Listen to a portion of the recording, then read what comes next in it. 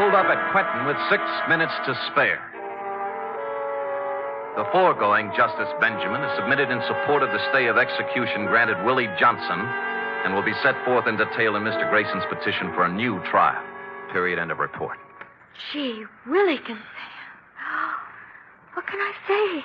Well, I have one constructive suggestion. I could say you're the greatest, finest, most wonderful... Yes, but you'd only be repeating yourself, Tara. The proper line at this moment is, I shall have the report ready for you immediately following the next announcement. Right? Scoot.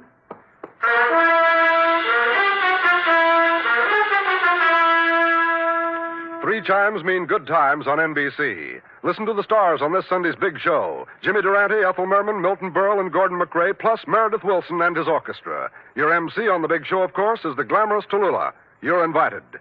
Here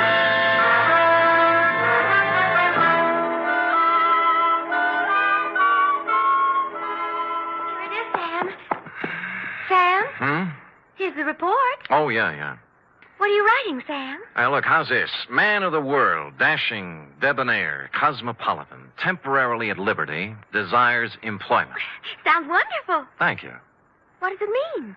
All right, we'll drop it down a few notches. Private investigator, accomplished raconteur, will tell troubles to listening public. Nice telephone voice. Contact Sam Spade, 1 East 48th Street, New York. 1 East 48th Street? Yeah, my address during the summer months, Cherub. You got it? 1 East 48th Street, New York City. Oh, maybe a lot of people will write, Sam. I'm sure they will. Think so? There'll always be a Samuel Spade Incorporated. Will there? Look ahead. Smile through the tears, Sam. I am. The day will come soon again when the phone will ring and you will say... Sam Spade Detective Agency. Yes, and I will say... Me, sweetheart.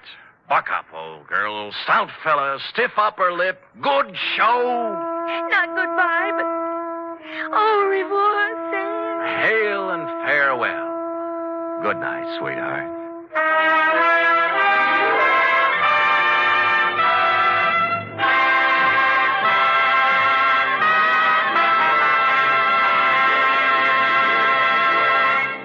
Tonight's transcribed adventure of Sam Spade was produced, edited, and directed by William Spear. Sam Spade was played by Stephen Dunne, Lorene Tuttle as Effie. Also in the cast were Junius Matthews, Olin Soule, Wally Mayer, Sidney Miller, Kathy Lewis, Paul Frees, Ed Max, and Lou Merrill. Script for tonight's adventure by Harold Swanton. Musical scoring by Lud Gluskin, conducted by Robert Armbruster.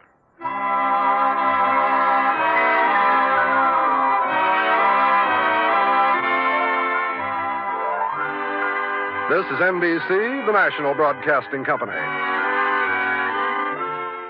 The National Broadcasting Company presents The Adventures of Sam Spade, Detective.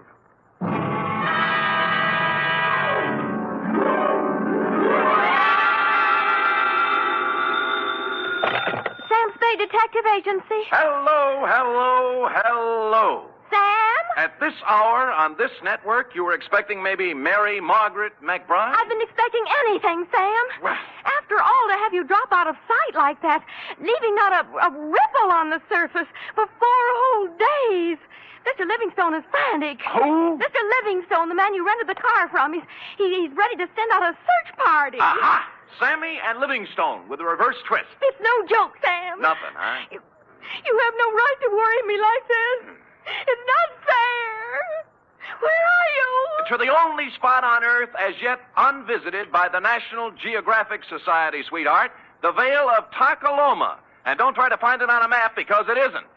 Set yourself for my saga of a crook's tour of the hinterlands with just a touch of mysticism, which is why I call it the rowdy dowser caper. All right, Murgatroyd, these will do. Sam, where are you calling from? A tailor shop. I had to leave without my pants.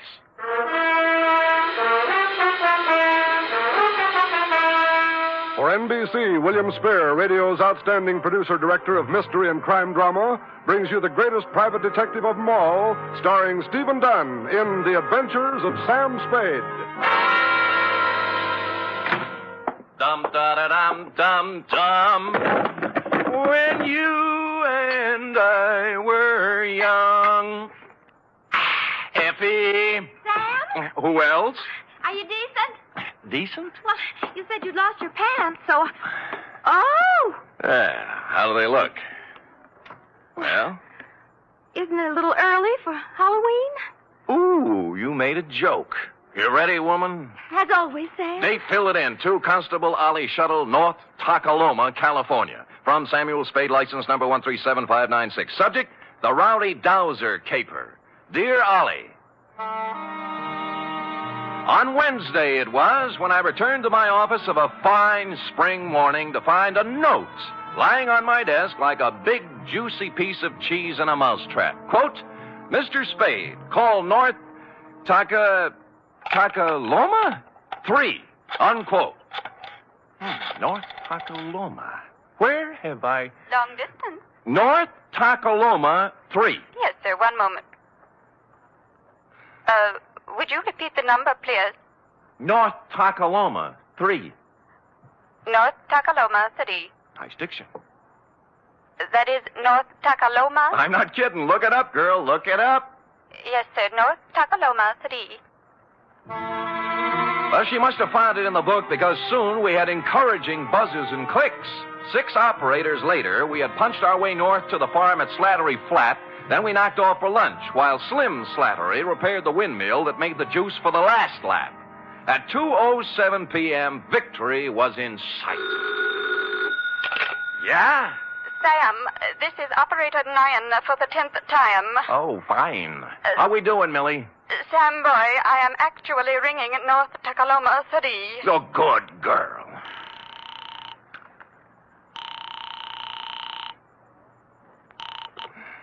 Hello? Hello, this is Sam Spade. I have a note here to Oh, call yes, yes, Mr. Spade. You were out of town when I came. Perhaps you remember me. Wendell Wisby of Oak Tree Lane, North Takaloma, California. Wendell? I employed you a year ago to find a girl who vanished. The magician. You made the girl disappear and couldn't bring her back. Correct. Yeah. You may well ask, Mr. Spade, how anything could be worse than that. Well, this is...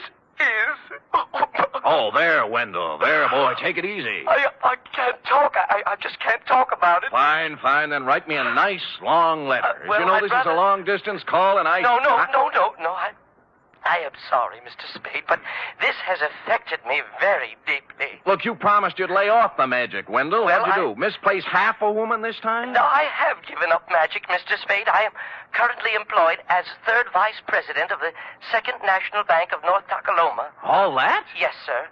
Oh, my star was rising. My future seemed assured, but now a shadow has fallen over my good name. Boot it along, will you, Wendell? This is costing me money. I cannot tell you more on the phone, Mr. Spade. You must come at once. It is extremely urgent. I see. Well, frankly, Wendell, I have a feeling I'll be tied up. But I left There's your a collection retainer I under have your to make, desk, and, well, the Father. chances are I'll... What was that? I just said there's $100 under your desk blotter for a retainer.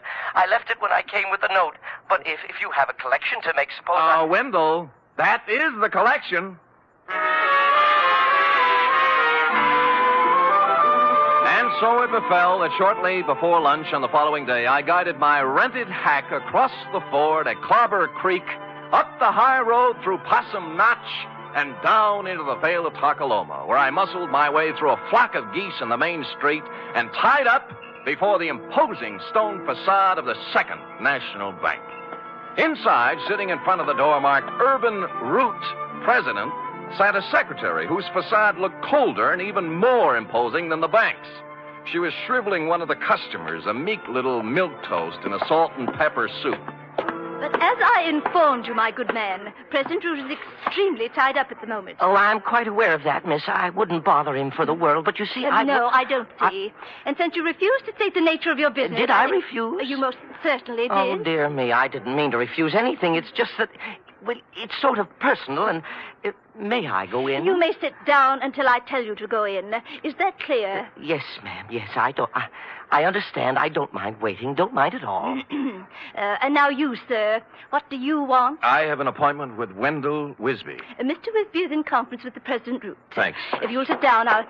just a minute, sir. Just a minute. And you must understand, President Root, this is a matter of family honor. Yes. I shall...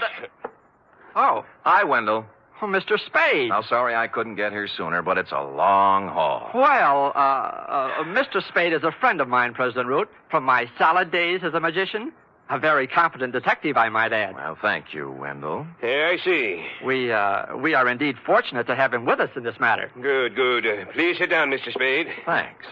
You are aware, Mr. Spade, this matter is to be held in strictest confidence. Word must be kept from the depositors at all cost until... But remember, President Root, remember the code of the Wisbys. Should worst come to worst, I shall make good. I shall make good if it takes me... I understand, Wisby. I understand. Well, mind if I admit I don't? What is it, Wendell? Snatcher. Snatch whom? Uncle Purse. Our former cashier, Mr. Spade. Purse Snatcher. Wisby's uncle. Purse Snatcher. What about him? Everything. He has disappeared. Absconded. That is a harsh word, President Root. I would prefer to say he disappeared until we have further proof. The money's gone, isn't it? How much money? $53,000. From Uncle Purse's accounts. Huh. It may be he has absconded, President Root, but we must remember that despite the Snatcher surname, Uncle Purse is a Wisby. And a Wisby never lived who got away with $53,000. All right, Wisby. He disappeared. Yes, may I ask when he disappeared? Last Friday night, about 9 o'clock. Anyone see him go? Almost everyone. His car stalled at Main and Persimmon. Several people saw him trying to start it. He was acting very strangely. Oh, how was that, Wendell? Well, Clem Clobber and Charity Fid and several others spoke to him from the curb, but he wouldn't answer them. He didn't say a word to anyone, which is not at all like Uncle Purse Snatcher. Wisby, man to man. Would you feel sociable with a satchel full of stolen money on the seat beside you? Well, there you have a point, President Root. I can't blame you for the way you feel, President Root, but I must continue to believe the best of Uncle Purse until Mr. Spade discovers the worst. Oh. And in that dismal eventuality, please know I intend to pay off the $53,000 plus interest on the installment plan. $5.37 per week for 48 years. Oh. You have my word on it, sir. The word of a Wisby. With which solemn pronouncement, Wendell marched out, closely followed by me. Salt and Pepper Suit Milquetoast was still fingering his hat brim, looking hopefully at Miss Icewater for the sign.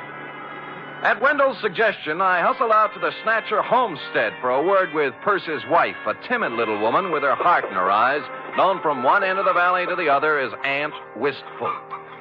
I can hardly think straight these days, Mr. Spade. So full of puzzlement this thing has left me. Of course, Aunt Wistful. Have another dipper cider, Mr. Spade. Oh, get down, not you. No thanks, Aunt Wistful. Purse wasn't himself since the well run dry. We had a passel of dry winters here in the valley, you know, but never for this as the well run dry. Purse didn't know which way to turn. The pipe end's 2 miles down the road. Couldn't afford to bring it in here. I see. He took to muttering to himself, saying strange things. Coming home from his work at the bank with a frown on his face, and stayed there all evening. What do you mean, strange thing? Oh, I don't recollect very well.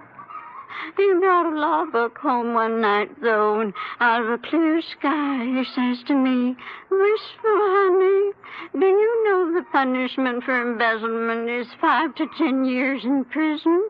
I asked what he meant by that, and he said he thought it might be a good thing for a banker to know. Well, he had something there. It was the night after that. He come home all cheerful. Said he thought he'd figured a way out. Found a fellow to help him. Get down. I had no idea what Purse was thinking. What fella? Urban Root, I suppose. Oh. It's Urban's bank he was fixing to steal from. But then I got word from my sister ailing over to Fogarty Grove, so Thursday I left, and when I got back Saturday, he'd gone. Did he take his things? Mostly. Funny, he did one strange thing for this time of year. He left his corn teeth behind. Corn teeth, huh? A spare pair of store teeth for corn on the cob. Oh. Purse will miss him now with summer coming on. Yes, he will. Bless him. You know, ever since spring, I've been after Perce to spade up my flower bed by the window. He did it before he left, now that there's no water to grow things with. I loved him so much, Mr. Spade. Isn't this awful way for marriage to end? Get down!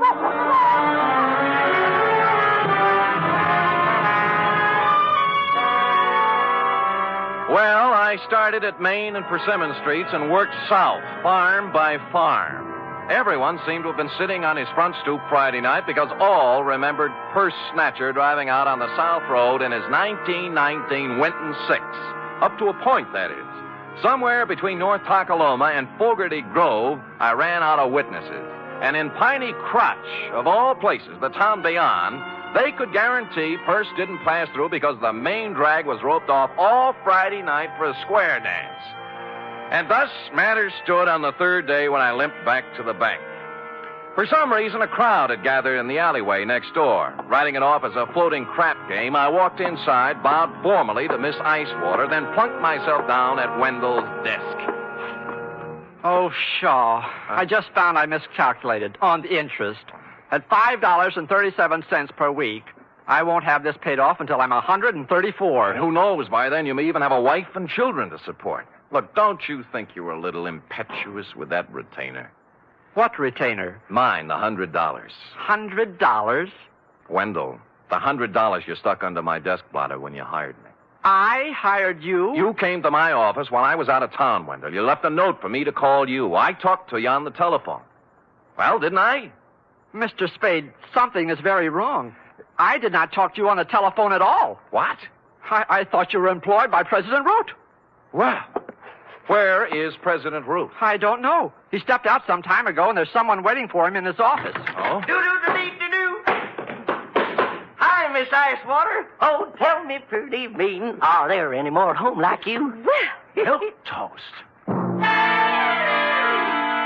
But with a difference. The salt and pepper suit had gone. Beret, bow tie, plaid sport jacket with a racing form sticking out of the pocket. Maroon plus fours and wool socks with tassels. He took one of President Root's cigars out of his pocket, bit off the end, and lit it. Then smiled, or rather leered, at Miss Icewater. Well, honey? I'm sorry, Oh, sir. 23 skidoo, sweet stuff. President Root will be back shortly if you... Oh, don't be a back number, beautiful. But, sir, I don't... Papa love Mama? Well, I don't know what to say. You'll learn. Tell Cookie I'll be back, huh? Yes, sir. Anything you say. Live a little, baby. Live a little. Toodaloo. Golly! Golly, indeed. Miss Icewater. Hey, Oh, what was that? I don't know his name. A friend of President Root's. He's rather attractive, don't you think?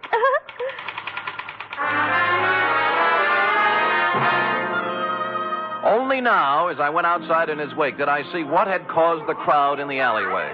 The first sport model convertible in Tolokema Valley since Wally Reed came through on location. And the first pink one I'd ever seen. Pondering the new milk toast, I walked into the drugstore, found a phone book, and checked all 25 names. North Takaloma 3 belonged to the Atomic Auto Courts and Restaurant. Charity Fidd, proprietress. She was riding herd on a griddle full of lamb chops when I pulled up at the counter. How's that again, Sonny? Short, you say? Short. And scalped on top with a fringe of hair like so? Yeah, and a wicked leer in his eye. That's my man. Well, he wasn't wearing no barrack hat nor plaid coat when I seen him. Salt and pepper suit it was. Yeah, I know. Who is he? Well, he didn't register, but they say he's Dowser. Dowser. Don't know his first name, do you? Nope. Now, where he come from? Stayed in room 6 till 2 days ago. Ain't seen him around since. When did he come here? Let me see now. Codfish ball. Beg pardon? Oh, that'd be Friday night, late. And the funny thing now, think of it, he'd come afoot. Not by the road from Fogarty Grove, mind you, but by the trail over the ridge. Oh, where does it go to, Aunt Charity? Winds up the old clobber place, Banda now. Oh, thanks. I'll be back. You'll be nothing. You just sit right down where you are and you wrap yourself around this. Ain't no growing boy going hiking over the ridge without supper. Clean it up now, every scrap. Yes, Ma.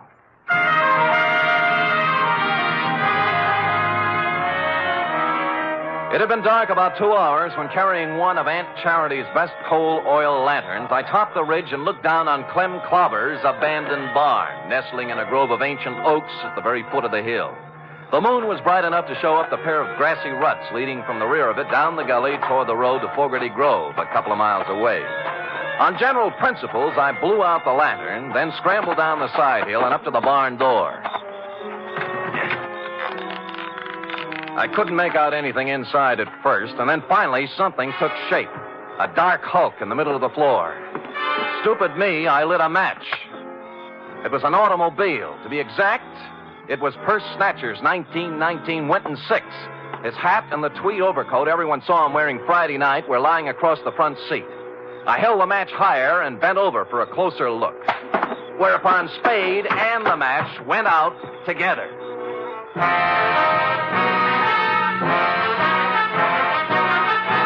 You are listening to the weekly adventure of radio's most famous detective, Sam Spade.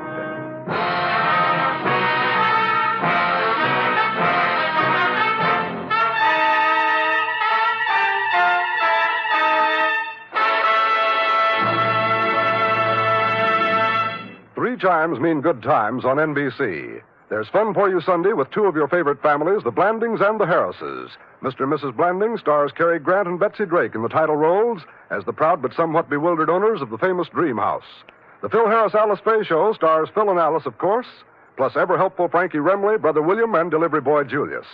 Yes, there are laughs this Sunday and every Sunday with the Phil Harris-Alice Faye Show and Mr. and Mrs. Blandings.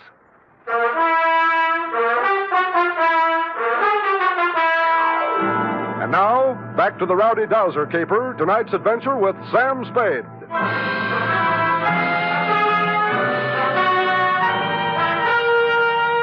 I must apologize, Constable, for succumbing once again to the traditional nemesis of the private eye. But the bald facts are simply that I bent over for a closer look at the Winton 6 and was struck a dastardly blow on the rear of the head. How long I remained incommunicado, I know not, but I awoke presently, and with good reason. My pants were on fire. As a matter of fact, the entire barn was on fire, and I was lying in the tonneau of the Winton 6 wearing Purse Snatcher's overcoat. The door I'd come in was a wall of flame, likewise the stalls on both sides. But at the rear were a few square feet of rotten siding that hadn't caught yet. Now, ordinarily, I'd have thought twice, but when your pants are afire, you only think once. So I ran right through it and took a flying header into the creek behind the barn. It was just as well I only thought once, since at this moment the flames reached the Winton's gas tank.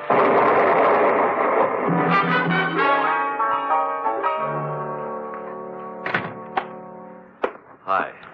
Good laws almighty, what have you been up to, boy? Smoking corn silk behind Clobber's barn. Match got away from me. Well, stay right there till I find my goose grease. No. Later, Aunt Charity. How about the key to 6? The dowser fella? Yeah. Won't need no key, son. No door open? If he left it open, he's in there now. Barrett hat, plaid coat, and a 25-cent cigar. Help yourself.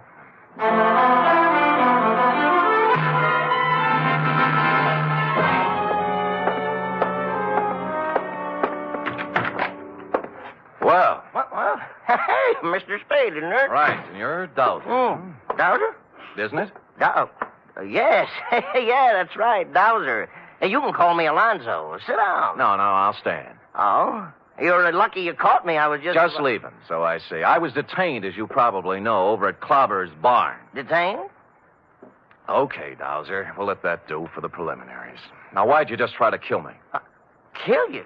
Well, good heavens, man, I did not get careless at a weenie bake, Dowser. I just woke up in the middle of a 3-alarm fire, and I don't like it. As a matter of fact, I'm a little burned up, to use the phrase loosely, and I just might kick your teeth in. Now, believe me, I haven't been near Clobber's barn since Friday. I had nothing to do with whatever happened. Sure, and you had nothing to do with a $100 retainer in the phone call from Wendell Wisby. Well, as a matter of fact, You figured with a curious city fellow like me on the premises, urban Root might shake down easier. Bigger apples from the same old tree, right? Yeah. All I did was negotiate a personal loan. Drop it, will you? Root had his hand on the till at the bank. A big hand, $53,000 worth, and Snatcher found out about it. What about you? How'd you get into the act? The loan. The shakedown. Where's Uncle Purse, Alonzo? Out of town somewhere, I suppose. He... look, I can't tell you, Mr. Spade. Purse got as far as the road to Clem Clobber's barn last Friday night. Or did he? No, he didn't get that far. You know, I'd begun to suspect as much. How far did he get? I'm sorry, I can't tell you anymore. Root killed him, didn't he? No. You Now, saw let him. me go. How come? I don't know anymore. Please. Come on, let's have it, Dowser. What did he do with the body? Root wore the coat and drove Perce's car out of town so everyone would see him. Now, where's the body? Let me go. Let me go. Dowser! Dowser!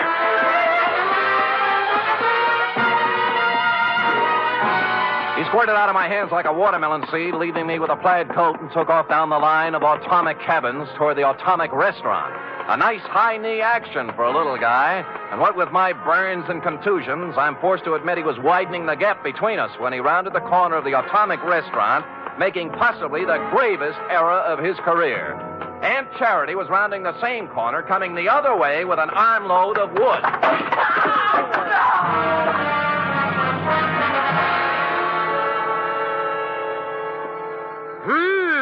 You don't reckon he got himself a brain conclusion, do you, son? I don't know, but he's a weak witness, Aunt Charity, a weak witness. What you got there? Oh, shoebox for $1,500. A few odds and ends. And this. Well, Yeah, looks like an oversized slingshot fork. slingshot?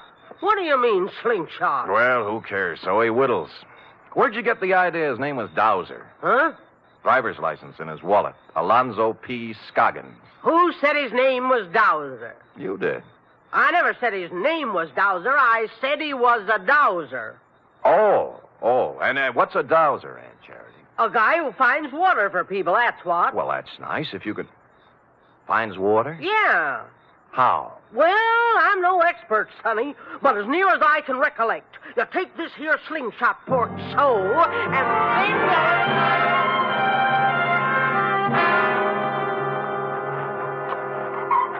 Mr. Spade, I can't go through with it. Get hold of yourself, Wendell. Remember the code of the Wisby. But this sinister revelation has virtually prostrated me, Mr. Spade. And you must remember it is now over a year since my salad days as a magician. Tut, Wendell. Stout fella, stiff upper. And further, even at the peak of my career, I was only sketchily acquainted with the field of dowsery. Hold it. There they are. Aunt Wistful is sitting on the back porch with President Root. Mr. Spade, The code of the Wisbys, Wendell? Yes, sir. Let's go.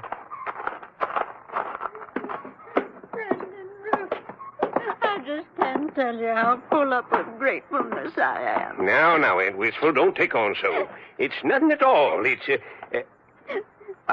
You remember Mr. Spade, President Root? wait, of course. Of course. Hardly seems any time at all since we met President Root. Oh, Mr. Spade, President Root's going to buy the farm. Isn't that wonderful? Touching. And he's allowing me $10,000 on it against the money Perce stole. Well, that's a generous offer.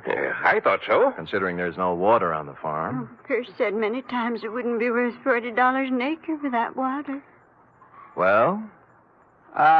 Did you say something, Wendell? Yes. Aunt Wistful, I have great news for you. It may not be necessary to sell the farm. What do you mean, Wendell? We've made a deal here. Maybe the signals are off for now, President Root. You recall Uncle Perce said he'd found a man to solve his problem, Aunt Wistful? I am now ready to step forward and bring it into the open. I am that man. You? What do you mean, Wendell? Since entering the banking field, I divorced myself from magic and the allied dark arts, Aunt Wistful. So I wish to keep my other talents sub rosa. What are you talking about, Wisby? President Root, I am a part-time dowser. And he just happens to have his dowsing rod along, right, Wendell? Right. I have reason to believe there is water here, if I can just douse it out. Wendell, you're out of your... Shut up. Douse away, Wendell, douse away. Very well. Now, I hold the dowsing fork before me, thus. Then I turn, thus... Where does it point, Wendell? Let me see. Toward Aunt Wistful's flower bed. This is ridiculous. Shut up. Proceed, Wendell. Proceed with the dowsery. 1 step, 2, 3, 4... Well, the rod's pointing down. Well, I never. Right in the middle of my flower bed. Listen, Aunt Wistful. I'll make that $20,000. $20,000 for the farm. Cash, see? Not credit. Cash. 20? Hold out. 25. 30. Right here is where we dig. 35. 35,000. But it's already been dug up.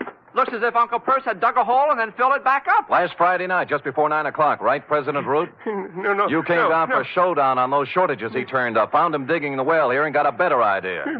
Please, no. I've talked to the guy who saw you do it, Root. All right. I killed him. He's right here. Yes, he's right here.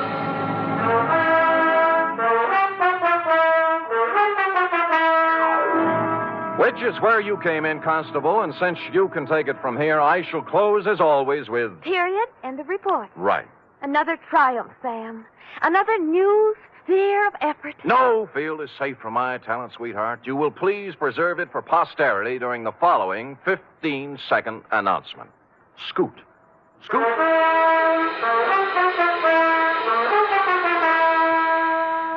3 chimes mean good times on NBC. This Sunday, the glamorous and unpredictable Tallulah brings you another hour-and-a-half broadcast of The Big Show, starring Fred Allen, Judy Holliday, Joan Davis, Frank Warren, and many more. And this Sunday's Theater Guild on the Air production is the Broadway comedy The First Year. Starring in this Theater Guild presentation are Richard Widmark and Katherine Grayson.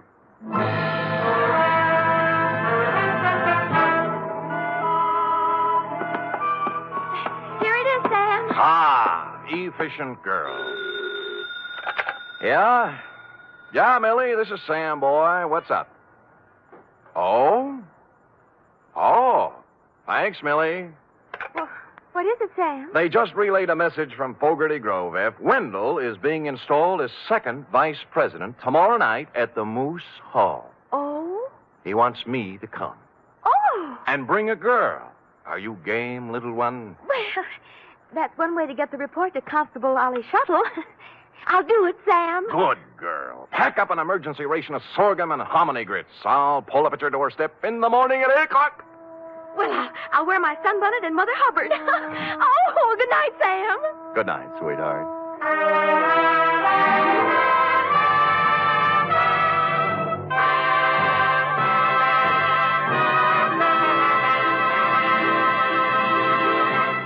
The Adventures of Sam Spade are produced, edited, and directed by William Spear. Sam Spade was played by Stephen Dunne, Lorene Tuttle as Effie. Also in the cast were Peggy Weber, Verna Felton, Sidney Miller, Alice Wellman, Charles Smith, and Nestor Paiva.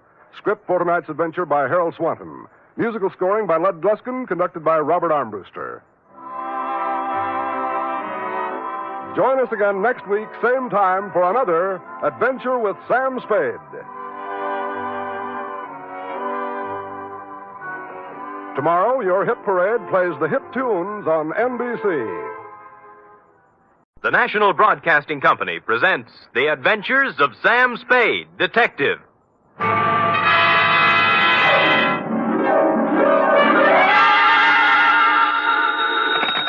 Sam Spade Detective Agency. Me, sweetheart. Oh, you. What's the matter now? Oh, nothing.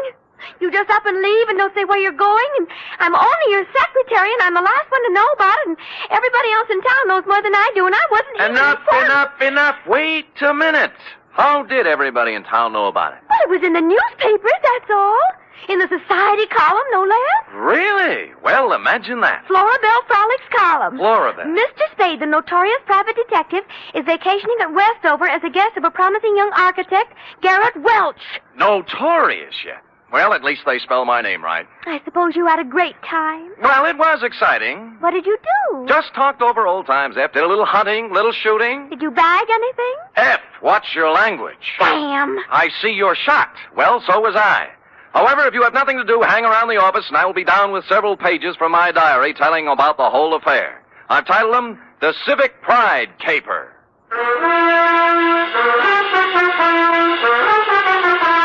For NBC, William Spear, radio's outstanding producer, director of mystery and crime drama, brings you the greatest private detective of them all, starring Stephen Dunne in The Adventures of Sam Spade. Effie! Oh, here I am, Sam. Well, I thought you'd gone chicken and run out on me. You're part of this organization. You're going to bear the bitter with the sweet, along with the rest of us. I know, but I always seem to get the bitter. Friday's when the sweets will be given out. Don't quibble. This is a nasty job we have here. We might just as well sit down and get it over with. You care for a drink? You might need it. No, thanks. I don't need false bravery. Lucky you. Well, are you ready? No, but we might as well start. Well, you know best.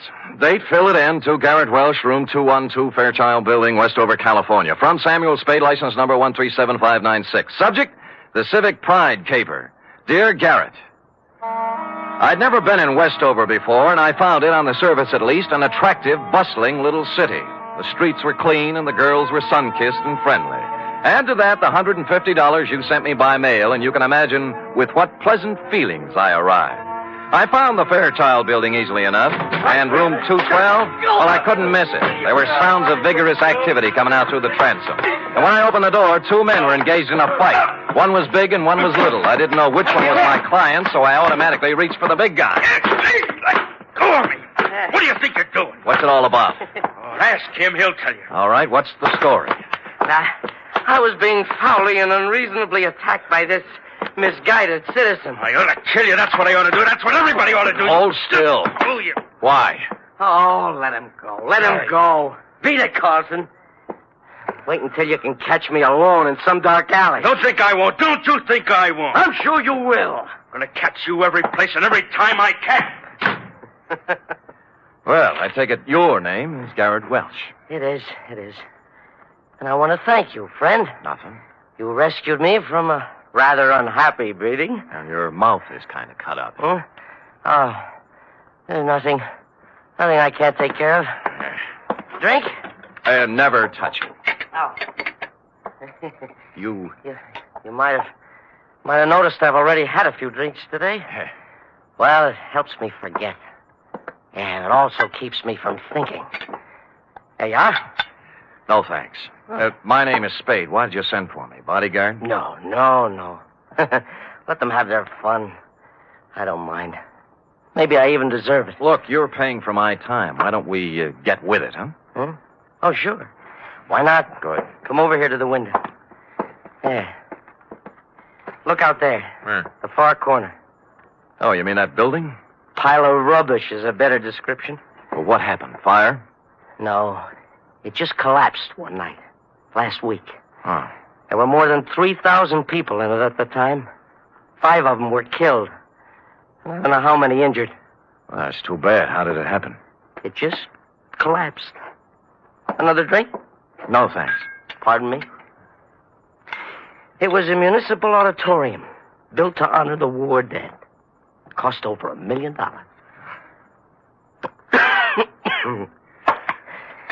I was the architect. Oh. Yeah. I was picked by the townspeople for the singular honor of designing the fond memorial. Well, now they have something to remember. What'd you do wrong? Nothing. Somebody cheated in the building of it. Somebody didn't follow my plans. I don't know who it is. I don't know who it was. Or just where to place the blame. So, you're a private investigator? What can you do? Get you some black coffee and ask you some questions.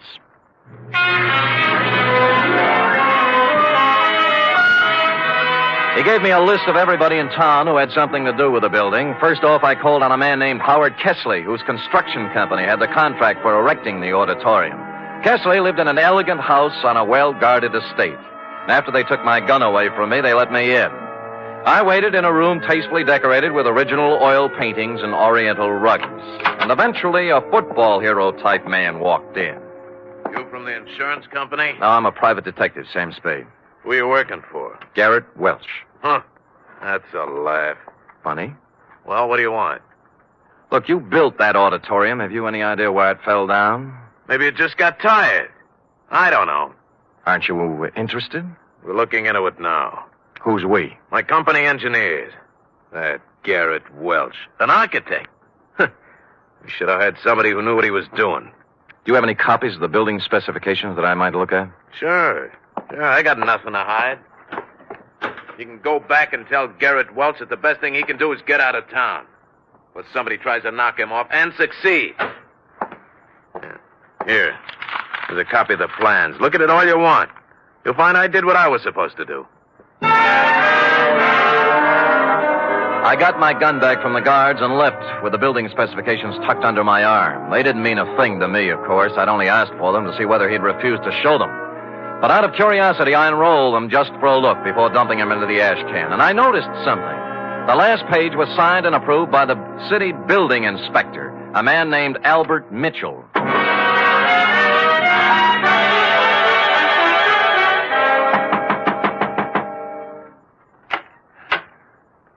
Well? Well, I don't usually receive callers at this hour, but you're a little better looking than the ordinary caller. Come in. She was slim and auburn-haired and wore an insolent smile that was interesting, and a clinging silk thing that was interesting. She looked me up and down, and she took so long at it. Okay. Okay, what is it? Magazine?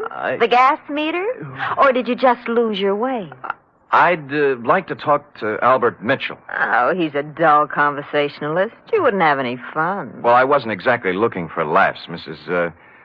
You are Mrs. Mitchell? More or less. Right now, less. Soda or water? What? And your drink. Oh, thanks, but I took the pledge last Halloween. What did you want to talk to Al about? Well, what else? The auditorium that collapsed. Well, he stepped out for a while. Why don't we just make ourselves comfortable? You have a standard answer when I'm on duty. Thanks anyway. Duty? You a cop? I've never seen you around this town before. Private type investigator. Sam Spade. My name's Kitty. You don't have to worry about Al busting in on us. I don't think he'll be back this week. That's what I thought, you holding open house and all. What's the matter? The pressure get too heavy for him? Look, Sam, they had a hearing a couple of days ago. It was all decided. Nobody was to blame. I think Al went fishing or something. Where is he? How should I know? I'm only his wife. Well, you know what they say about a man who runs. Yeah, so why don't you stick around? You don't look like a coward to me. Well, when it comes to redheads, I really am. So long, Kitty. But... Oh, by the way, if Al does ever show up, tell him I took a room at the Embassy Hotel. I'd like him to call me. I won't tell him a thing. Come back here, you coward. Hey, Sam!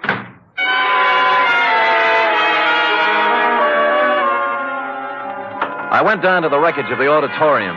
It was late, and the streets were quiet and deserted. I walked through the twisted shell of the building, striking matches and looking around. I didn't know what I was looking for, but apparently I wasn't the only one visiting the scene of the crime. I was standing just inside the gutted remains of what was once the lobby when it happened. Gunfire cut loose at the back of the building. I ran toward the noise, and when I turned the back corner, I saw a cloud of plaster dust where the shots had apparently been fired. There were no people or cars in sight, but on the sidewalk, on hands and knees, was a man. Rats. Double-crossing dirty rats. Save me. Don't let me die. Kitty. He grabbed my legs and tried to pull himself up. His face was a gargoyle of pain. I reached down to help him, but he slipped back to the sidewalk, dead. 4 bullets had gone through his back. A billfold fell out of his pocket. It was loaded with identification, and everything said Albert Mitchell, age 40, occupation, building inspector.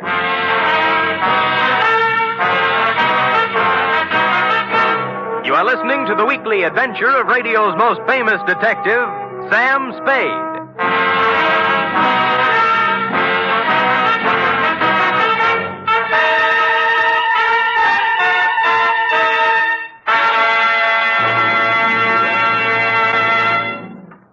Three chimes mean good times on NBC. This Sunday, Theater Guild on the Air presents an exciting 1-hour adaptation of the Broadway stage comedy Light Up the Sky. Starring in this Theater Guild production are Joan Bennett, Sam Levine, and Thelma Ritter. And on Sunday, you're invited to another hour-and-a-half broadcast of The Big Show, starring Eddie Arnold, Jack Carson, Eddie Cantor, Olivia de Havilland, Martha Ray, Meredith Wilson, and many more. Your MC, of course, is the glamorous and unpredictable Tallulah.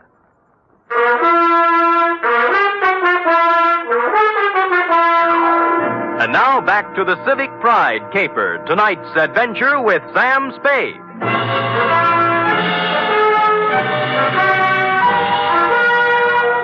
A good many other people had heard the sound of Albert Mitchell's assassination, and before long a crowd had gathered. Among them were several minions of the law. They took 2 people in tow, the dead Mitchell and the live Spade.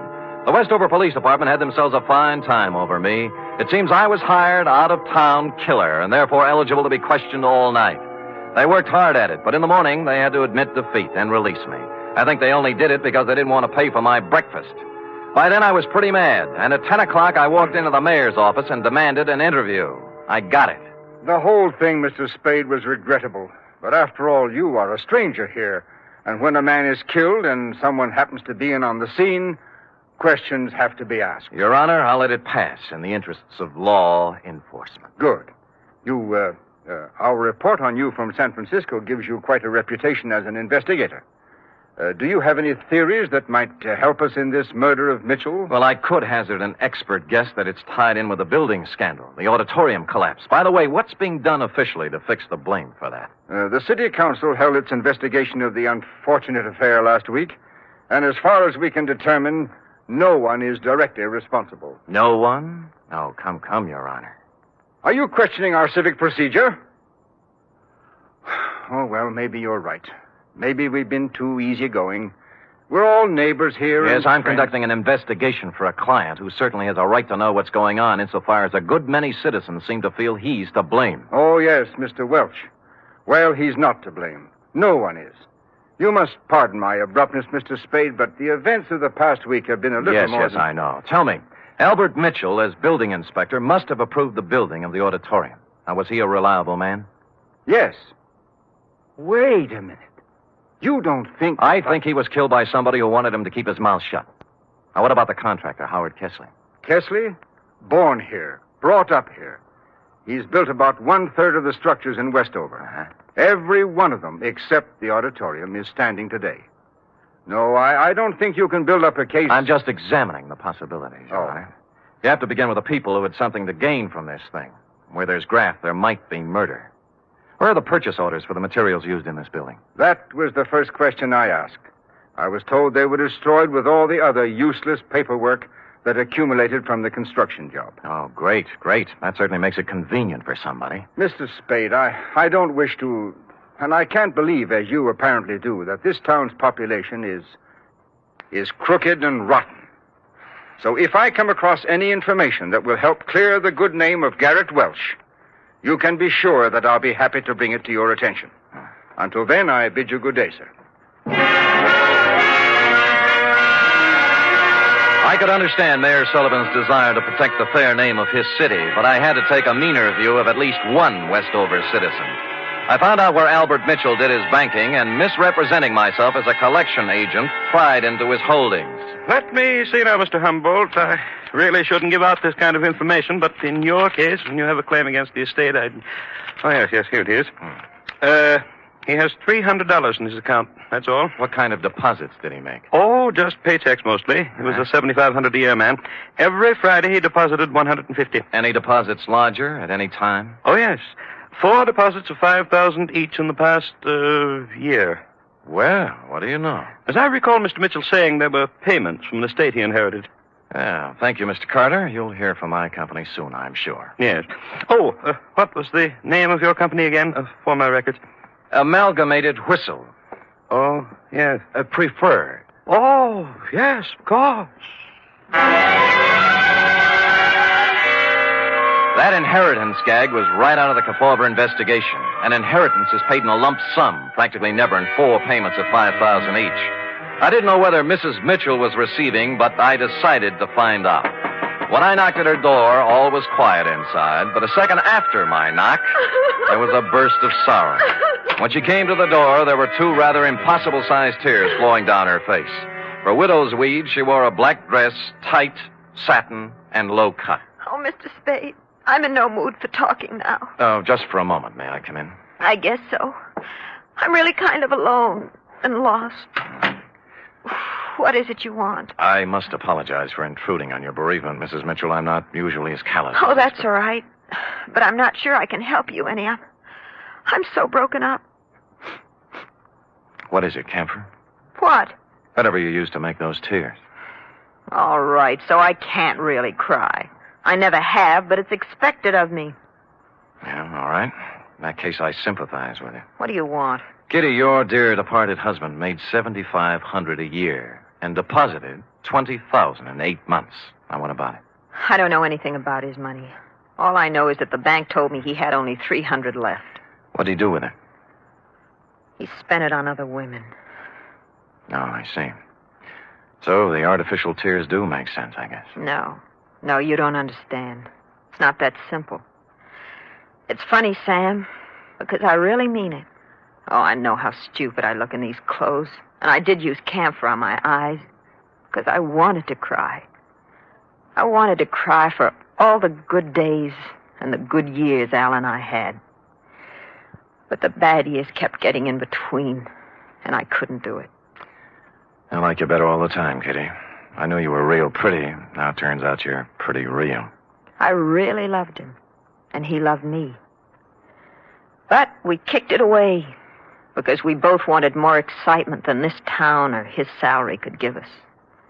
There was no place to go. We just didn't get along. He was out spending his money on other women, being a big shot. I can't blame him, though. I helped make him do it. What about the money? He got it for falsifying the auditorium inspection papers, didn't he? Well, he didn't get it for inventing television. Who paid him? Sam, don't ask me anymore. Well, you do know where the $20,000 came from, don't you, Kitty? Don't, Sam. I'm scared. You know what you ought to do? You ought to come back to San Francisco with me. Let me help you get a job there. You can make a fresh start. You're not kidding. I give you my word. I ought to have my head examined for trusting you, but I'm going to do it. Al got that money from the Central Cement Company for, quote, an advisory capacity, unquote. You know who owns the Central Cement Company? Howard Kesley? Warm, but not quite. His brother. Last night when Al showed up in town, he was gunning for trouble. Why? He said they were going to make a fall guy out of him, and that he wasn't going to take the blame for anybody. That's what he said. But I think he ran out of money and wanted to make a touch in exchange for disappearing again, for good. And you think Kesley shot him or his brother? I can't think, and I don't know anything else. Now, do I get to San Francisco? I'll be back for you. All right, but make it fast. And don't leave me here, because if anything happens to me, Sam, it'll be on your conscience. She walked to the door with me and kissed me on the cheek, and it was nice. No more than that. It was nice. Next stop, the Central Cement Company office. A statement of Howard Kesley's brother, Ralph. I'll explain it to you in simple terms. We supplied cement for a lot of buildings in this part of the country. When you want to build something, you submit a bid. When you want to know what kind of a bid to submit, you ask an expert. Mitchell was our expert, and we didn't expect him to work for nothing. You mean Mitchell tipped you off as to what other firms were bidding? Well, call it anything you want. It's done all the time. I found Garrett Welch, my architect client, slumped over his desk, much the worse for drink, and it took a good half hour with coffee and wet cloths to bring him around to something resembling normal. I was proud of that building, Mr. Spade. As proud once as I am ashamed of it now. I spent 4 years at a prominent American college and 2 years apprenticeship with a great architect to prepare myself to come back here and make this the most beautiful city in the West. Well, you must have watched them build it. What went wrong? That's the point. I wasn't here. They sent me to Chicago to study. And I bid for it. What they really wanted was for me to be out of the way. Who are they? The city council. Oh, why bother? Just tell me how much I owe you and we'll just forget it. Nobody's going to indict anybody for anything. Well, somebody's responsible for the building and for Mitchell's murder, and we'll find him. We? Yeah. If you lay off that bottle for a while and work with me, maybe we can do it. All right. All right. No more booze. I'll stop feeling sorry for myself and start getting mad. Hey, where you going? I'm going to start at the top. I'm going to try to get the mayor to help.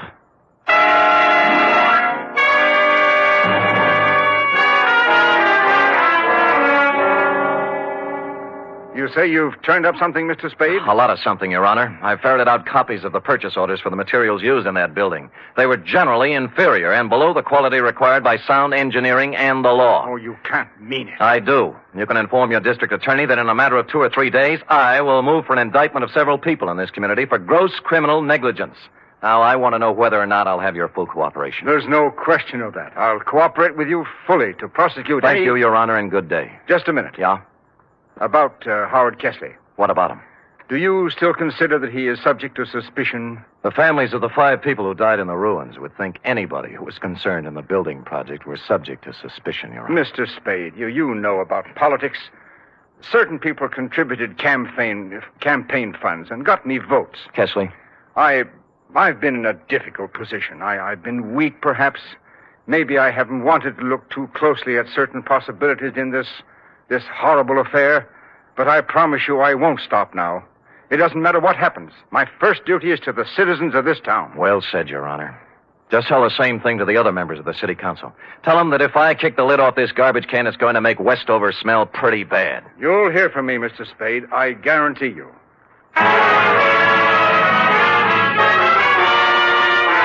In the course of the next 2 hours, I told the same story to the newspaper, the police, a couple of soda jerks, a waitress, and almost anybody else who would listen. And before the day was out, the results started coming in. Garrett Welch's office and my room at the Embassy Hotel were both ransacked. Somebody started shadowing me, and I had a mysterious phone call offering me money to get out of town. I refused and hung up. During that day, I stayed mostly out in the open, in conspicuous parts of town. But when night fell, I knew I'd need to watch my step. Garrett Welch and I holed up in his office with the door locked and my gun out on the desk. Around 11, we got a little action. Well, speaking. Yeah? Yeah, okay. It's for you, Spade.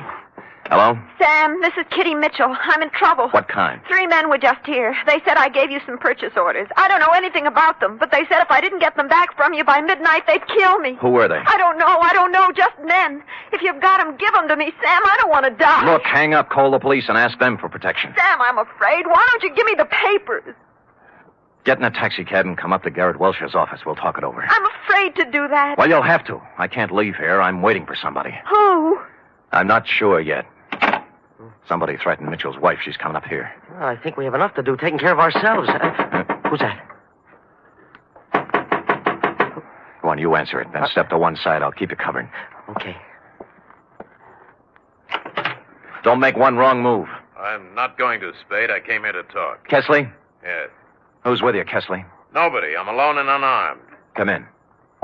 I'm watching you from behind, Kesley. I know it. I just came to talk. All right, talk. Spade, you allegedly have information as to why the auditorium collapsed, killing 5 people. Suppose I do. Well, I came to make a deal with you. We're not making deals. I think you'll like this one. I'll give you all the positive information you want for one thing. Namely? A 48-hour head start out of town. Why should we give you that? Because nobody, least of all myself, thought the building would collapse. It's true I used inferior materials, but I had to.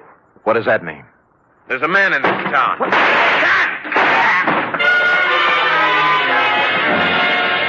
The door was suddenly kicked wide and a blaze of bullets flew across the room. Kesley's mouth opened in shock, his knees buckled, and he pitched forward, bouncing off the desk to the floor. A tall, silver-haired gentleman was behind the gun. I caught him shoulder high, spun him around. The gun fell out of his hand, and Welch and I were on him in a second. All right. I've done all I'm going to do. I'm hurt. I'm wounded. Well, Your Honor, you're better off than Kesley. Kesley didn't want to do it, but I had something on his brother and told him I'd send him to jail.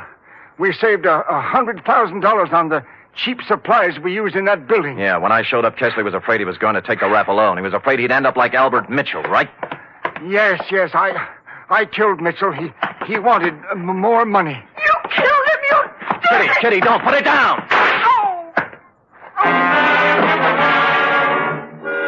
She had come in while we were talking and picked up the gun Mayor Sullivan had dropped.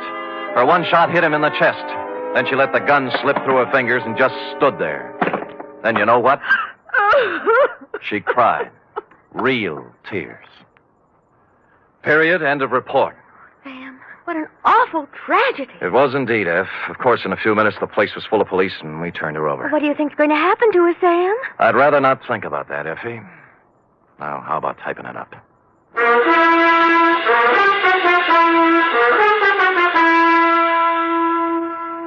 Three chimes mean good times on NBC. There's fun this Sunday with 2 of your favorite families, the Blandings and the Harrises. Mr. and Mrs. Blanding stars Cary Grant and Betsy Drake in the title roles as the owners of the famous Dream House. And the Phil Harris-Alice Faye Show brings you Phil and Alice with more of their merry antics, plus Frankie Remley, Brother William, and the entire cast. You're invited this Sunday.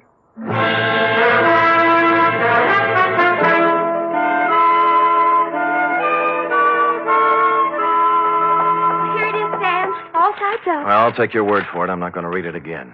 Why did the mayor come in and shoot the building contractor in front of witnesses? Why, he threw away everything you worked so hard to steal. Why? That is a good question, F. Saved by the knock. Come in.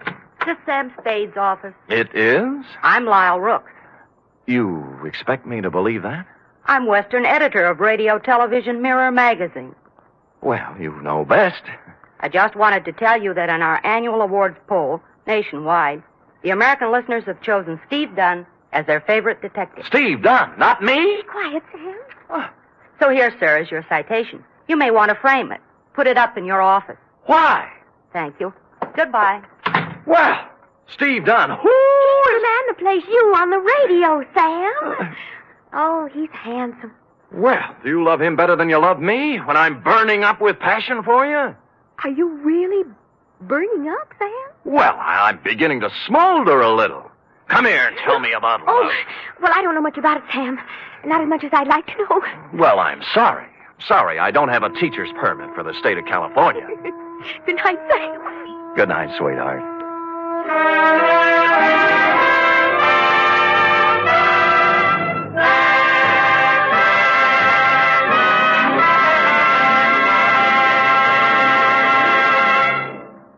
The Adventures of Sam Spade are produced, edited, and directed by William Spear. Sam Spade is played by Stephen Dunne. Lorene Tuttle is Effie.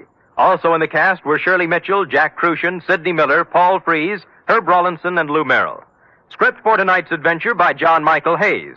Musical scoring by Lud Gluskin, conducted by Robert Armbruster.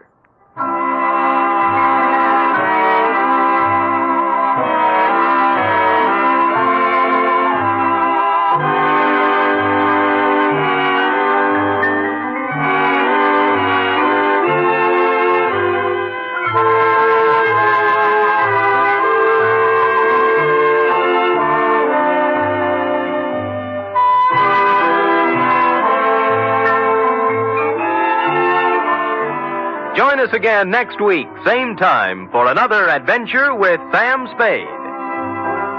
Tomorrow, enjoy the exciting Man Called X on NBC. The National Broadcasting Company presents The Adventures of Sam Spade, Detective.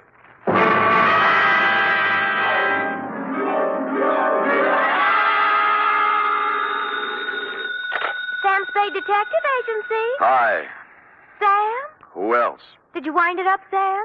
Is it all over? If you're talking about the usual happy ending with the villains dead and buried and the lovers joining hands while the camera does a slow fade, it is not all over, sweetheart. What do you mean, Sam? The villains in this piece are for real, still doing business at the same old stand from one end of the country to the other. Oh, Sam, you sound so grim. Only because I have a grim tale to tell, little one. So warn all within earshot that if they seek bluebirds of happiness, sweetness, and light, and love conquers all, to try another detective. Because even now, I am on my way with something that might butt into your sleep for the next few days. To wit, my report on the Denny Shane caper.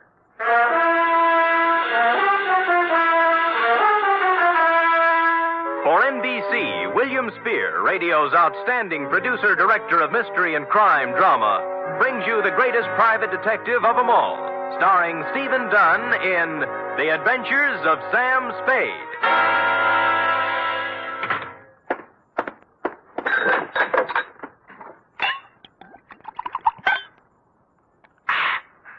Effie! Sam? Yeah. Oh, I'm sorry, Sam. I didn't hear you come in. Ooh. Oh, tired, Sam? Yeah. You look pale. I guess maybe I'm a little sick, too. Now, Sam, I warned you about heavy lunches when you're on a case. Not that kind of sick, Angel. This kind starts at your shoe tops, runs up your backbone, and kicks around in your head till you're... Where's the book? Right here, Sam. Okay. The date, fill it in. 2 John Q. Public. From Samuel Spade, license number 1375596. Subject, the Denny Shane caper. Dear John Q. She was sprawled in the corner chair when I got back from lunch. A kid of 16 or so, complete with bobby socks, hair ribbons, and shoulder bag. The kind you see every afternoon in the drugstore near the high school, making jive talk over a soda. But she looked up as I walked in, and the eyes didn't look like jive talk at all. There was trouble in them. You're Mrs. Spade? Yep. The detective? Well, according to some people. Fine. I need a detective. You're sure now? Mm-hmm. Positive. What would you be doing with a detective? Your ad in the classified section said you find people. Well, sometimes. They're not too badly lost, that is. Who do you want to find? Did you ever hear of Denny Shane? You don't really want to find Denny Shane, do you? Why not? Well, most people want to lose him. Then you do know him. I'm glad. Here's $20. Now, wait a minute. Hold it, honey. Don't get anxious. What's the matter? Don't you want to be paid for this? Not if I don't do it. What do you mean? Let's talk about you. What's your name? Mary Johnson. Does it make any difference? Mary Johnson. Where do you live, Mary? Well, I've never been in San Francisco before. I just got in yesterday. Staying with a friend out in the marina. My home's in Denver. Denver, Colorado. 2028 14th Street. Okay. Here you are. You want to sign the contract? Oh, all right. Where do I sign? On the line here. Oh. No. The right name. Sally Joan Michaels. How did you know that? Next time you use an alias, leave the identification bracelet home. Don't tell people you're fresh out of Denver when your coat label says it's fresh out of Ruse Brothers, San Francisco. Now, let's try it again, huh? What about Denny Shane? Well, I want to find him, that's all. Well, that's a lot. Why? I'd rather not say. Well, in that case, Sally, I recommend another detective. You'll find there's an ad in the classified section just below mine. You mean you won't do it? Sally, if I may get pontifical for just a moment, Denny Shane is not the kind of character I would pick out for a kid like you.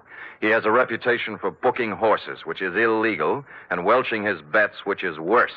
He is associated at one time or another with almost everyone in the files of the Kefauver Committee. And as for the girls he runs around Stop with... it, will you? Oh, so that's it. No, that isn't it. I've never seen Denny Shane in my life. If we do find him, you'll have to point him out to me. Really?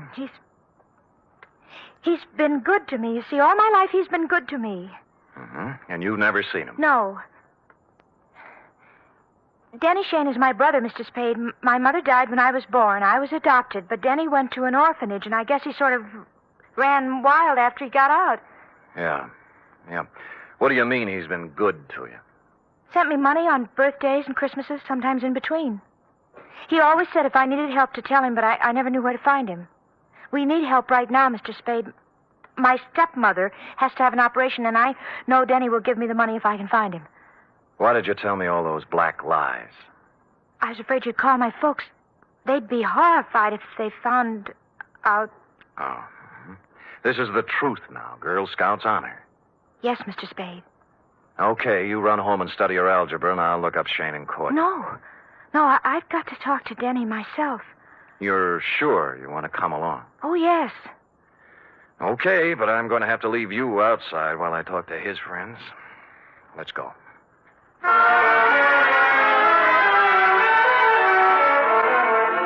I hadn't seen Shane since 3 years ago when he conned a client of mine out of $3,000 on a phony mining stock deal. I knew it was waste motion, but I checked the hotel where he was living then and found he was long gone. Came next in the following order: one gambling joint in South City, one saloon in the Mission, and one very dubious apartment on Turk Street, run by a charming wench wearing wedgies, culottes, and peach brandy. She gave me a peachy smile. Oh, Denny Shane? Don't step on your laughs.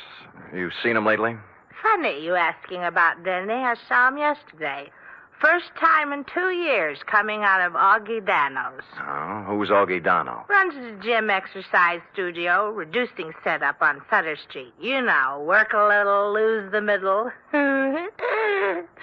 Get it? Yeah, I got it. But anyway, thanks.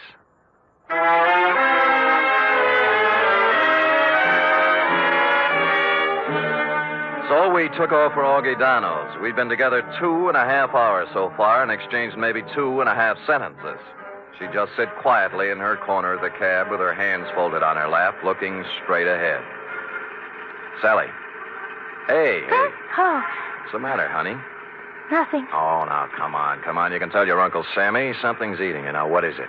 I told you. You're sure it has nothing to do with Denny and you? We settled that. I don't know, did we? You know, I got an ache in my bad knee. Is that good? Nope. I only get it when things are going sour on me. Well, here's Augie Dano's. Come on, you can go in, too. This place looks respectable for a change. The The gold lettering on the door said Augustine Dano, Masseur, Scientific Reducing. And inside was an expensive-looking reception room with birch paneling, potted palms, and antique leather chairs, into one of which I stored Sally while I made bold to enter a door at the rear marked private. Oh, now there. Look what you made me do. I am sorry. Oh, dear me, you should be. My best perfume all over the... I'm sorry. I didn't mean to slam the door, lady. The draft. This is a private office, sir. There is a button outside clearly marked ring and wait. That I did not see, and once again, I am so sorry about spilling the perfume. Oh, my. Toujours, my regret. TV. $12 an ounce. Well, I regret TV, too. Now, look, how about announcing me to the professor? But now, if you mean Mr. Dano, he's quite busy with another... Mr. Rudnick, if the envelopes are ready, Oh, who's this? You've got me. My name's Spade. Spade? Spade. The detective? Yeah. Detective? Oh, what... Just a minute, Miss Rudnick. Would you have your nerve barging in like that? I thought you were a client. All right, Miss Rudnick. All right, here. Well, 4 bits. Now, buy yourself another quart. Well, I never. This I can believe. Well, what do you want, Spade? Well, I'm looking for Denny Shane. Someone saw him walk out of here yesterday. Shane? That's right. Well, what's the matter? Some trouble or something? No, his kid sister's trying to look him up. Oh. That's funny. I ain't seen him. But no Shane. Not that I know of. What's he look like? Oh, about my height, blue eyes, pale complexion, too thin to be coming here as a customer. Well, I wish I could help you, pal, but like I say, so many people come in and out of here, you know. Sure. Thanks anyway. Bye. Bye. Any luck? No, never heard of him. Come on. Too bad. Where to now? Oh, there are a couple of more places. After you. Cab's gone. Well, I told him not to wait. I thought we might have something to eat across the street. I'm not hungry, thanks. Look, you better call your parents. No, don't. I told them I was spending the night with a girlfriend so they wouldn't worry. That's another big black lie. Look, I'm tired of playing this way. I want it all. I told you. You're eating your heart out over something, and it's not Mama's operation. Now, it's something bigger, and it hurts worse. And don't tell me any different because it's written all over your face. Please don't ask me any more, please. Oh, skip it. Where's a cab? Don't take me home. That's just where you're going, honey. Well. What's the matter? Look, coming up the street. Is that... Yeah, Denny Shane. You're sure? Of course I'm sure. I've got to be positive. I'll prove it to you. Denny? Huh? See? Yes. Denny, come here a minute. Oh, Sam Spade, isn't it? Yeah. Well, you recognize the kid?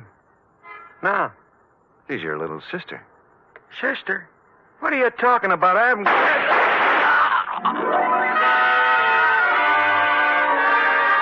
It all happened in less than a second. So hard, so fast, so horrible, it froze me in my tracks. The shoulder bag flew open, there was an automatic in her hand, and then Denny Shane was dead on the pavement, and she was turning toward me, her face a sick gray color, handing me the gun, handle first. There. It's done now. You can take me to the police.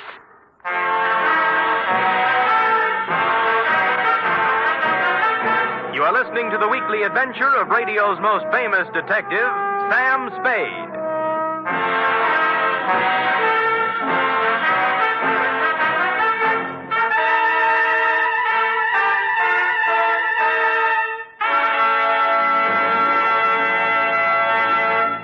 3 chimes mean good times on NBC. Whether it's comedy, music, or drama you're after, you'll find it on The Big Show this Sunday. The dynamic Tallulah is your hostess, and her guests include Fred Allen, Jimmy Durante, Vivian Blaine, Jane Morgan, and Rudy Valley. You're invited every Sunday to The Big Show.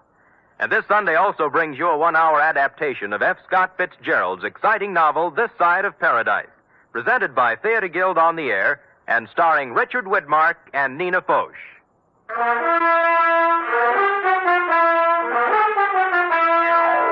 And now back to the Denny Shane caper, tonight's adventure with Sam Spade.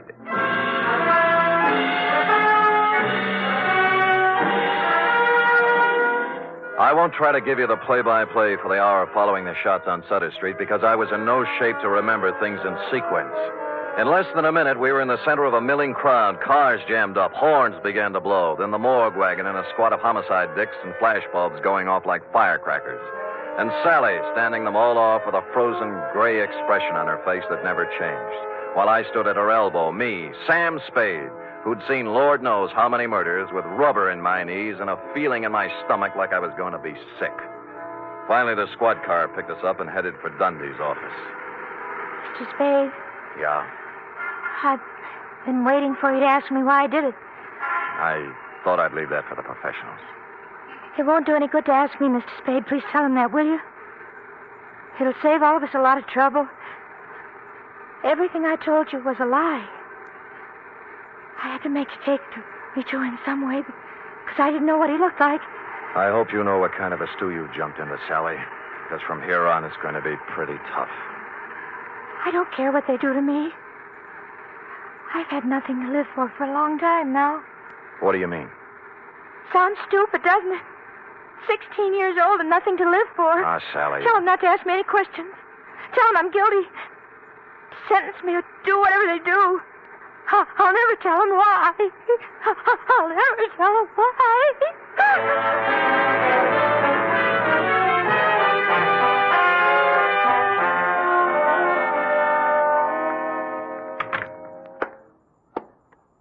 Give me a cigarette, Sam. Yeah. Why did I have to grow up to be a homicide, Dick? No dice, Lieutenant? No dice. It's her old man's gun. Hooked it out of his drawer this morning before she left for school. I still think she's mixed up with Shane somewhere. Dundee, believe me, that's one thing I can guarantee. She didn't know Shane from Hopalong Cassidy. Well, I'm only falling back on the standard answer to this kind of a clam bake, Sam. This is not a standard clam bake. You're telling me. You know, Sam, it kind of scares you. What the Sam hell's happening to our kids? A 16-year-old girl still in high school walking up to someone on the street? Shut up, Dundee. Oh, I'm sorry.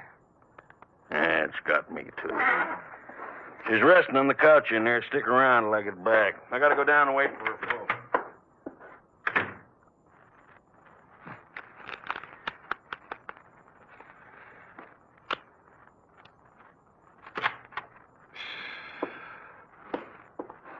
Oh, excuse me. I saw the lieutenant go out, and Come on in, sit down. I'm a friend of Sally's. Do you think I could talk to her for a minute? Well, I don't think she feels like talking. Look, I got to, mister. I got to talk to her. What's your name? Eddie Tucker. I go to school with Sally. I've been waiting for 3 hours outside for a chance to talk to her. Can't I, please? What's it about? It's kind of personal. Okay, through the door there. Oh, thanks. And leave it open. Yes, sir. The minute he went in, I slid along the wall into a corner between the door jamb and a file case. And through the doorway, I could see them both in a mirror on the far wall of the inner office. Sally, What are you doing here? I had to see you, Sally. I heard about it, and I had to see you, that's all. You're wasting your time, Eddie. It's all over and you know it. You shouldn't have done it, Sally. You know what I promised you. I know what you promised me all the other times, too. This was for keeps, honest. So are the other times. All right, look. Look at this, see? Out the window. Watch. Now do you believe me? Eddie, it's not your fault anymore. I don't blame you, honest. All those promises... I'll keep this one, Sally. Honest, I will. No.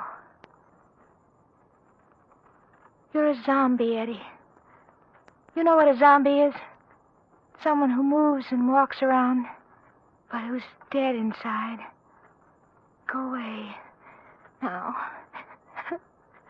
Go away.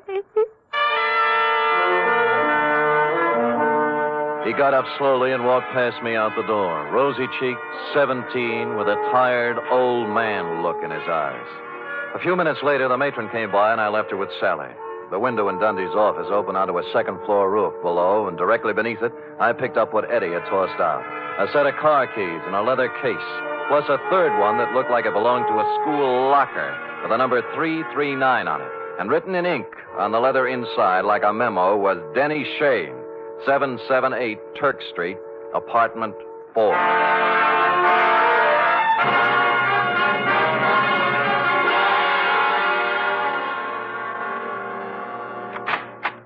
Hello, kids. Oh, well, it's you again. Yeah. Well, hold it, Jack. Aren't you going to wait for an invitation? You done me wrong this morning, honey. About Denny? Yeah.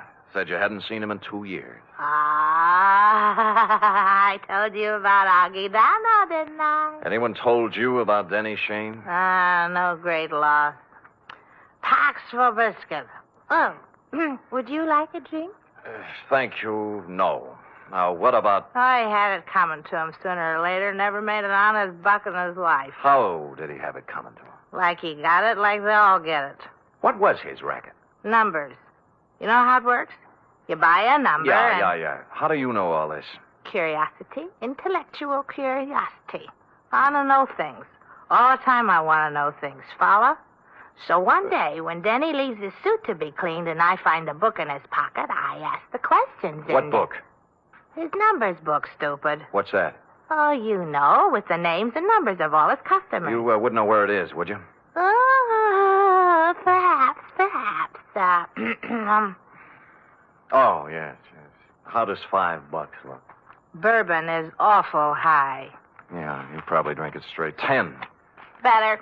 Come on. I think it's in his top drawer. Let me see now. Highs. There you are. Fellow black book. See? All the names, all the numbers. All the names, all the numbers, and one other feature. It was divided into sections, labeled Galileo, Balboa, Lowell, George Washington, and a couple of more fellows who passed on long before the numbers racket was invented. Under each was a list of names. Eddie Tucker's was on the page headed Thomas Jefferson, and after it was number 339-7th Street. At this point, several bells rang. The odd key in Eddie's case didn't belong to a locker. It went with a box in the main post office on 7th Street. Hey, now look, fella. It's 11 o'clock Yeah, at my night. name's Spade, clerk. Look. See? The license. I don't care about the license. The rules and regulations of the United States Postal Service. I know, through rain and sleet and snow and hail. But there's been a murder, you see. Murder? Yeah. Oh, well, in that case, I suppose we Great. Where's the mail for the boxes? On the table over there, but it isn't distributed. If you'll wait a shake. I'll wait a shake. It took more than a shake, but we got to it just before midnight. A scented envelope it was, addressed simply to Eddie Tucker, box 339. And in it was the answer to everything. The tired old man eyes on the kid Eddie, the zombie. And Sally, who figured her life was over at 16 because Eddie was through. But who had sent it to him was something else again. Just a plain white envelope, the kind you get for a nickel a pack in the dime store. I looked at it a little closer, wondering what manner of stationer would deem it fitting to sprinkle perfume on the kind of envelope most people mail their bills in. And finally, a possible explanation took shape in my mind. You don't have to hit Spade on the head with a baseball bat. Any large-sized mallet will do. Now, just a minute, Spade. I deserve an explanation. You'll get it, Augie. I'm in bed asleep. What do you get off buzzing my bell this time of night? Patience. But look. You're alone? Yeah. Good. Yeah. Well, what are you taking your coat off for? Just relax, Augie. Yeah, there's the coat. Tie. And now the shoulder holster. Shoulder holster? Here we are. Wait a minute now. What is all this? Well, you know the old saw, Augie. Work a little, lose the middle. What I need is exercise. Great. All right, you come around to the studio sometime. What's the matter with you? Are you crazy? Yeah, get up. I want to try it with the right hand. Look, Spade, They got ground rules over at headquarters now, Augie. No white lights, no rubber hoses, but they don't apply to private dicks. Get up! Listen, if you're looking for trouble, The right's even better. Okay, up you go now. Come on! Up against the wall. Now. Hey, let go of me, Spade. Let's talk, huh? Doc? Yeah, about Denny Shane, about the kids he smeared with his filthy hands. High school kids from Balboa High and Lowell and George Washington. Good kids, straight kids. I don't know nothing about Your outside man, wasn't it? Your roper. Turning up in drugstores and jive joints with those dirty little packets of heroin he passed out as headache powders. No, I don't know nothing about. So he got him hooked hard, huh? Hey, man. There was no more, and then they got a mailbox number and a key. Then they raised money any way they could. I got nothing to do with it. My studio. Yeah, your studio's a front. Does the dame down there know what's in those envelopes she mails every day, or does she think they're statements? Come on, talk, Donald. Talk! Talk!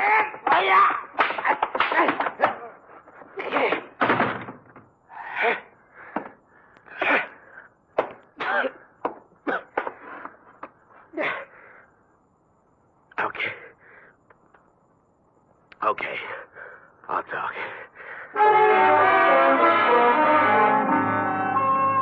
Which he did, a full hour's worth in Dundee's office, and a harrowing tale it was. I felt like printing up 1 million copies and mailing it out to every father and mother in the country. They'd taken him downstairs when I happened to glance out of Dundee's window. Down on the second-floor roof, a point of light was moving back and forth slowly from one end to the other.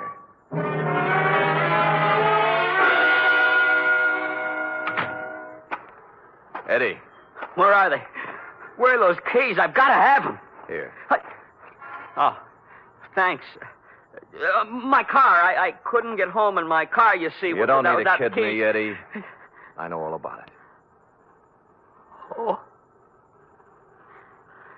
I can't do anything about myself, Mr. Spade. I'm helpless. What she said. Zombie. You're not helpless. You can't handle it alone, maybe, but you're not helpless. Other guys have licked it, and you can, too, if you want it bad enough. I want to. Honest. Good, that's all you need. We'll take care of the rest. Let's go.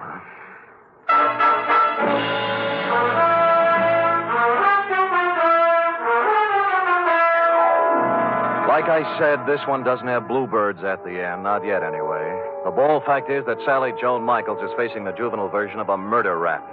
However, the best criminal lawyer in town has volunteered to defend her, and the state will be represented by the most half-hearted prosecution that ever set foot in the courtroom. Eddie Tucker's entering a sanitarium tomorrow, making him luckier than some of the other kids in that little black book. What about yours, John Q?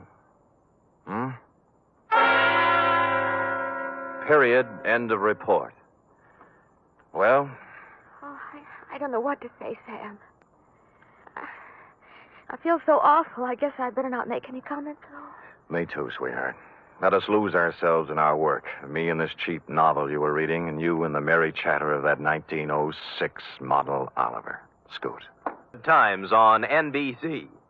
This Sunday, there's fun for you with two delightful families, the Blandings and the Harrises. Mr. and Mrs. Blanding stars Cary Grant and Betsy Drake as the troubled but proud owners of the famous Dream House. And the Phil Harris Alice Faye Show brings you Phil and Alice, plus Brother William, darling child Julius, and the ever-present Frankie Remley.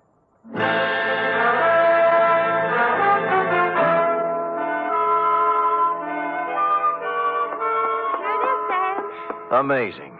Oh, not really, Sam. There's nothing amazing.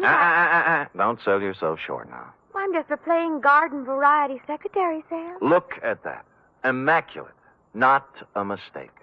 Oh, Sam. And in 26 seconds flat, in just the time it took that man to read a short announcement, you type out 5 copies of a 28-page report. In my book, that is amazing.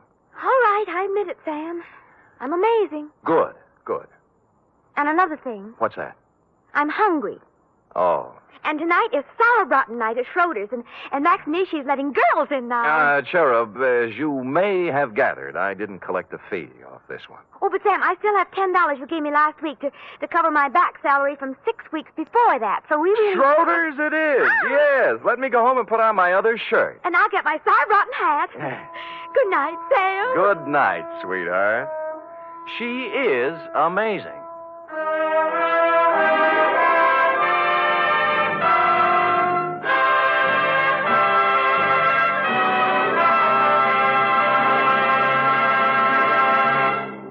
The Adventures of Sam Spade are produced, edited, and directed by William Spear. Sam Spade is played by Stephen Dunne. Lurene Tuttle is Effie.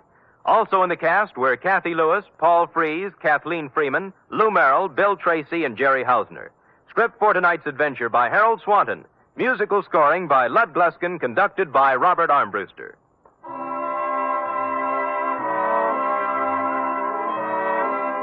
Join us again next week, same time, for another adventure with Sam Spade. The National Broadcasting Company presents The Adventures of Sam Spade, Detective.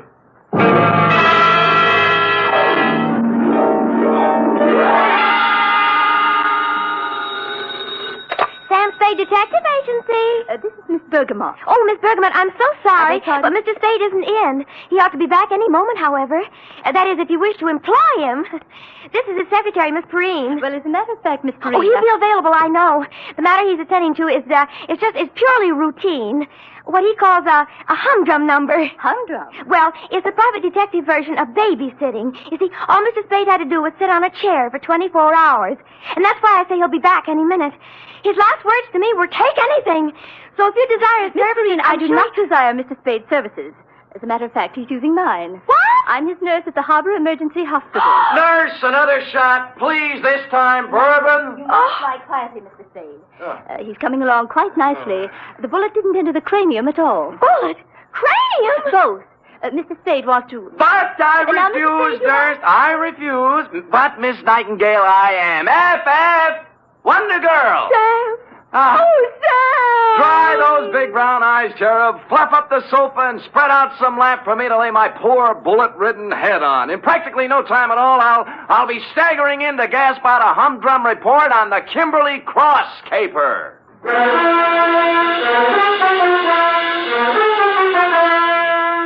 For NBC, William Spear, radio's outstanding producer, director of mystery and crime drama, brings you the greatest private detective of them all in The Adventures of Sam Spade. Hospitals, milk. Have to break down your whole constitution, give you fits. Sam?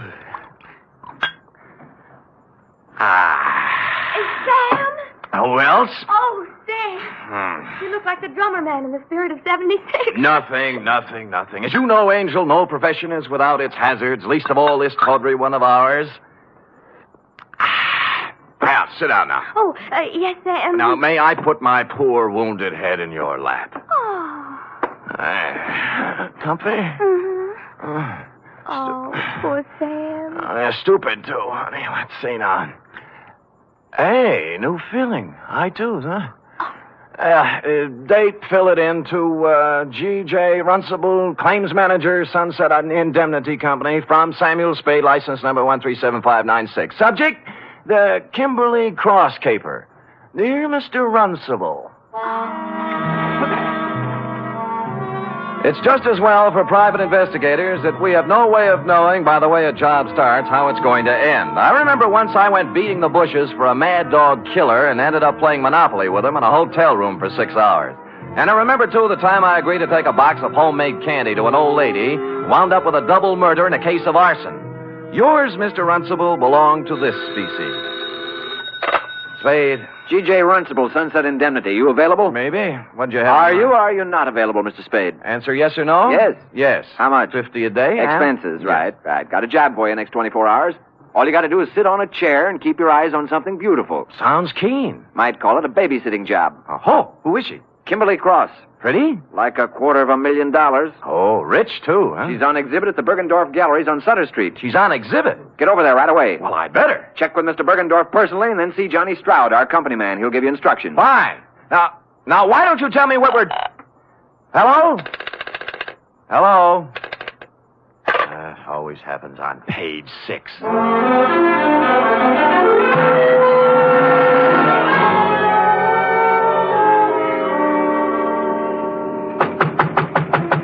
Mr. Bergendorf! Mr. Bergendorf, you! Sorry, sir. The exhibit officially does not until 9 a.m. begin. As you see... It's 8:45. I won't charge you, Mr. Bergendorf. I won't charge you. You can bring out the baby any time now. Mr. Runcible of the Sunset Indemnity sent me. Here's my credentials. Mr. Spade, you are? Mr. Spade, I am, yes. Now, what's with this Kimberly cross? To a single-horse gallery such as mine comes such an honor only once. Yeah. Today only Bergendorf's is with Tiffany's in the same class. Here. Here. Huh? Is picture of Kimberly cross. Yeah? 14 stones, all blue-white. 8 down, 6 across. Total, $268,000 plus 20% tax. Oh, jewelry. To call this jewelry is to call Elizabeth Taylor a garden variety tomato. Yeah. Is a crown jewel from Thuringia, Mr. Spade. Really? Is part of estate of a dead duke. Is price tag $268,000 plus 20%. Yeah. Where is it? Involved. Time lock. Comes 9 o'clock on the nose, she opens. Then... Yeah, the exhibit begins. Yeah, there's a company man here from the insurance outfit, isn't there? Johnny Stroud. Oh, where is he? He's working concealed. Oh? This man Stroud undercover. Clever stuff, huh? You see, parked at curb across the street, one autobus. Oh, yeah. Department of Public Health, City and County of San Francisco. What, Anti-tuberculosis campaign. Pardon? Is giving to public for free gratis 1 X-ray per citizen for chest cavity. Oh, chest X-ray. Handily parking opposite the Bergendorf Gallery, so inside Mr. Stroud can take for himself a plant. Get it? Clever. The free gratis autobus for chest X-rays was a square-end job, complete with reception compartment, X-ray machine, and attendant. The latter a sincere type with horn-rimmed glasses and white-starched blouse. I use the word sincere advisedly, since he was at the moment doing a selling job on Johnny Stroud. You know what I always say, Stroud? What do you always say, George? You never can tell about a call. You never know. Yeah, you see right there. I got a cold. Maybe. 8 to 5, it's only a cold. But 5 to 8, let me take the picture now. No charge, no pain. No dice. Go away. Oh, Spade? Yeah. Good. Come on in. The boss said he was sending you up. Plenty of room back here. You realize you're standing right in front of my X-ray machine? We'll move when you get a customer. Customers, yes. Where are they? Where are those chests? If people only knew that 8 to 5, it may be a cold. Then Did Runcible brief you on this, Spade? Yeah, it was brief, all right. How do you make it? 14 vulgar-sized diamonds looking for a buyer. Sunset Indemnity insuring Bergendorf against loss during the 24 hours they're on his hands. That's 2 for you. There's 2 against me, too. Oh? Like, why does Sunset Indemnity need outside help when they have you? And why are you playing like a movie dick when the sensible thing to do is to sit down next to the exhibit with both eyes open and a rod under your arm? What are you doing, George? I'm testing my machine. Don't let me interfere with you, boy. George doesn't like me. I see that. Well, I guess the boss left out one item, Sam. A tip? Yeah. Last night, some schmo called him around midnight and got him out of bed. Oh? Runcible's a pessimist, you know. When Sunset Indemnity's on the line for $250,000, he tends to get jumpy. Who had the tip? Anonymous. They all are. Right from the oat bin, the guy says. Somebody's going to take a running jump at the Kimberly Cross while it's at Bergendorf's. Needless to say, for the balance of the night, Runcible does not sleep. So today we got reinforcements. Georgie? Yes? I'm going to leave you now, George, to take my post across the street while Mr. Spade... Hey, wait a minute, Johnny. Look, in front of Bergendorf's. The dame? The dame. To paraphrase Bergendorf, calling her a dame was like calling the Kimberly Cross a hunk of jewelry. But that's not what interested me, at least not right then. She was walking back and forth in front of Bergendorf's like a kid at the dentist door trying to get up the nerve to push the button. Quoting from my notes, it says 9:02 a.m., girl, 5'2", blonde, early 20s, gray tweed suit, spent a few indecisive minutes in front of Bergendorf's, finally went in. She came out almost immediately, started west on Sutter, then evidently saw a patrol officer approaching on same side of street, hurriedly crossed toward our post in Public Health Department Mobile Unit number 2 and entered. Hello. Well, good morning. Am I too early for the... Oh, you're just in time. First customer of the day. There, let's see now. Name? Martin. Martin. First name? Bernice. Address? 826. She wasn't a very good liar. While she was telling him her name was Bernice 25. Martin, she filled with a leather handbag with the initials PC on it, big enough to read from across the street. George filled the form out, then moved her around to the machine. By now, the cop she was ducking had walked by and turned the corner. Shall I? No, it won't be necessary to take off your coat. Is this all right? That's good. Stand right there. Hold still now. Take a deep breath. Hold it. There. That's all there is to it. You're doing a wise thing, lady. You think so? Certainly. 8 to 5, it's only a cold, but 5 to 8, you never know. Here's your stub with your number on it. We'll notify you in a few days. Thank you. Thank you.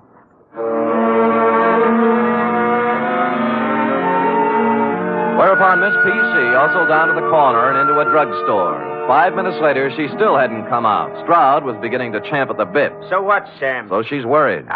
She's ducking cops. She's using a phony name. Or her girlfriend's handbag. Look, I'm going. Hey, wait a minute. I'm sure I've seen her somewhere before. Where? I don't know, but I think it was around headquarters. Now who's playing movie, Dick? Look, it's 10 after 9. I'll go over and settle down next to the vulgar diamonds, and you make yourself comfy with Georgie. If I get busy, out you go, Keep pal. your eyes on the customers going in and out. There's a good loud burglar alarm over the door there. You can hear it a block away. You see what I mean? It's good and loud.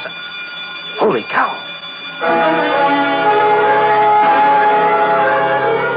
Stroud took the gallery, and I set sail for the corner drugstore, pulling up in 20 seconds flat. She was gone, of course. The druggist was at the fountain, mixing a Coke, which he spilled when I reached across and grabbed him by the lapels. Blonde, you say? Yeah, young, gray suit.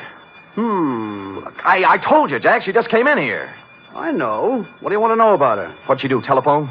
No, she was just like you. Asked me about a guy. What guy? Larry Galliano, his name is.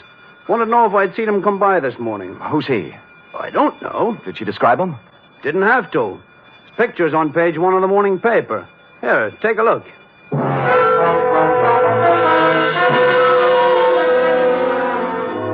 It was no time to dawdle, but I gave it 10 seconds. Larry Galliano, a one-time gas station stick-up artist, had just been released from Quentin after doing 5 years. On the way across the street to Bergendorf's, it came back to me where I'd seen her, standing outside the courtroom, crying when they sentenced him 5 years ago. Over here, Sam. Yeah. Oh, no. Bergendorf, huh? Yeah, shot from behind. The stones, needless to say. Sure. Maybe you were right about that day. No, she didn't have time. Someone was hiding in here waiting for Bergendorf's to open up this morning. How'd you get out? Well, there must be a back door in this joint. I'll check it. The phone's on the desk. Wake up Lieutenant Dendy, huh? Right. How he'll love it, too. 2 of us holding hands across the street while... Stroud!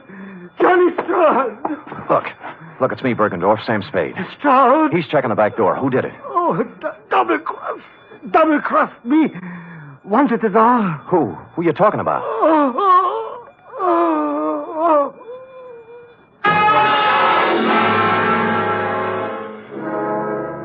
It was as plain as a man in his condition could have made it. Obvious to anyone with average intelligence. But for stupid Sam, it was still a long voyage home.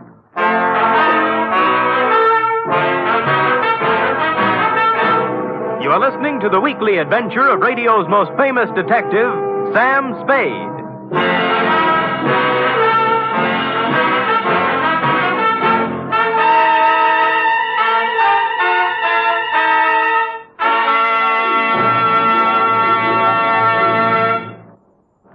Three chimes mean good times on NBC.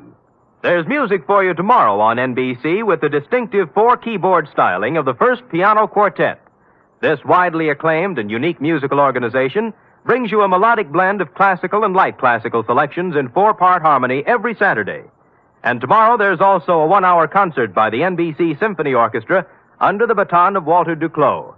Featured in tomorrow's symphony performance are works by Sibelius and Schumann. It's the best in music every Saturday with the NBC Symphony and the First Piano Quartet.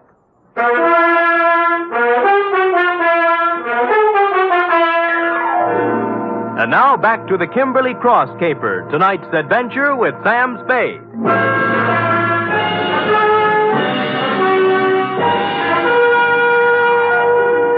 It was a dirty, selfish trick, but I left Johnny Stroud at the Bergendorf Gallery to play Porchese with Dundee and Company, knowing in advance pretty much how the patter was going to run. Then called the Chronicle and found the picture of Larry Galliano had been taken yesterday as he walked out of a flea bag on Mission Street called the Aeolian Hotel. You're, Galliano? Yeah.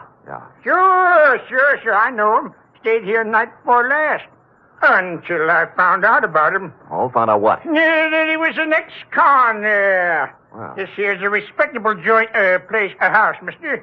We don't cater to felons, misdemeanors, or any other members of the demon. Demon? Yes, indeed. So, when I found where Galliano come from, why... Yeah. Now, look, did he give you a forwarding address? I don't know. Let me see, son. Yes. Oh, yeah. Christopher Apartments on Jones. See. See, you're in luck, young man. Yeah, my girlfriend's a landlady over there. Now, looky here. Don't you sweet talk her now.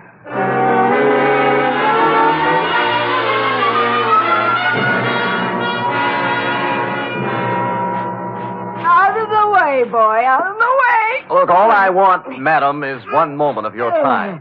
I already told you, boy, I don't know no Galliano. Never heard of him.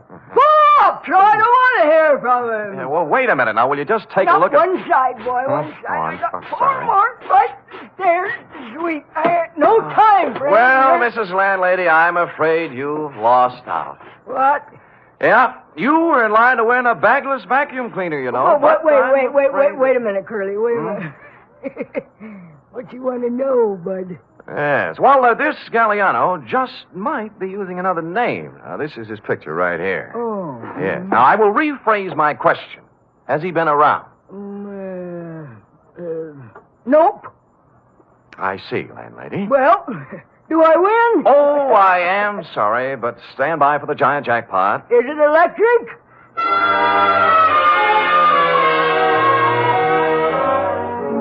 I patted her cheek, made a detour around her, and left, figuring to check with the parole board. But as I was climbing into the cab in front of the building, a stray thought hit me, and I went back to the doorway and cased the nameplates again. This time for someone with the initials I'd remembered seeing on the blonde's handbag, PC. I did better. Patricia Conroy was living in apartment 402. I buzzed 4 times, then tried the door. It was open. I gave the living room and bedroom a fast toss, moved on to the kitchen, and cased a hamper full of laundry on the back porch. Result, nil. I'd about decided I was in the wrong apartment when I noticed something that changed my mind.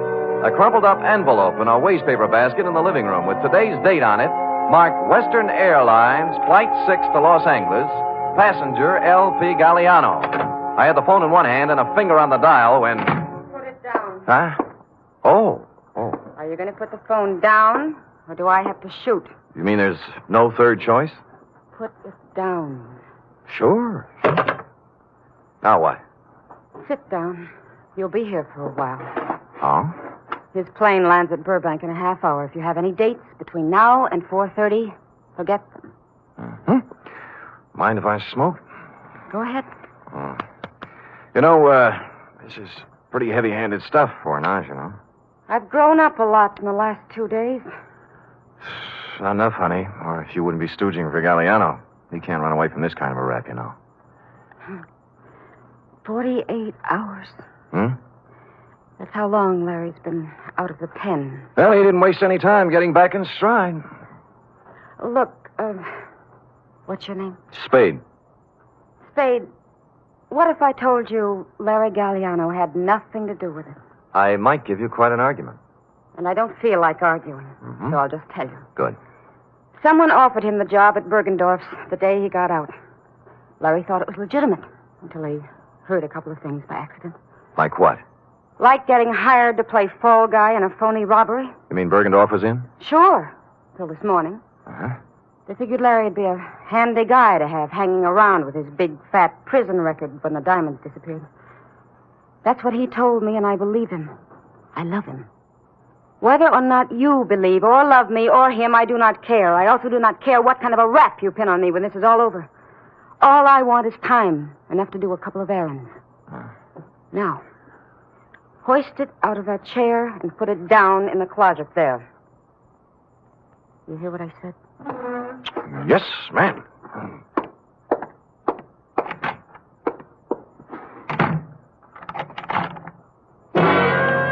I was wrong. She was no ingenue. Happily, the closet had a light in it, so I settled down on a hat box and read some old copies of Mademoiselle until 5:30 when I heard the door close. What with soundproof outside walls, no window, a double slab door with a lock she thoughtfully filled with gum, it was almost 7 when I got back to my office. The next move, of course, was to call Lieutenant Dunde and wise up the Los Angeles police on Galliano. I picked up the phone and put it down 4 times. There was no use kidding myself. The yarn she told was pretty wild, but there was something about the way she told it. And I believed her. In here. Yeah. You remember me this morning? Oh, George, yeah. the technician from the X-ray mobile unit? Yeah, George, what's on your mind? Funny thing, that girl, 34 chest, you remember the blonde? Oh, yeah, I remember her very well, George. What about the blonde? Well, I tried to call her. Operator says there's no such number, and the company has no record of a Bernice. She was using a phony moniker, George. Her name's Patricia Conroy.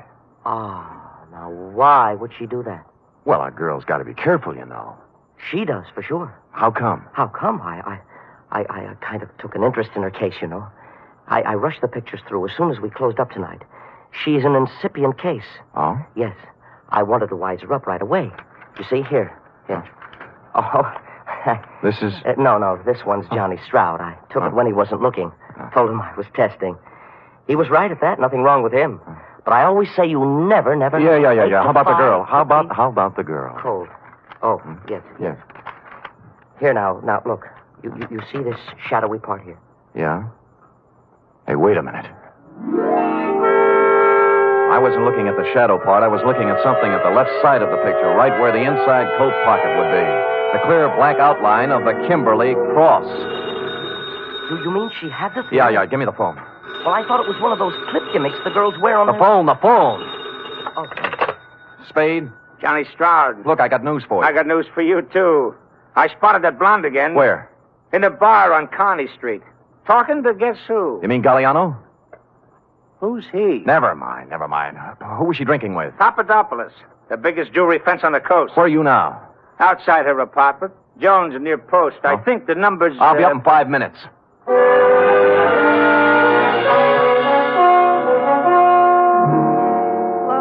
like I told you, Spade, I don't want to argue. She says she doesn't want to argue, Sam. Too bad. I don't mind telling you I'm a little burned up, baby. I fell for that line you handed me this afternoon. I didn't even mind sitting in your closet for 2 hours. What's that? Sure, she's got a 32 tucked away here somewhere. Had me looking up the barrel while she dished out a lot of... Who's got the cross, honey? You or Galliano? We don't know anything about it. Then what were you doing in that bar with Papadopoulos? Larry said whoever had it would try to move it through him. I thought I could get to him, but I was wrong. How does that sound? What do you think?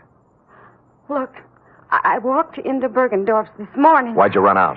The vault was open. Furniture was overturned, and Bergendorf didn't answer when I called. I figured it was a setup for Larry to check in, and he was on his way, so... It does sound phony. It sure does, honey. I had a lie, I guess. I could make up a better story than that. Oh, you're doing great. Why'd Larry blow town? You need a diagram? He was scared. What chance is an ex-convict when it's his story against someone else's? What did you do with the 32? In the drawer. Over there. Now, here's the big question, honey. I can't tell you anything else. Where are the diamonds? How do I know? How do I know? Look, you're a real modest girl, Patricia. As a liar, you're sensational. I'm not lying. Oh, believe me. You had the Kimberly cross in your inside coat pocket when you came into the wagon this morning. What are you talking about? I'll get it. The X-ray, baby. Take a look. You asked for a diagram. There it is. In your inside left pocket. Oh, wait a minute. Hello? Mr. Spade? Yeah? This is George, the technician again. This is all wrong. Hold it, George. Let me see that. I don't have any inside pockets. Look, I'm wearing the suit right now. Hold it. George, what is it? Well, I got to worrying about that print of Miss Conroy's. The incipient case, 34 chest, you know? Yeah, what about it? I called the lab and they checked again. It's a mistake, Mr. Spade. A switch. It belongs to someone else. Who? Johnny Stroud. Oh. Oh, well, George, you won't have to worry about making more extra prints. What? The ones you have will do. Huh? Yeah, thanks. Thanks a lot, George. George is getting worried. extra prints? Yeah, I had him run off a batch. Evidence, trial, DA's office, you know. Now, let's take her in, huh? Just a minute. This is crazy. I have no inside pocket. How You wouldn't argue with a picture, would you, honey? Give me the gun, Johnny. We'll take her in together. No, wait. I want to settle something else. Johnny, you're pointing that thing at me. It might go off. Yeah, it might have that. What's eating you, Johnny? I know what's eating him. He's... Shut up. You aren't a very good liar either, are you, Sam? There aren't any extra prints. Well, there's always George. In a couple of hours, there won't be any George. No, you don't.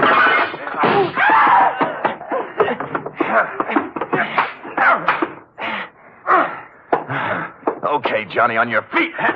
Let me go, Sam. Let me go. We can work out a deal. Shut up. Sam, your head. You're shot. Here, take the gun. Call Dundee. Get it? Dundee. Homicide.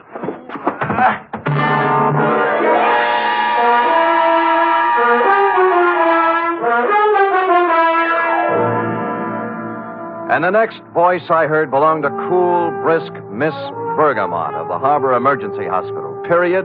End of babysitting session. How intrepid, Sam. What's your wound? Nothing, sweetheart, nothing. As Hopalong Cassidy always says in Reel 6, don't worry, honey, it was only a scratch. Now... Wait. Can't you get up without moving your lap? No, but Sam, there's one important omission. Oh? The Kimberly cross. What did Stroud do with it? That cherub is an intramural affair between Stroud and Mr. Runcible. While, as you know, this report is an affair between you and the portable. Oh. Scoot.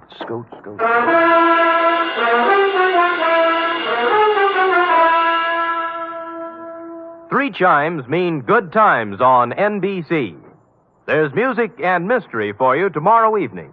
For music, it's your hit parade bringing you the top tunes in the land with Eileen Wilson, Snooky Lanson, and Raymond Scott's orchestra. For mystery, it's The Man Called X, starring Herbert Marshall as an intrepid adventurer in international intrigue who travels wherever there is mystery, danger, and romance.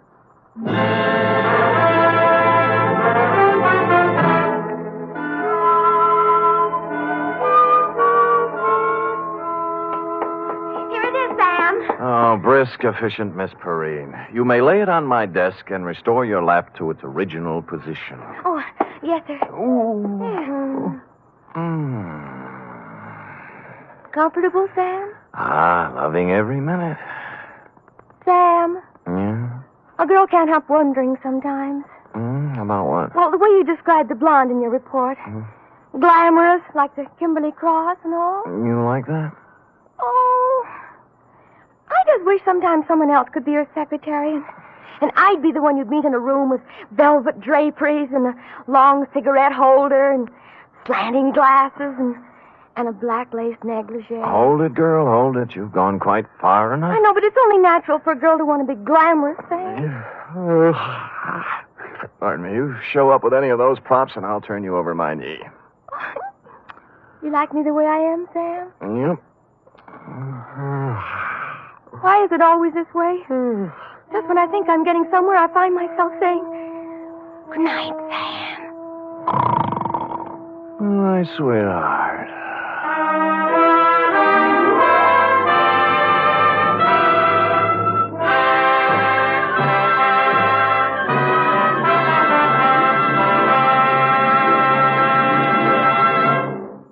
The Adventures of Sam Spade are produced, edited, and directed by William Spear. Sam Spade was played by Stephen Dunne. Lorene Tuttle is Effie. Also in the cast were Wally Mayer, Fritz Feld, Georgia Ellis, Sidney Miller, Olin Soule, Alice Wellman, and John Monahan. Script for tonight's adventure by Harold Swanton.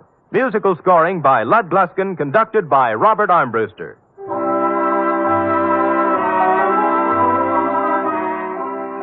Join us again next week, same time, for another adventure with Sam Spade. The National Broadcasting Company presents The Adventures of Sam Spade, Detective.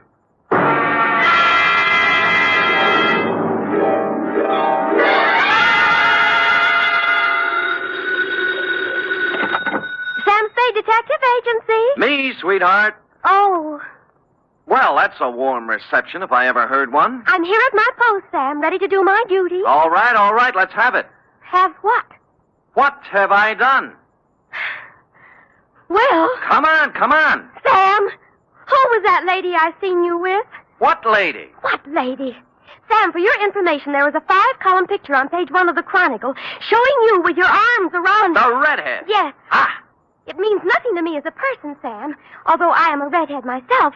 But I feel there are certain standards of publicity and agency of our stature. Angel, if you'd bothered to read the caption under the picture, you would have learned that my arms were around this other redhead to keep her from braining me with a paperweight she picked off Dundee's desk. Oh. Yes. So take my picture back out of the drawer, and while you're at it, grab the book and pencil, because I'll be right down with a somewhat lengthier explanation entitled The Sinister Siren Caper.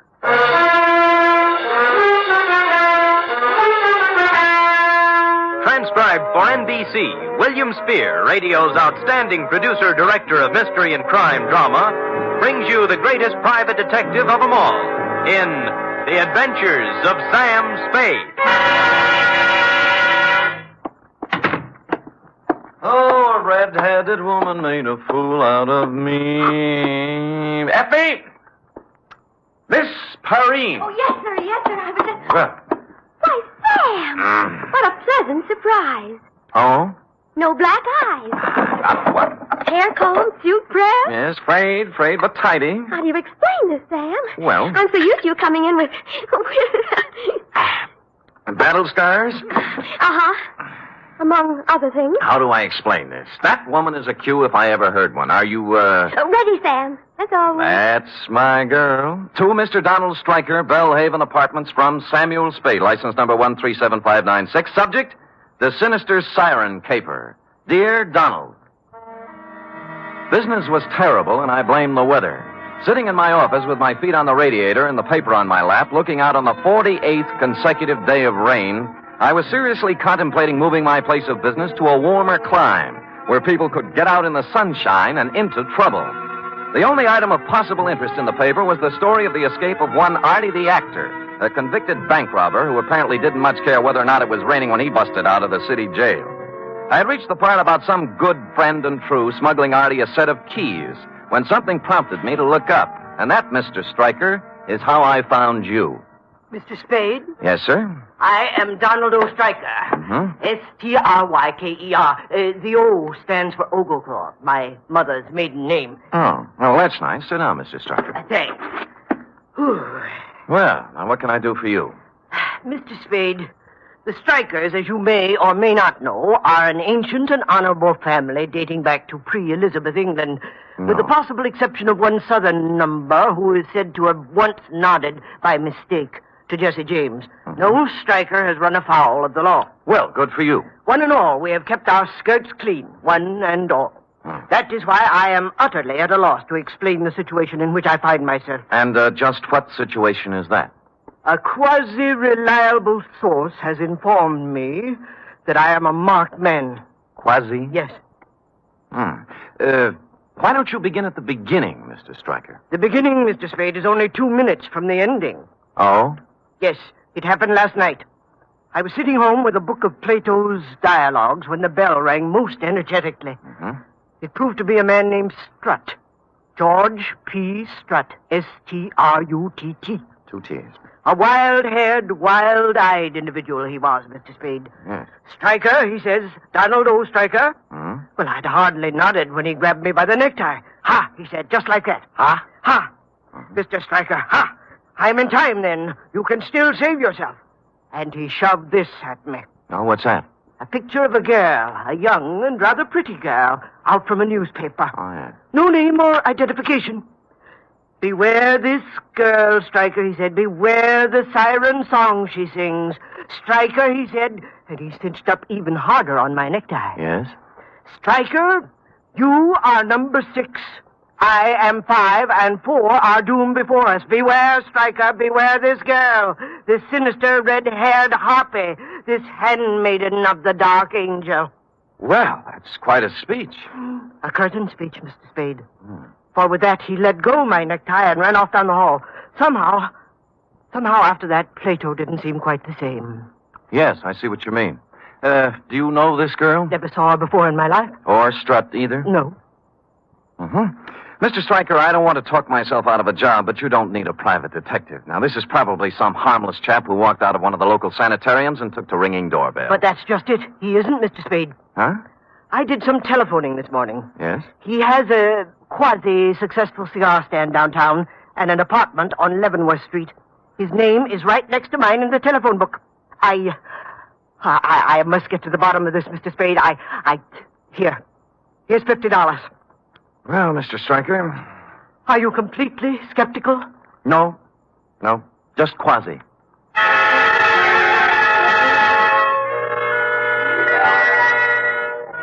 And with that, we formalized our agreement on one of my quasi-legal contracts, and I promised to call you instantly if anything turned up, and you departed, still in a quasi-quandary. Sticking the newspaper clipping into my wallet, I hopped a cab and went to Strutt's apartment on Leavenworth. Let's see, 26, 24, 22. Hoo-hoo! Hey! Hey, lady! Yeah, open. It was a cleaning lady, cloth on head, mop and pail beside her, testing the guarantee on Strutt's grand piano. Awake unto me. That knothead. Who? Strutt. Oh. Ain't got no respect for $1,000 grand piano. Listen to that. Busted string. Yes. It's a crime, that's what it is. Mm-hmm. What do you want, Jack? I take it Mr. Strutt isn't in. Nope. Who are you? Sam Spade, private detective. Detective? Yeah. Seems Strutt thinks someone is going to kill him. Oh, no. When did he dream that one up? You got me. You know him very well? I've come here twice a week for 15 years. You want to talk, Sam, you'll have to follow me around. Okay. Gotta get a wiggle on. Come on now. I'll get a wiggle on. You think he was dreaming it up, huh? Now, let me tell you about George Strutt. Yes. Yep. Let me put that bucket down. Out, please. Oh, there. I'm sorry. He is 68 years old, to my knowledge, and in them 68 years, one important thing has happened to him. He was born. Oh. George just reads too many cheap books, that's all. Well, no girlfriends? No. Well, now, wait a minute. Let me see.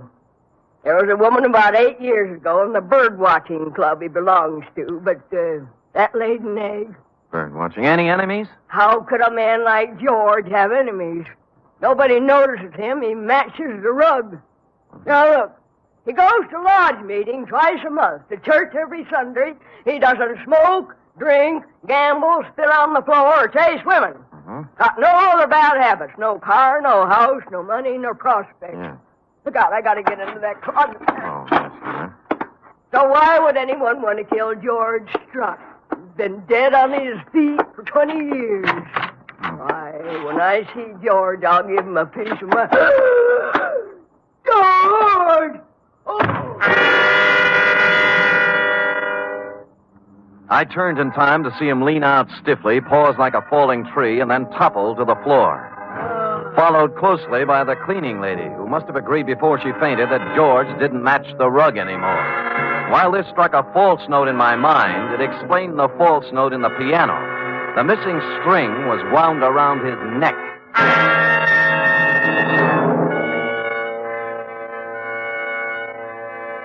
I dragged her into the bedroom and managed to get her onto the bed by making 2 trips. Then I called homicide. The next order of business, per our agreement, was to call you, Stryker. So I got Strutt's telephone book, found he'd marked the page with your number on it with a slip of paper, which turned out to be the receipt for rent paid on a safe deposit box at the Golden Gate Bank. Now, this didn't seem especially important at the moment, but something else did. He'd made a circle around a group of 6 names in the phone book, marking each one with a check. Strubble, Strudwick, Strum, Strutherton, Strutt, and Stryker. I postponed calling you for the moment and dialed the number just above Strutt's. Strutherton, Harvey J., 156 Santa Ana Avenue, St. Francis Wood. Yes? Mr. Strutherton in, please? No. No, Mr. Strutherton isn't in. This is his wife. My name is Spade, Mrs. Strutherton. I'm a private detective. I don't want to alarm you, but... Alarm me? do you happen to know if your husband has received any threats recently? Why, not that I know of. Any contact with a strange young woman, about 30, red hair? Why are you asking me this? Well, I'd rather not say until I know more about it. What about the girl? Yes. Yes, he did meet a girl like that. Oh, when? She came to the door one night about a week ago. Said her car was stalled down the street a ways. Harvey went out to help her. They were gone about a half hour, and then he came back. Well, did he tell you anything about it? No. Just that he'd gotten her started. Uh-huh. Is he a mechanic, or... He was a lawyer. Was? Harvey is dead, Mr. Spade.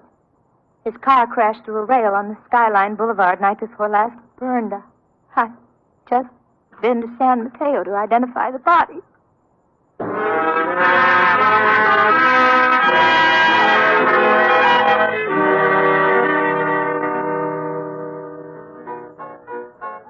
Strum Joseph P., 828 Howard Street. Yeah, that's Joe. There's your beer. Thanks. You know Joe pretty well? I might not. Why? What do you mean you might not? This is 828 Howard Street, isn't it? The number's over the door. Don't you like me, bartender? What's eating you about, Joe Strum? Look, you see this? Private detective's like... Huh? Oh. Yeah. Poor but honest, barkeep. Trying hard to get a little cooperation. I thought you was a cop. What's with Joe? Well, I'll tell you. Mm-hmm. He uses the phone here. He makes a little book now and then in the back room. Nothing wrong, you understand, but still and all, there's nothing a guy likes to blat around about to strangers, you know. Yeah. Any idea where he is now? Well, that's a pretty hard thing to say where Joe is at any given time. Oh. Even when Joe's acting normal, which at present he isn't. Oh, why not? Well, like all bookies, Joe does not have a heart. But if he had one, I would not hesitate to say Joe was in love. With a red-headed dame about 30. How did you know? Here, look at the picture. Let me get my glasses. Oh. Glasses. Yeah. There they are. This is the dish. You know her name? No. Joe has made no formal announcement as yet, but the word has gone around he is giving 8 to 5 he will marry her, which for Joe is a sure thing. Last Friday it was when I seen him last. They sat up to the bar here, and the two of them talking at some length about things I have never heard Joe discuss before. Like what? Well, as I said, bookies are different from people, so it should have not surprised me that Joe and his wren were not discussing rose-covered cottages, as do most boys and girls when they reach the loony stage. Yeah. From what I could gather as I passed by now and again, serving the other customers, Joe and his girl were discussing a cozy little rose-covered safe deposit box. Mm-hmm. And you haven't seen either of them since last Friday, huh? No, I have. Be right with you. Yeah. Cloverleaf Buffet, Charlie talking. Huh? Yeah. What? You don't say. When? This morning, huh? Yeah, sure, I will. Thanks for calling. Goodbye. Hey, you wouldn't know a bookie who might be casting about for a phone, would you, pal? What happened to Joe? Body washed ashore on Baker's Beach this morning. That was the morgue.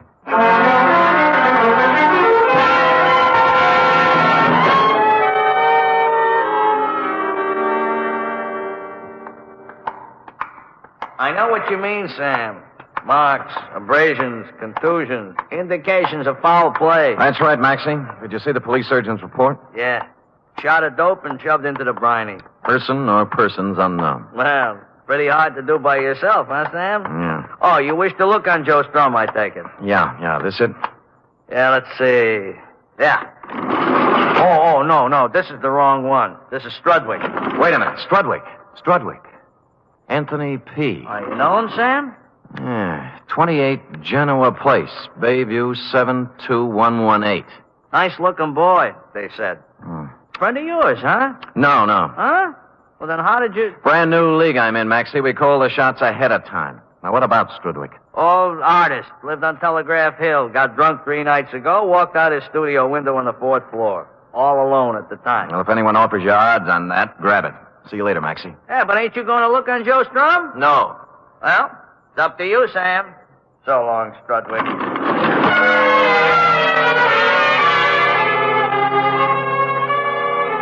Top man on the totem pole was James A. Struble, a barber who lived on 18th Avenue. I called, no one answered. So I made what by now had become the obvious deduction. I went to headquarters and checked the homicide reports, likewise the accident files and the traffic detail. Surprise! No James A. Struble. So I switched abruptly from the S's to the D's and called on dear, patient, understanding Lieutenant Dundee. Who's going off half-cocked? You! If you weren't such an idiot, you'd see what I'm talking about. No, listen, Sam, I'm no green pea. I've been kicking around homicide for 30 years. Long enough to know you gotta have a motive to build up a case. Yes. How can you stand there and tell me a red-headed dame opens a phone book, draws a ring around 6 names, and then runs out quick and knocks them off? I didn't say that. Ah? And why do you want me to put out a general pickup on James A. Struble? Because if he isn't dead right now, he will be. The dame? Dundee, no dame could strangle a 6-foot man like Strut with a piano wire. She's working with someone. Sam, I love you, believe me, but try to see my side, will you? So I put out a general on Struble, and we pick him up, and he screams. And the chief hauls me in to ask why. And I tell him we put the pinch on Struble because his name is ticked off in somebody's phone book. Why... Hey, who are you? Lieutenant. I want to see the lieutenant. Hey, is he drunk? Well, ask him. Oh, yeah. What's your name? Struble. James A. Struble. I want to report a murder. Well, who? Me.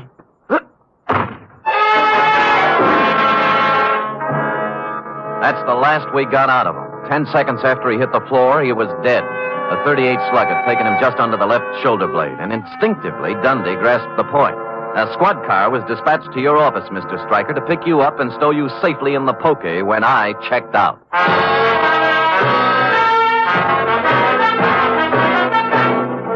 You are listening to the weekly adventure of radio's most famous detective, Sam Spade.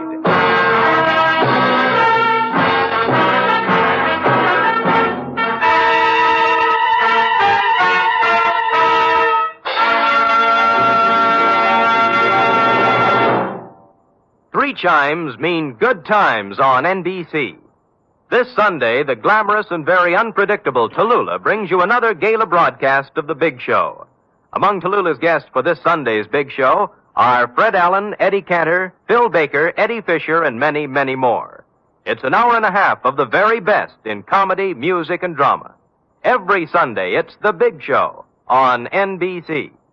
For drama this Sunday, Theater Guild on the Air presents the heartwarming play Jeannie, starring Barry Sullivan and Margaret Phillips.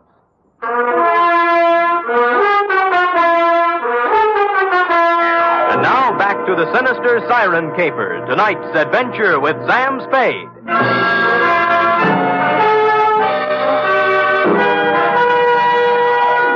The next move looked like a tedious one. To take the clipped-out picture of the redhead and try to identify her by matching it up in the files of one of the town's 4 newspapers. I'd gone a half a block when someone saved me the trouble. Sam! It was the bartender. Sam, I got news for you. Where can we talk? How about the Blue Fox? Okay, I'll meet you there in 5 minutes. Wait a minute. Why can't we talk here?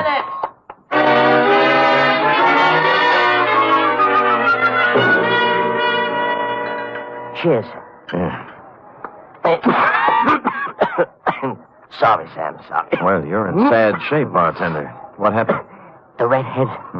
Joe Strum's girl. She was in. When? An hour ago. She was loaded to begin with. And when I poured her a couple of stiff horns on the house, she begun to talk. Oh?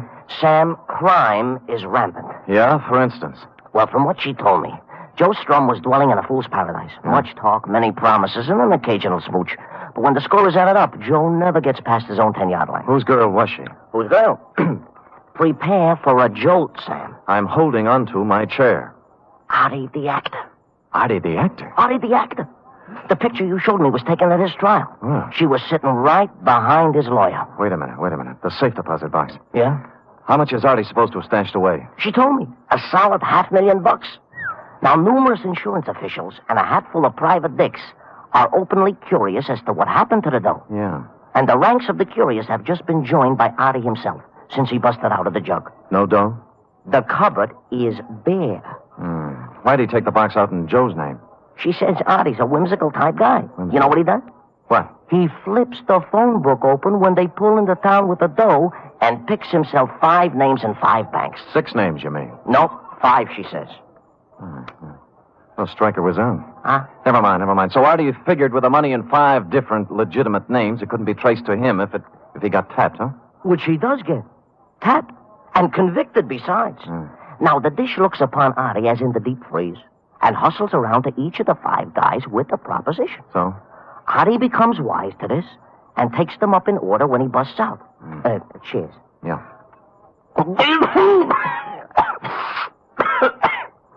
This much I learned before she staggers out of my joint. The rest I must leave for you to figure.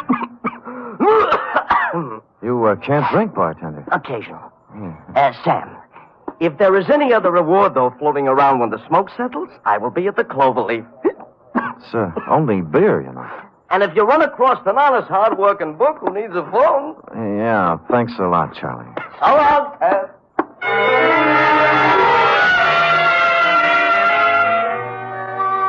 Charlie wiped the froth off his chin with a napkin and took off. I let him have a healthy lead, then tailed him.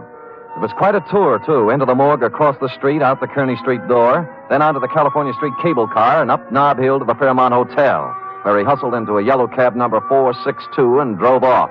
And waiting for him in the cab was the red-headed dame. There were no other cabs around to follow him, so I waited a half hour until he got back, waved a bill under the driver's nose, and climbed back on the merry-go-round. He let Charlie out at his own place, the Cloverleaf, and then driven downtown to a flea bag called the Shoreside Hotel on the Embarcadero, where he left the redhead. I woke up the desk clerk and shoved the redhead's picture under his nose. Let me see. Seems like... You recognize him? Sure. Clara Bow, the movie queen, ain't it? Gonna win anything? Look, friend, she was just here. Clara? The girl here. Oh, and she ain't Clara Bow? Right. She ain't Clara. She just drove up in a taxi. Ann. Don't see her as good as I used to. You see, the glasses hurt my nose. Look, she just drove up in a taxi. Did you see her come in? No. I must have been dozing away. Yeah. I seen her come out, though. Huh? Yeah. Her and Mr. Walker checked out 15 minutes back. He was in 26 upstairs. I didn't have to cross-examine the clerk to see Mr. Walker had lived in 26 for some time. The floor was ankle-deep in cigarette butts, liquor bottles, sandwich crusts, and other debris. A table in the corner was covered with travel folders, mostly on South America, and 7 days' newspapers, the top one of which was turned to the story on Artie the actor that I'd been reading in my office this morning when it all started. You know, it's too bad you came in when you did, Stryker, because if I'd read one more paragraph, I'd have learned something that could have saved me a lot of trouble. Whatever was the case with 4 of the names, the 5th one Artie hadn't picked at random. His lawyer was Harvey J. Strutherton. Hello? Mrs. Strutherton, this is Sam Spade. Oh, Mr. Spade. Yeah. Thank heaven you called. I'm terribly frightened. What's the matter? The girl. The redhead? Yes, she just called me. She says my husband was murdered. One of his clients, a man he defended, thinks Harvey betrayed him. Artie the actor, Artie Billings. Yes. There was a lot of money. She knows where it is. Why is she telling you all this? I don't know, Mr. Spade. She warned me against calling the police. I don't know what to do. Well, then don't do anything. Well, don't you see? She's coming here. She'll be here in 20 minutes.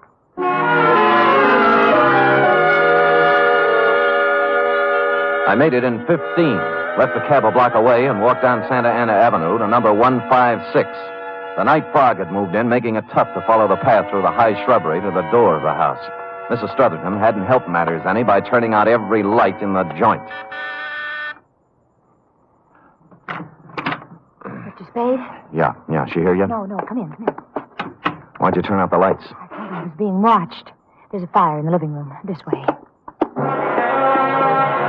The shades and draperies were all pulled. The windows shut tight. The house had the musty reek of a room that's been closed up for a long time. She guided me around the dining room furniture and through the doors into the living room, sat me down in front of the fire. Would you like some brandy, Mr. Spade? No, thanks. Cigarette? Yeah. Thanks. Tell me now. Tell me, I want to know everything. This man my husband defended. You know he's out of jail? I saw the papers. Why would he kill Harvey? After my husband did everything in his power to get him acquitted. Money. A lot of money. How much? $500,000. How about a match? Oh, yes, of course. I held back, and without thinking, she leaned over into the firelight. I saw Mrs. Strutherton then for the first time. It was the redhead. All right, hold it. Now, don't move. What are you This doing? is a 38, baby, at the back of your neck. Now, don't move. All right, where is he? I don't know what you mean. You heard what I said. Where's your husband? He's dead. He's The dead. body you identified in San Mateo is Artie the actor. You and Harvey engineered the escape so you'd have a fall guy for 5 murders and $500,000. Now, for the last time, where is he? Harvey? All right. Harvey? You'll kill me. Don't, Spade. Don't do it. Don't do it.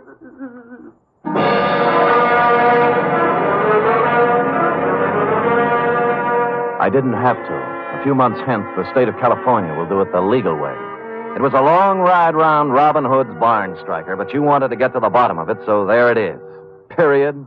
End of report. Sam, what about the money? They're still looking for it, F. Harvey has thus far chosen not to talk, but Dundee hasn't really turned on the persuasion machinery yet. Who knows? Maybe he's opened the phone book at the P's and put his finger on Perrine, Effie. Oh, don't even think of it, Sam. Oh. I'll settle for $26.87, which represents the shortage in my check covering the period. Effie! What, Sam? Can I believe my ears? What? I look back upon the past 12 hours. How to keep our little organization together, to stave off the bill collector. Oh, Sam. I place my life in jeopardy, tangle with a murderess, use my poor, tired body as bait for her savage conspiracy. Sam, I'm sorry. Ferreting my way through morgue and crime-ridden alley to finally win the fight, and then to come home expecting a cheery welcome, and to get instead scurvy innuendos and a bill for $26.87. Oh, forget it, Sam. Don't ever mention it again. I'm sorry. Well, that's my girl. Here, 10, 25, 6, 7, $27. Now we're all square. Thanks, Sam. Thank Now, you. come here. Now you can bring me the 13 cents tomorrow. That's my boss. Good night, Sam. Good night, sweetheart.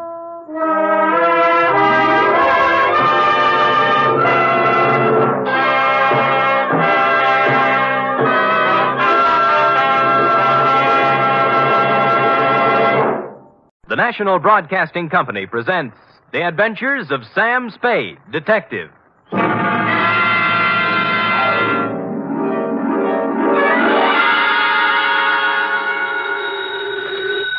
Sam Spade Detective Agency. Me, sweetheart. Oh, Sam.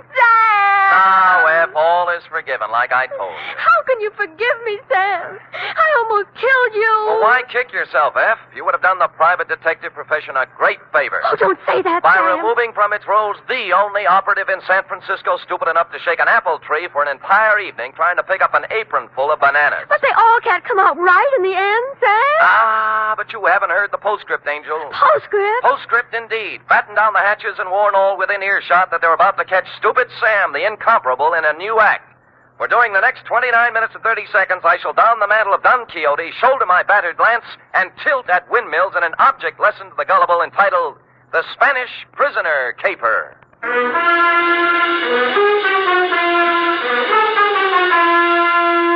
Transcribed for NBC, William Spear, radio's outstanding producer-director of mystery and crime drama, brings you the greatest private detective of them all in The Adventures of Sam Spade.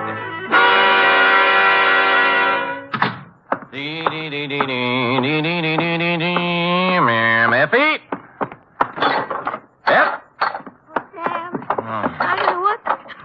Oh, now, there, Angel. Don't cry, little girl. Don't cry. I'm so stupid. You might have been. Hush. Yes. We'll have no more of it here. But Not a word, not a word. Book, pencil. Yes, sir. Go ahead. Date, fill it in to Miss Marjorie Loveland, Brockhaven Apartments, from Samuel Spade, still license number 1375596. Oh. Down, Effie, down. Subject, the Spanish Prisoner Caper. Dear Marjorie. When they made you, darling, they threw the mold away. In this day of the emancipated, self-sufficient, 100% competent female, it came as a fresh breeze and a boost to my masculine ego to run across a lady, white-haired and fragile withal, who needed protection. After meeting you, I knew what the fellow had in mind when he wrote, "Heaven will protect the working girl." As a matter of fact, you could have been the very girl, since you and the song were about the same vintage. Do please sit down, Mr. Spade. May I fix you some tea? No, thanks. I planned to come to your office, but I decided I just couldn't risk going out at this time. Oh, why's that? Well, he might come, you see.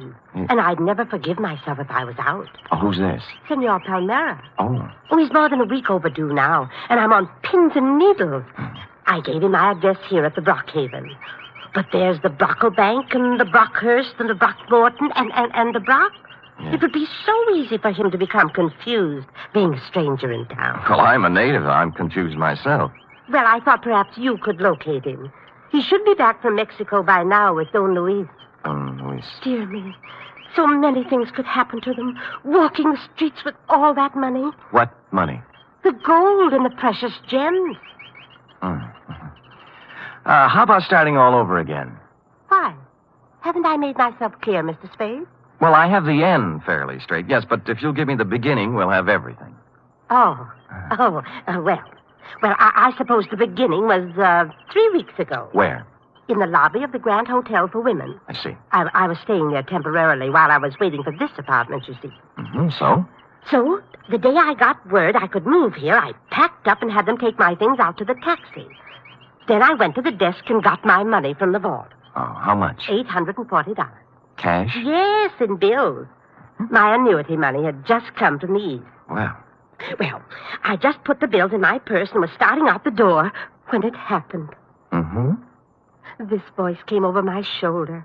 A soft Latin voice saying, Senorita, I come to you on a matter of terrible urgency. And lo and behold, it was Senor Palmera. How did you know? Oh, I have a feeling for those things. Go ahead. Well, his uncle, Don Luis Alvaro, was in terrible trouble, he said. In prison in Mexico City on some sort of trumped-up political charge. And the family, though noble, was financially impoverished. Yes, except... Except for a casket containing the family jewels and an assortment of priceless heirlooms, all hundreds of years old, hand-wrought of the finest virgin gold. Mr. Spade, however... Said caskets and its precious hoard being hidden away in a secret place known only to Don Luis. All he needs is a paltry $840. It was $1,000. I went to the bank. A paltry $1,000 to bribe a jail official, and presto, Don Luis goes free, unearths the casket, and rewards you with an ample share of the family treasure.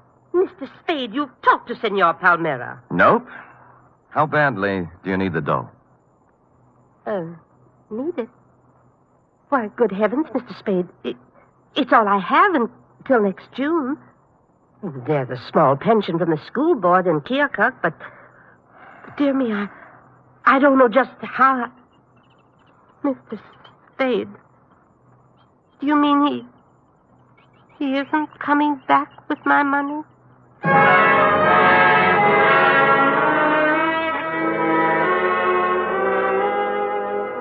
The truth of the matter, Marjorie, was that you'd fallen for the Spanish prisoner's swindle. A hoary old chestnut that goes back to the day of P.T. Barnum and before. But you look like if I gave you an honest answer, you'd dissolve into tears. And as I said, I was in one of my heaven and Spade will protect the working girl moods, so I made up a dishonest one. Mrs. Spade, will I'll try and look him up. Maybe it's all a terrible misunderstanding. Oh, good.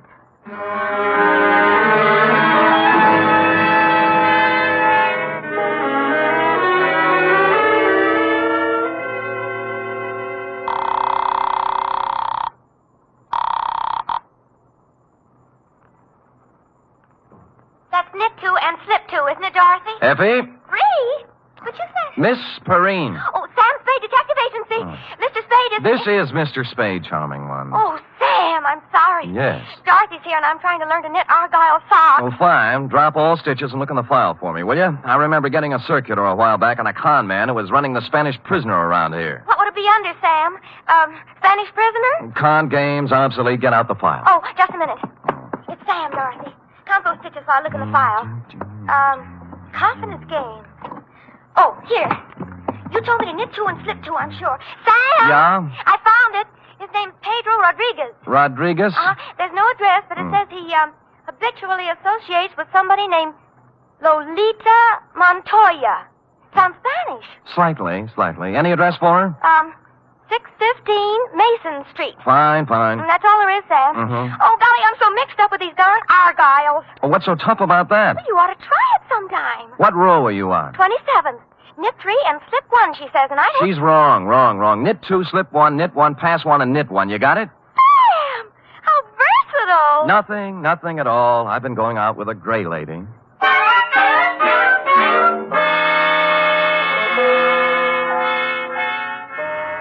615 Mason Street was a very large apartment building with the usual brass plate in the entry listing the inhabitants, among which I was happy to note was Lolita Montoya, apartment 408.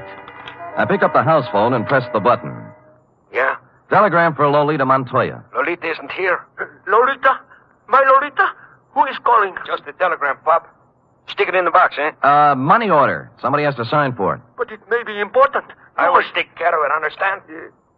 Yes, I understand. Sonny? Yeah? Climb back into that cab I saw you get out of.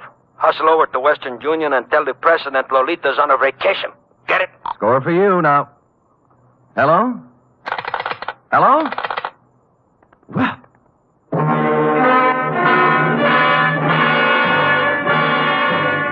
Nothing daunted, I punched a few bells until one of the less suspicious tenants gave me the front door buzz, walked in, and took the automatic elevator to the 4th floor.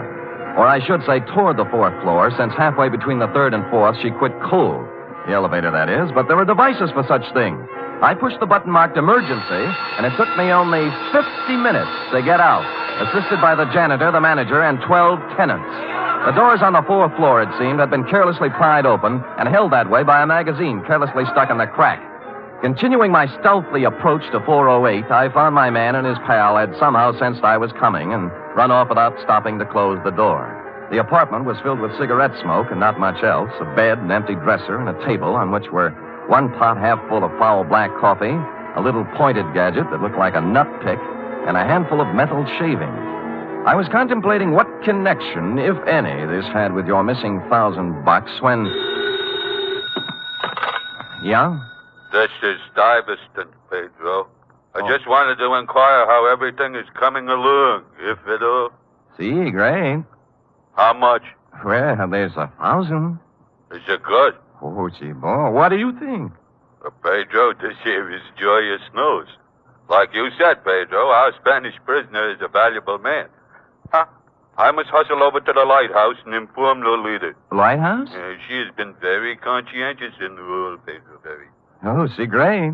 It's not every girl who would sell out her grandfather so readily, Pedro. Nope. We must not take Lolita for granted. I will give it a new rumble, and we'll see you tonight at Simplex. Right? See, right. Au revoir, Pedro. Au revoir? What au revoir? Oulé, Stevie.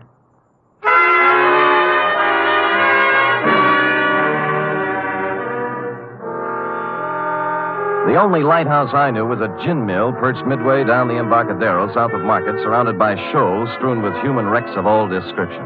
A place you might find shell game men and carny grifters, but hardly a habitat for a con man smooth enough to work the Spanish prisoner. The lighthouse keeper, who looked like he'd retired from the sea after a losing battle with Moby Dick, was bent over a pinball machine next to the door. As far as I could see by the one light in the joint, it was empty. Get up! Yeah, get up! Oh. Too bad, lighthouse keeper. Yeah, what'll you have? Well, beer when you're ready. Do you know Pedro Rodriguez? Yeah, worked for me once, a couple of years ago. I canned him. Why? He's a swab. Only honest nickel he ever made was when he was here. All right, get up.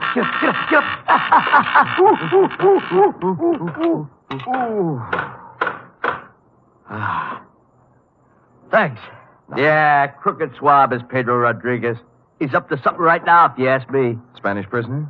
Oh, you mixed up in it too, huh? Nope, I just want to be. How does it go? Well, I don't know much about it, only it seems to smell. See, Pedro was sitting at the bar the other night with another swab, talking about an old Spanish jet who was going to make him $1 million. Just come over from Spain. Get up.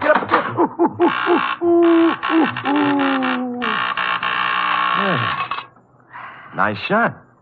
Body English, pure and simple. Yeah, so what about the Spanish jet? Well, I didn't hear no more about that. Hey, I'll tell you what you do. You ask Lolita about it. Anything Pedro is mixed up in, she generally knows about. Good. Where do I find Lolita?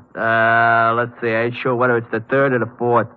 Third or fourth what? The booth from the back there. Oh. She's been sitting there all night writing letters. You better be careful, though. She got an awful temper. Thanks, lighthouse keeper. How about the beer? Sure. Hey, Larry, draw one.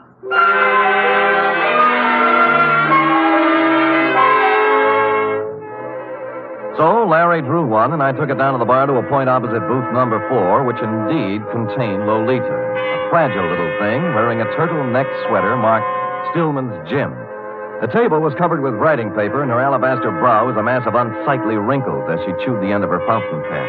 I'd no sooner settled down when the front door opened and what appeared to be the reincarnation of Gargantua the gorilla, only with clothes, steamed down the aisle and slid in next to Lolita, who was not alarmed at all. Lolita, I bear tidings. Listen to this. I am making progress.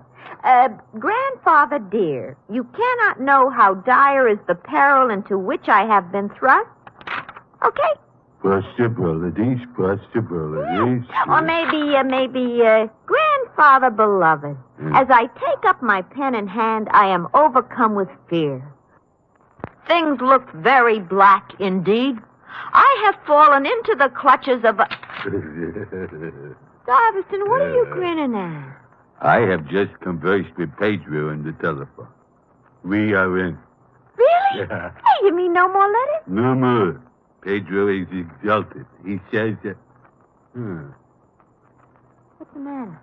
Are we interfering with your train of thought, Buster? No. Go right ahead. I'll just sit here and drink my beer. Wait a minute. Now, look, George, there is plenty of bar down near the front door. Leave him be, Lolita. He's just a schmuck. I'm not so sure. He's got an honest look about him I do not like. What is on your mind, George? Pedro. Pedro, huh? Yeah, he's getting careless. Shortchanged a friend of mine $1,000. How does this figure? This man is subtle, Stivey. You are anxious to put the bite on Pedro for $1,000, right? Huh? That is, unless Pedro wants to take a 5-year rap, it's up to him. 5-year rap for what? Stupidity. He ought to know better than to try to get by with a Spanish prisoner, honey. Spanish prisoner? He knows. What'd I tell you? It's a shakedown. Are you? Relax, Stuyvesant. Violence will get you nowhere. Out of my way, Stuyvesant. I'll show this tin horn. Lay off, Lolita, not the gun. I said get out of my way. You better let me have it, baby. Lolita, temper.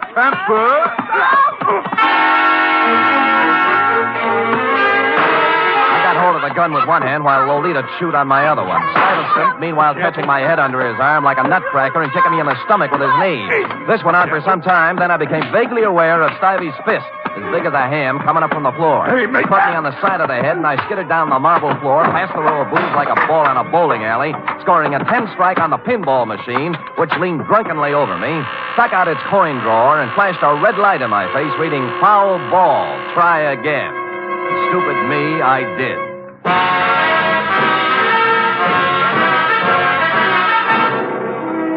You are listening to the weekly adventure of radio's most famous detective, Sam Spade.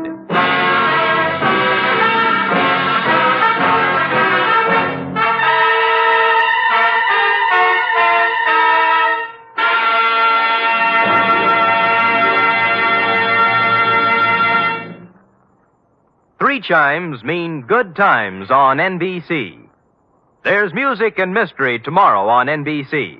For music, your hit parade brings you the top tunes in the land, as selected by you and presented by Raymond Scott's Orchestra, Eileen Wilson, and Snooky Lanson. For mystery, Herbert Marshall stars as the Man Called X, an intrepid adventurer in international intrigue who travels to all corners of the world. Wherever there is danger, romance, and mystery, there you will find the Man Called X.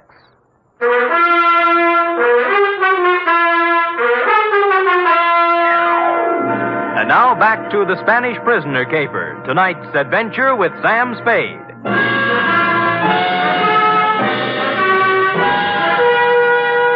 I came to with my head jammed between the brass rail and the bar next to what proved to be the lighthouse keeper's left shoe, parked as always in front of the pinball machine. Larry, best up front. Oh. Get up, get up, get up, get up, get up. Where are they? Top hole is all filled with 3 balls to go. Congratulations. How about Lolita and the Meg? Oh, Deb. All right, get up, get up, get up, get up, get up, get up. Oh, Deb? Took off, blast them. I had 780,000 points run up, and they had to go and throw you at the machine, cause a tilt. And Larry!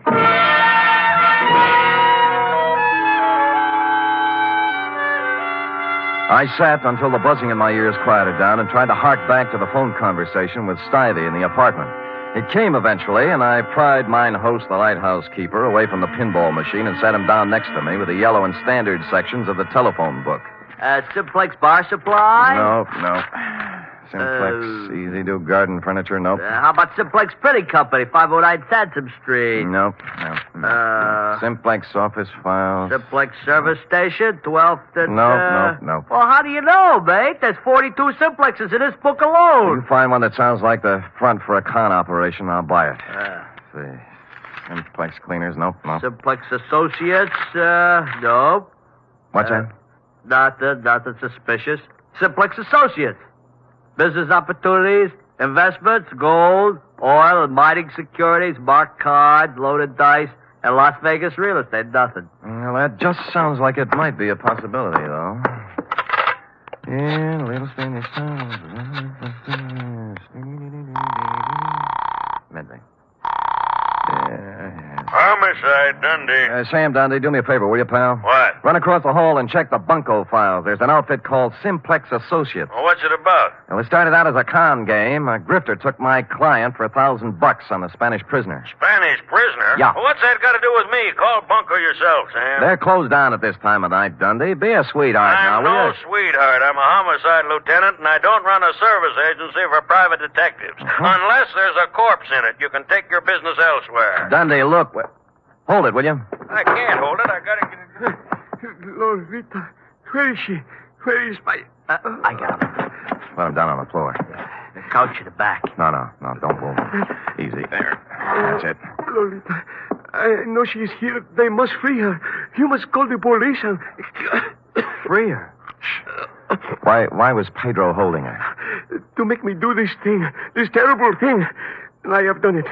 But you must stop him now. He will let my Lolita go now. Then you must stop him. Millions of pesos in my honor. You must. Where is he? Simplex. He's in a bad way, mate. Not anymore. He was an aristocrat, thin face, silver hair, and the look of a bourbon. It stopped me, Marjorie, because here it was, just like your Senor Palmera told you. The nobleman in the ragged clothes and dangling from one of his ankles the broken chain of a leg iron. In short, the complete Spanish prisoner. Don't keep me here all day. Dundee, it's legitimate now. You've got your corpse.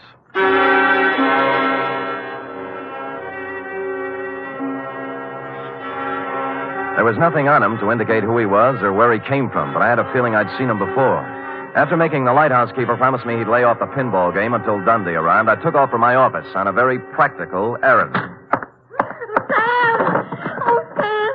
Oh, what are you doing? Buckling on my .45, sweetheart. If I had a light tank and a bazooka, I'd take them, too. Oh, Sam, your face I is all... know, sweetheart. Oh, Sam, Hmm? about the Spanish prison. Well, there's a real Spanish prisoner in this one, F. He's dead now, by the way, and from the cheap grift of $1,000 from a poor retired school teacher. We're now up in the $1 million bracket. They got a murderous ex-Corrine playing like she's been kidnapped and writing extortion notes to her grandpa, and a mug who looks like a monkey's nightmare, and nut picks and metal shavings, and someplace or somebody named Simplex, not to mention... Oh, Sam, stop it. It's all my fault.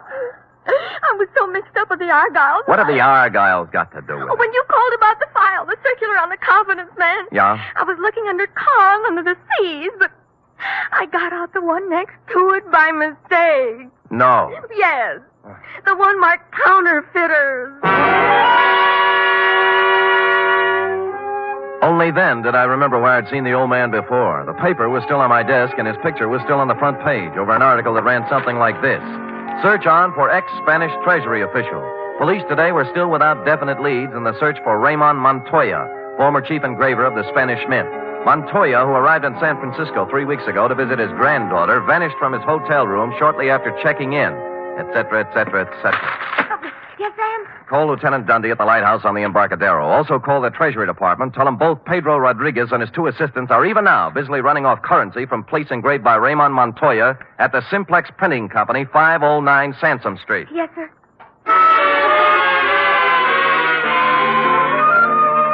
Mexican pesos it was, by the basketful. And the Treasury dicks agreed it was a happy thing for Mexico that Ramon had kept his engraver's tool on the right side of the law up to now. As to the matter of your Senor Palmera and his Spanish prisoner, I had excusably, I hope, lost my enthusiasm. And so it was, Marjorie, that I walked into the Palace Hotel lobby a couple of hours later to call you. Yes, sir? I'd like some nickels to phone, please. Why, sir. Here. Shall I? No. They're phony Mexican bills. Oh, dear.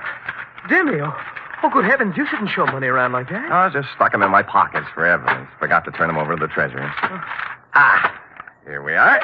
Here's the dime. Yes, sir. And here you are. Yep. Hey, senor, you dropped some big money. Keep it. Huh?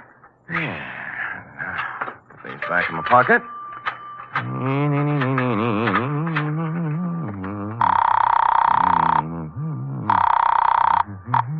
Excuse me, please, senor.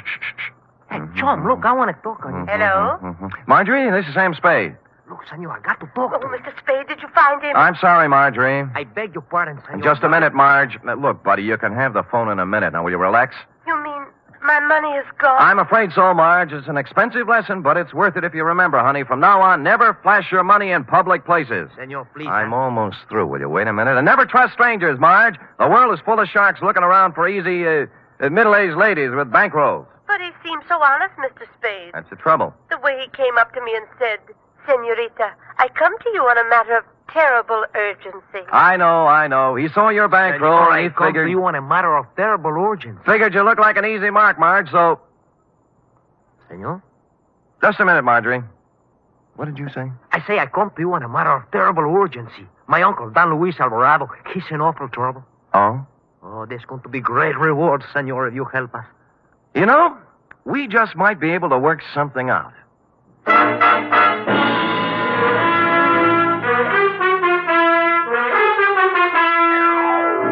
Well, Marjorie, he had $1,358, from which I deducted your $1,000 enclosed herewith, plus $58 representing my standard retainer.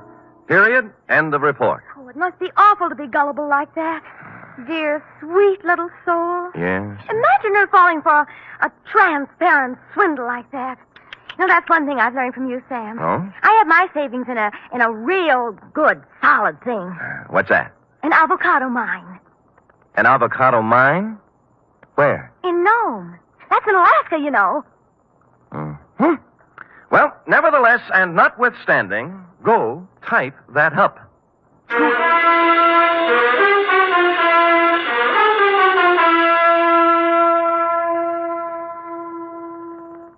3 chimes mean good times on NBC. For something new about the Army, hear the Phil Regan Show every Sunday on NBC. Coming from a different service base every week, Phil Regan brings you songs and fun and brings prizes to talented GIs. It's an exciting newcomer in your Sunday chime lineup on NBC. And Sunday also means Cary Grant and Betsy Drake as Mr. and Mrs. Blanding.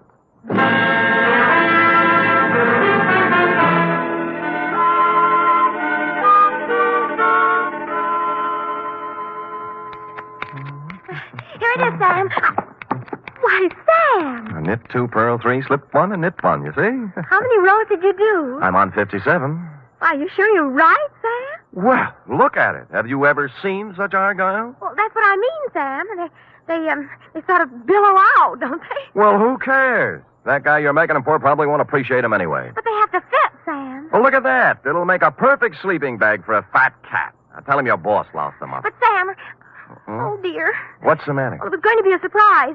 Therefore, No. Yes? Well, I'll treasure them, sweetheart. They're beautiful. Just what I wanted. That's my boss.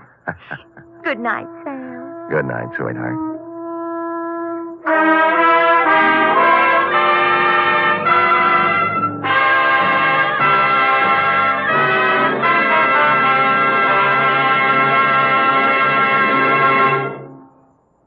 Tonight's transcribed adventure of Sam Spade was produced, edited, and directed by William Spear. Sam Spade was played by Stephen Dunne. Lorene Tuttle is Effie.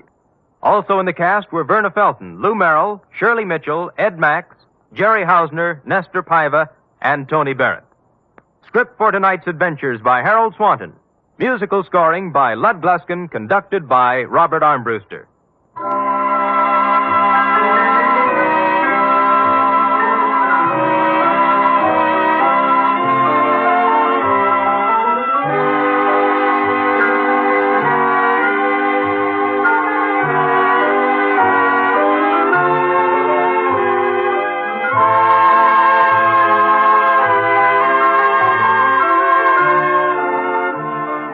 Join us again next week, same time, for another adventure with Sam Spade. The National Broadcasting Company presents The Adventures of Sam Spade, Detective.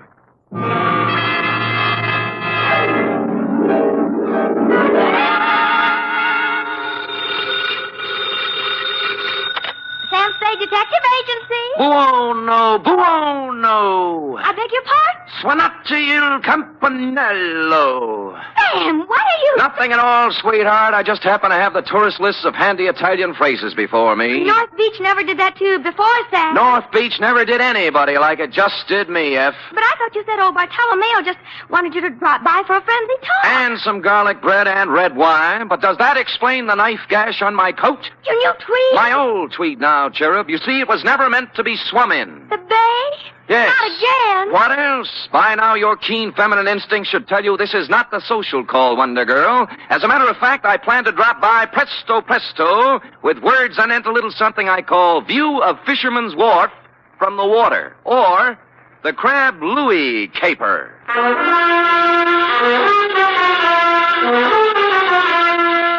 Transcribed for NBC, William Spear, radio's outstanding producer, director of mystery and crime drama, brings you the greatest private detective of them all in The Adventures of Sam Spade. Zing, zing, zing-a-ding, ding, ding, ding, ding. Buongiorno, Sam. Well, ballooning up, huh? Let me see now. Oh, desidero un carburatore per la carrozzella. Great, great. What's it mean? I found my secretary's list of most used Italian phrases, Sam. It means, I want a carburetor for my voiturette. I'll remember that. Shall we proceed with the business at hand? Ready, Sam. Date, fill it in. To Bartolomeo Maggiore, copy to Lieutenant Rossi, North Beach Division, from Samuel Spade, license number 137596. Subject, the Crab Louie Caper.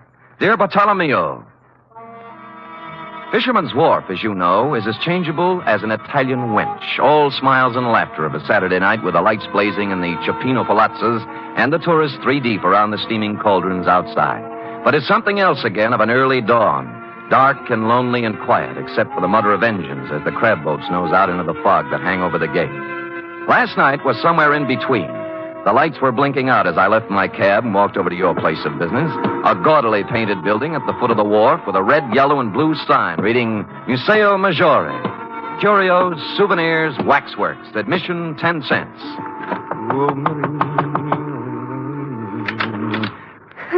Who is it? I'm Sam Spade. Bartolomeo called me. He isn't here. Fascist grotto at the end of the wharf. Thanks. Look, is there anything I can... Sorry.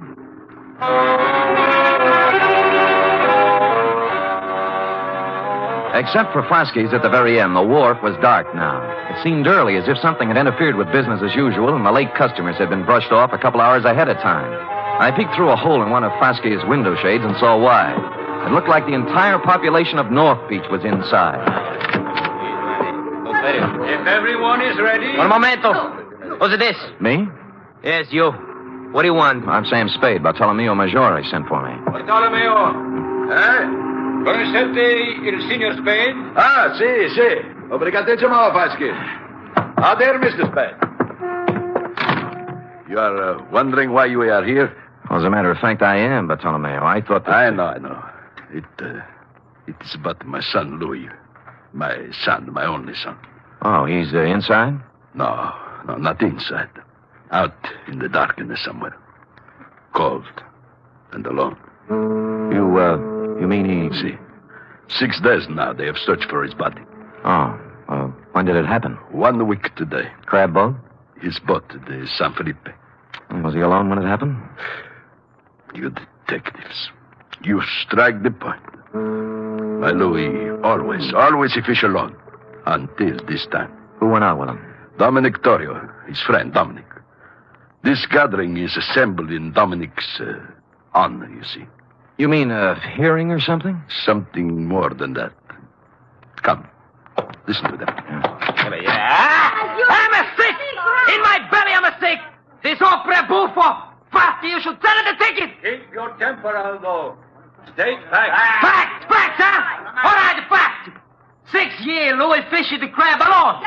Each day he's a layover, close the breaker line and string the pot.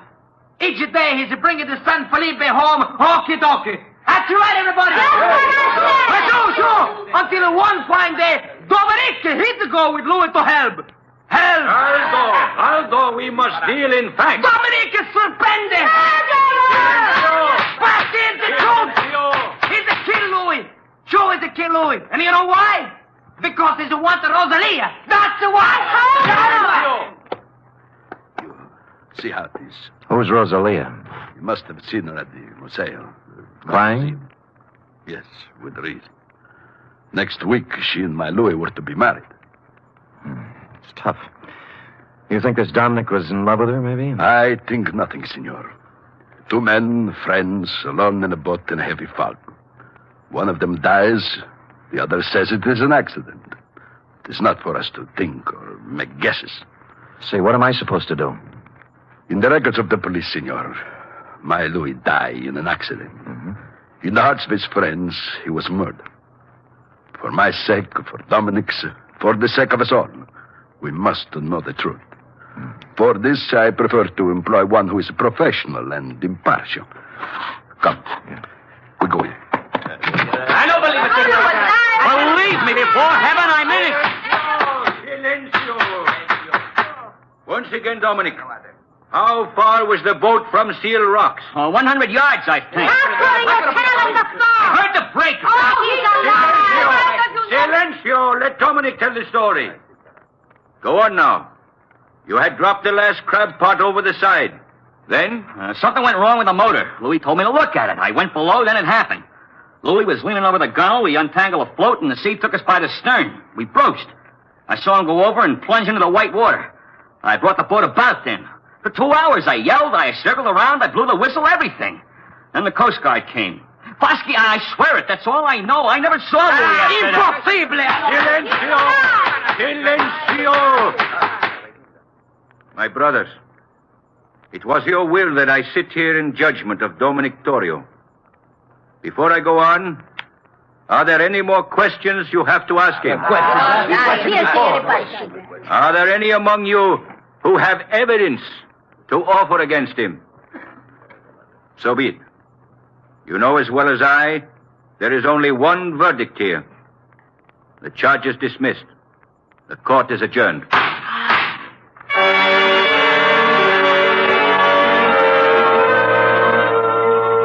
Everyone was still for a second, like a big tableau.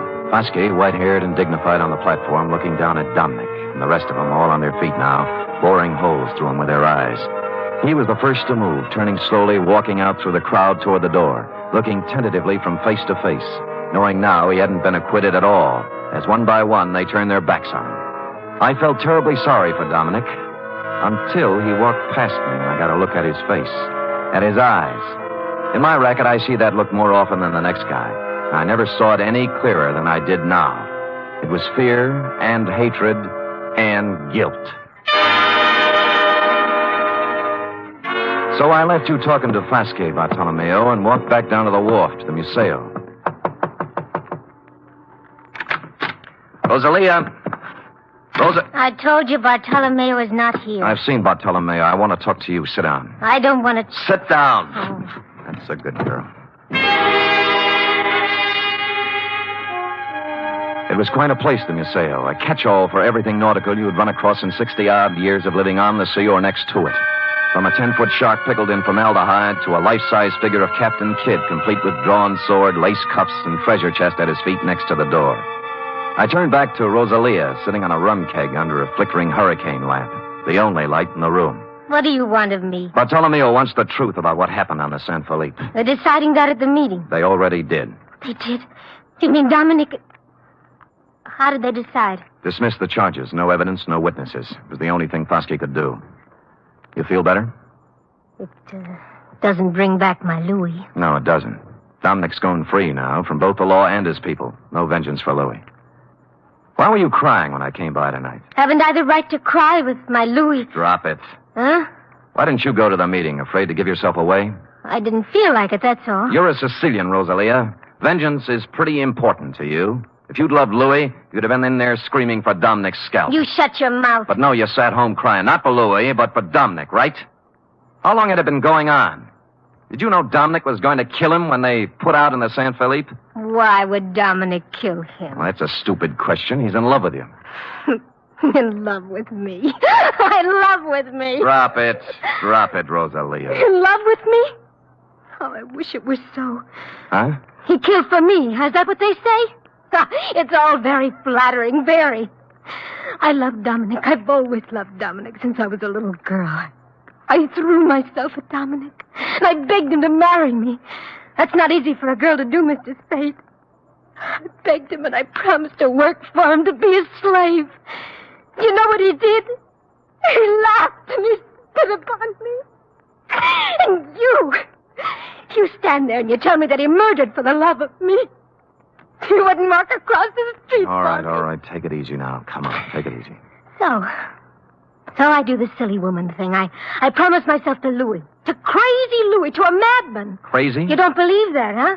Louie the Great, il campione. A champion of the crab fishermen who dares to fish right on the breaker line. Catches more crab than anyone else. Louie the Fearless. Do you know why he's fearless? He's too crazy to be afraid. What do you mean? He mutters. He talks to himself of great riches, of thousands of dollars, of him and me. Louie the crab fisherman and me, living in the finest house in North Beach. When was this? Last week.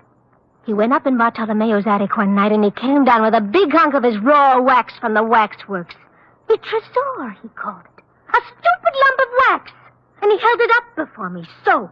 And he says with a mad gleam in his eye, "From this, Rosalia, from this I will carve for us the biggest, finest house you can dream of. Here, look." What's Captain Kidd got to do with it? He puts it in the treasure chest. See? You will keep this a secret, Rosalia, he says, if you love me. And he laughs again like a madman.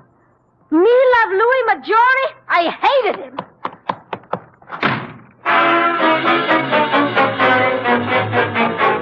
Too good to be phony. The triangle notion had to go.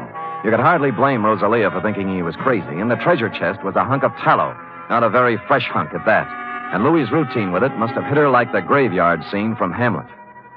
Therefore, having no theory, nor evidence, nor witnesses, I also had no motive. As always in situations like this, I did the sensible thing. I went home and went to bed. Or I thought I went to bed. Hello? Spade? Yeah. I got a tip for you. No? Find yourself a nice, dirty divorce case somewhere and stay out of North Beach. Well, this almost sounds like a threat. Call it advice. There's $100 in the mail for you. You'll get it this morning. Plus a bribe? A gift. Can I keep it if I don't play? If you don't play, you won't need it. I suppose it's useless to ask who this is. Louie Maggiore. Say that again?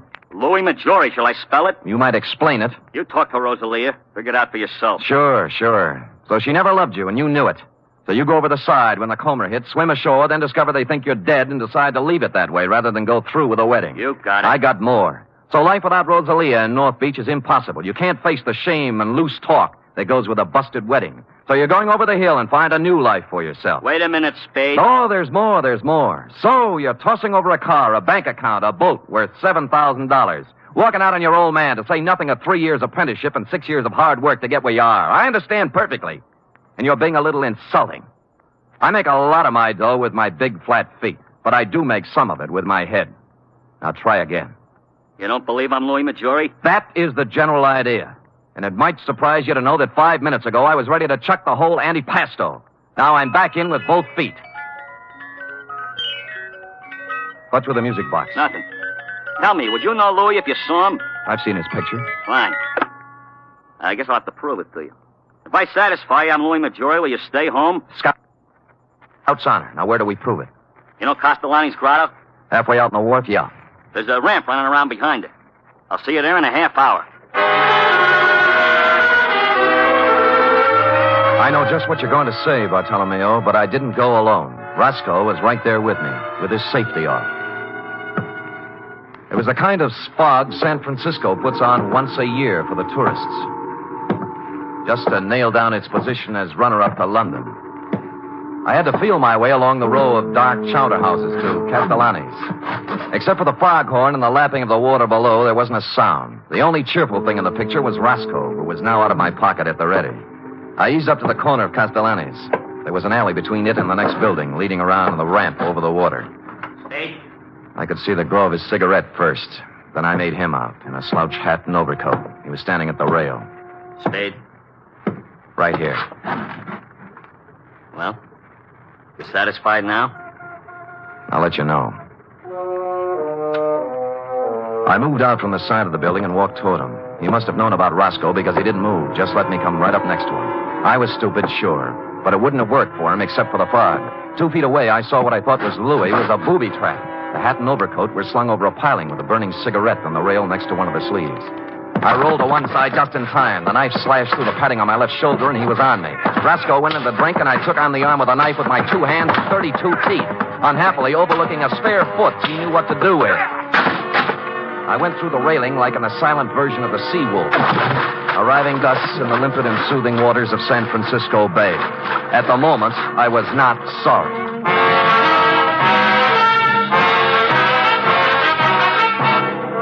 You are listening to the weekly adventure of radio's most famous detective, Sam Spade.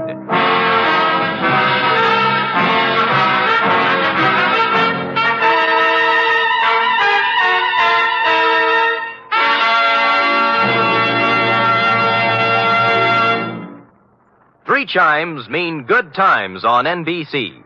Sunday, Theater Guild on the Air presents one of the greatest dramatic undertakings in the history of radio. It's a full hour-and-a-half adaptation of Shakespeare's masterpiece, Hamlet. The immortal lines and matchless beauty of Hamlet come to life Sunday with John Gielgud, Dorothy McGuire, and Pamela Brown in Theater Guild on the Air.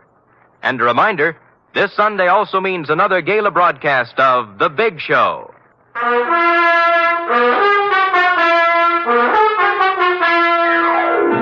And now back to the Crab Louie caper, tonight's adventure with Sam Spade.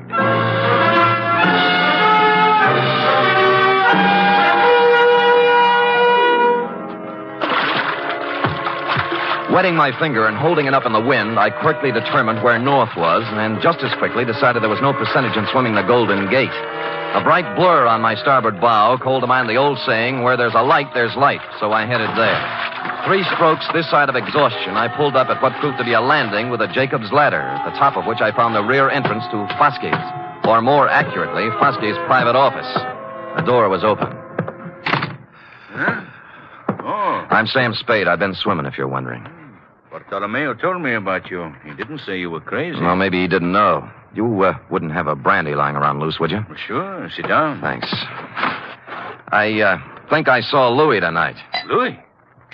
Impossible. Where? Behind Castellani's. Yeah. Bless you, Foskey. Oh, hit me again, will you? Yeah, but what about Louie? Called me up, said he'd meet me there. Just tried to knife me. Oh, but it's impossible. Is it? Why would he play dead? And why would he try to kill you? Maybe he's crazy. Well, how do you mean? You've heard of the dear old lady who had the trunk full of pancakes, haven't you? Hmm? Louis saves old tallow. Captain Kidd's treasure chest at the Museo is full of it. Who told you this? Rosalia showed it to me. May I? Help yourself. Thanks. Might be a good idea to call another meeting and tell the people. Make it easier for Dominic. Funny. Of the whole meeting here, I alone doubted his guilt. Good thing they made you the judge, or he might be 6 feet under by now. Got a cigarette? In the box there, next to the phone. Thanks. Yeah, I went right along with him, too. Shows how wrong you can be when... When what? When you go by emotions and not by evidence. This is, quite a cigarette box. Yes, it stops when you put it down. Hmm? Well. I suppose now you'll drop your assignment? Sure. I'm a detective, not a psychiatrist. You've got a lunatic running around, that's your problem. Good night, Fosky, and thanks for the brandy.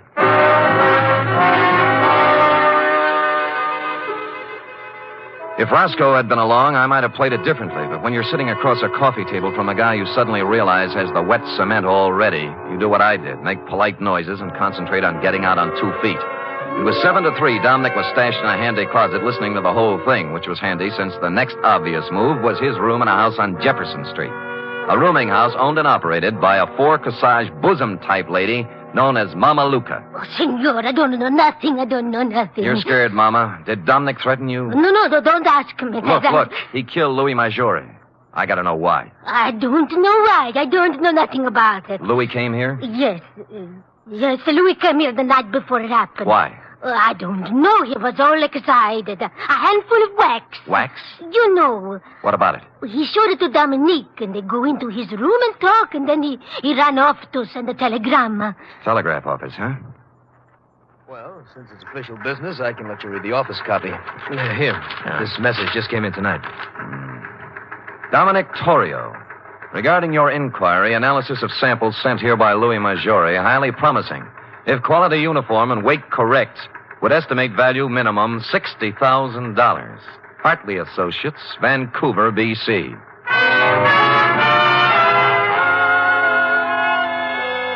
A lump of smelly stuff that looked like old tallow, picked out of the ocean and worth $60,000, was a strong enough clue for even stupid Sam to pick up. I left the telegraph office on the double and pulled up at the Museo Maggiore 10 minutes later. Blasted lock is jammed. He was too busy to notice me. I slid a marlin spike out of a rack next to the rum keg. Locked. Must be locked. I hate to do this, Fosky. Wait a minute, mate. Wait a minute.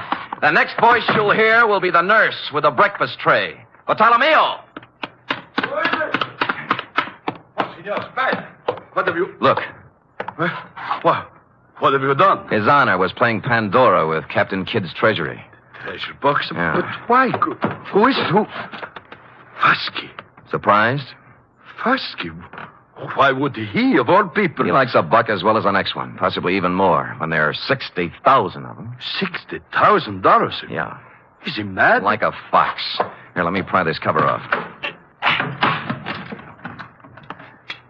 There. What is this? Well, it may not look like much to you and me, but to a perfume manufacturer, it's prettier than the Venus de Milo. Tallow? Ambergris. It's what happens when a whale gets a tummy ache. Louis must have run onto it 10 days ago. Madre mia, $60,000. Yeah. That's the big why of it, Bartolomeo. What now? You think Fosky... He won't talk, neither will Dominic. They're next and they know it. Still 2 men alone in a fog in a boat. See. There were only a witness. There was a witness. Hmm? The eye of God was on Dominic when he did it. And the judgment of God is swift and is sure. Dominic knows it. You think so? I know Dominic. Why you ask? There's a way to find out. What time is it? 1:30. There's time. Where do you keep your razor? Razor? Yeah. I'm going to shave Captain Kidd.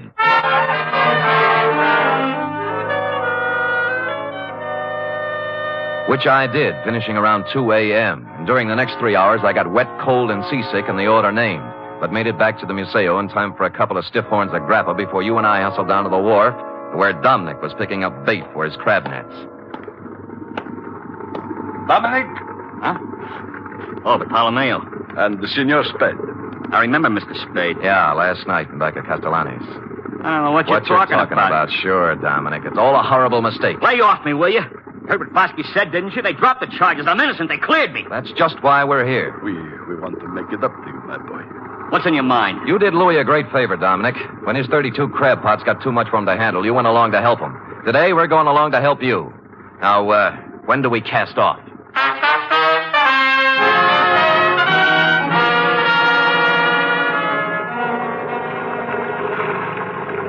There's a float up ahead. What color? Yellow and red. Is that yours, Dominic? That's mine. Great. Pull up alongside. Well? What's this all about? I told you, Dominic. You're lying. What are you trying to do? Break me down? He's dead in an accident. You heard what Foskey said. Yeah. Forget it, Dominic. Forget it. We love you like a brother. I told the truth. What are you trying to do? Torture me? Is that what you want? Revenge? No. The matter is in other hands now. What? You mean? There is always one witness, isn't there, Dominic? Oh. That's what you mean, huh? Is that why you came to tell me that? That's a good one. Hold the wheel, Spade. I'll bait my net. I'll spit in your eye one day, old man. One day when you get smart. You and the whole lousy We war. both watched him hold the line, what you had playing it planned on for the me. deck, prattling to himself like a little kid whistling in the dark. He was a lousy actor, pale under his sunburn and drenched with I sweat. won't let you Up forget it came, pal. coil by I got coil. something to prove. Then it began to come slower. I can make it stick. When I can prove it in court, I'll sue you till you bleed. Hey, what's the matter here? What's pulling on this line? Maybe it's your conscience, Dominic. It's heavy. It's... What? The Lord moves in strange ways. I can't get it up. Let me help you. There we go. 1, 2... Up! Louie! Get away from me! Let me go! Louie! No!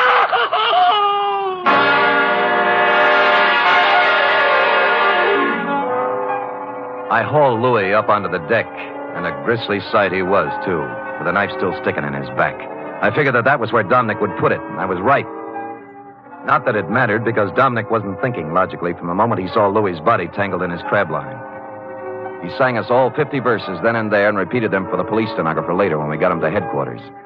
It looks like a first-degree rap for both him and Foskey, but I'm waiting till it happens before telling him the corpse was Captain Kidd, minus beard and ruffles. Period. End of report. Sam, again and again I rediscover you. And each time a new facet, a new thrill. You're just wonderful. It's true. But it pleases me to hear it from you, F. And so I propose to reward you in a fitting manner. First, back salary? Tut, a carburetor for your voiturette.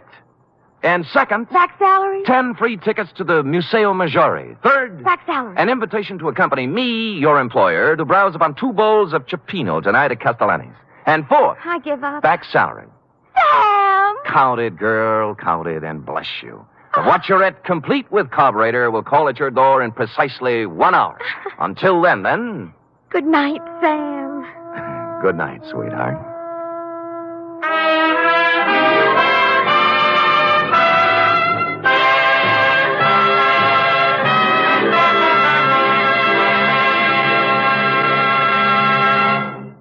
Three chimes mean good times on NBC. You're invited to a 1-hour concert tomorrow by the renowned NBC Symphony, under the direction of noted conductor Wilfred Pelletier. Featured soloist on tomorrow's symphony performance is Helen Traubel. For the world's greatest music, hear the NBC Symphony tomorrow and every Saturday. Tonight's transcribed Adventure of Sam Spade was produced, edited, and directed by William Spear. Sam Spade was played by Stephen Dunne. Lorene Tuttle as Effie. Script for tonight's adventure by Harold Swanton. Musical scoring by Lud Gluskin, conducted by Robert Armbruster.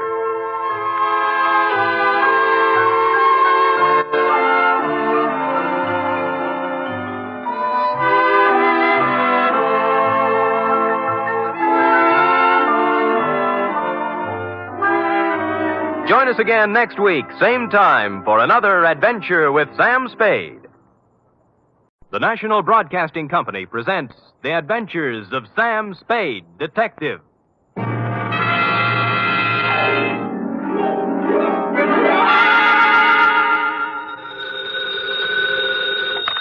Sam Spade Spade Detective Agency. Me, sweetheart. Oh, it's you. What kind of a greeting is that? Oh, it's you. Well, Sam, I may be only your secretary and all that, but I do have feelings, you know. What have I done now? If you recall... Yes? You were supposed to take me to the Geary Theater last night. Yeah? And you never showed up. Well, Effie, Oh, I know. You'll make up some big story like you always do. Always an excuse. No, I'll try to tell you the truth. And then... The truth.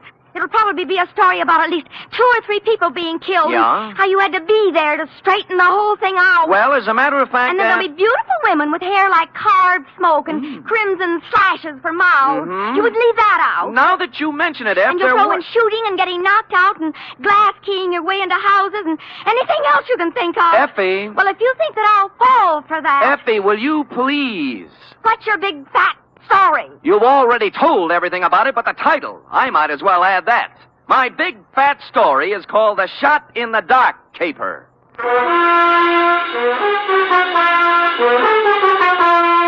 Transcribed for NBC, William Spear, radio's outstanding producer, director of mystery and crime drama, brings you the greatest private detective of them all in The Adventures of Sam Spade.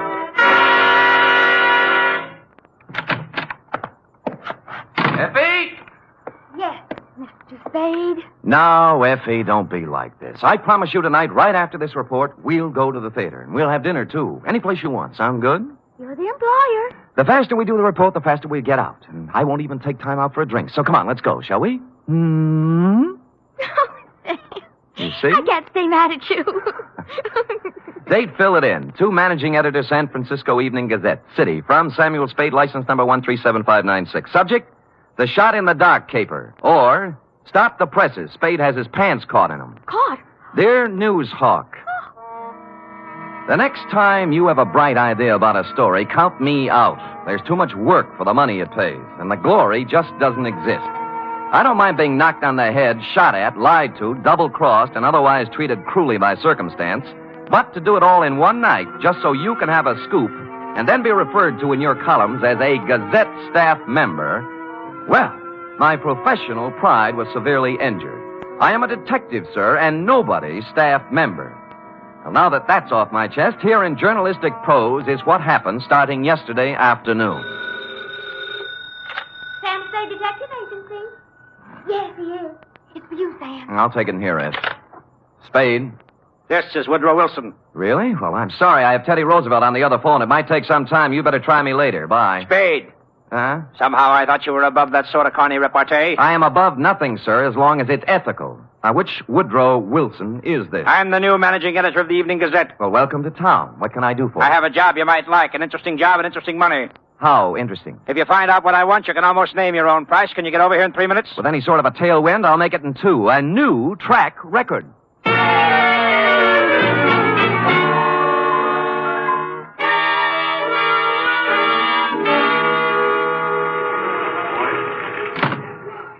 Take a seat, Spade.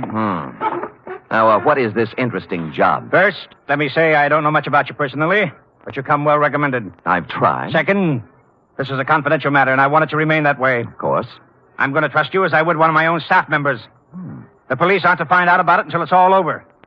And if any other newspaper gets it, you might as well leave town. Woody, old boy, the man doesn't live who can say I ever double-crossed him. For money or love or anything else. I or had love... to say it so we'd understand each other. Now, take a look at this news photo. Yes? One of our boys snapped it. What do you see? A street intersection. O'Farrell, I'd say. 2 automobiles hit head-on. An ambulance, a couple of people injured, a sordid crowd. We took that picture 3 days ago, Tuesday night, routine accident picture. But this morning, when we were filing it, I looked at it again, and I noticed something startling.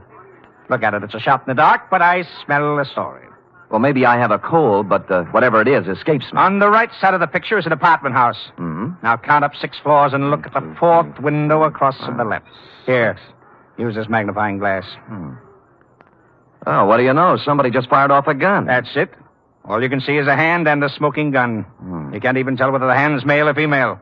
But somebody shot at something, probably a person, just a second before that picture was taken. You want me to find out why, huh? This calls for a detective, not a reporter. There hasn't been a single homicide, suicide, or gunshot wound reported in the city since that happened. Now, I want the story. Get it. Okay, Chief. Get ready to rip out page 1.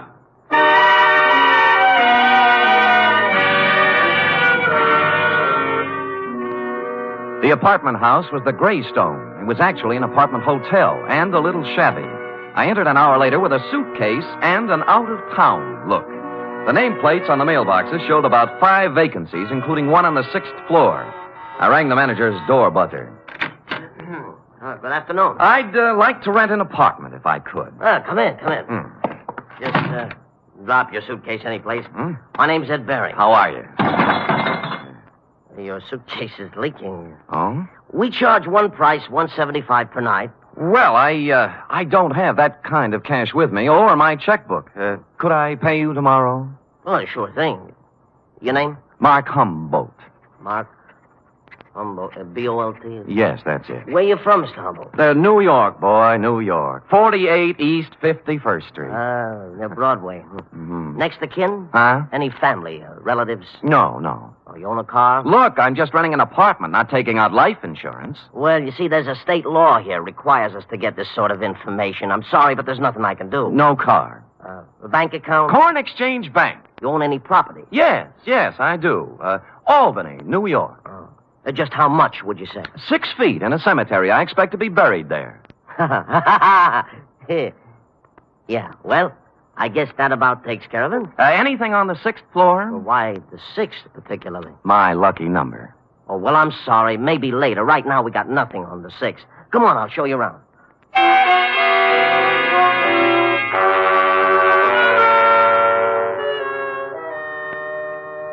In a few minutes, I was ensconced in room 512. As he stood in the doorway, Ed Bering, the manager, scanned my luggage, my clothes, my ring and wristwatch, as if he were trying to estimate what he could get for me from a fence. After he went back to his apartment, I took a stroll up to the 6th floor. Woody Wilson and I figured the gun incident took place in apartment 608. So I counted back from the end of the corridor and found we were right. 608 was silent. I knocked, but no one answered. So I sprung the lock and went in. The place was absolutely empty. No furniture, no nothing. In fact, it was being completely remodeled. It's gonna look swell when they finish, huh? Huh? I said it's gonna look swell. Well, where did you come from? Oh, gee. I guess maybe I startled you, huh? A little. I was just coming down the hall, taking some of these groceries in, and I saw you standing there. You're new here, huh? Huh? Yeah. Here, let me carry some of those things. Well, say thanks. You're the kind of man a girl should have around. Well, I've tried to convince several of that. Oh, who are you kidding? A big, handsome guy like you wouldn't have any trouble getting a girl? Well... At least not if I was the girl.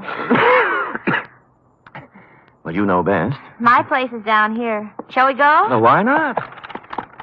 My name's Honey Kane. What's yours? Mark Humboldt. Gee, what a fascinating name. Oh, not half as fascinating as yours. Really? Say, isn't it wonderful how fate just throws two people together?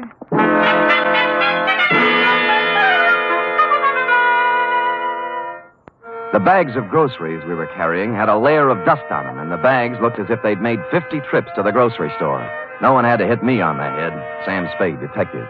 She was small in peroxide, and if you like 'em stupid, small in peroxide. She lived in apartment 620 with a roommate who was quite a bit different.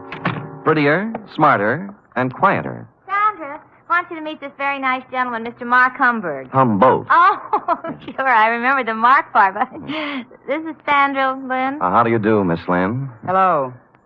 Yes, well, nice day. Great. Well, Just put the groceries down here, huh? Oh? There. Now, let's have some fun.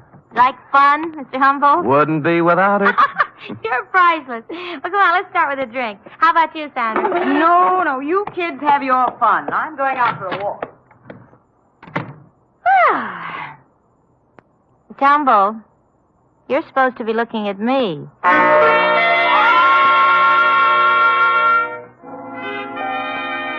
An hour later, under the pretext of going out for some snuff, I shook her off and left.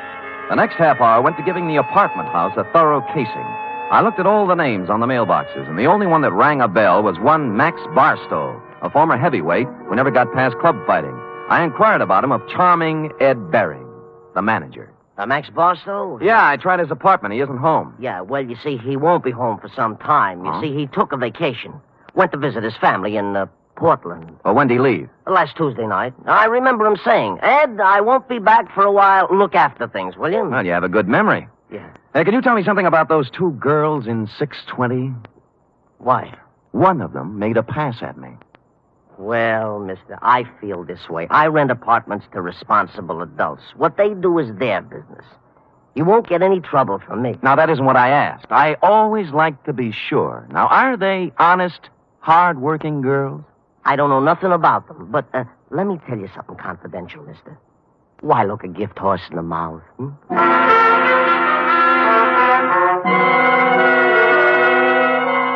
Well, I gumshoed around the apartment house some more, and one thing was sure. They were making a number of extensive alterations. For example, in the basement, there was a new cement floor.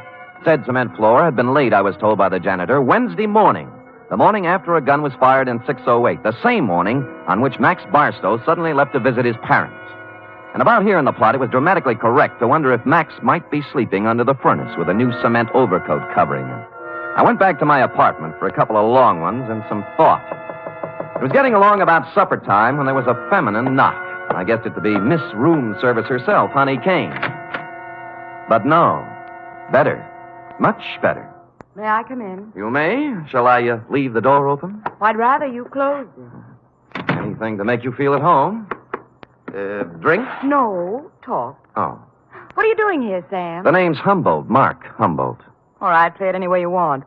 But I've seen you around. I know who you are. You move in today, and half hour later you find our apartment. Why? Your apartment found me. At least half of it did. The gift horse part. Maybe so, but I figure you helped a little somewhere. Hmm. What are you trying to get on us? Nothing. I just moved in here for a place to live. With one suitcase and a bottle? Oh, I'm an actor. Look, whatever it is, lay off, will you? I've had enough trouble in my life. Things are just starting to go right. Sandra, I don't know what's on your mind, but as far as I'm concerned, you're clean. All right. Maybe I made a mistake. I'll try to make it up to you sometime. Well, maybe you can start right now. I think I'll open the door again. Just a question. Seen anything of Max Barstow lately? I knew it was something. I knew it. No, I haven't seen Max Barstow lately. He went somewhere to visit his family, and I'm telling you, either leave me alone or something's going to happen to you. You won't lie.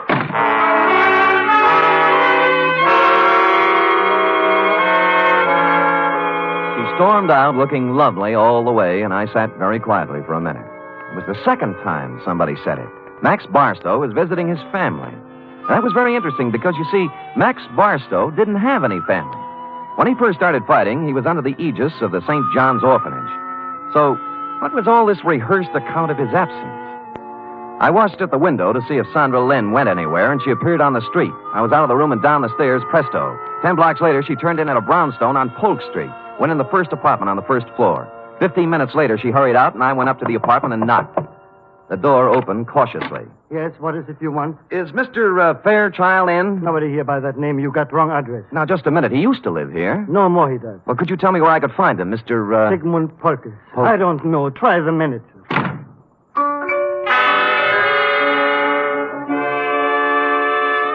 On the way out, I looked at the card on his door buzzer. It listed his apartment as belonging to a Mr. Rothschild. At the moment, there was nothing to be made out of it, so I went back to the Greystone. And when I got to my room, it was very obvious that I'd been visited during my absence. Yeah? Oh, it's you. What happened to my suitcase? I'm sorry, Mr. Humble, but I didn't realize it before. You see, that apartment was already rented, so I guess you'll have to find one someplace else. Look, you have 4 other vacant ones in this apartment house. Give me one of those. Sorry, no vacancy. Well, then give me my suitcase. Yeah, that's the one that leaked. Just a minute, I'll bring it out, Mr. Humble. I'll go in and get it myself, Mr. Barron. I said stay out. I said I'll go in and get it. Right, you will.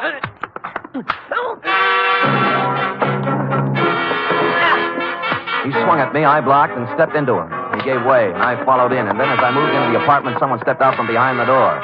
I turned, but it was too late. I was sandbagged, and the face behind the arm that swung it looked an awful lot like that of Max Barstow. I remember asking myself as I went down, if Max Barstow wasn't shot in room 608, who was?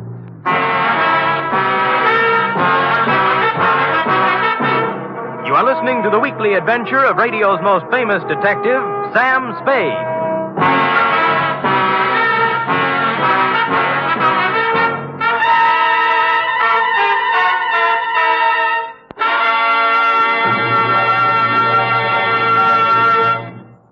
Three chimes mean good times on NBC. On Sunday, March 4th, that's 1 week from this Sunday, Theater Guild on the Air will present radio's most exciting dramatic event. It's a full hour-and-a-half presentation of Shakespeare's immortal Hamlet. John Gielgud will portray Hamlet, Pamela Brown, the Queen, and Dorothy Maguire will appear as Ophelia. The intrigue, beauty, and romance of Hamlet come to life Sunday, March 4th on Theater Guild on the Air.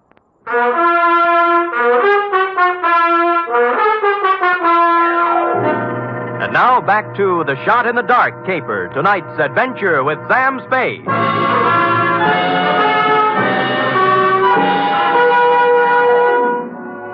I wasn't out for long, but it was long enough to have been carried out of the apartment manager's place and dumped in an alley. I sat up and rubbed the back of my head and discovered the boys had a sense of humor.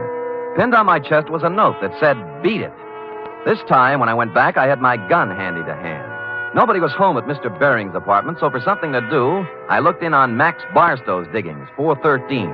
I glass keyed in and turned on the lights. And a search revealed items, a rent receipt showing Max was paid up for 2 months and intended to stay put. But more interesting were 2 phony detective badges, a policeman's uniform, and a flash camera. Couple these with a dossier on a man named Sigmund Pulkus, and I knew just what Max had been doing since the fight game stopped paying his bill. It read, Sigmund Pulkus, 60 years old, Minneapolis, just sold 2 restaurants for $175,000. Intends to retire and settle down in San Francisco. That's as far as I got when Honey poured herself on me again. Mr. Humboldt. Yeah. What are you doing in Mr. Barstow's apartment? Come in. Thanks. You shouldn't be here.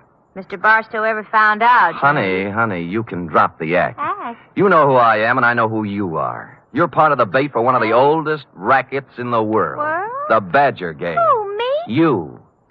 All right, Sam. I didn't know who you were at first until Sandra told me. Now, you tell me, what are you doing in Max's room? A number of things. First of all, getting enough evidence on him to give him a free vacation on the state. Second, I wanted to see who would show up and why.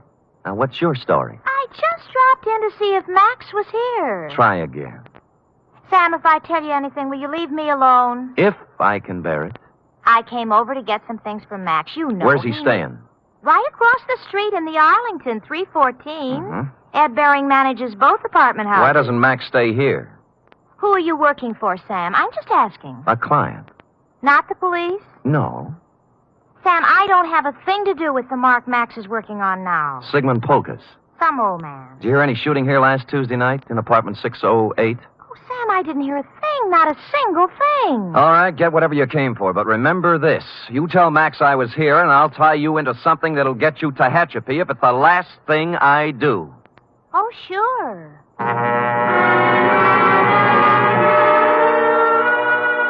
I knew she'd be impressed with that type of threat because her kind of girl lives by playing tag with the law. They want to be it as seldom as possible. I finished the dossier on Pulkus and thought a more businesslike visit to the old man was in order. What is it? Oh, you. I want to talk with you, Mr. Pulkus. Come in. I want to talk to you. Now. Now, stand right where you are.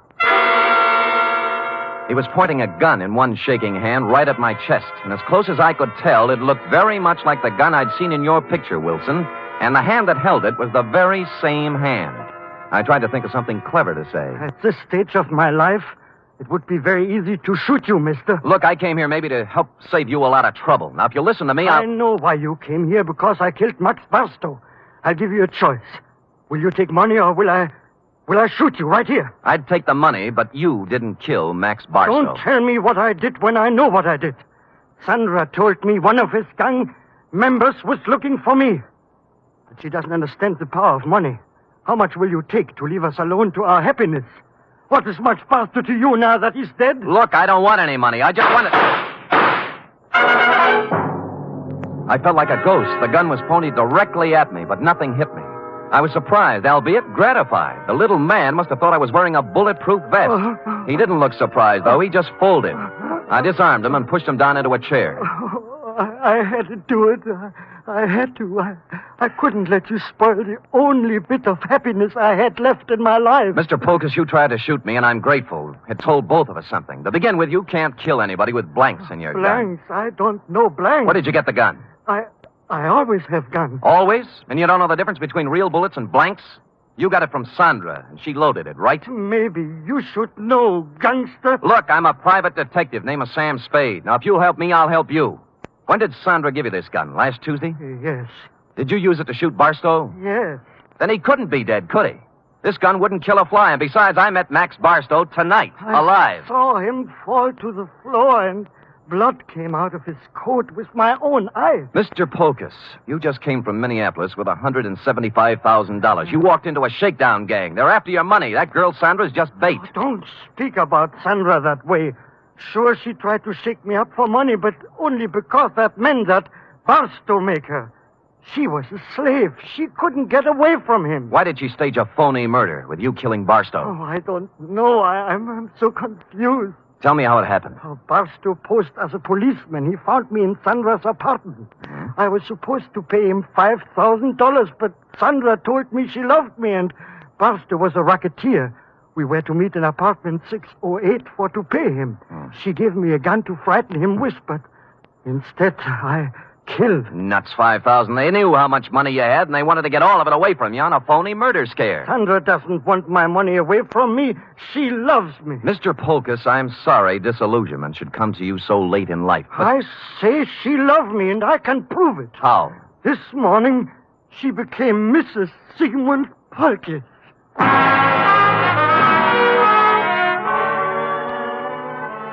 That made me sit down and think things through a little more carefully. She could have gotten his money, or most of it, without marrying him. Maybe she did love him. Or maybe they felt he was too dumb to pay off. Or maybe she married him so she could murder him. And maybe a dozen other things. His suitcases were packed, and he said that he and Sandra planned to leave town tonight. He'd been waiting for her when I came in, but she was already 2 hours late. I could think of only one place she could be. So I left poor Mr. Polkus and went to the Arlington. 314, the address Honey Kane had given me. And she was there. Oh, Sam, I'm glad you came. I was scared. I didn't know what to do. I'm scared. Now, honey, quiet down and tell me what you're scared about. In the bedroom, Max. He's dead. A knife job.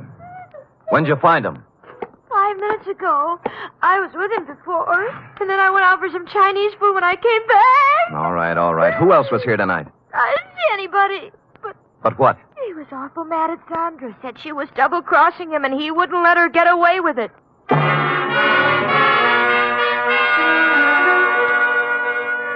I went back to Polkus's place. He was gone, but his bags were still there, so I figured he'd be back. I put out the lights and sat in a chair.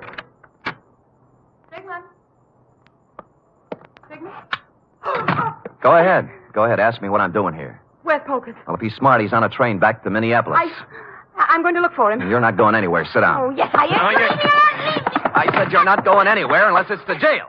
What are you playing Mr. District Attorney for? Because you killed Max Barstow. Now tell me why. Oh, don't be a joker. Max Barstow's as live as you are. I'm not talking about the phony murder staged for the benefit of Polkus. Barstow was stabbed to death a half hour ago. He wasn't. He was. I saw him. Who? You. Oh, Sam, I didn't. I saw him earlier today, but he was all right. You married Polkus to double-cross him, didn't you? You were going to skip town with him, Mark. Well, sure I was, so why would I kill Max? Because he knew what you were going to do, that's why. I tell you, I didn't. I couldn't kill anybody. What did you have planned for Polkus? A shove over to the Grand Canyon? No, I love the old guy. Come on, we'll drop in at police headquarters. No, Sam. No. Sam. Nothing. I wouldn't take you with a U.S. Mint thrown in. Will you let me go if I tell you what happened? If I tell you who killed Barstow? Well, if you didn't do it, nobody could hold you. For murder, anyway. Bering. Ed Bering did it. We planned the whole thing together. It was a freeze-out on Barstow. Somehow he found out Ed had to take care of him. I didn't have anything to do with it. I tried to tell him not to. Tried to tell him not to what? Ed. I've got a gun in my hand, Bering. So have I. Which one of us is going to shoot first? You wouldn't shoot.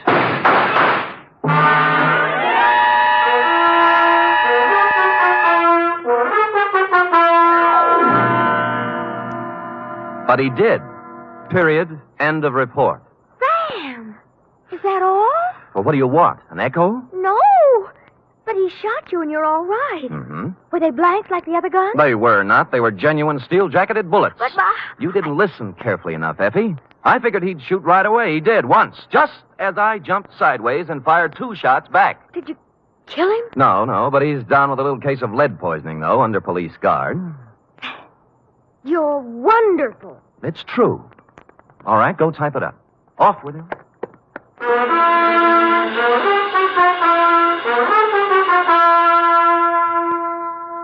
Three chimes mean good times on NBC. Tomorrow, you're invited to a 1-hour concert by the renowned NBC Symphony under the direction of Bruno Walter. Featured soloist for tomorrow's performance is celebrated violinist Joseph Fighetti, who will be heard in Mozart's brilliant concerto for violin and orchestra. It's the very finest in musical listening, every Saturday with the NBC Symphony.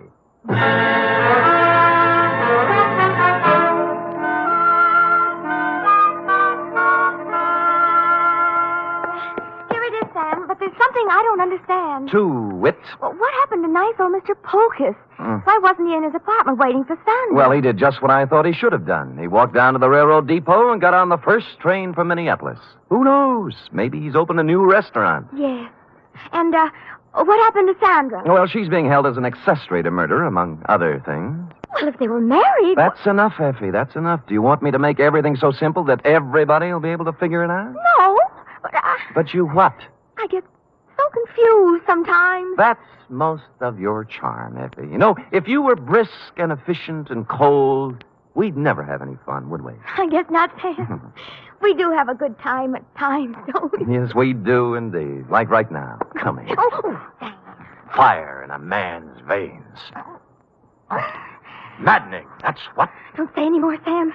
I don't know what I might do. I'd love it, whatever it was. I better say good night, Sam. Good night, Sam. Good night, sweetheart.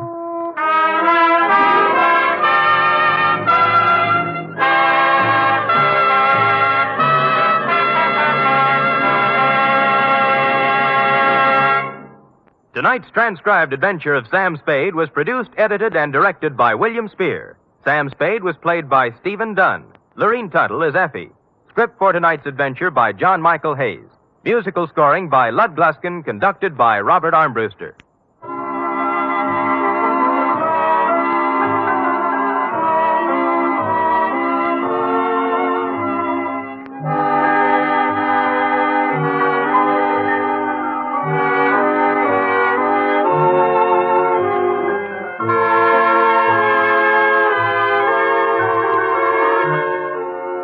Join us again next week, same time, for another adventure with Sam Spade. The National Broadcasting Company presents The Adventures of Sam Spade, Detective.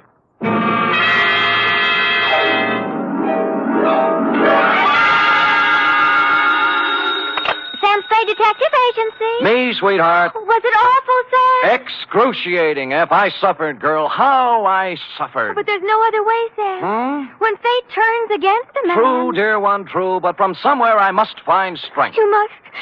To pick up the shattered fragments of my life, to raise my eyes once again to the horizon and piece by piece put them together again. And the two of us, dear one, hand in hand, shall go marching down the years together. Oh, yes. Brace yourself, sweetheart. I'll try, Sam. Gather together the homely, humble tools of your trade. Find 6 dry handkerchiefs and prepare to greet me with a smile behind the tears. I'll be down before you can change stations with a report entitled The Soap Opera Caper.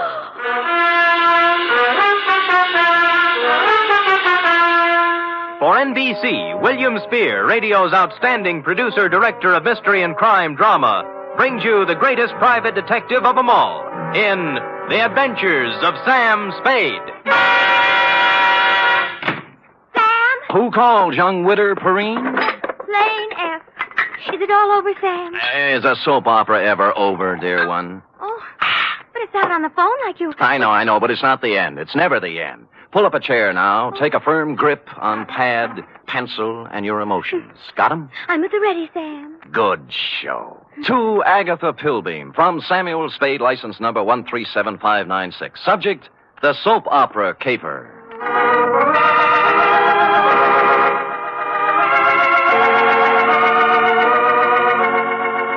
How was I to know what was on her mind? This strange woman, this mysterious Agatha Pilbeam, this voice on the telephone, directing me to the big, sprawling house in Hillsboro.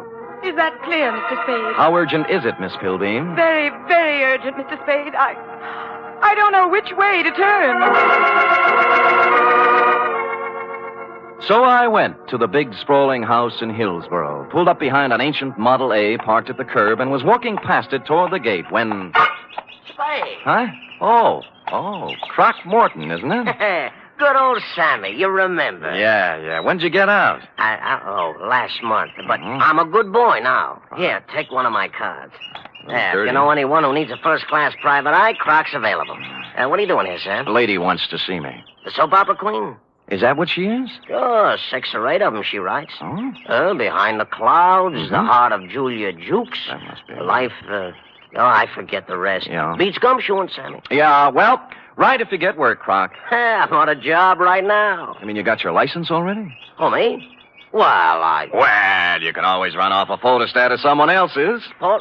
Oh, Sam, that's mean. Croc was a crook, but a nice crook. He never killed anybody. He was just an uncurable camera fiend, specializing in taking pictures of people doing what they hadn't ought to be doing. Stuff like that.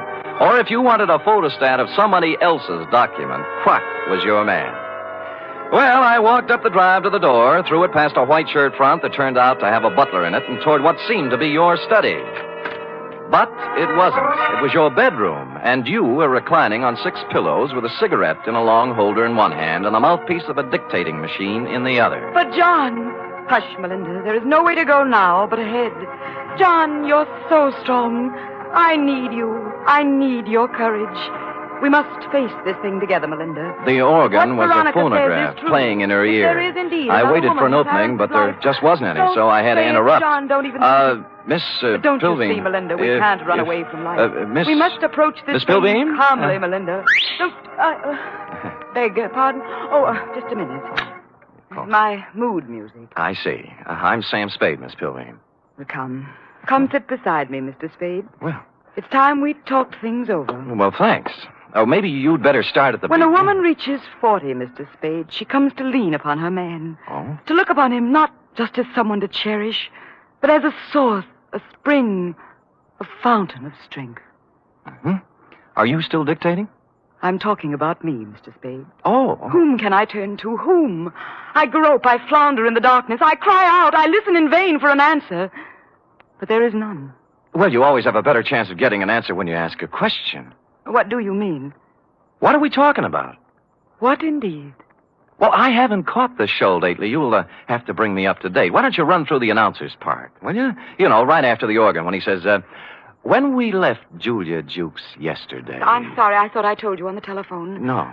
For many days now, I've seen somewhat of a strange new look on my husband's face. Husband? Dr. Martin Hawkes. Oh, you're married. I thought it was Miss Agatha Pilbeam. 2 years ago today, I met young Dr. Hawkes and married him. Good. Life became beautiful, a gay, laughing thing, a road to happiness. And then... Then? A cloud passed over the sun. Martin became moody, silent. I tried to penetrate the shell, but he only drew farther into it. A strange, terrifying crevasse seemed to have opened up between us. Well... What is it, Martin? I asked him repeatedly. But he'd only stare silently out the window. And finally walked silently from the room. Well, how long did this go on? How long a series did you get out of it? For weeks, until a few days ago when the final blow fell. It was evening, and Agatha and Martin were at dinner. Let's look in on them as... Oh, sorry. We were at dinner when the doorbell rang, and I answered it. It was a telegram from Martin. From Mexico. I gave it to him and watched the blood drain from his handsome features as he read it. His hand trembled, his jaw clenched. But you forced yourself to speak. Yes. What is it, Martin? I asked. Tell me, please, for the sake of our love. And he... Looked down at me as if I were a stranger. Well. Then he crumpled the telegram, threw it savagely into the fireplace, and strode silently from the room. Here, I rescued it from the flames. Read it. Thank you. Regret must confirm your worst fears, Cardoza. What is the terrible secret of Martin Hawkes? Yes. Why did he act so strangely when the mysterious telegram arrived from Mexico? And above all, where is he? You mean he didn't come back? He's been gone for 4 days, Mr. Spade. I must find him. Now, of all times, I need his love. When a woman reaches 40... I know. What do you mean now of all times? It's been just a week now. since the report came back from the laboratory after my physical examination. Oh. The doctor from Vienna. Mm-hmm. You see, Mr. Spade, I, too, have a terrible secret. Well, don't you want to tell me about it? Yes. I have a very rare, incurable disease. There are only 6 short weeks to live.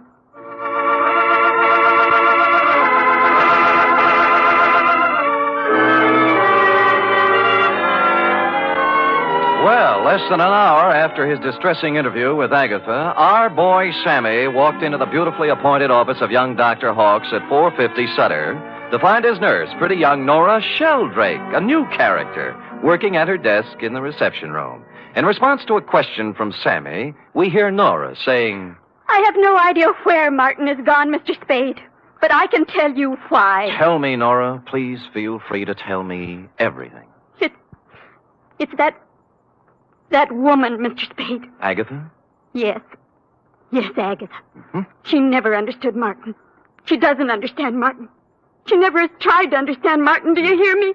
She never has tried. I take it you don't care for Agatha Pilby. I hate her. Nora? I do. I hate her. She thinks her money can buy everything, even Martin. Well, it won't. She knows that now. Well, calm yourself, Nora. Try and think back now to the last time you saw Martin Hawks. It was Monday. 4 days ago? Yes. The call came from some legal firm named Bennett and Hatch. Now, let me write that down. I switched the call into Martin. I was worried for him. I was concerned. I have to admit now I did a terrible thing. Ah, you listened in. I did. They told him his sister was in town, that she was working at some nightclub, and wanted to see him. What nightclub was this? Let me see. It was the Tortuga. Mm-hmm. What else? That's all. They hung up then, and Martin came out. I watched the blood drain from his handsome features. His hand trembled, his jaw clenched. Yes. I'm going out, Nora, he said. If I'm not back, don't worry. That's all. It was so like Martin.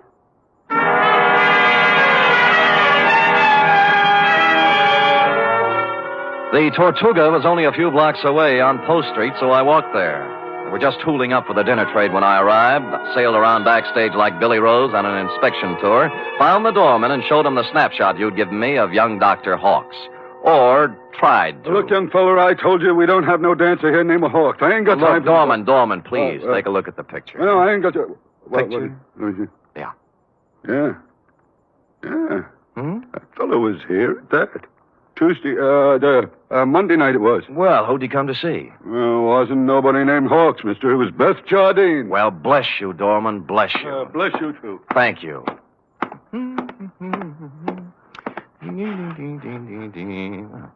Beth Jardine. Well, come in. Close the door, will you? Yeah. Drafty. Yeah. Is there anything I can... There sure is. Zip me up, Jack. I'm Sam. I don't care if you're Boris Karloff. You got hands, haven't you? Well... Zip me up. Okay. You say when.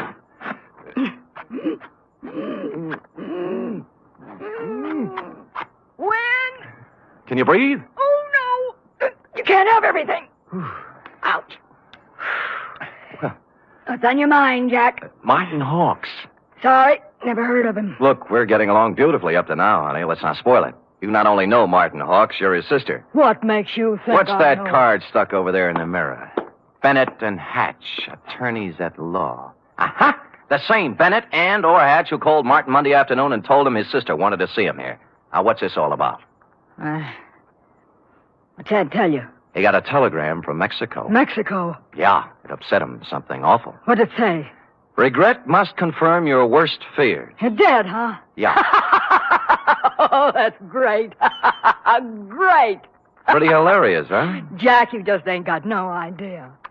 I got a piece of advice for you, Jack. Oh? Forget about Marty Hawks and live a long and useful life.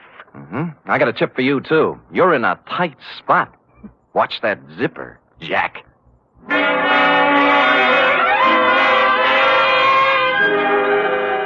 One of the heavier soap opera types, Beth was, with a throaty voice and the talent for besmirching reputations. What was the mysterious influence she wielded over young Dr. Hawks? How much did she know about his strange disappearance? What about the cryptic telegram from Mexico City? And what about dinner? The last question I could answer. I stopped at Schroeder's for sauerbraten and potato pancakes, ran into Larry Mahoney of Homicide, who was off duty, and we stopped in at a handy alley and bowled until 11. I was walking back down Market Street when I passed the Flood Building, which reminded me of the firm of Bennett and Hatch, who resided there. As a matter of fact, it looked like they were there right now, since the light was on behind the second-floor window with their name on it. Now, the sensible thing would have been to call around 9 in the morning, but as I seldom do sensible things, I hustled up the stairs and down the corridor to their office. Someone other than Bennett or Hatch had put in some time, obviously. The drawers of a dozen or more file cases had been pulled out and dumped on the floor, the desk drawers likewise. And to mark it clearly as the work of a thoroughgoing professional, the safe door was off its hinges. All this took me back to the Model A parked in front of your house this afternoon, Agatha, and I was contemplating same when...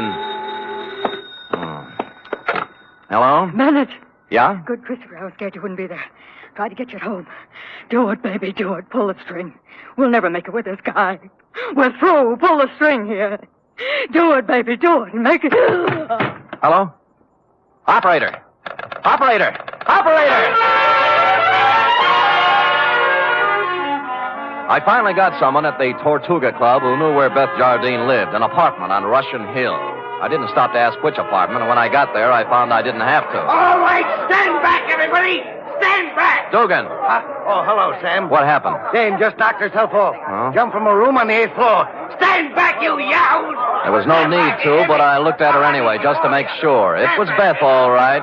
When she said she was through, she meant it. I was just turning to go, and something big in a tan camel's hair brushed past me and bent over the body. Where is she? Where? Beth! Sister! Beth! Beth! Oh! I recognized him from the snapshot. Wild-haired, with a 4 days' growth of beard on his lean, handsome face. It was Martin Hawks, on the verge of collapse. Officer Dugan and I helped him through the crowd toward the ambulance that had just rolled up, sat him on the running board, and began to question him. What was that again? Your name. What's your name? My name. Of course, my name, I don't know. I don't know my name. It happens to everyone in soap operas, sooner or later. When he filled out the forms on poor Beth Jardine, old Doc Peterson gave Martin a double O, blew his nose, and announced with a twinkle in his eye, "Appears to me like young Dr. Hawks has got himself a case of amnesia."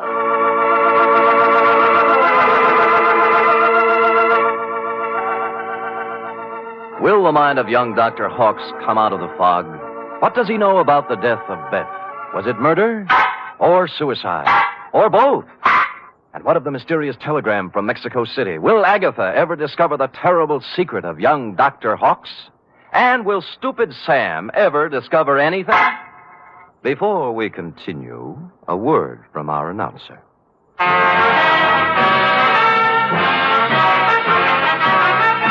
You are listening to the weekly adventure of radio's most famous detective, Sam Spade.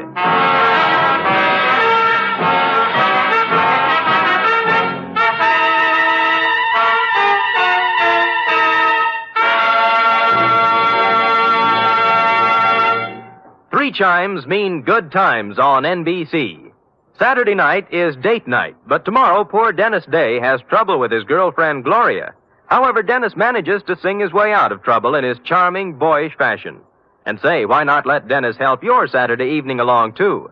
And for more music and fun tomorrow, there's the Judy Canova Show, starring Judy in a melodic and carefree half hour of laughs. And Grand Ole Opry with singing MC Red Foley and his special guest, cowboy troubadour Ernie Tubb.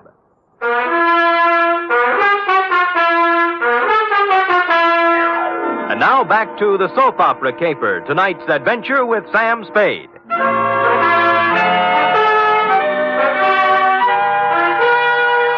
It's a half hour later now, in the sterile whiteness of a hospital room, that the three of us, you, Agatha, I, and old Doc Peterson, gather around the pale, quiet form of young Dr. Hawks. Martin. Martin, speak to me. Martin, darling. Who are you? Agatha, dear. Your own Agatha. Come, Agatha. Better leave him be for now. Doc, I can't go on. When a woman reads... I know. You gotta be strong, Agatha. Sam, we better leave him be for now. Well, you're the doctor. Oh, Doc, what could have done this to Martin? Oh, shock sometimes. You don't mean... Yes, I'm afraid I do. Seeing his sister, then? Could be. Or sometimes it's just a matter of a body getting into such a fix his mind backs off and refuses to have any part of it. The wire from Mexico City. Huh? His terrible secret. The strange threat hanging over him and his sister. Driving one to suicide. And the other to this. Well... No wonder poor Martin gave away before this. Sure. And there's still another explanation. How's that, Sam? That he figured amnesia was a nice, easy way not to have to account for what he's been up to for the last 4 days. Or where he was when the dame took off from the 8th story. Mr. Spade, you're not accusing Martin. There's something buzzing around in his little mind. The nurse tells me she got him into a pair of pajamas and tucked him in nice and cozy before we got here. Well? Yes, well? You may not have noticed, Agatha, because he'd pulled the covers up around his neck, but our boy had his clothes back on just now. What? Martin! Hey, he's gone. Indeed he was Martin, as we could plainly deduce from the open window and the curtains blowing gently out over the fire escape. Young Dr. Hawks, indeed, had packed up his amnesia, his terrible secret, and his toothbrush, and taken off into the night. So I left you sobbing gently on old Doc's shoulder and found me a phone in a drugstore a safe distance away. On the 48th ring, Bennett of Bennett and Hatch attorneys answered. He was sleepy. I used all my soft answers, and he used all his hard ones, and finally we got to the point. All right, Spade, all right. The Jardine dame left a sealed envelope with us. What was in it? How do I know? It was sealed, marked personal and confidential, to be delivered to the city attorney in the event of my death. Signed, Beth Jardine Hawks. Signed how? Beth Jardine Hawks. Not Beth Hawks Jardine. No. Is it important? Just a tiresome detail, Bennett. So she brought you the envelope, paid you a fee, and you stuck it in the vault for her. Then what? Well, she had us call her brother and tell him to meet her at the Tortuga. Period. That ended our part of it. We didn't even get our feet wet. On the contrary, Bennett, you're up to your ears. In what? Blackmail. Bye. Which explained many things. To wit, A, the wire from Mexico City from the lawyer named Cardoza. B, the murder of Beth Jardine. And C, the reason for young Dr. Hawks' mysterious flight from the hospital, his mind still fogged with amnesia. It did not, however, explain why stupid Sam had kept Croc Morton's business card in his vest pocket for 21 pages without doing something about it. The address was near 3rd and Howard, not one of the better business sections, even for a private detective. I walked down 3rd Street, past the sherry and muscatel joints, looking at numbers, and then discovered it wasn't necessary. The old Model A was pulled up in front of what might have been a respectable office building before the earthquake, but now couldn't decide whether to be a warehouse or a tenement. Thus far, a harmonious picture. But behind the Model A was something twice as long and 3 times as shiny, with a motor running. Out of place by about $4,000. Out kind of late, aren't you, Nora? Sam! Nora. Sam! Nora. Don't reach for the horn. But he told me... Sure, and you believed it, like everything else he told you. Come on, get out. I will not get out. Oh, but you will, or I'll pull you out by your pretty blonde hair. Now, come on. You... Oh! There, that's it. You can't do this to me, Mr. Spade. Nothing can stop Martin and me. We have our right to happiness. Uh-huh. Just the two of you. Chins up, eyes on the horizon. Let the dead past bury its dead. How can you joke It's about... no joke, believe me. You got taxi fare? Why? Because you're going to get in my cab, go home, put your hair up in curlers, and go to bed. After saying to yourself 1,000 times, What a lucky little girl you are that Martin Hawks didn't shove you out a window, too. Now scoot. Scoot! It was a kind of a dark stairway that made me yearn for the comfortable feel of a shoulder holster under my left arm. At the top was a 3.5-watt bulb, and at the other end of the hallway, a crack of light under Croc's office door. Between the two was a cat, more's the pity. So abandoning my stealthy approach, I walked up to the door, turned the knob, stuck my hand in my side coat pocket like Edward G. Robinson, and kicked the door open. Croc was sitting at his desk behind a stack of bills. The closet door was just closing softly. Who was in the closet? And did he still have his toothbrush, his terrible secret, and his amnesia with him? Well, Sammy. Yeah. You took me up on it right quick, huh? Uh-huh. Yeah, have a chair. I sat on a chair in the corner out of line of the closet door behind the desk. Oh, Sammy. Yeah, you got a job for me, huh? Yeah. You don't look like you need a job, Croc. Huh? Oh, this? Yeah. Oh, this is nothing. Good day at the track, that's all. What's on your mind? Remember the Blennerhassett job? Huh? The one with the letters before you went up? What are you talking about, Sam? The shakedown, Croc. The dame who wanted you to get the letters back. Remember? You know, so you got them for her, delivered and collected after you had the photostats made. Sam, you're crazy. I never done no such thing. You can level with me, Croc. You collected on the photostats for 8 years. Oh, wait, Sam. Well, forget it. Anyway, I got another one. Dr. Martin Hawks, married to the soap opera queen, you know. What about it, Sam? She's worth a couple of $1 million and has 6 weeks to live. As her husband, he's her only heir. Nice spot to be in. Yeah. Only he isn't her husband. Huh? Because the Mexican divorce from his first wife, the late Beth Jardine Hawks, wasn't legal, you know. What? She blew in a month ago and began shaking him down after leaving the marriage certificate and a batch of other papers with some lawyers for life insurance. Sam, I just ain't interested When in you whether... hear the payoff, Croc, it's just like the dame with letters. Oh, what do you mean? Hawks hired someone to crack the lawyer's office and get the papers out of the safe. Some smart guy, yeah. An unfrocked private eye who doesn't have a license. I found out where he had the photostats made, though. I can get copies. Spade, for crying out loud, shut up. The closet doorknob was turning slowly. I waved him out of the way and picked up the chair. It was all over 2 seconds after it started. The door flew open. He came out with his terrible secret, which turned out to be a gun. And I wrapped the chair right around his head. So I picked up the gun and Croc and young Dr. Hawks, and we all picked up a ride to headquarters. Only one scene remained to be played in today's exciting episode. I shall try to be brave, Mr. Spade. Sounds like such a cliche now. Good show, Agatha. Good show. Good show. Life must go on, you know. Even when a woman... You were born in 1911, I believe. Yes. As I say, life must go on, even when a woman reaches... Indeed it must. Indeed it must. We have our happy moments and our sad ones, our pleasures, our trials, our joys, and our heartbreaks. And sometimes, Mr. Spade... Yes? Sometimes at the bottom of our cup of bitterness, we find a pearl. We do? The laboratory test. A mistake, definitely. They got yours mixed up with someone else's, and you have no incurable disease and many years of happiness ahead of you. Yes, Mr. Spade. But happiness? I wonder. Can a woman past 40, whose husband is a convicted murderer, find happiness? Alone? Good show.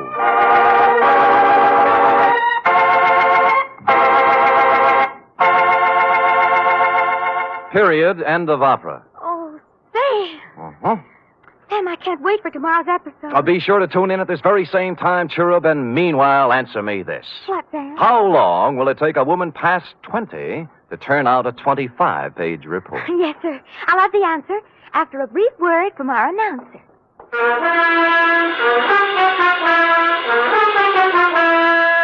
3 chimes mean good times on NBC. Tomorrow, Arturo Toscanini will conduct the renowned NBC Symphony in the 4th of a Saturday concert series. For tomorrow's 1-hour performance, celebrated Maestro Toscanini has chosen works by Debussy, Respighi, and Edward Elgar. You're invited tomorrow to the NBC Symphony and Toscanini.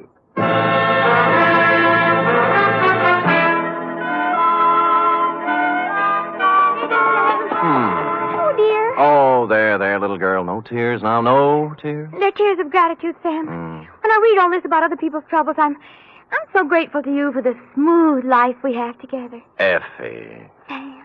Effie. Sam. Effie. Sam. That takes about 10 seconds. Go ahead. I'm only merely a secretary, but... It's over now. Matter of fact, we're 10 seconds over. Oh, well, Sam, I haven't even your wife to be versus... Nothing but peace and quiet.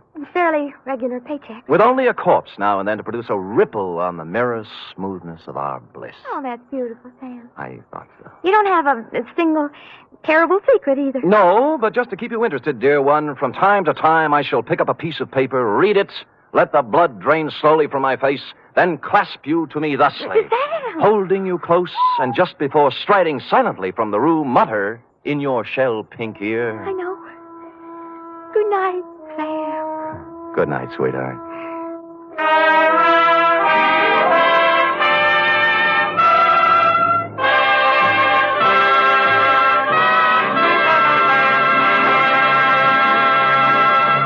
The Adventures of Sam Spade are produced, edited, and directed by William Spear. Sam Spade was played by Stephen Dunne. Lorene Tuttle as Effie. Script for tonight's adventure by Harold Swanton. Musical scoring by Lud Gluskin, conducted by Robert Armbruster. Join us again next week, same time, for another adventure with Sam Spade. Join the magnificent Montague and have fun at Duffy's Tavern on NBC.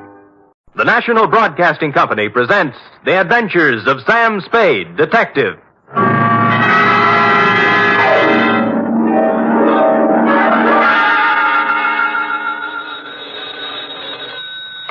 Sam Spade Detective Agency. Me, sweetheart. Sam, a man named $5 Frankie called up and said he's putting $2 in your name on a sure thing at some track or other. Well, that's nice to hear. I don't think it is at all. You know I don't approve of your gambling, Sam. Effie, you do some things I disapprove of, but do I snipe at you? Well, no, but... No buts about it. And besides, I didn't place the bet. It was placed for me. I don't care. It's the principle of the thing I don't like. Well, suppose I put it this way, Effie. That $2 bet on a sure thing was more than just a money bet. It was a gamble on the inherent goodness of the human soul. Oh, Sam, you're just trying to confuse me. I am, but I'll straighten everything out to your satisfaction, I trust, when I appear at the office with a highly stylized and rather charming saga of horse players and the world they live in.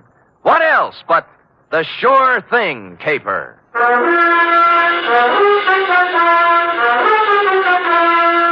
NBC, William Spear, radio's outstanding producer, director of mystery and crime drama, brings you the greatest private detective of them all in The Adventures of Sam Spade.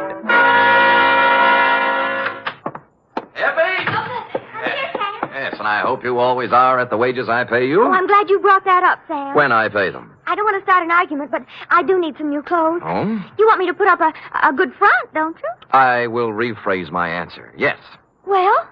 Effie, if you can hold Warp and Wolf together for a few weeks, I have a feeling we'll be rolling in dough, driving big cars and wearing mink. Oh, you mean that best.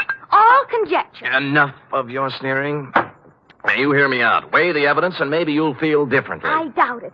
No good comes of playing the horses. Dates, fill it in. Two $5 Frankie, care of... Sam, wait a minute now. $5 Frankie what? What's his last name? I don't think he has one, F. As I get it, he was born just before a Gold Cup handicap at Pimlico, and they didn't have time to give him a last name and place a bet, too. So they chose the bet. Oh, Sam, that's awful. What do you mean, awful? That horse paid 18-1.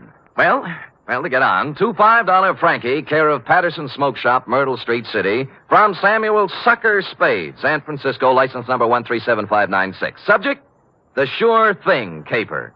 Dear $5 Frankie, for you to be seen at the hour of 1 p.m. post time anywhere but at the track is truly a veritable, unbelievable occurrence. So when my door pivoted open Monday at said hour and a short gent with 36 shoulders and a 44 long plaid coat came in, my eyes told me it was you, but my mind screamed no. I checked your wide-brimmed pork pie, your zoot gabardine slacks, suede and alligator wing-tip shoes, and it still repeated you.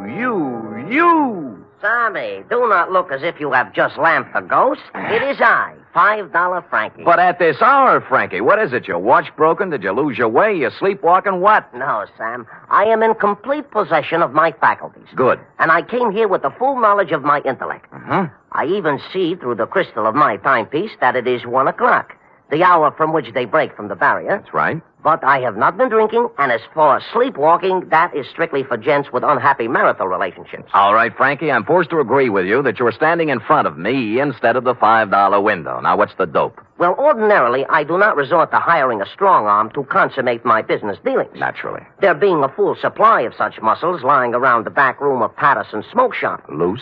But when the job calls for both tact and muscle, I am forced to roam far abroad in search of the same. You mean you have a job for me? A real honest-to-sea-biscuit job that'll pay money? With the ordinary Seamus, I might try to offer a little paddock chatter, you know? Yes. But with you, Sammy, with you, I will tender coin of the realm. Good.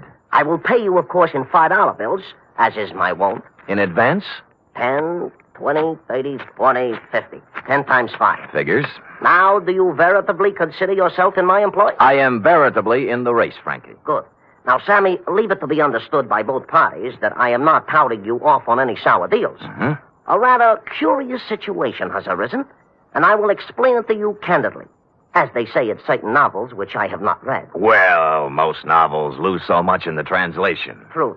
Yeah. My narrative begins yesterday, to be exact. Mm-hmm. Yesterday, their heels and toes into the back room of Patterson's smoke shop, a gent whose face was once as familiar to me as my own. By name, said gent? They call him Gentle Joe Higgins. Gentle Joe. Yeah, a horse trainer by profession, which in our civilized society stands second only to jockeys in importance. Granted, no argument. Well, I say to Gentle Joe, it has been some time, Gentle Joe, since I see you around and about. Mm-hmm. And he says, I have gave up the old life for the new, as I no longer am welcome at the track since a certain embarrassing incident 5 years ago. What incident was that, Frankie? A horse doping job, the illegal type, Oh. which depresses me to relate. You know? Mm-hmm. So I will not. Ethics. Yeah. Yeah. Well, Gentle Joe looks a little worse for the wear, his clothing being literally shabby. Mm-hmm. Oh, I figure a touch, and I am preparing a story that will wring tears from a tax collector even. But Gentle Joe does not mention the word touch. Uh-huh. Oh. Instead, he announces he has a sure thing. Sammy, you know how those words do to a horse player. It's like throwing a bale of catnip to a lion. Oh, my arteries open to let the blood through faster. My nerves give off loud, ringing noises, and my mind is already computing. Of course. Well, before I can stop myself, I have pressed 500 rocks in Gentle Joe's hand, begging him to place them on the same sure thing. I'd have done the same thing under the circumstances. Of course.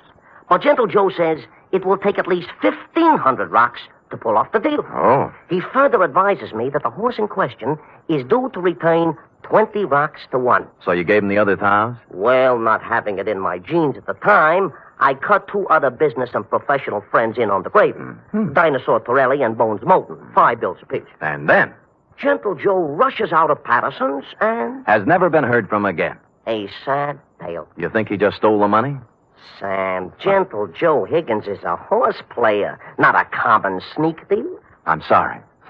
But did he leave town? He did not. On the advice of certain informers, I tracked this Gentle Joe to a ramble-shackle rooming house on Clark Street. 241 to be exact. And? And there the trail gets very cold indeed. He's made his move, huh? No. But he had a landlady who would not let me in. Complicated. Oh, she is a frightening person to behold.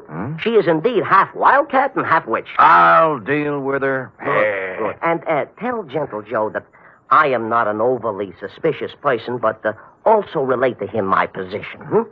Dinosaur Torelli and Bones Moulton are 2 such gents as it is wise not to cross. Rough. Back fence gossip has it they are the Undertaker's best friend. Well. Indeed, it is also rumored they are behind their quota for the month. Well, and Sam. Yeah? At Bay Meadows. Yeah? A bad card. Nothing going today. Oh. In preparation for my meeting with this redoubtable landlady, I ran through my repertoire of low, mean faces in front of the mirror, leaving smoking holes in the glass. And then I stamped out, heading for the rooming house on Clark Street, 241 to be exact. My knock was answered by... Well, it was even worse than you told me. She was gumming a sen-sen. What are you standing there for? You're shaking my geraniums. Oh, no. Well, sir? Speak up, Curly. I ain't got all day. Madam, perchance do you house in this quaint colonial inn a fine old gentleman called Gentle Joe Higgins? You the Lord? No, I'm in business for myself. You see this? Oh, one thing I hate worse than the law is private detectives. Hmm. Can't trust them. No. Cheap. Never have any money. Look. Never want to pay anything. Look. Always want something for nothing. A surly, no good lot of pocket pickers who should all be boiled in oil and thrown in a pit full of snarling One beasts moment, of prey. madam. Madam, look at this. Ooh, Yeah. well. That's the kind of crinkling I like to hear. I thought you would. Wouldn't mind having a mattress stuffed full of that green paper. It is a pleasure, distinctly, to be able to present it to such a charming, witty, and gay woman, I guess, as yourself. Now, Come in, Bright Eyes. Yes. Now, where did you say Gentle Joe could be located? Second door to the left. Thank you, kindly. Only he ain't in. Gone out somewhere, he has. Your timing, madam, and I should add Defarge, was a little sadistic. Now, give me my 5 back. You ain't heard my proposition yet. I've heard enough. Madam, you have acted in a very hateful manner. Another 5, I'll let you wait in his room. Madam, you are a Dresden doll. No matter what anybody says. Can the tatter wavy locks and let's go. Let's have a ball. Once in Gentle Joe's room, I closed the door, thus separating myself from that Skid Row bankhead. While I was waiting, I cased the room. Spartan. A bed, a chair, a dresser, a racing form, some worn clothes, various mementos, and pictures of his better days at the track. I was studying an old print of Equipoise when Gentle Joe turned up. Yes, she was a great stretch runner, wasn't she? Yes, indeed. A mile and 141 and fifth, and hardly damp at the end. Well, yes. yes. Now, don't yes. look upset, Mr. Spade. Fanny told me that you were a detective waiting for her. Oh, she's a swell kid. Yeah, Fanny's impetuous, but a good sort, yeah. Keeps the right people out and lets the wrong ones in. A fine judge of character. No, you're generous, sir. I'm about to have a cup of tea. Will you join me? Be delighted. I'll just take the water out of the tap. It's hot enough. Well, Gentle Joe, I'm here on a rather painful mission. How in goes the tea? $5 Frankie thinks you caged him out of $1,500. And now for the water. And 2 tough friends of his are looking for your scalp. Yeah, there we are. Now we'll just let that steep a while, and we'll have us a pickup. Did you hear anything I said? Well, of course, Mr. Spade, of course. Every word. I know why you're here. Those men are worried about their money. Yeah. But next time you see them, you tell them not to worry. Well, they said this sure thing of yours was going to return 20 to 1 odds. That's a lot of money. Oh, it will. All of that. Maybe even many times more. Yes, it's a sure thing. You mean the race hasn't been run off yet? Yeah, there we are now. I think the tea should be ready. Well. Mm-hmm. Now, this is yours. Thank you. And this is mine. Hmm? A Darjeeling flowering pekoe. There's no finer tea. Has an almond flavor. Yes, it's peculiar to the region, especially pronounced in last year's crop. Yes. Well, shall we get back to business? Yes. Now, you tell those gentlemen that they have no need to fret about their money. It'll be returned to them many times over. Many, many times over. Well, are you feeling all right, Mr. Spade? Groggy, I hear. They'll look back on this investment with considerable pleasure and pride. I don't know what And happened. someday they'll be able to say that they, too... Stupid Sam. Nobody had to give me a saliva test to guess what happened. That nice, sweet, gentle old man had doped me right up to the ears. I tried to stand up, but my legs were like 2 wet pieces of spaghetti, and I went down. Gentle Joe went right on talking and smiling until everything was nothing. When I came to, Joe was gone, and so was my faith in horse people. Fanny had made herself scarce, too, and I stumbled alone out into the daylight for resuscitation. It took walking, coffee, whiskey, and a bowl of raspberries to bring me around. I eventually found a safe haven in my own office. Sam Spade Detective Agency. Mr. Hangover speaking. Mr. Spade, this is Gentle Joe. What? Listen, you... Yeah, I know how upset you must be over my little deception. Little but, deception? It was What? all to a good purpose, Mr. Spade. You see, I had to get out of there in a hurry with the minimum of discussion. I seem to remember you were hustled out of the racing game for doping a few 3-year-olds. Well, that's what some people in official circles felt. But, Mr. Spade, I want to apologize to you and tell you that I will be able to explain everything to your satisfaction. No. What's the matter? Help! Get away! Ah! Hello! Hello! Hello! Hello! Somebody put the phone back on the hook, so I hung up and dialed a friend at the telephone exchange. She quickly traced the number. The call came from the Sunset Stables out near Bay Meadows. I dialed back, but nobody answered, so I beat it out there. It was dark, and the only person I could rouse was a young stable boy. Yeah, what do you want? My name's Spade. A guy named Gentle Joe was calling me from here, and something happened to him. Gentle Joe Higgins? That's what I said. Oh, I haven't seen him in 2 or 3 years. Now, look, don't give me that. He called from here. Now, where is he? Oh, look, beat it, will you, before I scream for the cops? All right, I'll look myself. Oh, I say you can't. Now, no.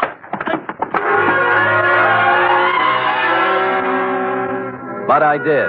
There were 2 phones inside the stables, both hanging on posts. The second one had the number the phone company had given me, and although someone had tried to cover it up with sawdust, on the floor, under the phone, were 3 tea bags, and somebody had done a lot of bleeding. Looked like Gentle Joe's parlay had run out.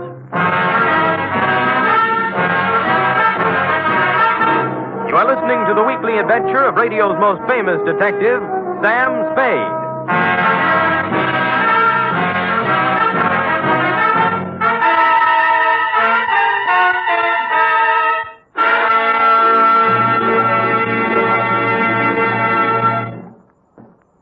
3 chimes mean good times on NBC. There's music and mystery on NBC every Saturday night. For music tomorrow, your hit parade brings you the top tunes in the land as selected by you and presented by Raymond Scott's Orchestra, Snooky Lanston, and Eileen Wilson. For mystery tomorrow, Herbert Marshall stars as the man called X. In all the strange and far-off places of the world, wherever there is intrigue, danger, and romance, there you will find the man called X. Hear him tomorrow night.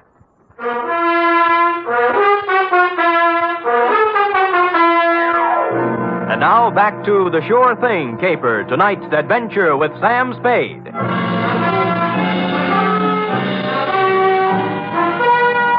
I collared the stable boy and questioned him about the blood under the phone and about what could have happened to Gentle Joe Higgins. Nothing. Just wouldn't talk, and he was too small to beat up. So I went looking for the stable manager. He lived in a small white house behind the exercise ring. He wasn't too happy at being awakened, but when I explained things, he came down to the stable with me. I can't understand it, Mr. Spade.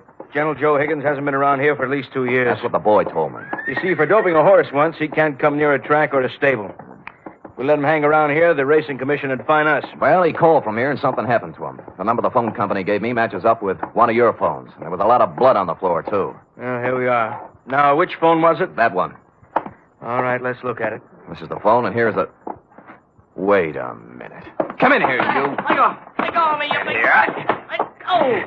Now, tell Mr. Kemp here what was on the floor when I came in. Nothing. Nothing but sawdust. I tell you, there was blood there. No, honest, nothing. Mr. Spade, this boy's been with me for 5 years. He's perfectly reliable. Well, so am I. Well, what do you think happened? I think somebody used this old man for a punching bag.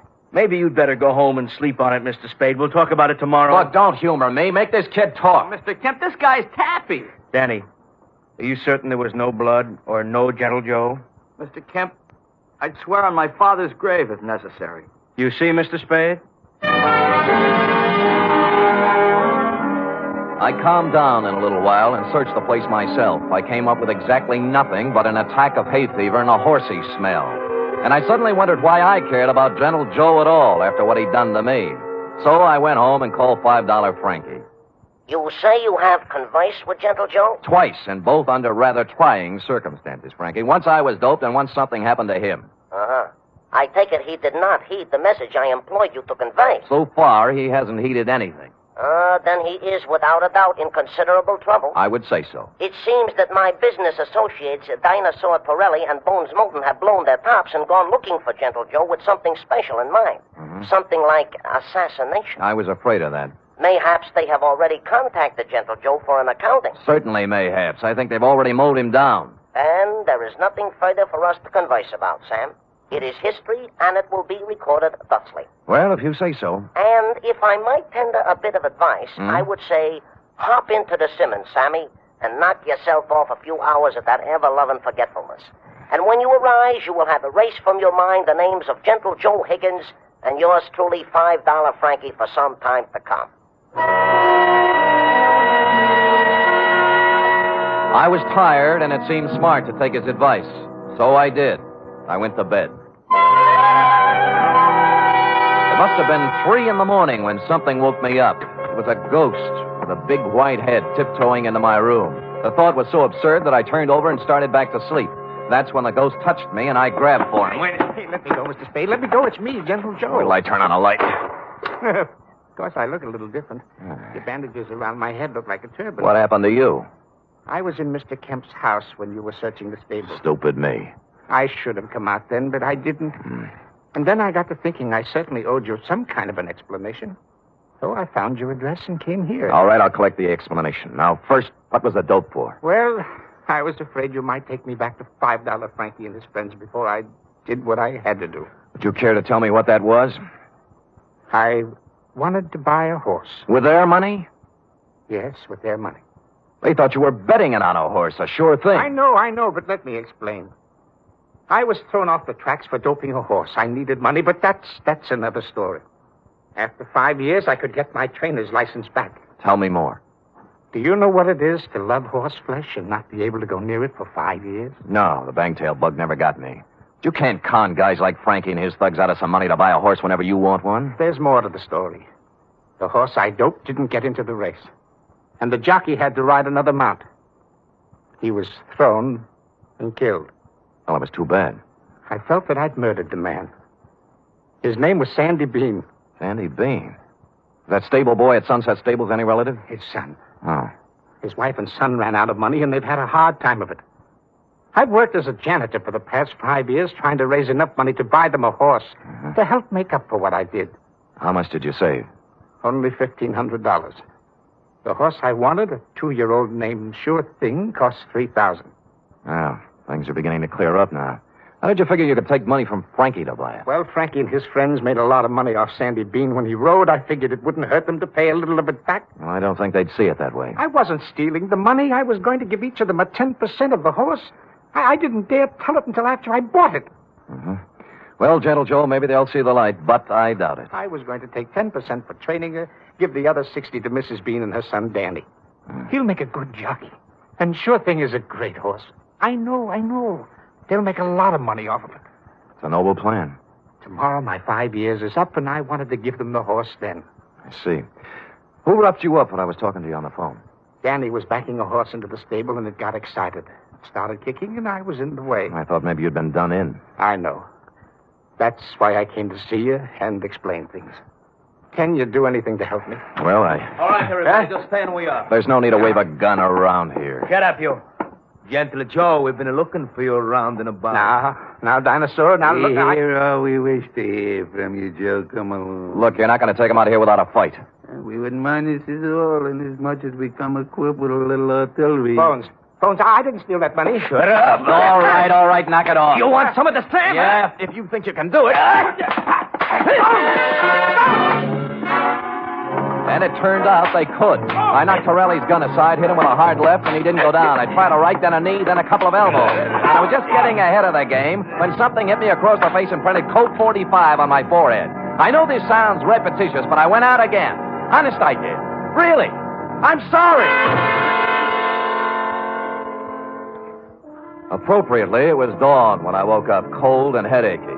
Of course, I was alone. Gentle Joe Higgins was the victim of a successful snatch, and I had an idea what might have happened to him. I dressed and started looking all over town, but I didn't have any luck. Any. It wasn't until I was eating breakfast and met a police sergeant I know that I got a tip. Morning, Sam. Hello, Sergeant. What happened to you? I tried to kiss her. I didn't know they made those kind of dames anymore. Mind if I sit down? Pleasure. Yeah, we got a homicide this morning. Yeah, who? Who knows? Just an old man. Found him in the park. Somebody really worked him over. What do you look like? Ooh, 5'10", white hair, old clothes. Probably a bum. Where is he, Mord? Yeah. Kelsey's putting a rundown on him now. Yeah, I'll see you later, Carter. Thanks. Hey, Sam, haven't finished your breakfast. They let me in the morgue, and I took a look at the corpse. And once I saw it, I knew just where I had to go. I caught a cab out to the Sunset Stables. The horses were just having their rolled oats when I pulled in, and Danny Bean, the stable boy, was there, dressed in his cleanest Levi. What do you want? Where's the show going to be? What show? When Gentle Joe gives you the horse. Isn't this the day? Okay, so you know. Mm-hmm. Gee, I'm sorry about last night, Mr. Spade. I had to keep it a secret. Forget it. You did the right thing. When's the ceremony? In about an hour, right here. You want to wait? Sure. I wouldn't miss it for the world. Of course, I cheated a little. I didn't tell you who it was I saw in the morgue. The truth was I didn't know. It wasn't gentle Joe Higgins, though, and so I reasoned thusly if Torelli and Moulton didn't finish him off in the night, he must have gotten out of it somehow. He was a resourceful old man, and I was sure nothing short of death would keep him from presenting Denny with a horse on the day he planned. And I was right. An hour later, he came walking in leading the prettiest chestnut mare I'd ever seen. There was a smile 2 feet wide on his face, and behind him, carrying blankets, a saddle, and riding colors, were who else? $5 Frankie, Dinosaur Torelli, and Bones Moulton. Well, Mr. Spade, this is a surprise. Well, it's a pleasant one. Yeah, this is sure thing. Oh, isn't she a beauty? She is indeed. How'd you do it, Gentle Joe? Well, Mr. Spade, I just invited them over to my place to have a cup of tea. You get it? Yeah. While we was half out, he explained the whole thing to us. Sound like a good deal to me. We can win both ways on the track and at the window. Oh, look at the life of that horse. Just waiting to cross the finish line. Sammy boy, this is indeed a signal occasion, huh? This is the first time I have ever been this close to a horse, and me being a horse player. Well, have you talked to her yet? Why, sure, I am already talking to Sure Thing and explained to her our financial position. Oh. She has assured me she will romp home first more times than not. Well, gentlemen, shall we do what we came here to do? Sure, leave us make the presentation. Come on, let's get into business. Give the animal to the kid already, I agree. Danny? Yes, Mr. Higgins? Danny, the four of us are giving you this horse, Sure Thing, in memory of your father, the late, great Sandy Bean. Thank you. Thank you, sir. She's a beauty, isn't she? I feel like I was just born. Ride her well, son. Ride her well.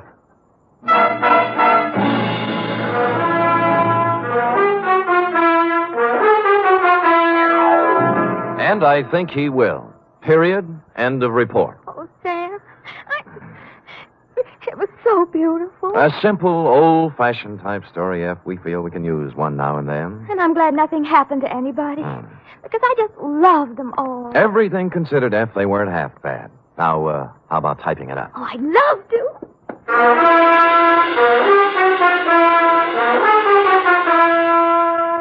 3 chimes mean good times on NBC. There's music and fun in the air tomorrow evening, styled to suit your Saturday night of merriment.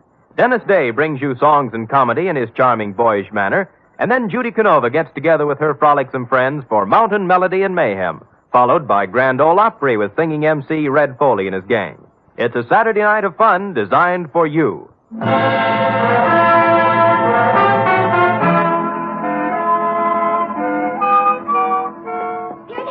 All typed up. Now, let me see now. You captured $5 Frankie's peculiar style. Perfect. And that wasn't easy. Oh, Sam, I was just thinking. Oh? We ought to contribute something along with everybody else.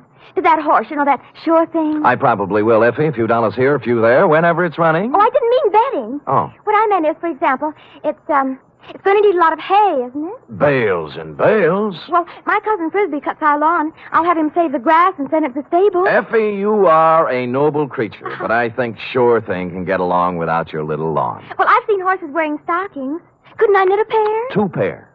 But, Eff, let's not lose our heads. $5 Frankie and his pals will take good care of Sure Thing. How about worrying about taking care of me? All right, Sam. Yes. Could you use some grass or some socks? Effie, knock off this horse talk, will you? We're almost at the wire now. People are just champing at the bit for the payoff. All right, Sam. Let's finish neck and neck, huh? Why not? Come here, Sure Thing. Night, Sam. Good night, sweetheart.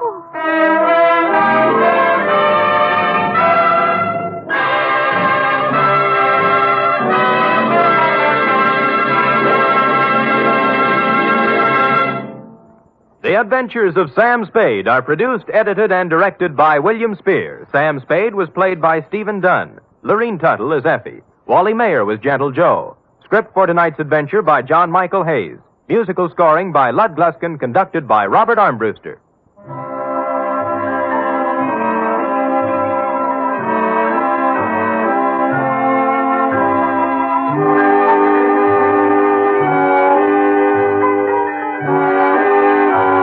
Join us again next week, same time, for another adventure with Sam Spade.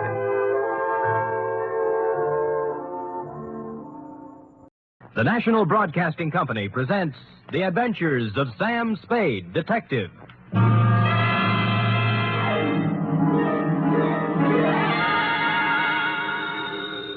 Sam Spade Detective Agency. Me, sweetheart. How was your vacation, Sam? Who said it was a vacation? Well, I thought you said you were going skiing for a weekend. With me, F, it's always work. Do you know you can get killed on skis? If you say so, Sam. Yes. Most people just break their legs. Most people pick some easy little slope, the cowards. But I know a ski run up near a town called Lucerne that's sudden death. I know a ski run called the Backbreaker. Really? How dull. And one they named Suicide Drop. Effie, stop trying to top me. You just can't. This was the deadliest ski country ever seen. You just sit there while I do a Christiania swing down Market Street, a Gelände sprung up the stairs, and a telemark right through the door with a tale I took out of the deep freeze only last night. The Chateau McLeod caper.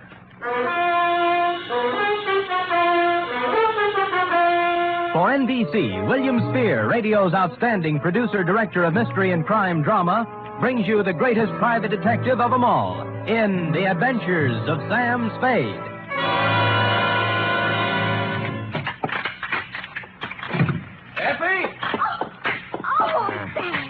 Take off those skis. I just wanted to prove I could do it. I did a herringbone up the stairs. And those clothes. I'll just bet you've rented all those things, Sam. You were never in the snow country at all. So, you don't believe me, huh? Well, here, doubting Effie, I brought you proof. And don't tell me I rented this. A snowball. Yes. Sam! A real snowball. Yes, I brought back 2 of them in a thermos box. Where's the other one? I threw it at a policeman. It was freezy, soaked with water and ice. Oh, Sam, you're wonderful. I can't believe that you had trouble this weekend. Oh, no? You cut that snowball open and you'll find a blood-stained bullet inside of it. And behind the bullet lies a tale. Ready? I'm always ready, Sam. Yes. Date, fill it M2, Sierra County Sheriff's Office, Lucerne, California. From Samuel Spade, San Francisco, license number 137596. Subject, the Chateau McLeod caper. Dear Sheriff, you run a neat little county up there at Sierra, and I hate to be snide, but when my train steamed into the cold mountain air of your lovely little village of Lucerne, I knew the chill of death was afoot. It had to be. The place was too beautiful to last. The background hills were right out of the Alps. The snow from Grandma Moses and the rustic buildings that snuggled under the mantle of white were just too cute for words. It was abnormally perfect. Something had to give. Well, You were the only young man who got off the train. Are you from McLeod? well, I'm supposed to find a Chateau McLeod. Oh, what do you know? I got the right man on the first try. Good. Rufus sent me down to pick you up. You could pick me up almost any time. Well, that took a little chill off the day. Shall we go? Ooh, mush. Mush.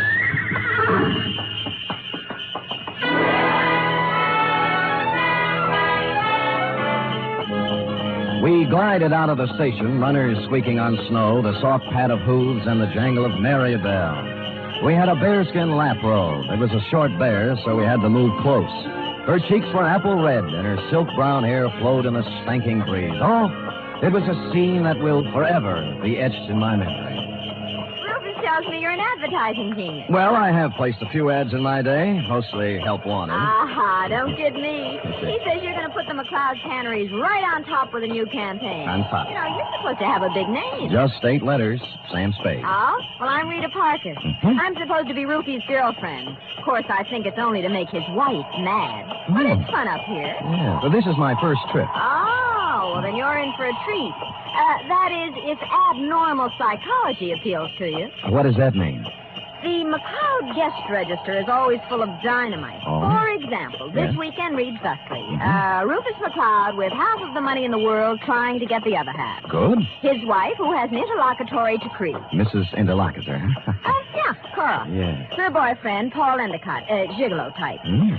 Charlie Allison, co-worker and friend to Rufus. He's a food technician or something dull. And then there's Tozier Svenborg, ski instructor, who comes down like a wolf on the fold. And people like that. Yes, well, I'll never remember all the names. I'm in the ad game, you know. It's initials to me. I call people, RL, TS, NTG, and, you know. Well, the names don't mean a thing. Just remember this. Every 30 seconds, duck. I beg your pardon?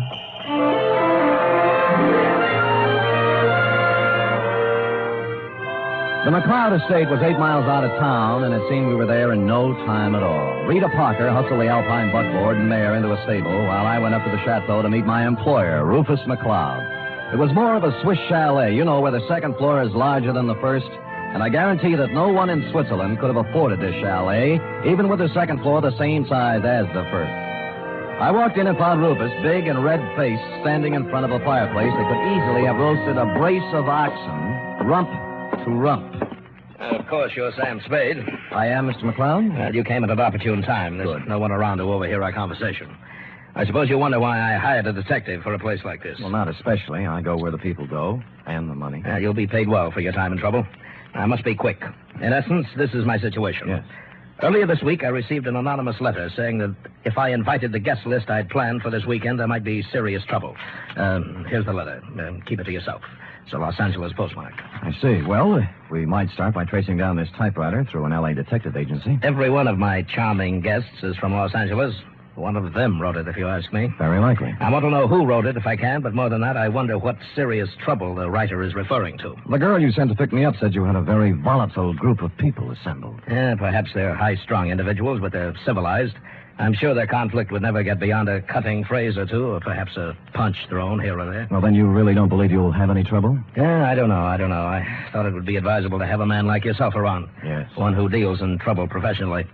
Perhaps if things do get out of line, you can help repair the damages or even prevent things from occurring. Well, I'll do my best, Mr. McLeod, but it's not easy to look for something when you don't know what you're looking for.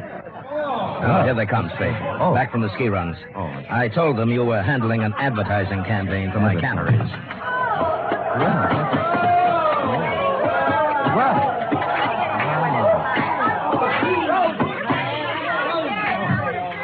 Well.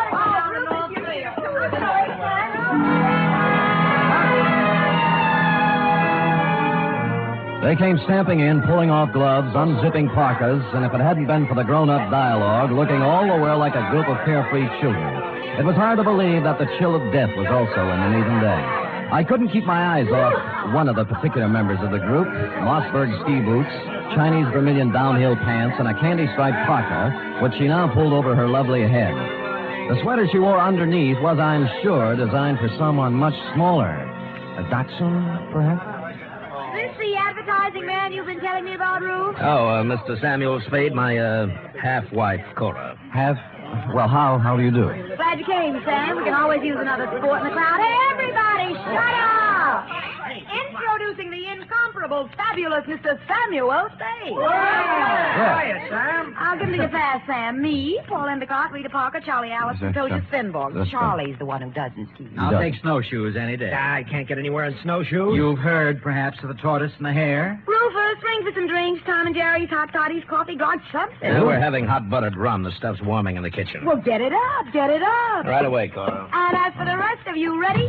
A 1, a 2, a 3. What? Oh, yeah. dear old Main, shout till the rafters ring. Stand and drink a toast once again. Let every loyal Maine man sing. Oh, do-de-do-de-do.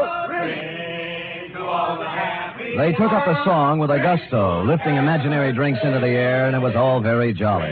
For a party that was supposed to be fraught with danger, this one certainly started out in just the opposite direction. The drinks came, and things got even merrier. Lunch was served, and afterwards I slipped into some outdoor gear and strapped on some skis. Everybody scattered different directions. Rufus McLeod and I skied to a place 3 miles away called the Halfway Cabin. Between the chateau and the cabin was a small lake called Royal Lake, completely frozen over. Rufus stood in front of the cabin, firing a .30-30 at a target set up down in the woods to the east. What do you see through the glasses, Spade? 2 bullseyes and nothing outside of the 8 ring. That's great offhand shooting at this range and standing on skis. Well, I can do much better than that. What's this? See that silver tip on that big Norwegian fur over there? Yeah? I'll cut it off. Hey, look out! What? Well, he came swooping out of nowhere, Spade. I swear he did. Well, I think he hit him. Who is it? It's Paul Endicott. No, he's up. Good. There's Cora with him. You told me nobody was supposed to be skiing in that area. Yeah, they're not. Well, here he comes, and he looks plenty mad. What do I care about him? He just after Cora for the money I give her, that's all. You might have killed me, you stupid fool. You weren't supposed to be skiing there, Endicott, and it was an accident. Yeah? Well, that was no accident. All right. You keep Knock off out the of this. punches. You keep out, or I'll throw one at you. Oh, that I'd love. Paul, now stop it. And the rest of you, quit acting like children. Your boyfriend threw a sucker punch at me, Cora, and even if he is my guest, there's a limit to hospitality. I don't call one punch an even trade for a 30-30 bullet. You aren't hit, so don't start crying. Rufus, I have the feeling you wouldn't mind if he were hit. You wouldn't mind at all. Paul, I've just decided I don't like you without a mustache.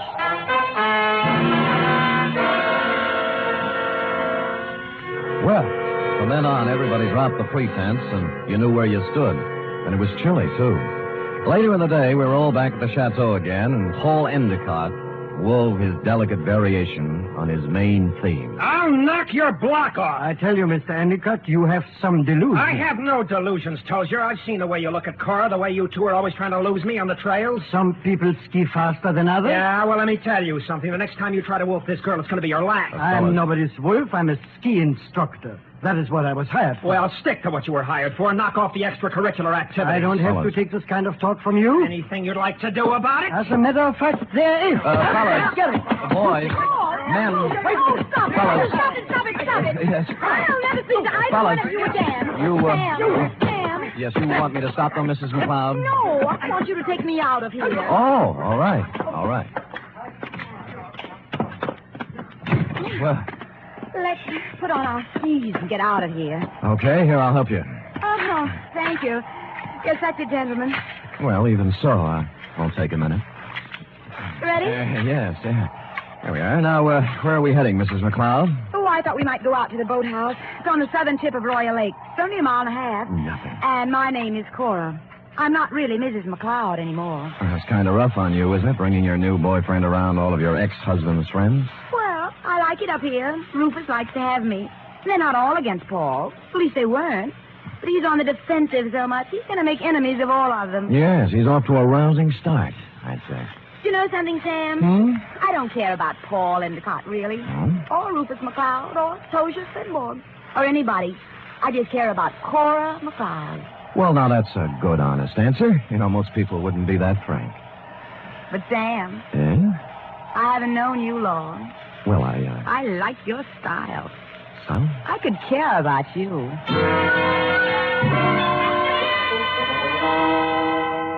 It broke my heart not to stop right there on the trail and kiss her because that's what she wanted me to do. So that's why I didn't do it. And I'll never turn down anything better. Well, next scene, the boathouse. And when we got there, it was not at all the way I thought. The food technician and close friend of Rufus McLeod was there, working on something that baffled me at first. It's an ice boat, Mr. Spade. That's what it is. Belongs to Rufus. Yeah, I don't think I've ever seen one up close before. I'd take you for a ride, but this one needs a lot of work before anybody could use it. I'm just puttering. What prompted you to come out here, Cora?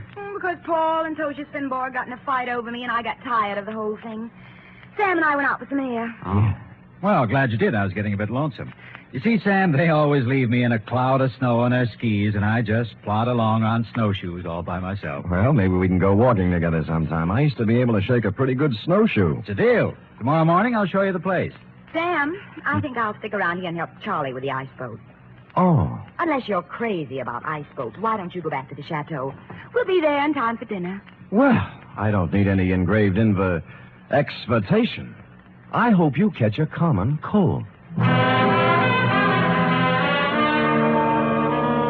The trouble with that girl was that she only wanted one man at a time around her. Back at the chateau, there was no one but the cook, the Marjorie Main part. Too tall.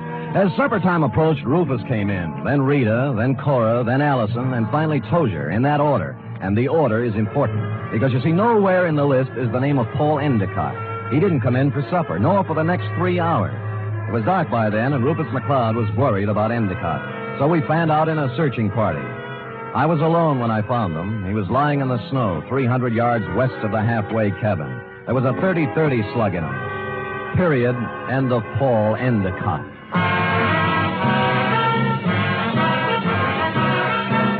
You are listening to the weekly adventure of radio's most famous detective, Sam Spade.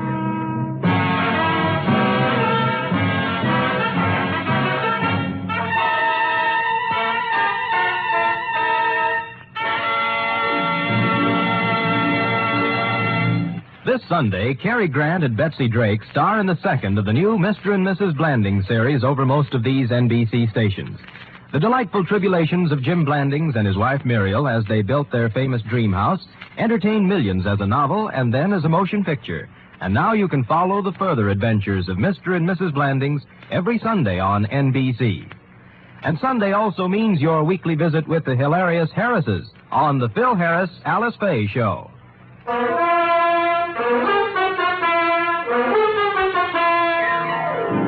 And now back to the Chateau McCloud caper, tonight's adventure with Sam Spade.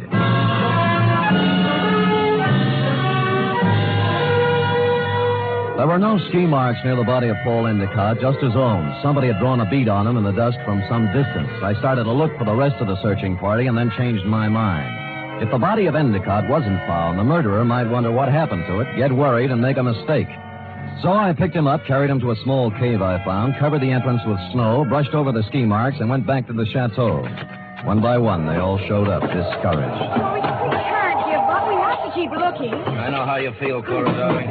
It's too dark. We'll try tomorrow. Oh, don't worry about him. Paul can take care of himself. How can he take care of himself, Miss Parker, if he got lost? Who said he got lost? I am assuming. I think we're all assuming too much. I'm sure that it's nothing to worry about. If I know Paul, he'll show up tomorrow with some tall tale to tell. What do you think, Mr. Spade? What does an advertising executive know? Cora, your manners. A sponsor might be listening. Oh. Well, I'm sorry, Sam. I'm upset. Okay. Frankly, I don't know what to think. But if I were a detective, I'd hazard a guess that Paul met with foul play. Oh, nonsense, Spade, nonsense. Come on, everybody, let's have a drink, have some fun. Paul will be back, and even if he isn't, who really cares? Scotch for me. And I guess nobody cared. Rufus was a little more jolly than usual, and the drinks began to dispel the gloom. It was as if Paul Endicott never had existed. It began to get late, and the bizarre wake broke up. Everybody went to bed, including me. I lay there fully dressed, looking up at the beamed ceiling for an hour. About then, my doorknob turned, and the door slid open and shut. Someone moved quietly to my bed as I was sliding my .38 out of its holster. Me, Rita. Oh. Are you awake? Yeah, I wasn't even under the covers. Mind if I sit down here? Not a bit. Sam. Sam, I'm scared. I wish I could leave here. Oh, what's the matter? Paul's dead. I know he is. He didn't mean anything to me one way or the other, but I know he's dead. Anything to back up your feeling? I guess not. It's just something I'm sure of. Why'd you come to me? Because you're really a detective and I know it. Oh, me? Oh, now, you handled a case for my father once. You just don't remember me. All right, I'm a detective. Rufus hired me because he expected trouble. Sam, I'll tell you something about Paul. Yeah? Cora didn't really like him. They were always fighting. She only cares about herself, so she said. Tell me, what kind of a car does Paul drive? It's a yellow convertible, but it's still in the garage. I checked. Any other cars missing? No, they're all there. Oh, and I found out something else. What? Before supper, there was a gun missing from Rufus's gun rack. It's back now. Mm-hmm. Anything else? That's all I know, Sam, except that Paul's dead. I know it. I wish I'd never come up here.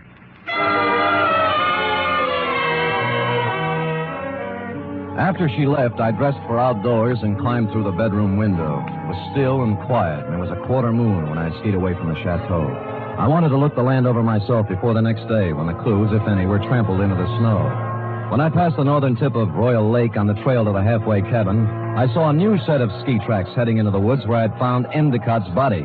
I followed them, and they went right to the cave where I'd hidden him. And he was gone. I was standing there, pondering this, when I thought I saw something move in the trees to the west of me. I stood stock still. That was a mistake. A bullet splintered a tree next to me, and I shoved off as fast as I could. There was no second shot. I circled around in the trees trying to catch sight of someone. Nothing. I kept in the shadows and made for the halfway cabin. It was dark and quiet, at least until I opened the door.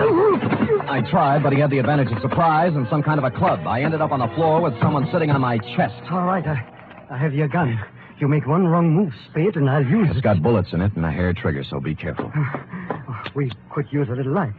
As you see, there's Paul Endicott's body. Yeah. How did you find him, Tozier? You're only putting a noose around your neck. You're a very perceiving man, Mr. Spade. How do you figure I did it? I talk better on my feet. Just remember the gun. If you didn't kill him, how else would you know where the body was? Because I know this country like the back of my hand. He had to be somewhere. You are the killer, Mr. Spade. Me? Why, I do not know. You found the body before anyone else could. Hid it, then clumsily tried to hide your tracks. Don't be silly. Why would I come back? A murderer always worries about his crime. Did he forget something? Was something left undone? It's a natural. It sounds good, except it isn't true. You couldn't pin it on me in a month of Sundays, but somebody might just tie it on to you. That's what you think. Do you know what I'm going to do now? I wouldn't want to guess. The shots came pouring in through the window, and Tozier Svenborg went down. I saw the flash of a face outside and was gone. I kicked at the lamp, threw the place into darkness, and lay on the floor. Then I crawled over to Svenborg and took my gun back. Well, that was a surprise. It hurt quite a bit. Where'd you get it? Oh, somewhere in the back. Let me see. It's at the shoulder level. But he won't die anyway. I'm afraid I misjudged you, Mr. Spade. Go after him. Go after him and catch whoever it was. I can't leave you here. I'll take care of myself. Just leave me your gun for protection. No, I'll stay. Go, please, while there's time. Or are you afraid? I was, but I gave him my gun and left. Outside, there were many ski tracks, but a fresh set led left from the halfway cabin down. They went right to the edge of Royal Lake and then stopped. There were no marks of ski poles on the ice, so I followed the shoreline, looking for some kind of a clue. It wasn't until I reached the southern tip of Royal Lake that my effort was rewarded. Leading up from the ice were a set of footprints, then a set of ski marks. They led to the boathouse. Inside, I found two interesting items. One, a dismantled ice boat with fresh ice on the runners. Two, a pair of skis with snow in the grooves. I made my way along the beaten path back to the chateau. Circled it once, found interesting item number 3, and went in. Well, what were you doing up, Spade? Did you hear the shots, too? Yeah. I thought I'd look around. Cold. Woke me out of a sound sleep, Sam. What was it, you know? Well, I didn't find out about the first shot, Mrs. McLeod. That was fired at me. But the next 3 were fired at a man named Tozier Svenborg. Oh, no. Tozier? How did it happen, Spade? What's it all about? He found Endicott's body in the woods. Dead? Very. I told you, Sam. I told you. Told him what? What do you know about it? Nothing. I just had the feeling, that's all. You know something. Now tell us or I'll slap the rents right out of your head. I don't know anything at all. I just had a feeling. Who shot Tozier, Spade, and why? I don't know. I was standing with them in the halfway cabin. Somebody shot through the window. Didn't you see them? Don't you know who it was? I was too busy ducking to look. Just answer me one thing. Have any of you been out? Of course not. No. I haven't, and Mr. Allison's in bed. Of course, they all lied. McLeod's shirt was stained with sweat. He'd been moving fast somewhere. The ski pants sticking out from under Cora's robe were wet, and Rita Parker was now dressed when she wasn't before. I was trying to figure out something to say when Charlie Allison came out from his bedroom, rubbing sleep out of his eyes and pulling a robe on. What's going on here? What's all the excitement about? They found Paul, dead. And somebody shot Tozier. No. Where is Tozier? In the halfway cabin. Well, let's get him to a doctor. I'll call one from town. Why don't you go up and get Tozier? I'll have a car ready, and we'll take him right into the Lucerne Hospital. Wait a minute. What about the murderer? Who did the shooting? Nobody's getting out of my sight. It had to be one of us. Why, Cora? Oh, it wasn't just anybody. We're the only ones left walking. Why don't you ask Sam? He's the detective. Detective? Yes, I hired him because somebody sent me an anonymous letter saying there'd be trouble. You knew there was going to be trouble, Rufus. Somebody else knew. Then why did you let people come up here? What's the big Why did you do? Wait a minute. Spade, what did you find out? Well, if you'll all wait here a minute, I'll tell you. When I circled the chateau before I came in, I'd seen footprints leading to a window, not mine. That meant somebody else used the back way in and out, too. I wanted to find out whose window it was, and of course, while I was looking, I remember the apparently dismantled ice boat and the fact that a set of skis were in the boathouse.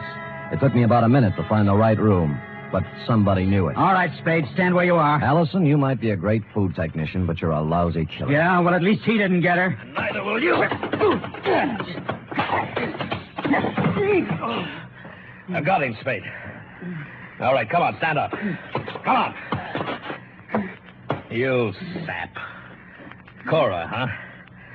You think you could get her by killing somebody? Shut up, leave me alone. I'm sorry for you. Sorry for anyone that ever knew her. I'm sorry for myself. She loves me, you fool. What's the matter? I was sound asleep. We found our killer, Mrs. McLeod. Charlie? Yes, baby. Oh, Rufus, it's been a long day. I need a drink.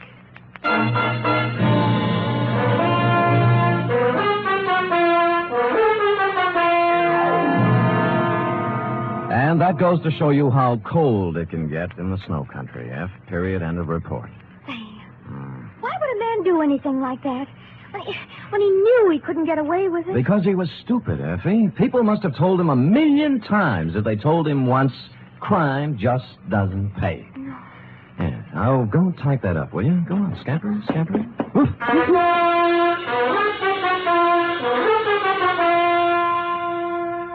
3 chimes mean good times on NBC. Here's news of 2 important musical events.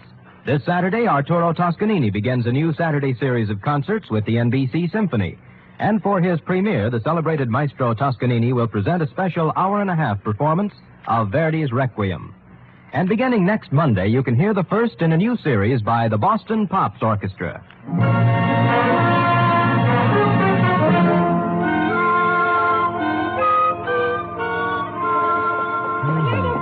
All typed up. All but the P.S. Page, that is. What P.S. page? Why should it need a P.S.? Sam, you know that this report, to borrow a phrase from you, is full of holes. My phrase? I wish I'd never said it. Now, for instance, who sent the note to Rufus? Paul Endicott. He expected trouble. That's why he was so belligerent to everybody. All right. Yes. I'm going to come right out and ask you. Good. Why did Allison kill him? Well, I thought it was rather obvious, Effie. Cora was leaving Rufus McLeod for Allison, but because Allison worked for McLeod until Cora's divorce was final, they didn't want Rufus to know about it. So they used Paul Endicott as a decoy love affair. But I'll bet Endicott didn't want to give Cora up. I'll bet that was it, Sam. Effie, I don't know how you ever guessed. Endicott saw in it a chance to pick up a buck with a little blackmail. It's just a wild guess, Sam. Yes. And, of course, Allison did ski, didn't he? What do you think? Well, how else could he get around so fast? And he made such a point about those snowshoes. Sam? Yes? If I'd written the caper, I'd have covered that up a little. Come here. Oh, I'm sorry, Sam. I guess I shouldn't have said that. You certainly should not have. You know there's only one thing around here you're supposed to say. Yes, Sam, I know. Shall I say it? Make it fast. Good night, Sam. Good night, sweetheart.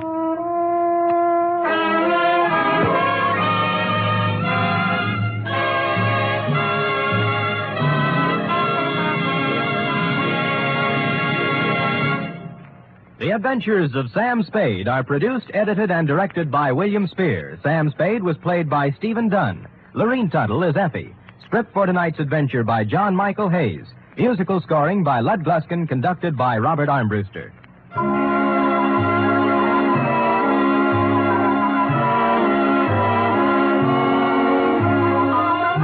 Join us again next week, same time, for another adventure with Sam Spade. The National Broadcasting Company presents The Adventures of Sam Spade, Detective.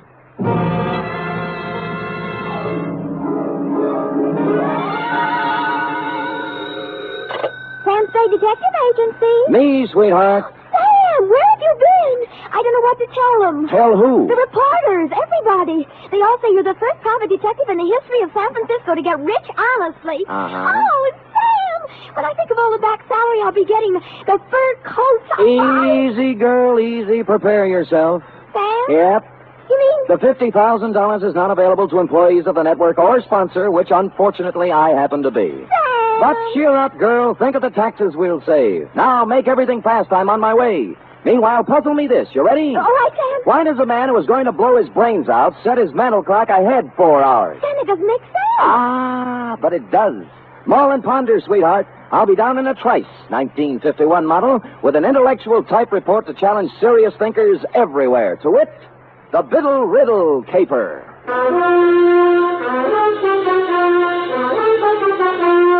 For NBC, William Spear, radio's outstanding producer, director of mystery and crime drama, brings you the greatest private detective of them all in The Adventures of Sam Spade. All alone by the microphone. Pizza. Effie? Sam, I just can't get anywhere with this. Never kick on the third down, Cherub. Give it another try. No, it's no use, Sam. I'm mentally through. Well, you know best. I just give up. Sam? Huh? What are those funny little bumps on your cheek? Go ahead, guess. Smallpox? Hey, You get warm.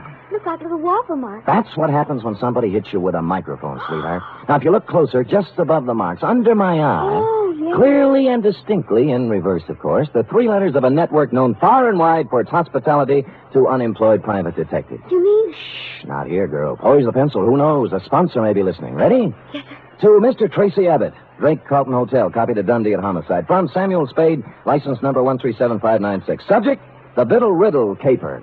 Dear Tracy, it had a nice conventional start, this one. A nice conventional phone call telling me to drop up to room 402 of the Drake Carlton around 3 in the afternoon. But when I got there, I found that over the nice conventional number on the door was hung a temporary sign reading Olympic Radio Productions. Tracy Abbott, editor, director, and producer. Bidding farewell to the nice conventional part, I made bold to enter the door. Abbott, 5'8" of solid Hollywood, was waltzing with what I took to be a musician, composer, or some such. We open Coal Bunny like this.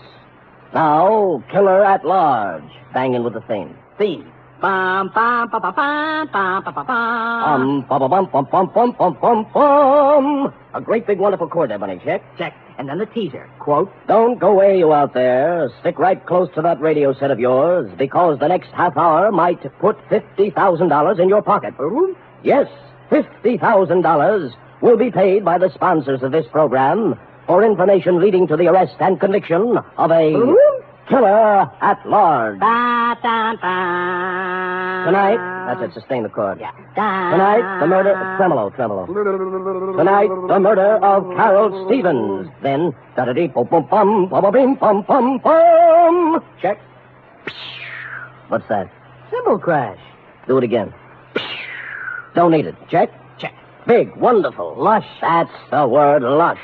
With scope and sweep and power. I got it. Well, I'll get as lush as I can with 8 pieces. Scope, sweep, importance. Gotta sound important. Check. Check. Oh, I'm Sam Spade, Mr. Abbott. Ah, yes, Spade. Glad to see you. Please sit down. No, on the other hand, you'd better stand up. No time to lose. You have 24 hours to find a man for me. Well, that's pretty short notice. How Mr. do... Spade, killer at large is real. We keep a sensitive finger on the pulse of the people. Well, that's nice. We deal in real facts, real people, real crimes, and real criminals. Check. Just how do you do this? How do you accomplish all this on the radio budget of today? Now, you see before you, Spade, the mechanical marvel which makes this possible, the tape recorder. You're familiar with the tape recorder? Oh, more or less. Check. Tomorrow night at 9 p.m. PST, with the aid of the tape recorder, we shall reconstruct one of San Francisco's more sensational, unsolved crimes. The murder of Carol Stevens. You mean the burlesque dame 3 years ago? 2 years, 8 months, and 29 days. You remember much about it? Well, let me see. She turned up dead on the floor of her apartment, didn't she? Check. Victim of the well-known blunt instrument. In this case, a bronze bookend carrying the bas relief of Abraham Lincoln. Much ado. Headlines by the hour, a parade of witnesses, but no arrests, period. Fine. Now, what about me? Our show, Spade, is made up of the simple, honest, spontaneous statements of the witnesses themselves. Mm-hmm. We're set on this one except for one man, the most important one in the case, of course. Oh, who's that? Jimmy Biddle, the doorman at the Broadway Burlesque, at the time the Stevens girl was killed. Oh. Knew her, some say he loved her. Top suspect until he came up with an alibi.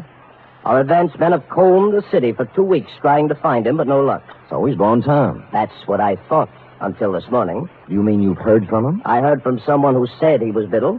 He also said he knew who killed Carol Stevens. And he wanted the $50,000. Right. I mean, check. Oh, fair enough. Well, that's what you advertise, isn't it? Not to people who hang up when you get curious.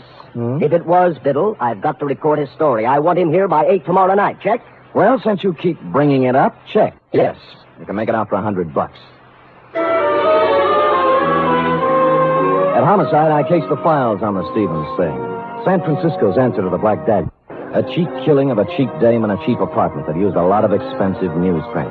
She'd taken her last turn under the blue spot around 10:30, left the theater, and hustled straight home, because at 11 sharp, according to the neighbor across the hall, someone had tried the Abraham Lincoln bookend on Carol for size.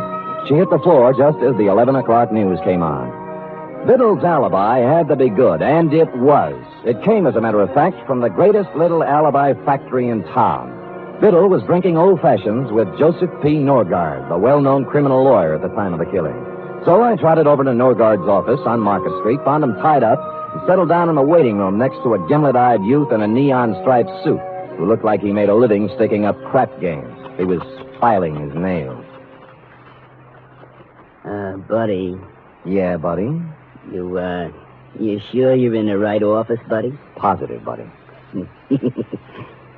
I just thought I might save you some trouble, that's all. Sam Spade, ain't it? Hey, you're a smart kid. I try hard. I still think you'd be wise to blow. Now, this is quite a turn you do, buddy. Study nights with Richard Woodmark. Sam, I told you I want to save you a bad time. You're a nice guy. Thank you. Must be a lot of things you can do around town to make a buck without coming here. Now, why don't you lift it out of that chair? I'm not going to do it, Mr. Norgard. And that's fine with me. I'll get with you later. Bye, buddy.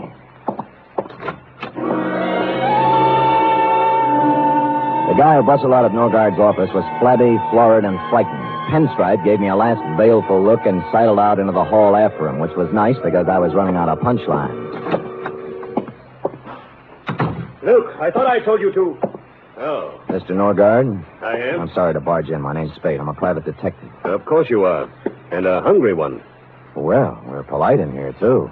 Why do you say that? You're the fourth today. Oh? I'm about to prepare a mimeograph statement entitled, What I Know About the Stevens Case, or You Too Can Make $50,000. Like a copy? You know, I can't remember when I've been treated so nice. What do you know about the Stevens case, Mr. Norgard? It's all in the homicide file. On the fateful night, I ran into Jimmy Biddle as I was coming out of a bar in Chinatown. He'd hit the skids. But he used to be a useful friend, so I asked him up to my apartment for a drink. Posing? Sat him in a chair, made him an old-fashioned, loaned him $5, and hustled him out. Uh-huh. Total elapsed time, 45 minutes, from 10:45 to 11:30 p.m. And that is all I have to say at this time. Have you seen Biddle since? Not since the investigation. I don't know where he is now, and I don't know who killed Carol Stevens, period. Paragraph. Do you think Jimmy knows who killed her? Maybe. Well, he says he does. Oh? Where did you see him? He's hungry, too. We work the same breadline. I'm sorry I said that, Spade. Who are you working for? Olympic Radio Productions. Killer at large. Yes? They want me to come to the studio tonight and record a statement for them. Uh-huh. I wonder if I ought to tell them what I really think. What's that? About Biddle. There's no point in talking around it anymore. I think he killed her. Well, that's a neat trick if he was drinking your liquor at the time. Oh, I think he did it after he left my place. Two things place the time of death. The medical examiner's report, which could be off as much as 3 hours. And the neighbor who thinks he heard the girl fall as the news came on. How reliable is that? Well, they usually think of those things during an investigation. But they didn't think hard enough. You say you talked to Biddle? He called my client. Why? He had 50,000 good reasons, according to him. You know, funny things happen when the dough gets into it. Bought people don't stay bought. Lost people get found. Yeah. Well, I've told you all I know, Spade. If you have no more questions. Well, just one more. Who's the little weasel in the pinstripe? You mean Luke? Yeah. Oh, I put him out there to scare off the hungry ones. Nothing to do with you. And the fat character he's tailing has nothing to do with me either, huh? You really want to know? Love to. He's a pastry cook. I'm representing his wife in a divorce action. Thinks he's Casanova. Pressure cooker, eh?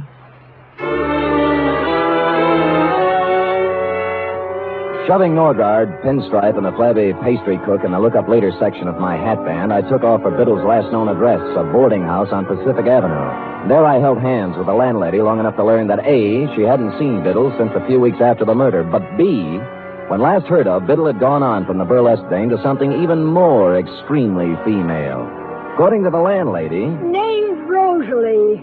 Understand she's working on the line at the Pacific Ballroom. Red hair, blue eyes, and boom, boom. You get me? I got you.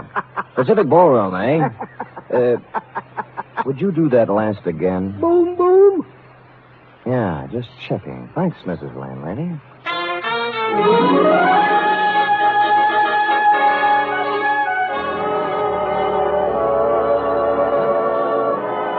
Hello? Hi. Am I the lucky girl? Well, you look like your name ought to be Rosalie. Oh, you're psychic. Got your tickets? Here, let me know when they're used up, huh? Don't worry. Hey. You know you're a pretty good dancer? Arthur Murray, class of 1906. Only I didn't come here to dance. Oh. I'm looking for Jimmy Biddle, you know him? Yeah, I know him. You a cop? Not exactly. Oh, what's the difference, cop or no cop? You'll find him one of these days. Where? In the bay, maybe. Or the morgue. He knows it. That's the funny part. He knows it, and he can't do anything about it. It's got him. Rosalie, baby, look, I'm not... That's enough about Jimmy. Let's dance, huh? That's what you're paying for, isn't it? Well, come on. Where is he? You're wasting your time. I won't sell him out. I'm through with him, but I won't sell him out. Ah, here's your ticket.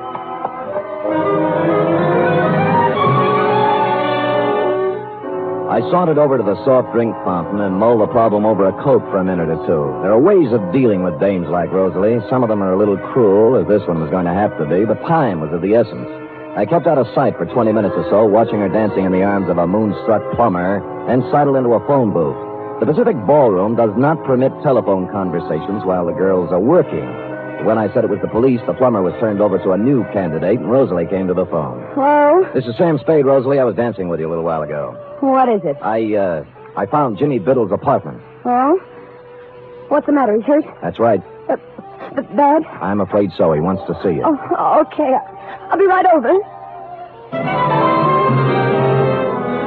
She didn't stop for a rap, just plowed a zigzag furrow through the mob at the main door and climbed into a cab at the curb. The driver must have been an old fan of hers, because they were almost out of sight by the time my cab got rolling, and that's the way it was across Market Street and all the way out Van Ness to the marina. Her cab was pulled up in front of an apartment on Jefferson Street, and she'd just gotten out when we slid in behind them. Hiya, you want to go up together? But you said you... I'm sorry, honey. I know it was a dirty trick, but now that's no way to be. You shut up.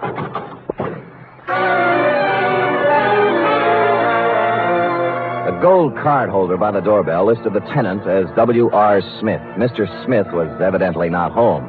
The lady manager in the apartment next to his was, and after the usual license showing and more than the usual sweet talk, she came up with the key.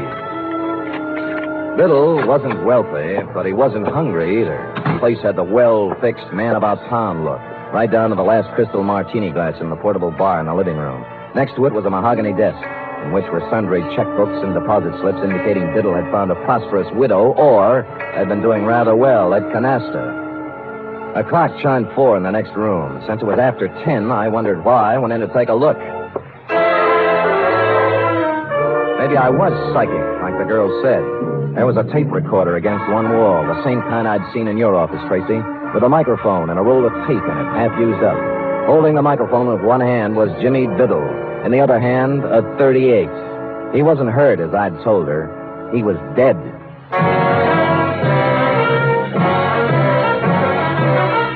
You are listening to the weekly adventure of radio's most famous detective, Sam Spade.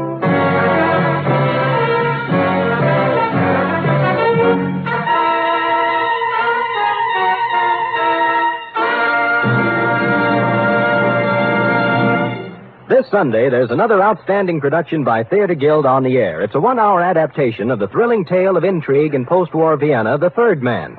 Joseph Cotton and Senior Hasso star in this Theater Guild on the air broadcast. And Sunday over most of these NBC stations also means The Big Show, an hour and a half of the finest in comedy, music, and drama. Tallulah will be your hostess, and just listen to a few of the stars. Fred Allen, Marlena Dietrich, Danny Thomas, and Fran Warren. There'll be many more, too, so tune in this Sunday and every Sunday for The Big Show.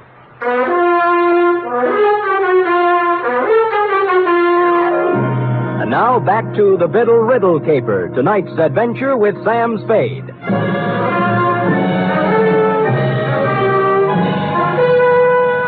In accordance with Chapter 5 of the Private Detective's Manual entitled How to Keep Your License, I called Homicide and gave him the facts and figures, then went back to the study. Jimmy Biddle was surrounded by props like Part 1 of the photo crime puzzle. I carefully reached over his shoulder and pressed the button on the tape recorder. My name's Jimmy Biddle. The DA will remember me. We saw a lot of each other during the week after Carol Stevens hit the deck in her apartment 3 years ago. At just about this time of night. I fooled him then. I could probably go on fooling him, but I'm tired of it. I'm tired of living this way. So here it is. I knew Carol Stevens well. I was crazy about her, and I was jealous, too. That's why I killed her. Thought I could go on and on, playing hide-and-go-seek for the rest of my life, but sooner or later this kind of thing gets too heavy to pack around. You gotta get rid of it, one way or another.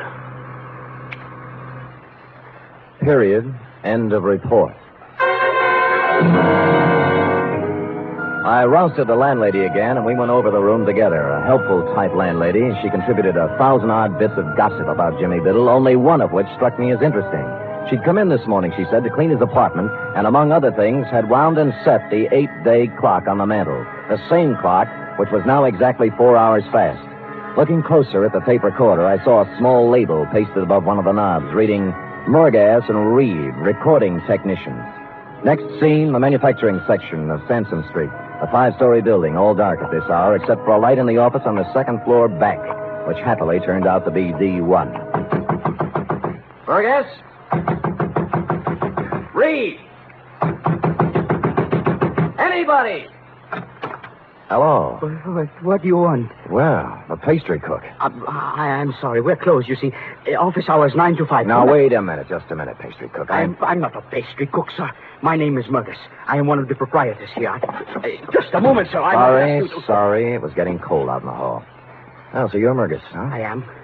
And I don't care who you are. I know all about it, sir. I know it wasn't a practical joke. What wasn't a practical joke? That tape. You can march right back to the man you're working for and tell him he can't buy me off. Is that clear? Not very. There's no use denying it. I saw you in his office this afternoon when he threatened me. Get down, Murgus! What is it?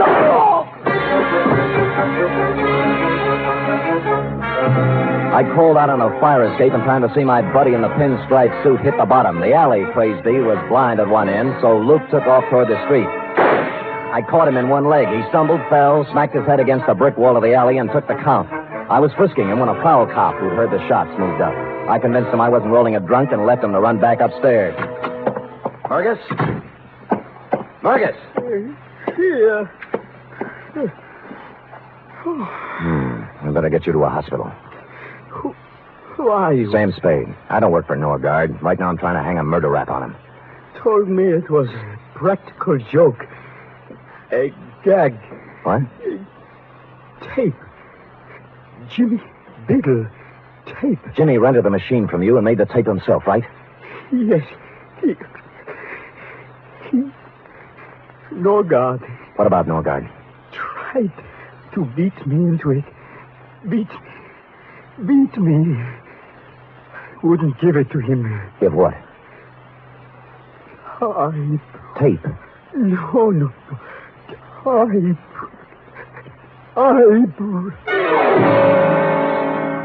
He tried to point to the desk as he passed out, and so to this already bubbling stew, we had a crucial typewriter. While waiting for the ambulance, I cased it and found nothing, then stuck a piece of paper into it and began to type.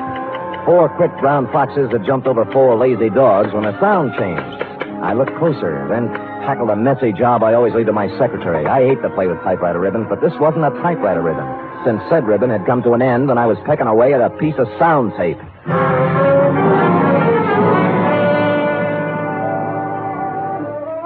Come on, Rosalie. No, I don't want to talk. Look, come on. My feet are even more tired than they were an hour ago. Okay, you first. All right, now. I'm sorry, Mr. Spade. I thought you were lying when you said Jimmy was hurt. Look, let's not go into that now. He was blackmailing Norgard, right? I don't even know who Norgard is. You knew Jimmy was shaking someone down, didn't you? I never knew where he got his money. I just know it was dirty money. He'd laugh and say he was living high, but not for long. He never mentioned Norgard? No, he just said he was going to make $50,000 on a radio program. Did he say how? Singing. I thought he was kidding, then he showed up with that tape recorder. Well, he wasn't kidding. Then what? He wanted to be alone, he said. He was going to make an audition and send it to a sponsor. That's where he made the mistake. He sent it to the wrong sponsor. Huh? He figured to hit Norgard for the biggest touch of all. Thought hearing it might make him dig deeper. So he recorded his statement, sent it to Norgard for a sample. But there was something he didn't think of. What do you mean? He should have studied up on his tape recorders, baby. With a pair of scissors and a good technician, Jimmy's eyewitness account turned into a first-class confession.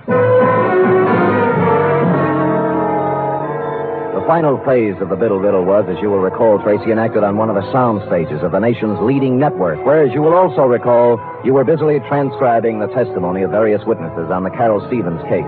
How you got him there, I'll never know. But there he was, as big and legal-looking as ever, perjuring himself once more into one of your microphones. I walked out of the Twin Dragon on Grant Avenue. As I remember it now, Biddle was across the street. He apparently recognized me, though. Excuse me, will you, fellas? What?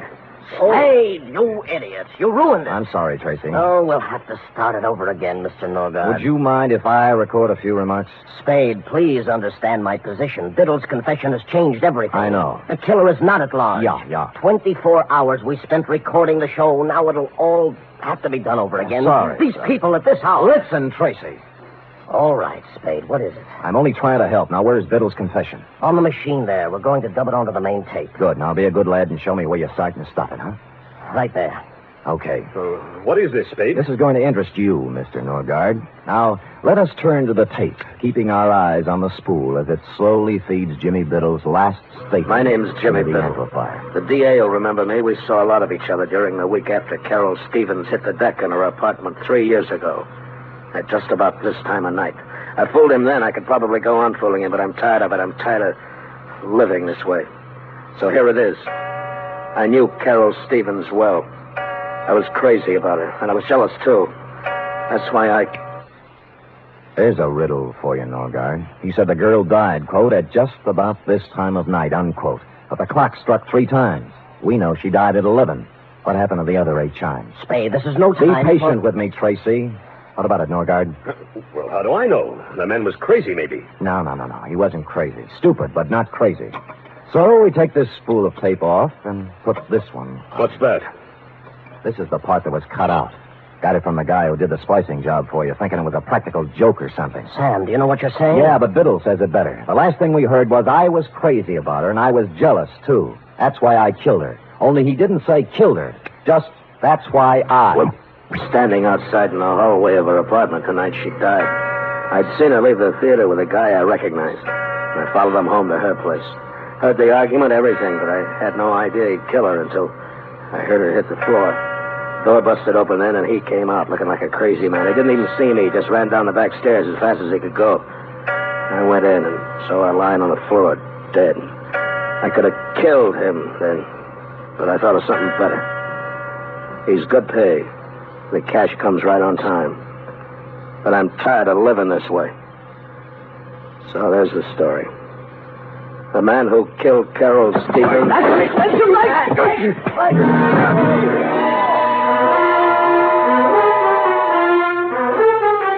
This is as far as Biddle got, since Norgard had grabbed a stand mic and slammed it into the recording machine. In the rhubarb which followed, he also slammed it into my face, which is why I carry the imprint of the nation's #1 network just below my right eye.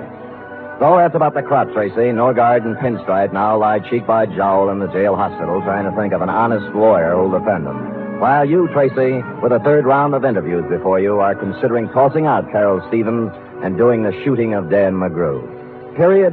End of report. Sam, how unfortunate. Unfortunate? You never got to explain about the clock. It was 4 hours fast. Why, sweetheart, that's self-explanatory. The clock said 4, you see? Yes. But it was 12. Biddle have been dead an hour, which makes it 11. Carry 1. Subtracting 4 from that leaves 7. 7. And assuming he'd been there an hour before that makes 6. Sam, what relentless logic. Just like Ellery Queen. Effie, on this program, we do not plug rival products. Now go and type that up while I figure this out. Scoot. Yes.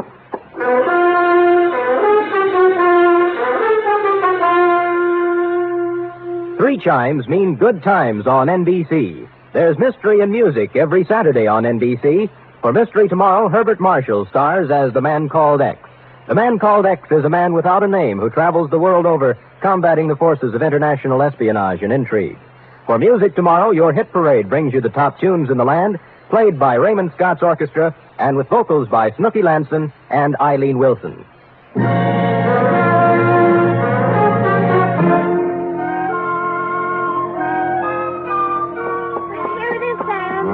Thank you, dear one. I see by the furrows in your brow that you have not as yet solved the matter of the missing chimes. Oh, why Norgard set the clock ahead when he shot Jimmy Biddle? How to approach this? You realize Norgard cut a hunk out of the tape, Yes. removing Biddle's eyewitness account, setting him up as a suicide, right? But Sam... Don't make me change my grip. Though Biddle, by his own statement, made the recording at the time of the murder of Carol Stevens, to wit 11 o'clock. Now, in cutting out the crucial words, Norgard also had to cut out 8 chimes. This, he realized, would be noticed. So he set the clock ahead to make the number of chimes jibe. Chimes jibe. Chimes jibe. Nice ring. Will it be all right with you if I just say I understand when I really don't? Sure, sweetheart. I'll just type and answer the phone, and you use your feet and your head. And together we'll end up... I know, with... Good night, Sam. Good night, sweetheart.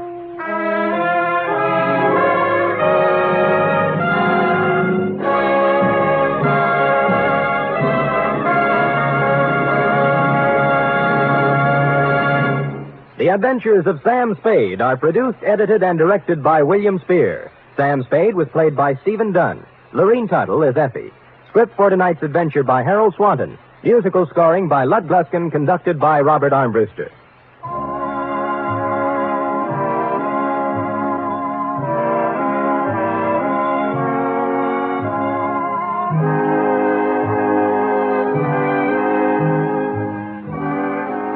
Join us again next week, same time, for another adventure with Sam Spade.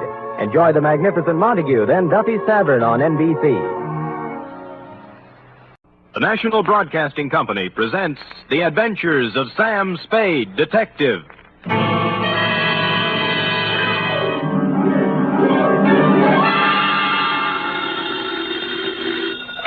Sam Spade Detective Agency. Me, sweetheart. Merry 29th of December. You too, Sam. Did you take the little boy home? Yep.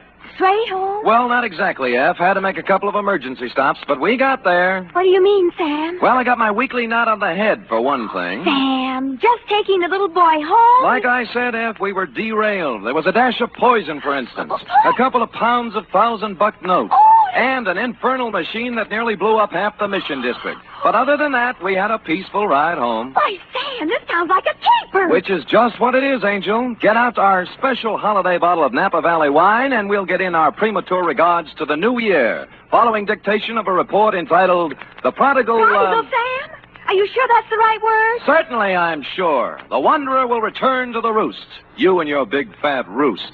With a last bedtime story for 1950, namely... The Prodigal Panda Caper. For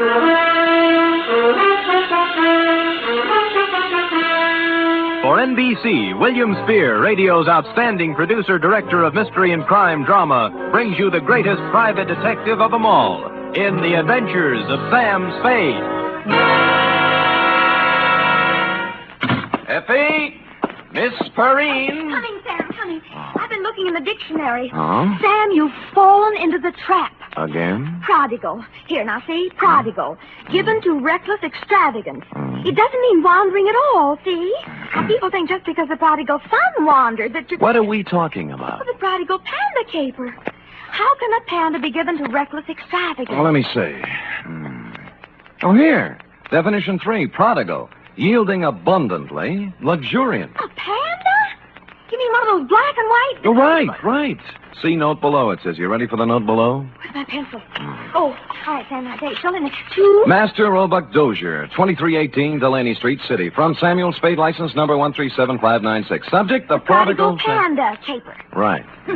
Dear Roby, I'd spent a relatively pleasant day running down a case of slow pay in North Beach and, flushed with success, had returned to my office for a final check of the file. Underwood, Helen, Musher, Roderick, Varden, Dolly. Where the... Oh, Spirit's Holiday.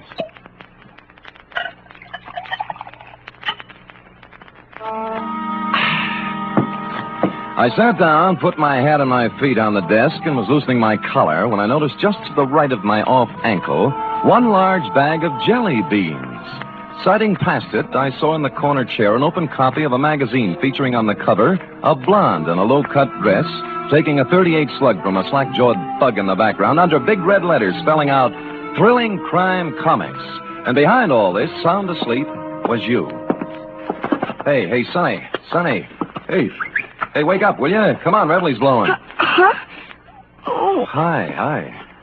How long you been here? Oh, a long time, I guess. What's your name? Roby, short for Roebuck. Well, what can I do for you, Roby? I've been to the police. They wouldn't do anything. They said I should come to you. You mean you got a job for me? Yeah. Dangerous? Yeah, a hoist. You mean a heist? What was it? My panda bear. Oh, someone stole it? Yeah. It's not mine, really. I bought it for my little brother, Barney. He's 5 and he's always wanted one. So when I got the junk money, I went... Money?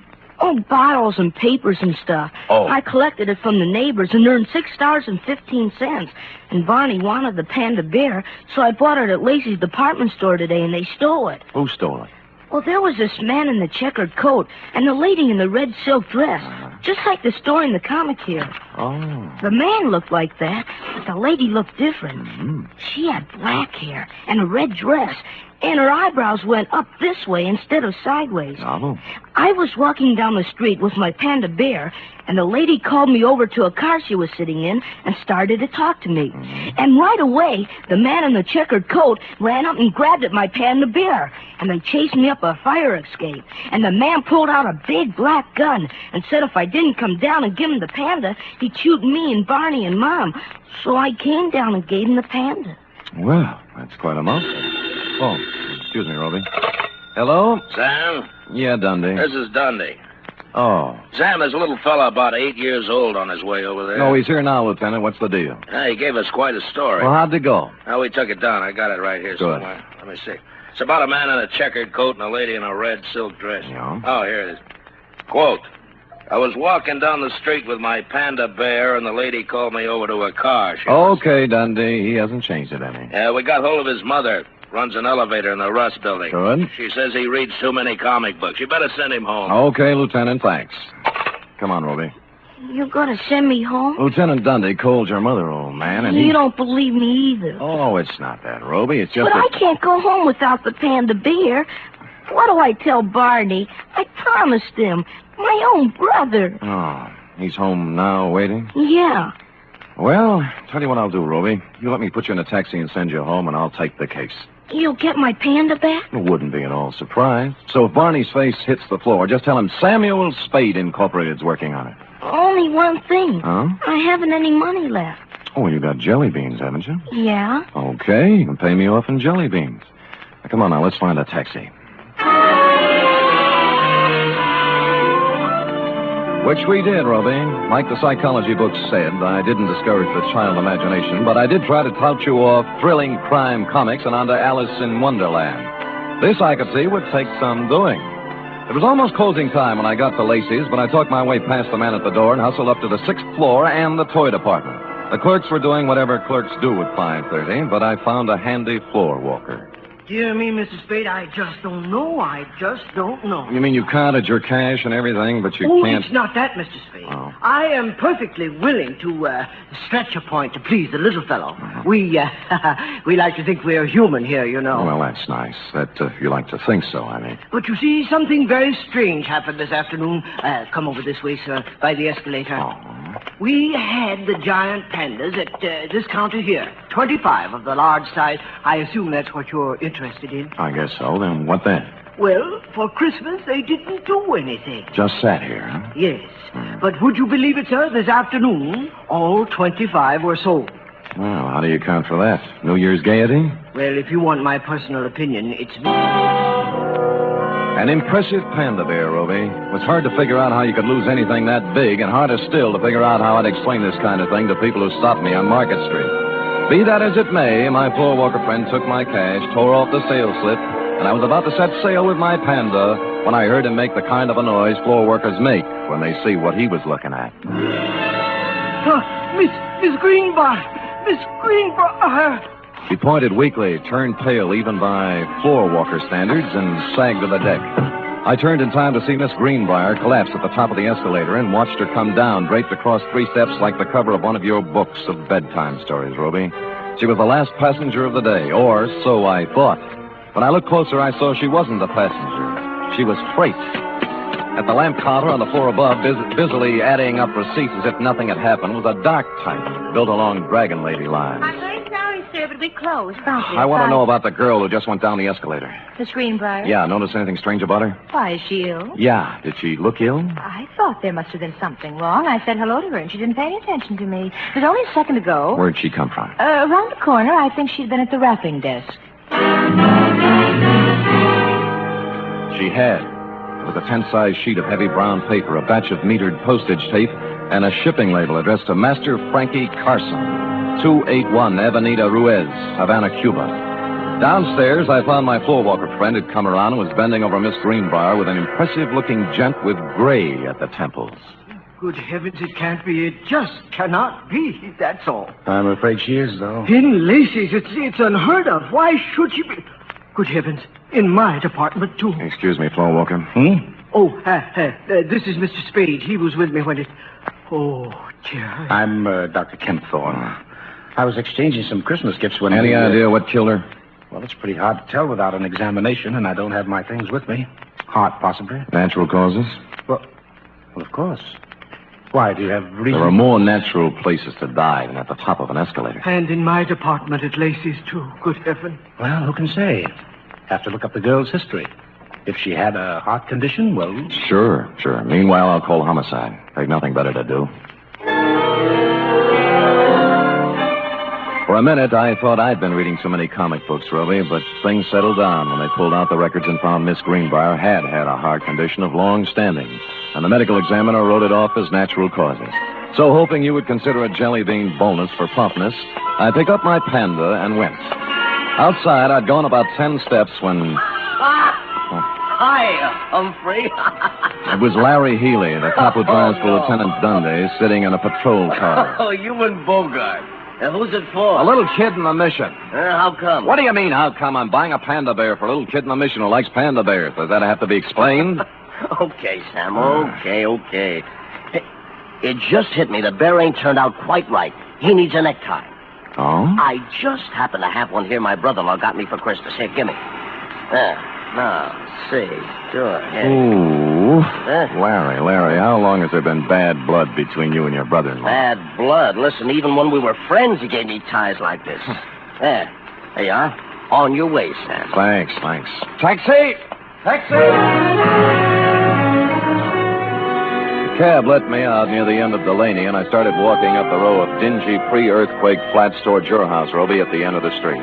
Parked at the curb was a discordant note in this hard-pressed neighborhood, a sleek, custom-built red convertible, one of the kind that looks like it can go 90 miles an hour standing still.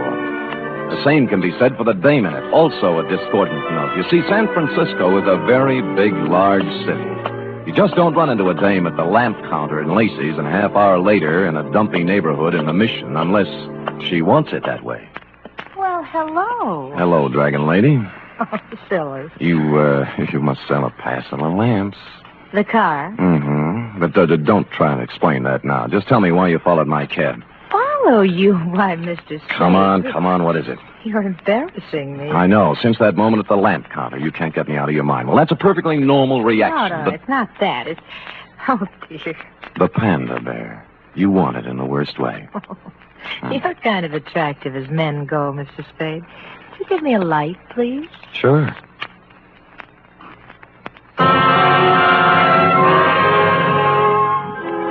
Holding the match up to her cigarette, three things hit me. The black hair, the red dress, and eyebrows that went up instead of sideways.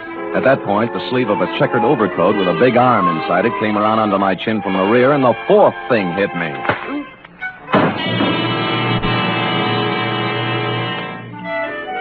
How long I dwelled in Panda Land, I don't know, but it was real nice while it lasted. I was a panda, too, I remember, and I was going somewhere with a big overstuffed private detective under my arm when a lady panda batted her big brown eyes at me and began pulling my nose. She seemed to have a very, very high voice. Wake up, Mr. Spade. Revelie's blowing. Oh. I call Lieutenant Dunne, Mr. Spade. He's on his way. Lucky. Over here. Good, Christopher, Sam. What happened? Well, it was this way, Dundee. I was walking down the street with my panda bear, and the lady called me over to the car she was sitting in and started to talk to me. And right away, the man in the checkered coat up.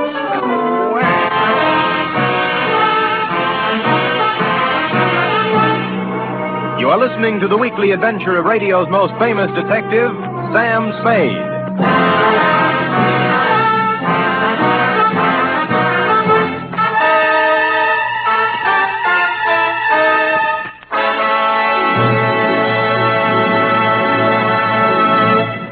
Van Heflin stars this Sunday in State Fair, another outstanding 60-minute production by Theater Guild on the Air.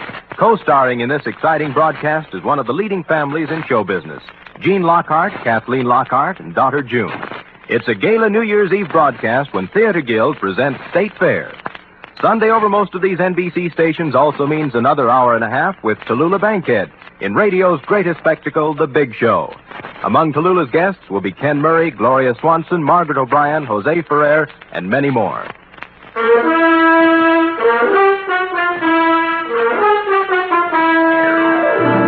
Now back to the Prodigal Panda Caper, tonight's adventure with Sam Spade.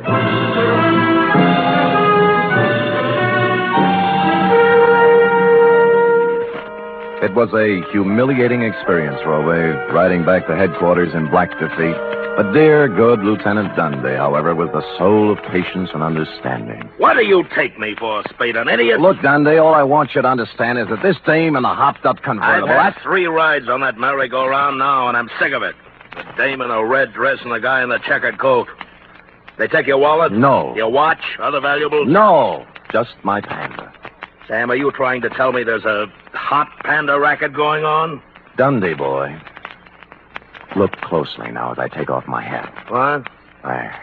See? Now, as you know, my head ordinarily does not come to a point. But this protuberance was made by a gun butt, not by imagination. Oh, someone slugged you.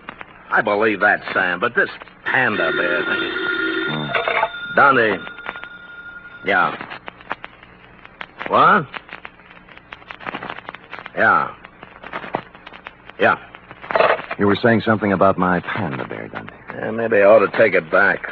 That dame at the store this afternoon, the one who sold him? Miss Greenbrier. Yeah. I just finished the post-mortem.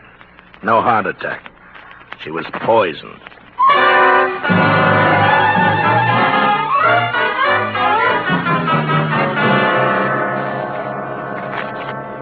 It's a strange thing, Mr. Spade, very strange.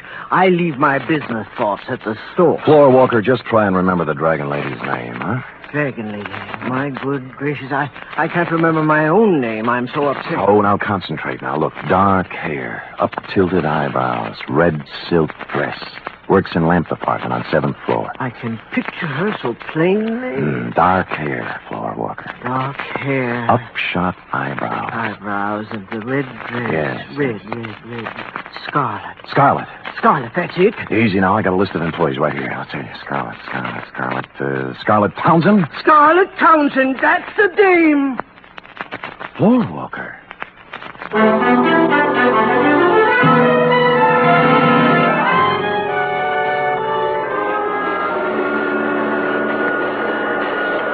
Scarlet Townsend. Yeah, she lives here, right in this room. Move out. Today. Well, how come? I said, how come, landlady? Why'd she move? Me. Oh. I tried to keep her on the right track, but at her age, you can't tell them nothing.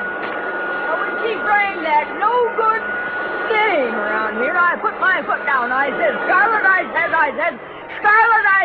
you're What's out. no good day? What's no good dame, landlady? Crystal McCall. Oh. Here. I found this just now as I was cleaning the room. Picture of Crystal McCall. Now, ain't that a swell way to have your picture taken? The name rang a bell, and so did the picture. Crystal herself and they all together. When I got around to the place, I made a startling discovery. Crystal was also the late Miss Greenbrier. Well, don't look at it all day, young man. When'd you see this girl last, landlady? This morning, she and a fella in a checkered coat come around to pick up Scarlet in a big red open car. Know the fella? Nope, never saw him before. But I'd sure know that car. Oh, you ought to see it. You're not telling me a thing, landlady. I have.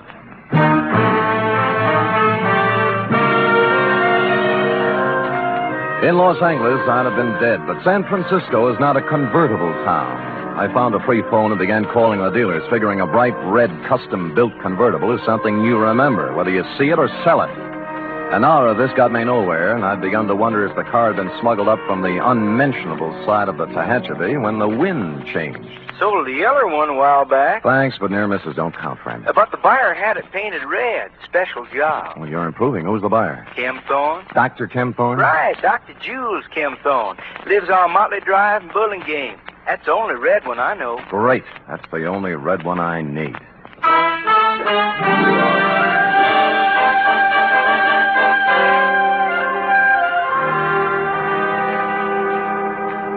Mr. Spade, this is utterly unbelievable.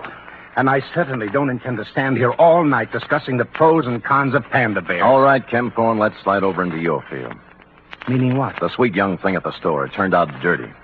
The heart attack? The poison attack. Well, suicide, you suppose? What do you suppose? Well, I'm sure I don't know. Look, why don't we hold hands and tell the truth, huh? You'd better run along, Spade. I've had about all of this that I intended. Look, the dead dame was Crystal McCall. Does that mean anything to you? No. The same Crystal McCall who was running around with a hood named Frankie Casella, formerly of New York, now of Havana, by Department of Justice request. This is all very interesting. What has it to do with me? She was riding around in your red convertible this morning, for one thing. That's a hot car, you know. I took a close look at it 2 hours ago and got slugged. I don't know how you score these things, Ken Thorne, but in my book, this calls for a couple of answers. You're right. You're right, it does. Where's the car? It's gone. Who has it? My chauffeur. This is the last straw, I guess. There's no point in covering up for him any longer. Who is he? Lenny Flegel. Oh, an ex-con, isn't he? Yes. I thought I could straighten him out. He's been missing for 2 days this time. He just took the car and left.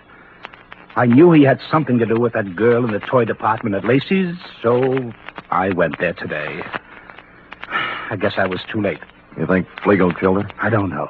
I don't know. Where did you see the car? Near the end of Delaney Street. What's the license number? 49H822. Oh. I'd better report it stolen. If you need me to testify, please... Feel free to call. That I will, Dr. Ken Thorne. Bye.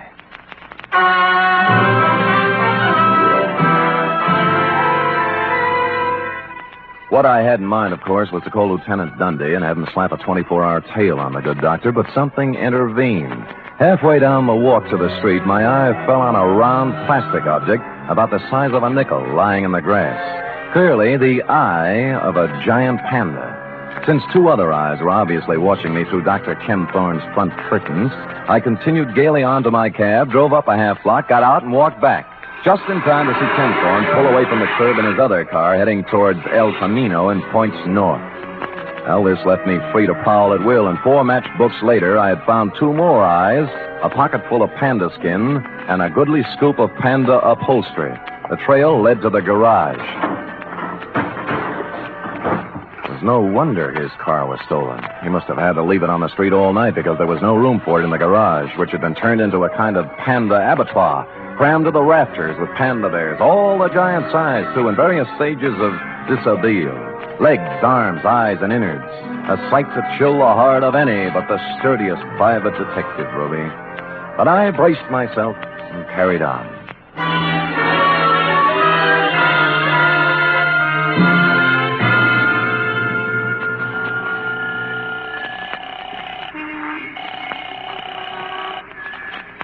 Homicide, Dundee. This is Sam, Dundee. Sam, where you calling from? Phone booth in a drive-in on El Camino. Listen, the license number on the red custom job is 49H822. And the guy driving it is Lenny Flegel, an ex-con. Don't talk to me about that car. Larry Healy picked it up tonight going 90 on the Bay Shore. Great. Lousy. Why? What happened? Next time I see one of them panda bears, I'm going to spit right in its eye. So Larry pulls the guy down, and first thing he sees is the panda bear with a necktie. What about the dragon lady? She came second. All Larry can think of is the hot panda bear. Figures they stole it, so he takes it back to the patrol car to return it to the kid. No. Yeah. By the time he got the exhaust smoke out of his eyes, they were gone. Oh, what's that license number again? 49H822. You sure? Positive. I'm looking right at it. Oh, Sam. Dundee. Yeah. We're all at Anderson's drive-in on El Camino. Put it on the air.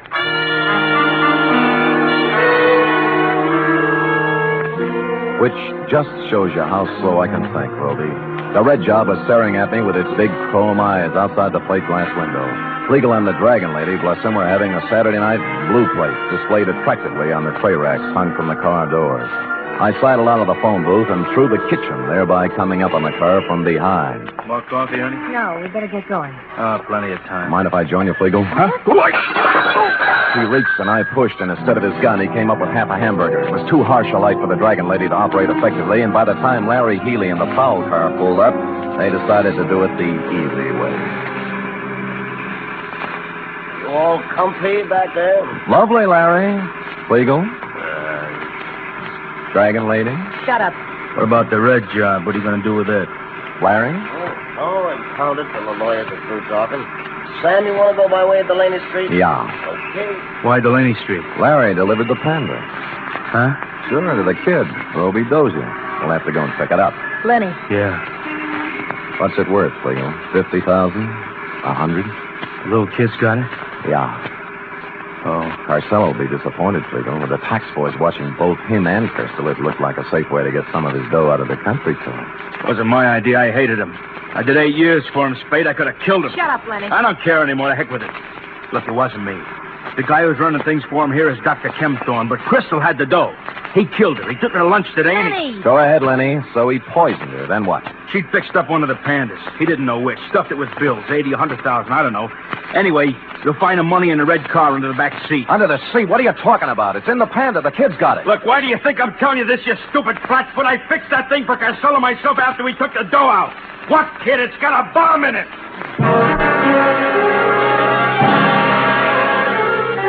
I don't remember much about the ride from then on, Roby. All I could see was a white line unwinding in the headlights. But somehow we got to the end of Delaney Street and around that corner again. Roby! Roby! Over here, in the alley. Roby, you hurt? No, just resting. Where's the panda? Well, I'm through with pandas, and so is Barney. Next junk money, I'm going to buy him an elephant. What happened? Well, a policeman brought it. Yeah? I started home with it when a car drove up, and a man with gray hair got out. Kempthorne. What then? Same thing. He grabbed it and got in his car and drove off. He's around the corner there playing with it. Go ask him. I don't care anymore. Around the corner? You mean he...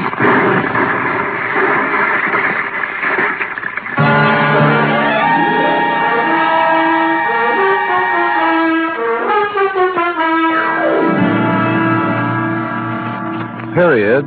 End of report. What a A highly inconsiderate thing to do to a panda. But I'll give him one thing. What thing? He had the good grace to park in front of a vacant lot before starting to tear it apart. Oh. And, of course, to coin a phrase, he saved the people some money. And now, if you're a good, efficient girl and run that through your infernal machine, who knows what I'll have in store for you when you're through. No jelly beans till work is done. Now, scoot, scoot, scoot.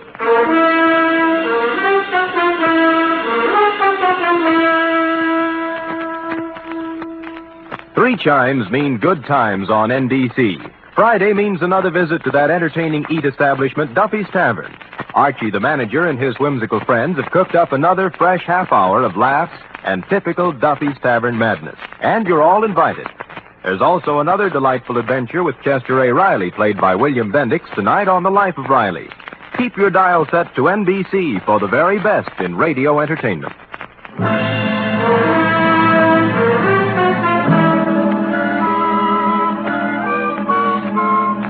Here it is, Sam. Mm-hmm. All official? Yeah. I like the black one. Lay off, lay off. Well, you know if they're eating all the black ones, they're my favorite still now. Master Robot Dozier. Very well. Sam, No?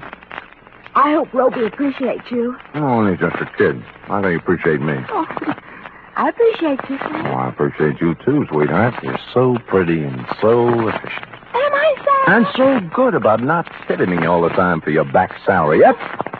Right when I stop and think of you, I go all choked up. Me too. The black one. Come here. Huh? Angel, Yes? it's all yours, dear. The rest of the jelly beans. Happy New Year. Oh. Good night. Good night, sweetheart.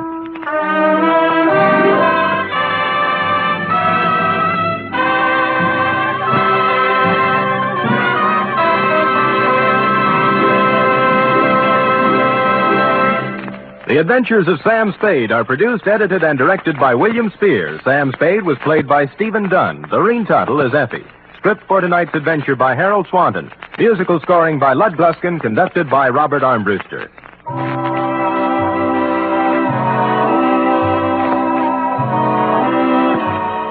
Join us again next week, same time, for another adventure with Sam Spade. Enjoy the magnificent Montague, then Duffy's Tavern on NBC. The National Broadcasting Company presents The Adventures of Sam Spade, Detective.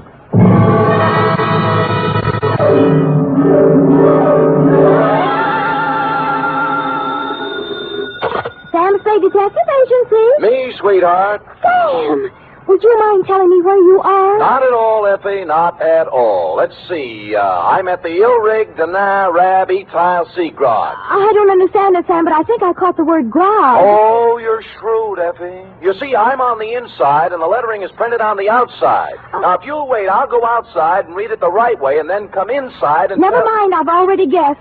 You're at George's Elite Bar and Grill. Trapped. Sam, answer me. You promised me you wouldn't. Me? I promised? Me? You did, Sam. You promised faithfully to stay away from bars. You know how hard television is on your eyes. Have you got your glasses? One in each hand. Fill 'em up, George. Oh, Sam, I heard that. What will people think? They'll never know, Effie. I always drink here under another name. Oh. Just a little of the hair of the dog that bit me, Effie. But don't worry about me. Although it's true I have been dogging it and have been hounded from tree to tree, I am frisky as ever and will be in to unleash my canine chronicle, namely, the dog bed caper, or he who lies down with dogs gets up with murder, or, condensed for easy reading,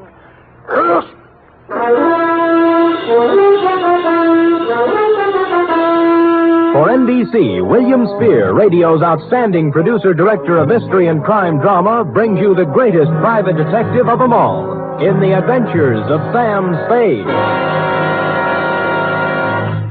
Effie? Here I am, Sam. Here I am, Sam. Effie, did you ever write poetry in school? Well, I was known as Emily Dickinson of Central High. I thought you had a touch of internal rhyme scheme there. I doodled a little poem about you today. Really? Well, redoodle. There was a detective named Spade with oodles of brains in his head. Clever, clever. But when he took up drinking, he forgot about thinking. Now give me the punchline. And Effie has stayed quite unpaid. Well, a little rough, but cute. Did you get the idea, Sam? Never could make any sense out of poetry. Ready? It's getting close to Christmas, Sam, and Pencil point? I've used my last pencil, and I don't really have enough money to buy... Please, Effie, I have no head for figures. All right, I give up. From Samuel Spade, license number 137596. Subject, the dog bed caper. Oh, Sam, I hope this is going to be all about dogs. I belong to the tail waggers, you know. Yeah. And I've read all the books by Jack London. Yeah. I just think... Down, Effie. Strangely enough, you will not meet a single dog in this story. Actually, this narrative has little indeed to do with our four-footed friends or their beds. And I'd change the title now, except that it's already gone out for publicity. Dear Dundee, it all started with a phone call to my secretary, Miss Effie Perrine, a doll, requesting my inimitable services at the investment counseling firm of Cameron Incorporated. Clearing everything off my desk, 2 shoes with feet in them, my own, I went over. The firm of Cameron Incorporated was obviously not for the pushcart set. It was plush, ankle-deep rugs, imported drapes, and the receptionist. She had a plushness all of her own. I said hello in my plushiest voice, and she liked it. She said so. Oh, I like the way you said that. Say it again. Life is too short to go back even for a moment. The past is a dead thing, the present dying, only the future alive and vibrant. However, hello. Is there something? There is. Could I ask a question? Why not? I will rephrase the question. What time do you stop working this evening? Around 6. Care to have... Why not? There's a little bar around the corner, okay? Why not? Why not, indeed? Bring your own money? Well, come anyway. Your name? Celeste. Mine's Sam Spade. Who's Mr. Briggs? He called me. Major Briggs? Why, he's our chief accountant. I just happened to have my door open. Did I hear someone inquiring about me? This is Mr. Spade, Major Briggs. How do you do, Major? It's a pleasure to meet you in person, Mr. Spade. I'm the man who called you, you know. I'm grateful, sir. Now, what is it I can do for you and Mr. Cameron? Oh, it's not for me that I called. I haven't a worry in the world, and it's Miss Cameron. Oh. Old Cameron's been dead for many years now. I see. Whatever she wants, Mr. Spade, do a good job. We are all counting on you. Will you please announce Mr. Spade, Miss Roberts? Certainly, Major. If you'd excuse me. Nice to have met you, Major. Miss Cameron? Yes? Miss Spade's here. Send him in, please. Go on, Sam. Have fun. Think I might? Why not? That girl had the most beautiful double entendre in town. Well, to get on, Adela Cameron was a career woman around 29, although the tailored suit made fine detective work difficult. No makeup, severe hairdo, and in spite of all this, chic. In fact, as we shook hands in a most businesslike manner, I had the feeling that something warm might well spring up between us. Something like a warm mutual dislike, maybe. But something. Most men simply cannot be told anything in confidence. They gossip. That's a switch. I don't appreciate your humor, Mr. Spade. I accept your apology. I will tolerate you because of your reputation. All right. I'm going to give you a very difficult job to do. Miss Cameron. What is it, Major? I'm sorry to interrupt you, but Courtney Pierce is on the phone. Mr. Spade, this is Major Briggs, our chief accountant. We've already met. Mr. Spade. Now, Adela, Pierce wants us to unload his short-term governments and buy American cattle. He's dividend crazy. AMCAT's declaring one in January, and he wants it. Well, let him do it. Well, I just want to protect your interests. You know what will happen to AMCAT after February? They'll drop 10 points, and he'll blame us. I went through this with your father when you and Greg were... That's right, Major. Well, tell him we advise against it. But if he persists, ask him for a release in writing. That's what I thought you'd do. That's the way your father would have handled it. I just want to protect your interests, my dear, that's all. Major, I know. I just want to protect your interests. Well, don't worry about us. You know, we're not children anymore. All right, my dear. Where were we? Oh, you were giving me a difficult job. Oh, yes. Here is the business address of Mr. I.J. Barco. He's a wealthy manufacturer, a client of ours. I want you to find out everything about him, especially anything unsavory. Sorry, I don't do divorce or blackmail cases. Mr. Spade, this is not a divorce investigation. All right, what is it then? Why do we want a client shadowed, I believe is the expression? That's it? Because we believe he is investing money through us for some racketeers. If that were true, we would, of course, have to drop him. But we don't want to lose his business just on suspicion. I see. Find out anything you can about him. I'll give you $50 a day in expenses, 1 week guarantee. Will you consider the job? I have considered and taken the job. By the time I'd reached the door, she had already forgotten me and was hard at work on some papers. Outside, I planned to dally a few moments in idle chit-chat with Celeste. But before I had the chance, I was accosted by a husky young chap whom I'm afraid was a Princeton man. What were you talking about in there, Spade? Oh, you have the advantage, sir. Who are you? Gregory Cameron. Now, come on. What was Adela telling you? Well, if you step to one side, you can walk around me and ask her. Look, don't pull that cagey private detective routine on me. I pack a little weight myself. Well, pack it somewhere else, sonny. I asked you a question. I expect an answer. There's your answer. Any more questions? He didn't feel much like talking then, and I was so irritated I walked out without saying goodbye to Celeste. When I reached the street, the white-haired old gentleman, Major Briggs, hurried out behind me. Mr. Spade, please don't think too badly of that boy. I've known him from the cradle. He's in a difficult emotional state at the Yes, moment. sure. As far as I'm concerned, Major, it never happened. You're a kind man, Mr. Spade. I could tell that when I first saw you. You're just the sort of man Miss Cameron needs. Well, I hadn't looked at it that way. If you require anything, don't hesitate to ask me. I've been with this company 40 years before those two children in there were born, and I know how difficult life can be at times. I just want things to go well for them. I'll do my little part, Major. Bless you, son. Bless you.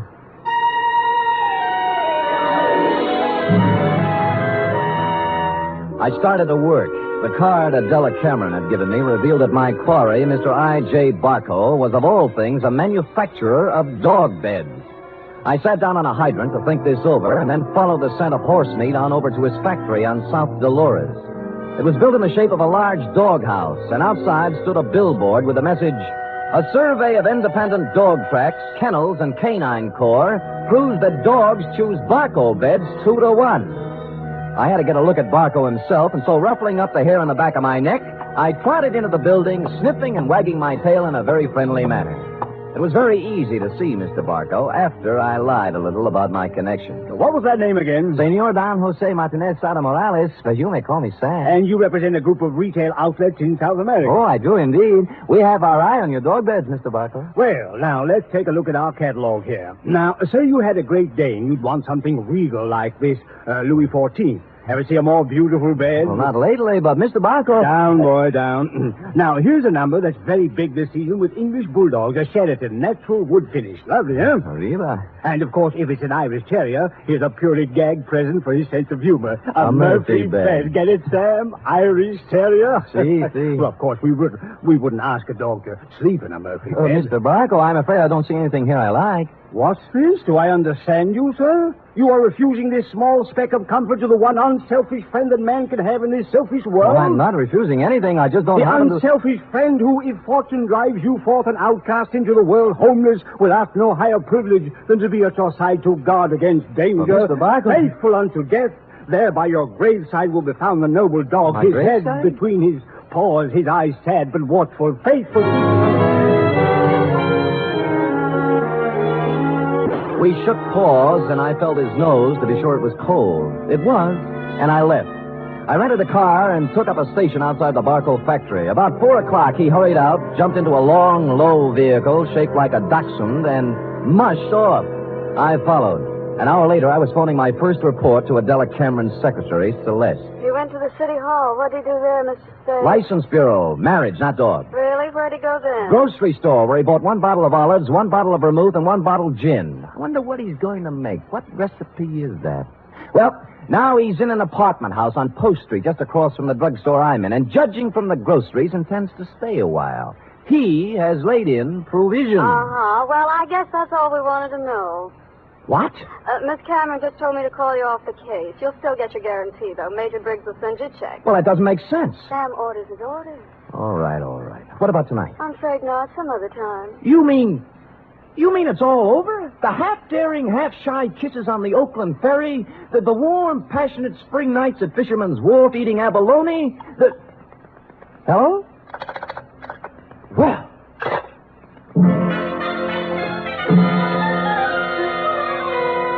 Puzzled, as who wouldn't be, I walked slowly back to my car. But before I had a chance to get in, I saw I.J. Barco hurry out of his apartment house. But he didn't enter his car. He came right for me. Spade! Just a minute, Spade. So sorry, my name is Don Jose Martinez Sada Morales yet. Don't kid me, Spade. I'm not as stupid as I acted today. Look, I know why Adela Cameron is following me, and you don't. And you'll never find out, any more than the other 4 detectives did. I was the 5th choice? What? I shall speak with my agent about this. I'm going to tell her in person that this foolishness has to stop. If it doesn't, she'll live to regret it. One more thing. I presume you're going to follow me. Well, I'm turning right on Market and heading out to 1217 Ridgewood Place. You shouldn't have any trouble.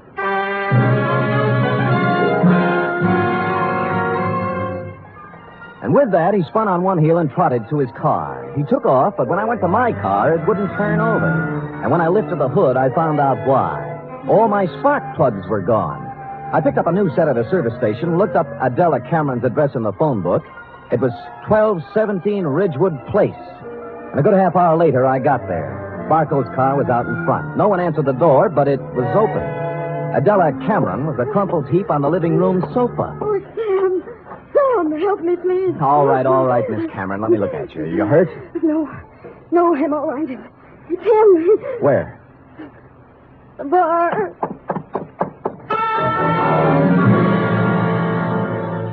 I hurried into the bar and was met with a strong odor of scotch.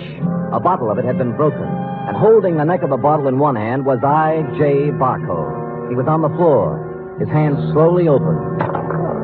The glass rolled out, and he died.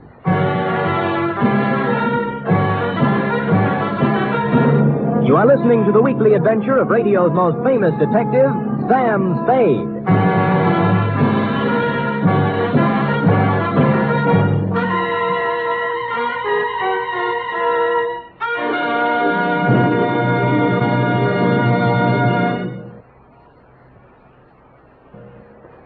Act 2 of tonight's Sam Spade in just a moment. Meanwhile, here's news of other goings-on NBC. There's no doubt about it, it's the big show. Not just any big show, but the big show. Brought to you every Sunday night over most of these NBC stations. An hour and a half of the very best in comedy, music, and drama. Your stars this Sunday on the big show include Fred Allen, Margaret Truman, Douglas Fairbanks, Danny Thomas, Mindy Carson, and many more. All presided over by the glamorous Tallulah. No wonder it's the big show. Saturday night on NBC means mystery with the man called X. A man without a name who travels the world over on missions of intrigue and peril. Herbert Marshall stars as the man called X tomorrow and every Saturday evening on NBC.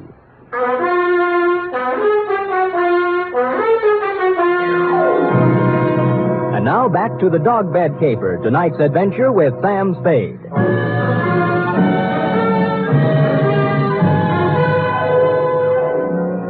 It took 3 bullets in the chest to finish off I.J. Barco. He'd apparently been standing there pouring a drink. Barco broke the bottle as he fell. I couldn't find any other signs of violence or any gun, so I went back to Adela Cameron. She was beginning to calm down. I don't know who did it. I just don't know. Well, it couldn't have happened more than a minute ago, and you were in the house, weren't you? No. No, after I left my office, I stopped in the store for some things, then came home. When I was driving down Ridgewood, I heard some sound. And you thought they were a car backfiring. How did you know? I've heard this script before. Don't you dare accuse me of killing that man. It's not what I think that counts, but what the police accuse you of. Sam, I heard those sounds. I came in the house when I went into the bar. You didn't notice Barco's car out in front? Oh, I suppose I did. I don't know. I don't remember. Uh-huh. Who are you calling? Homicide. Sam, wait a minute. Just a minute, please. Wait for what? I want to tell you some things. All right. Go on. I kind of get the feeling I was hired to put the finger on the dog's best friend. That's not the way it was. The last thing in the world I wanted was for him to be killed. Oh, murdered, I mean. All right, what did you want? I'll tell you the truth. Why I really had you watching Barco. I'd be curious. We handled his investment account. My brother Gregory... We ran into each other. I heard. Well, Greg took $150,000 of Barco's money and invested it, without my knowledge, in a television company. I hear that medium's making money. But it turned out this company was just a front for some men who wanted to build a gambling syndicate up north. You mean your brother didn't know that? He knew, but there was supposed to be big money in it. He was going to give Barco a good profit and take the rest for himself. And Barco found out and threatened suit or something. He never would have known, but the deal fell through and the gambler said the money was gone. Then he asked about the investment. What could Gregory and I tell him? What did you? Unfortunately, the truth. We said we'd make up the money with interest, but he only gave us 90 days. We couldn't get it by then. So you didn't shoot him, your brother did, eh? No, Sam, no, he couldn't have. I know Greg. He'd have more sense. In my brief meeting with him, I didn't think he had any sense. Just one more thing before I call the police. Sam, don't call them. Help me get him out of here. Somewhere. No dice. Sam, don't let my whole life... Stop it. You set me on Barco to find some blackmailing material, yes? Yes. And then why did you suddenly call me off the job tonight? I didn't. Your secretary said you did. I didn't tell her anything of the sort. Can I have that phone now?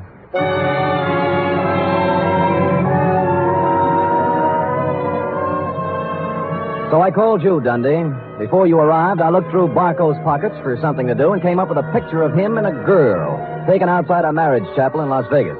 The girl was Celeste, Cameron Incorporated's plushy secretary, several years younger and 2 shades less voluptuous. Her address, 627 Finley, was supplied by a now hysterical Adela Cameron. No one answered Celeste's door, but I heard a shower going inside, so I took the liberty of entering. Persona non grata. Is there somebody out there? There is. Well, who is it? Come out and see. Oh. No false moves now. Keep that towel right where it is. Am I doing here detective work? And I must say I've already found out a great deal. Well, Sam, I'll admit I did express the interest in you, but if you recall, I told you not tonight. It's my only night off. Sam, please leave. I don't want any difficult feelings. All right, we knock off the cute touches and get down to business. You were married to I.J. Barco, right or wrong? Wrong. Wrong, it's right. You were married in Las Vegas at the chapel of the Flamingo Hotel, the Tower. I was only married one day. My parents had it annulled. I was underage. Well, you don't have to worry about him anymore. He's dead. No. Shot 3 times at close range. Oh, no. In Adela Cameron's house. Well, not by you, of course. Although, on the other hand, as you would say, why not? I didn't do it, Sam. Suppose you spill. He wanted me to marry him again. Why? Well, I know all about the money the Camerons misused. He found out Greg and I were in love. I should have known. He said he'd forget about the entire $150,000 if I'd marry him for 6 years. $25,000 a year. That's a good price. How can you talk like that? Practice that, yeah. So, Gregory had another good reason for killing him. He didn't, Sam. I know he didn't. Anything that would stand up in court? I don't think so. Suppose we say you called me off Barco's tail so Gregory could get at it. I didn't. I called her off because I was supposed to meet I.J.'s apartment tonight and give him his answer. I couldn't do it with you there. Flimsy, but it might hold. The truth. I was going to see him, but I changed my mind. Any particular reason? You saw him. Would he be the kind of man I'd marry? You did once. Well, it looks bad for Greg. Because someone at Cameron Incorporated knew Barco was going to be at Adela's house. Sam, you do me a favor. Maybe. Give me an hour. Then I'll go wherever you want. I'll tell you anything you want to know. Why an hour? Because if I'm going to live with myself, there's something I have to do. Well? Please, Sam. If you do, I'll give you some information you might want. For example? There was someone at Cameron Incorporated who knew that Barco was going to Adela's house.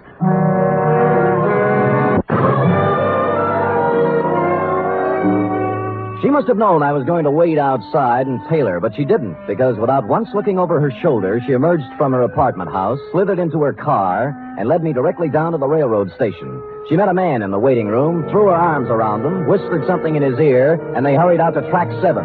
There was a transcontinental train getting up steam. She kissed him, and he climbed quickly up into a Pullman named Aurora Fall. And almost as quickly, I climbed in the other end. We met in the middle. What are you doing here? I came to take you off the train, Greg, before you made a big mistake and left town. Now, look here, Let's not Spade. go through the intercollegiate tough talk again. Are you coming off, or am I going to carry you off? You're going to carry me off?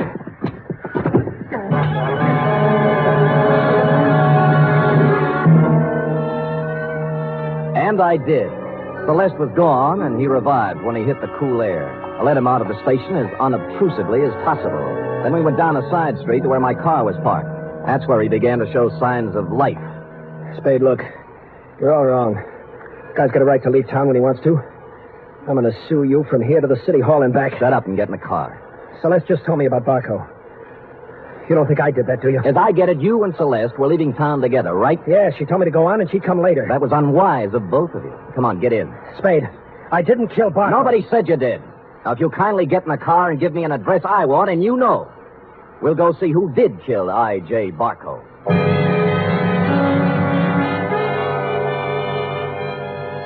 He gave me the address I wanted and said I was crazy. I told him why I wasn't, and he began to see the reason of it. Never have I gone to pick up a murderer with more distaste. When we knocked at the door, I had a gun in my hand, but it wasn't necessary. Oh, come in, Mr. Spade. I knew you'd be along sooner or later. I don't like what I have to do, Major. Major, it can't be true. It just can't be.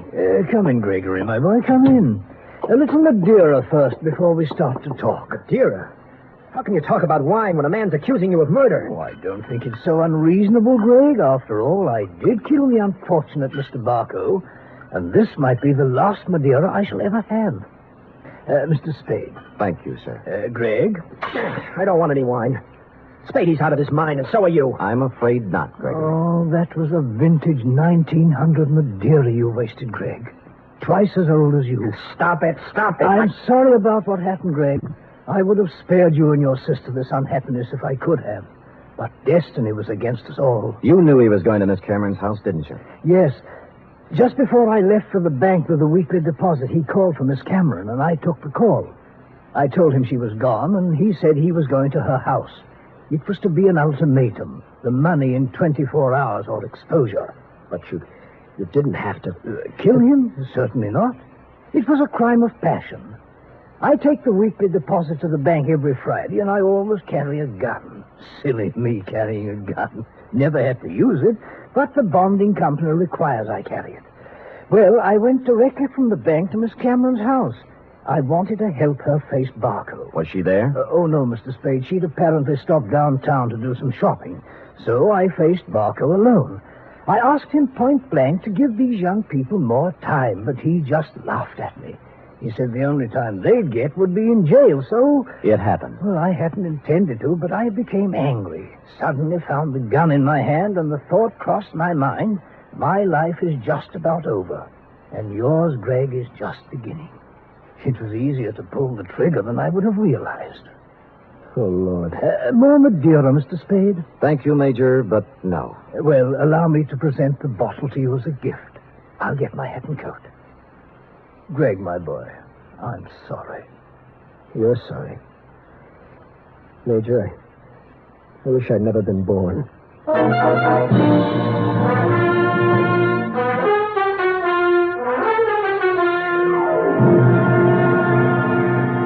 Period. End of report. Oh, Sam, I wish I hadn't either. Hadn't what? Been born. That poor, poor man. Yes, sour racket. It is.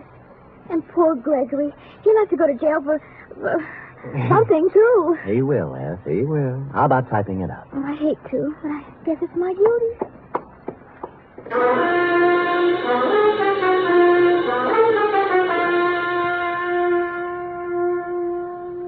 Three chimes mean good times on NBC. There's no cover charge at Duffy's Tavern. Just keep your dial on this NBC station this evening as Archie the manager, played by Ed Gardner, and his remarkable friends serve up another blue plate special of grilled English language, fresh laughs, and whimsy a la mode.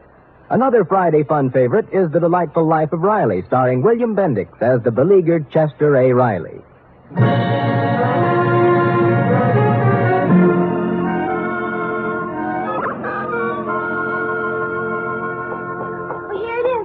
Now, let me see. Murder is all in place. Gunshots indicated. Dundee's grammar edited. My astuteness emphasized. Yeah, you've learned your job well, Effie. Oh, I'm glad you're pleased, Sam. Wait a minute. What's this? What? P.S. Dundee, hands off Celeste Roberts. She's mine. Effie, what's the meaning of that? Well, you are going back to see her, aren't you? After the way she threw herself at you, no? Do you think she's my type of woman? Oh, Sam, I think every woman's your type. Every woman but me. Now, Effie, come here. Would I have you working in this office if you weren't my type? Guess not. Well, then let that thought be your comfort. The world can have all the Celeste Roberts it wants. As far as... Oh, I can't go through with it. You see, Sam, you can have her if you want to. But in the end, I know you'll come back to me. I never doubted it once. Oh, Sam, you don't know how much you mean to me. Yes, I do, Effie. 3 weeks back salary. Oh, you... Good night, Sam. Good night, sweetheart.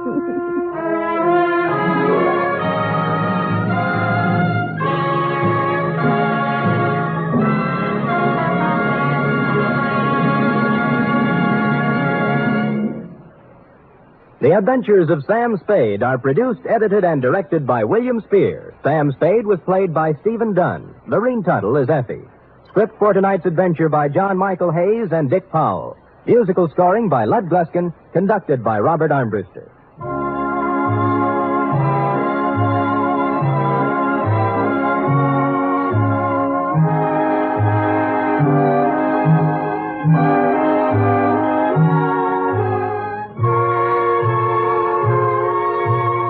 Join us again next week, same time, for another adventure with Sam Spade.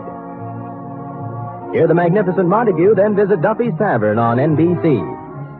The National Broadcasting Company presents The Adventures of Sam Spade, Detective.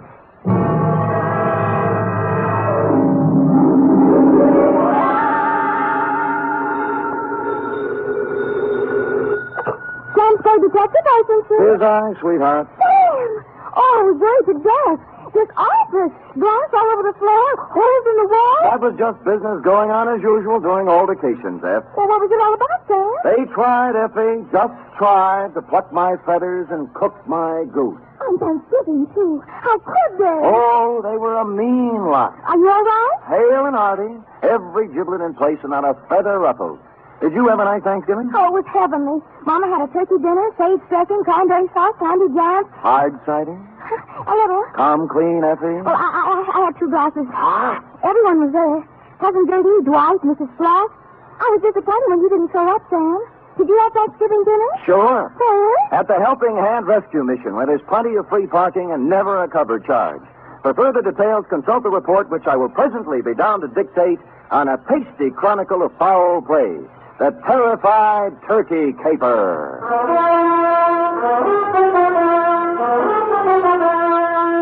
For NBC, William Spear, radio's outstanding producer-director of mystery and crime drama, brings you the greatest private detective of them all in The Adventures of Sam Spade. Sam Spade!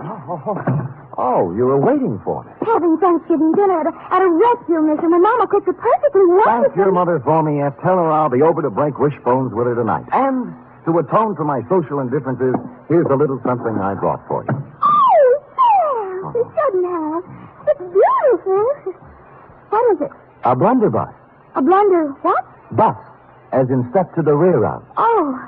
Well, what does it do? Shoots, Eth. It's a gun. Our founding fathers used it in foraging for feathered food when they settled this abundant continent. And it's mine. To do with what you will. Where did you get it? Pencil boy? Yes, Sam. Who gave it to Pad me? open? Oh, yes, but I don't know. Knees crossed? Did you mean the founding fathers? Don't peek. Date, November 24th, 1952. Detective Lieutenant I.C. Kelsey, Homicide Detail, San Francisco Police. From Samuel Spade, license number 137596. Subject, Turkey. Dear Kelsey, this was a big week for the cranberry pickers, the butchers, the sage makers, and the stomach pill people. But for private detectives, it was strictly from hunger. My office door opened only twice a day, once to let me in and once to let me out. And when on Wednesday I heard a knock on the door, I went into a paroxysm of delight. Come in! Come in! Come in! Entrez-vous! Entrez-vous! Arise! When I ran out of languages, I got up from behind the desk, walked to the door, and opened it. Standing there was a small, middle-aged man with a pink, bald head. His blue serge suit needed pressing, and he was nervously fingering a strawberry birthmark under his left ear. Mr. Samuel Spade? I am. May I have a moment with You may have several, but not in the corridor. It's not in my lease. Oh, I'll come in. Good. Well? Well, you'll have to excuse me, Mr. Spade. I've had so few dealings with private detectives. I find it hard to begin. Well. Perhaps I shouldn't have come at all. Goodbye. No, wait a minute. Maybe I can help you. Well, you see, Oh, what's the use? You won't believe me. Nobody does. I'd really better... Oh, now, wait. I'll believe you. All I ask is a chance. Now, let's start with your name. Oh, what, my name? Yes. Yes, my name. To begin with, you won't believe that. Oh, but I can verify it. Yes, I can. It's on the registration book of the old Colony Hotel, in the 1943 phone book, and on my old driver's license. Well, I'll have to know it before I can verify it. Yes, of course you will. It's Tom. Well, now that's not so hard to believe. Oh, you haven't heard the rest of it. It's Tom Turkey. You see, I told you wouldn't believe it. I'd better go. No, now, let me be the first to believe you. Now, Mr. Tom, what's your problem? Oh, dear, that's even harder to explain. Well, now that I don't believe. But take a breath and jump into it. Yes. My name's Tom Turkey, and they're going to kill me for Thanksgiving.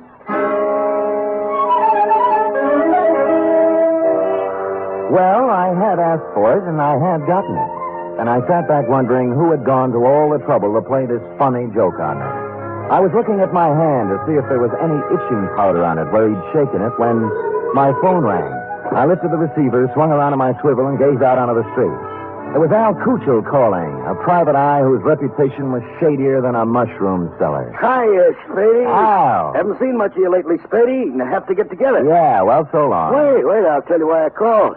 I've had a pest in my office, keeps coming back. Thinks he's a turkey somebody wants to dress. I brushed him, but your name came up, and I just wanted to warn you. He might be in to see you. I'm confused, Al. I never knew you to turn your back on a buck. Oh, I don't want any of this one. His buttons are loose. My advice to you is to bounce him. Well, we've never traded advice before, Cuccio. Why now? Well, after all, we're in the same racket. If we can't help each other... Oh, sure, Al, sure. I appreciate it. Give me a ring. We've got to get together sometime. Yeah, when I get a free night, we'll Jimmy parking meter. Yeah, Huh? Oh, yeah. Parking meters. See you later, Spady. I turned back to the desk, and what I saw in front of me was an empty chair. Tom Turkey had taken wing. I got up and walked to the window, and a minute later, I saw him come out of the building downstairs and start to cross the street. And then I saw something else. A large 4-ton truck was tearing down the street, picking up thieves. Instinctively, I shouted a warning, and at the last second, Tom Turkey scrambled from in front of the truck and disappeared into the alleyway. The truck roared up the street, and on its side was printed in gold letters, "Haynes, you drive it." There was nothing to say it wasn't coincidence, this near mishap, but somehow I found myself intrigued and wanting to hear more of the little guy's story. He said the Old Colony Hotel. On the way, I stopped at the library, found an old 1943 phone book, and looked. He was listed. Thomas Turkey, it said. Out of curiosity, I rang the number. Hello? I wonder if you can help me. I'm inquiring about a Mr. Turkey. Turkey. This ain't his number no more. I know. Haven't had any calls for him for years. Screwy name. Yeah, I know. I knew a woman named Rabbit once. Mrs. Rabbit. About Turkey, could you remember what he looked like? I don't. Hey, Manny, what Turkey look like? Yeah.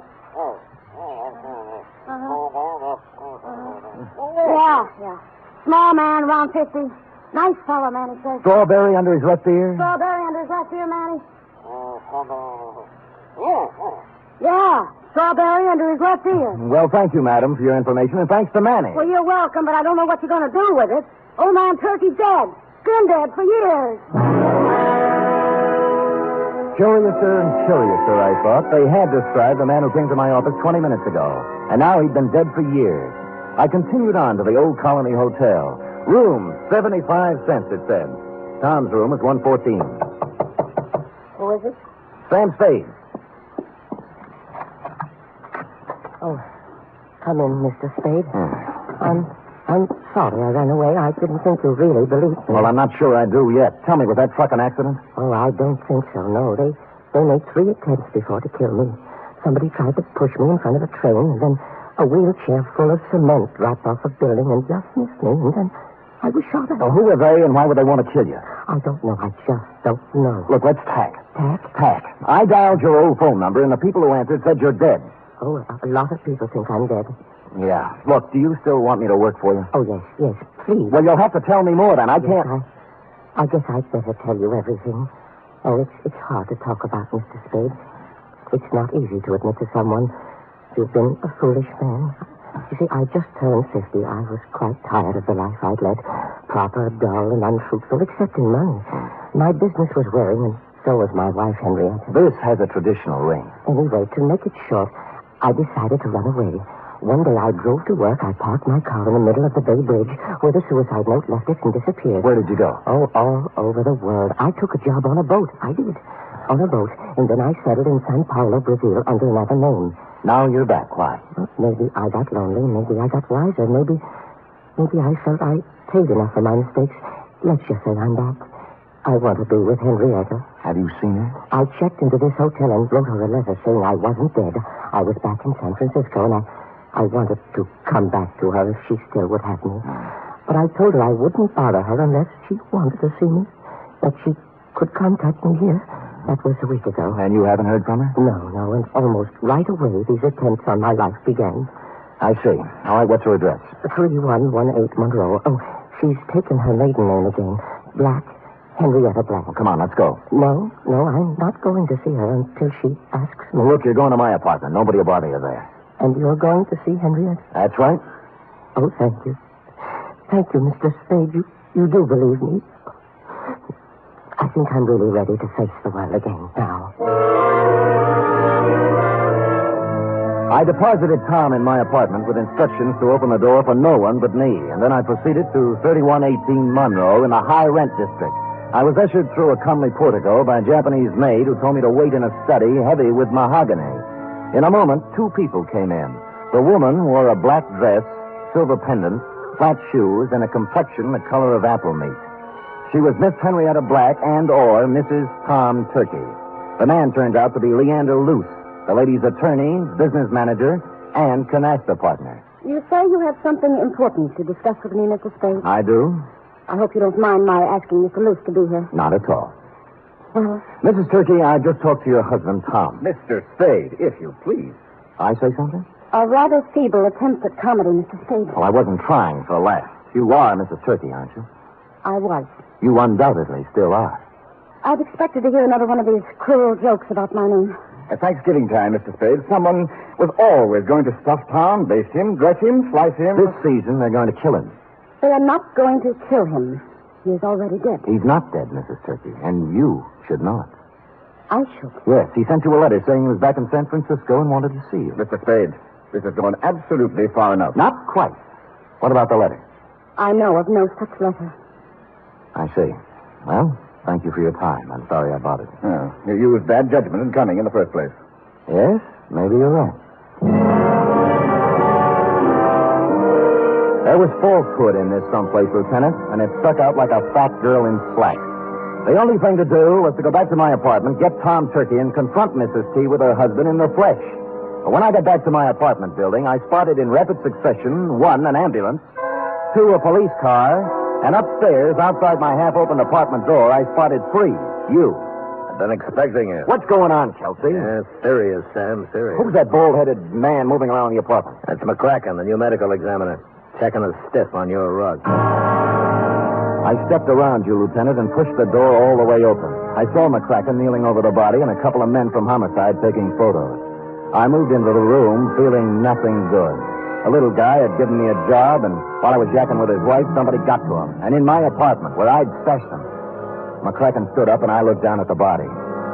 Then I looked again. Who I saw wasn't Tom Turkey at all. It was the late private eye, Al Kuchel.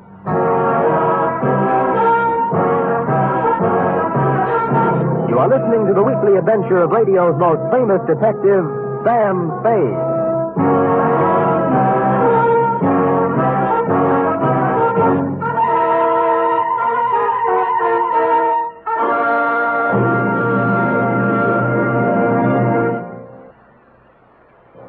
You Friday fans of Sam Spade, there's mystery on Saturday evening, too, on NBC. Tomorrow, the man called X sets out on another mission of danger and intrigue in some far-off corner of the earth. Herbert Marshall stars as the man called X, a man without a name who travels the world over protecting his country's interests. He lives by his wits, and his business is danger.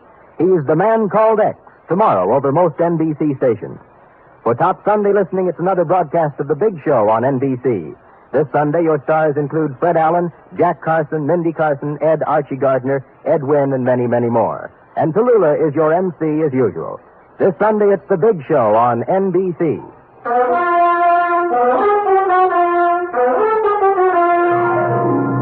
And now back to the terrified turkey caper, tonight's adventure with Sam Spade.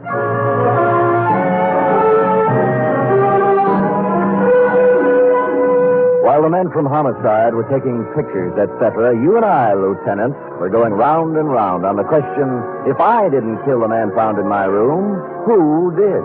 And you were sufficiently impressed with my insult, Kelsey, not to hold me for the murder. We bowed to each other, and I left.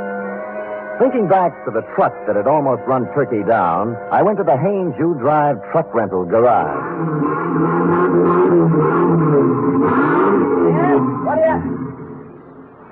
What do you want? I'm a detective. Could you give me a list of names for everybody who rented a truck from you during the past few days? Sure.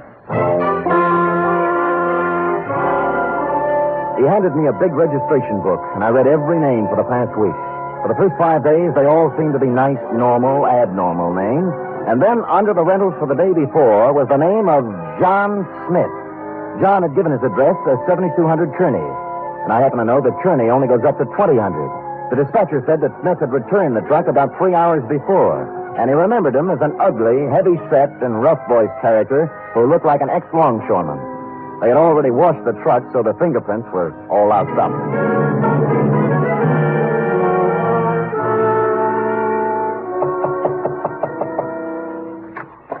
Well, it's Mr. Spade again. Look, I'd like to speak with Miss Black, if you don't mind. Come in. Come in. Thank you. This way, into the den. Right. Well, I was sure you'd look into this affair a little more and realize that it was just a blind alley, a hoax of some kind. Where's Miss Black? Oh, she's upstairs lying down. The whole affair has upset her, and she asked not to be disturbed. I think the wisest course of action for you, Mr. Spade, is just to let the matter drop. You cancan't let a murder just drop, Mr. Lewis. The police wouldn't hear of it. Huh? Murder? Who? An unfrocked private detective named Al Cuccio. Well, what does this have to do with Henrietta Black? Al Cuccio called me earlier today and said that Tom Turkey was a crackpot, a little man with delusions. He tried to top me off taking his case. He sounds like a perceiving man. Well, he didn't perceive ending up in my apartment with a bullet in his head. Well, that's too bad, but I still don't I left see... Tom Turkey in my apartment for safekeeping, and when I returned, he was gone and Cuccio was dead. Well, that explains itself, obviously. This detective knew that Tom Turkey was a phony, and Turkey killed him. It can figure that way, and a number of other ways. Mr. Spade, I have no desire to sit here trading subtleties with you. As yet, no one has demonstrated that the real Tom Turkey actually exists. Alive. Now, until you do have something more concrete and less mythological, Miss Black requests that you do not come around opening up old wounds. You've made an eloquent point. Just tell me one thing. If I can. When did Tom Turkey disappear? I mean, what month, what day? It was, 1943, November. But I'm not sure of the exact day. I think it was in the third week. Could it have been on Thanksgiving? Very possibly, very possibly. I returned thoughtfully to my office and did a little rapid mental arithmetic and came up with the number 7. From November 23rd, 1943 to November 23rd, 1950 was 7 years to the day. And I pondered this. What did the number 7 mean to the life or death of Tom Turkey? I had just hit upon the answer and was crying Eureka when my office door opened, unlocked, and a visitor came in unannounced.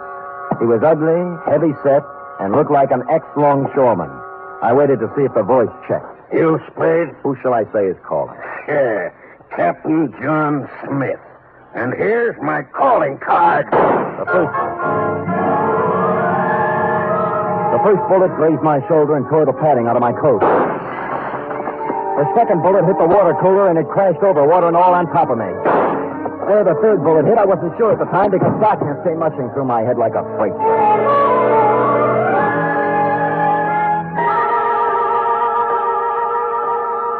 When I opened my eyes again, I expected to see St. Peter checking my ID card. But all I saw were the dust balls under my desk and a fly bathing himself in a pool of water spreading slowly over the floor. There was blood on my hand, but it came from a glass cut. I was in shambles, but alive. Captain John Smith had shoved off, obviously thinking his bullets had done their work.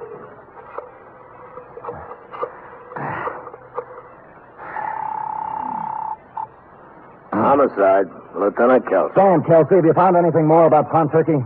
Nothing, Sam. Frankly, I'm beginning to wonder if there is such a guy. Well, clever, Kelsey. A few minutes ago, a gorilla by the name, believe it or not, of Captain John Smith just tried to kill me in my office. Oh, go on, Sam. I find it hard to think. You find it hard to think, period. Really, Sam? Did you get him? No, but my office is a wreck, and there's a hole blasted in my wall big enough to put a basketball in. Well, what did he use, a bazooka? I figured dum-dum bullets. Dum-dum? Well, that's illegal, ain't it? Kelsey, doesn't it strike you as significant that every attempt on Turkey's life has been vicious, as if someone not only wanted to kill him, but also mutilate him? Yeah, now that you mention it. Somebody probably wanted to make identification difficult. Even dead, they didn't want anybody to know who he was. Now, listen carefully, Kelsey. This is real deep. Tom Turkey disappeared on Thanksgiving of 1943. A person has to be missing 7 years before he can be legally dead and his insurance collected. Now, if someone had Turkey insured, they could collect the day after this Thanksgiving, if Turkey didn't show up before. You mean somebody's trying to kill him for the insurance? I would say so, Kelsey. I would say so. Now, hurry up and find him.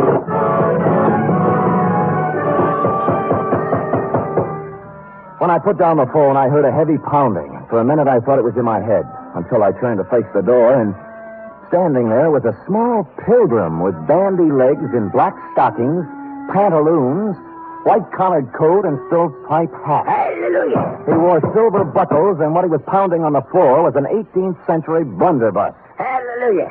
Have I got the right place? Oh, offhand, I'd say so. If you're looking for Captain John Smith, he just left. Pocahontas is expected any minute. Now, don't you go trying to confuse me. I'm too thirsty. What's on your mind? Well, I'm looking for a fellow named Dan, I'm so thirsty I forgot. Sam Spade? Yeah, that's it. Yes. Oh, you broke your water bottle, huh? Yeah. Good. That stuff's poison anyway. Hallelujah. Hey, say, do you happen to have any hard cider around? Fresh out. Oh. I'm kind of thirsty, you know. Any type of corn squeezing? Here. Try this, Dad. Yeah.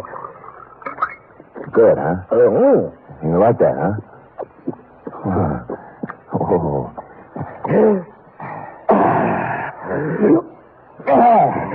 Follow me.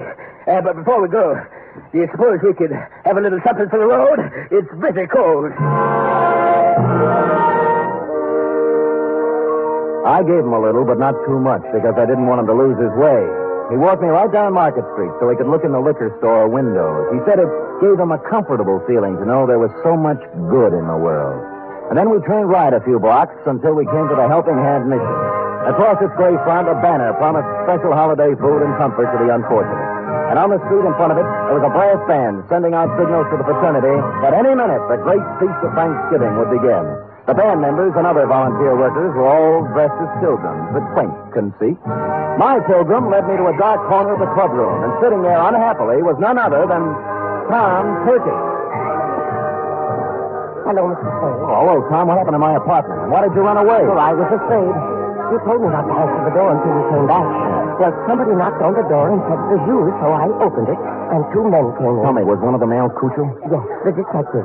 The other man was a big, ugly-looking fellow, and when they saw I was alone, they started arguing. About what? Well, the detective said that now that he brought the ugly man there, he wanted his money. Yeah? The ugly man pulled a gun, and they started to fight. Oh, dear, I slipped out the door, and when I was halfway downstairs, I heard a shot and kept on running.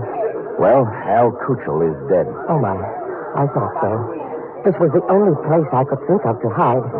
Oh, when Henrietta finds out I've been mixed up in a murder, she'll never take me back. Henrietta. Hey, tell me, did your wife ever have any insurance on you? Oh, before I ran away, she did. A $50,000 policy, but, oh, that would have lapsed by now. Maybe. Did it have a suicide clause in it? A suicide? Yeah. Well, no. No, it didn't. I remember. Yeah, you'd like to talk to Henrietta, wouldn't you? All right, here's her phone number. Call her up and tell her where you are. Oh, dear, I don't think I could. I'm too frightened. You've got to do something to help yourself. If you don't, by midnight, you might be a cold turkey. Oh. I'm sorry, it just slipped out. All right, I'll do it.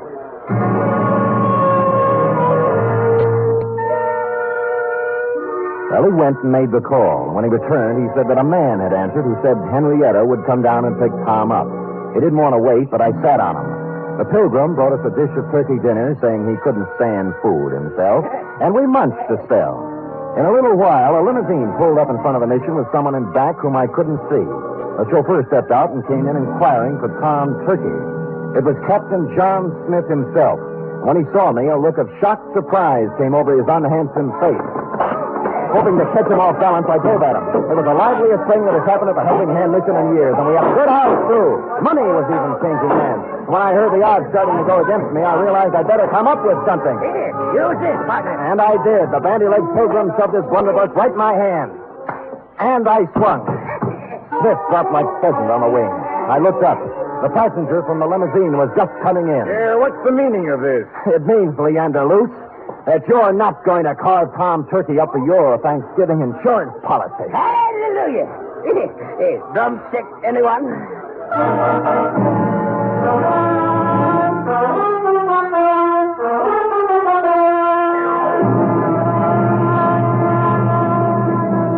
Period. End of report. Sam, I don't understand. Well, it's as plain as the cranberry stain on your dress, huh?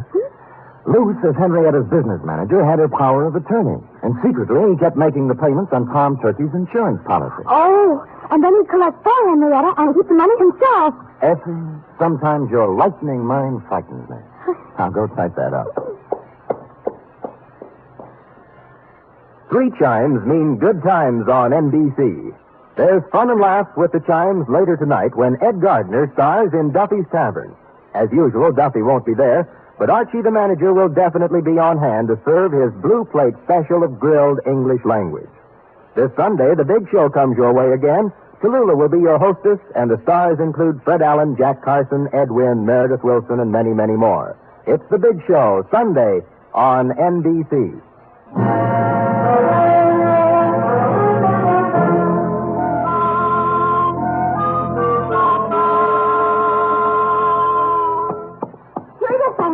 Sam, the man who killed Al Kuchel and tried to kill you, Was his name really Captain John Smith? Now, Effie, could we have a Thanksgiving caper without a Captain John Smith? It wouldn't be right. It was a coincidence, wasn't it? Well, if you promise not to tell anyone. I won't. His real name was Michael Giuseppe Yablonsky Smith. I called him John for short. You're so kind. Are we going over to your mother's for cold turkey snacks? Well, all right, but I don't think there'll be much left. Oh? You see, my cousin Judy couldn't find a little boy. And Mother phoned and said they just found him. He was inside the turkey, eating his way out. Effie, is there no way to curb that tongue of yours? There's one way. Well, come here. Oh,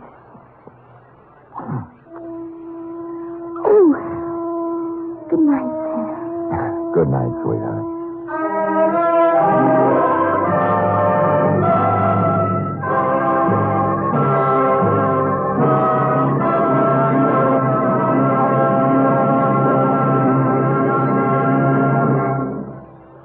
The Adventures of Sam Spade are produced, edited, and directed by William Spear. Sam Spade was played by Stephen Dunne. Lorene Tuttle is Effie. Script for tonight's adventure by Larry Roman and John Michael Hayes. Musical scoring by Lud Gluskin, conducted by Robert Armbruster.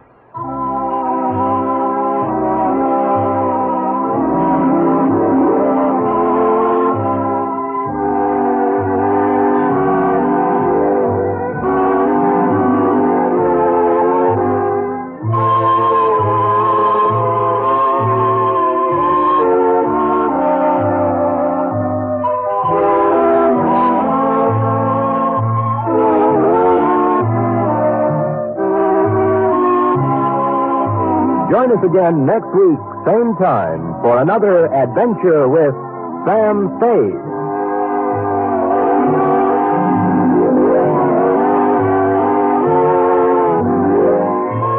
Hear the magnificent Montague, then visit Duffy's Tavern on NBC. Sam Spade Detective Agency? Me. Sam, it's you. On the filter and in the flesh. Any messages, phone calls, letters, telegrams? Just the usual. A bill to the landlord and a notice from the telephone company. Well, dispose of them as usual. You sound awfully chipper. Have you been on a case, Don? Did you make some money? Yes, I've been on a case. No, I did not make any money. Oh, your client got murdered before he could pay you? Wrong again. My client was a woman. She did not get murdered, and she could pay me. Huh? And she did. But you just said she didn't. True, Effie, true. Things are not what they seem. I'm a little confused. You just said that... And I meant every word of it. Stop registering bewilderment. All is paradox. So, sharpen your pencils, straighten your seams, get out your notebook, and prepare to be confounded by the contradictions I shall contradictate to you during my report on the honest thief caper.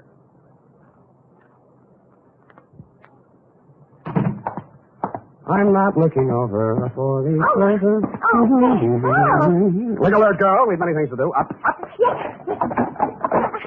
You say the strangest things on the phone. All right. I don't believe I quite understood what it was all about. A natural misunderstanding. I didn't understand it myself. Date, Sergeant Frank Nilgus, robbery detail, San Francisco police. From Samuel Spade, license on 1 You're fast today. Subject, Ben Comiskey. Who? Ben Comiskey. Comiski. Sam! I went to Albert High School with a boy named Ben Comiskey. Is he the same one? Very likely, yes. Oh, Sam, tell me, did he turn out bad? Is he good? Did he get married? Down, Effie. Sam, I knew this boy. I want to know. This is one mystery you're not going to solve by reading the last chapter first. Dear Frank, it was one of those days. The sky was black and it looked like rain, but when I put on my trench coat, the sun came out. At breakfast, it looked like I'd ordered fried eggs, and I wound up with pancakes. Also, I discovered I was wearing one blue sock and one black one. After that, I gave a cab driver a 5 instead of a 1 and let him ride off with a change. And there was one other thing. Sam, bank just called. You're overdrawn. Nuts, F. I made a deposit 2 days ago. I checked, Sam. You didn't. You're nuts, too. I made out the slip myself, and Oh. Give me, Sam. I'll take it right down. Yeah, better do that, Angel. Yes. Oh. Can I help you, miss? Is this Mr. Spade? Come right in, miss. Sit down. Miss Perrine, you may go and do that. Instruct them that if such a mistake occurs again, I shall take my account elsewhere. Yes. Now, please sit down, Miss... My name's Louise Miller, Mr. Spade. I want to hire you. How much will it cost? Well, now, Miss Miller, let's talk about it a little I first. haven't much time, Mr. Spade. I have to be at the office in a half an hour, and I have to cross town. You see, well, Mama thinks I should forget all about him, but I can't, and well, here I've got $95. Will you please do something? Just something. Come on now, come on. I'm sorry. That's all right. Now, who is he? What's he done? And why does Mama want you to forget him? Ben Comiskey. We were going to be married pretty soon. We even picked out our furniture. No. It's all right now. Go on. What's he done? I'm saying he held up a store 2 nights ago. We picked him up on the street today. He's in jail. Mm-hmm. Well, if he's innocent, I'm sure they'll find that out. He won't even see me, Mr. Spade. He won't see anyone. Ben's good and kind and sweet, and I love him, and I want to marry him. And I want you to find out why, what it's all about. Look, Miss Miller, I think you should be in the office of a good lawyer. I'm sure He doesn't want a lawyer. He won't even see the public defender. He doesn't want anything. Oh, please, Mr. Spade. I just want to die if Ben went to prison. I just want to die.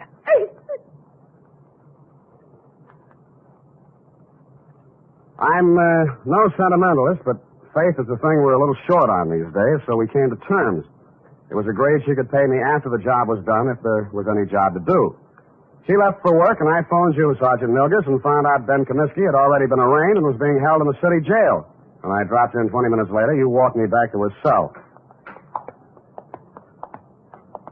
What's it all about, Ben? I don't know, just looking into it. He won't tell you anything. No? Kept his trap shut all the time he's been here. As far as we've been able to find out, no previous record, no background. Well, maybe it isn't so bad for him at that, huh? First degree, Sam. Liquor store proprietor, a man named Potter over on Army Street, identified him in the morning lineup. Just like that. Picked him out of a dozen guys we hauled in. Then what? Yeah, we'd send a couple of the boys out to Comiskey's room and find all the dough in the dresser drawer, 900 clams. Now what? Take it easy, Comiskey. This is Sam Spade. He wants to talk to you. Ben Comiskey was tall, dark-complexioned, about 29 or 30 years old. His hair was black, straight, and closely cropped. His features were regular, not good, not bad. I've seen plenty of hold-up men and gun-toters in my day, and he wouldn't have been cast in the part in my movie. I didn't know what I expected to say to him or what I expected him to say to me, but I didn't expect what I got. What are you trying to do? Get out of here. He just got here, Ben. Well, you can just leave. Hasn't a citizen got any rights, even in jail? Well, they start to lose them, and they use a gun to make a living. I don't want any lectures. I haven't got any to hand out. I'm a private detective. A friend of yours hired me. She thinks you're a pretty nice guy. Louise, huh? Why won't you see her? She's nuts. She ought to have her head felt. What's she worrying about anyway? I'd say she was worrying mostly about you. And I'd say it's the sick kind of worry that gets into a girl when she loves somebody. She shouldn't. She's nuts. You said that. Did you rob that store? The guy who runs it says I did. I suppose I did. Why? For laughs. The complaint says you make $65 a week in an architect's office. You can eat on that. Look, Spade, go back and tell her this. I didn't want furniture at $10 a month for the next 80 months. I didn't want a car the same way. I didn't want her working and me working and getting nothing but wrinkles. Tell her I got caught and to go and find a guy who can pay the way. Is that all? That's enough. You're charged with armed robbery in the first degree. That means not less than 5 years. I know it. Shut up about it. Why'd you turn down a lawyer? Haven't you heard, Spade? They're holding up my indictment. I'm a prize pigeon. They think maybe I knocked over 10 or 12 other places in town. Did you? Sure, but don't worry about me. And tell Louise not to worry about me. Got $1 million salted away, and I'm going to buy my way out through the DA's office. Okay. Have it your way, Ben.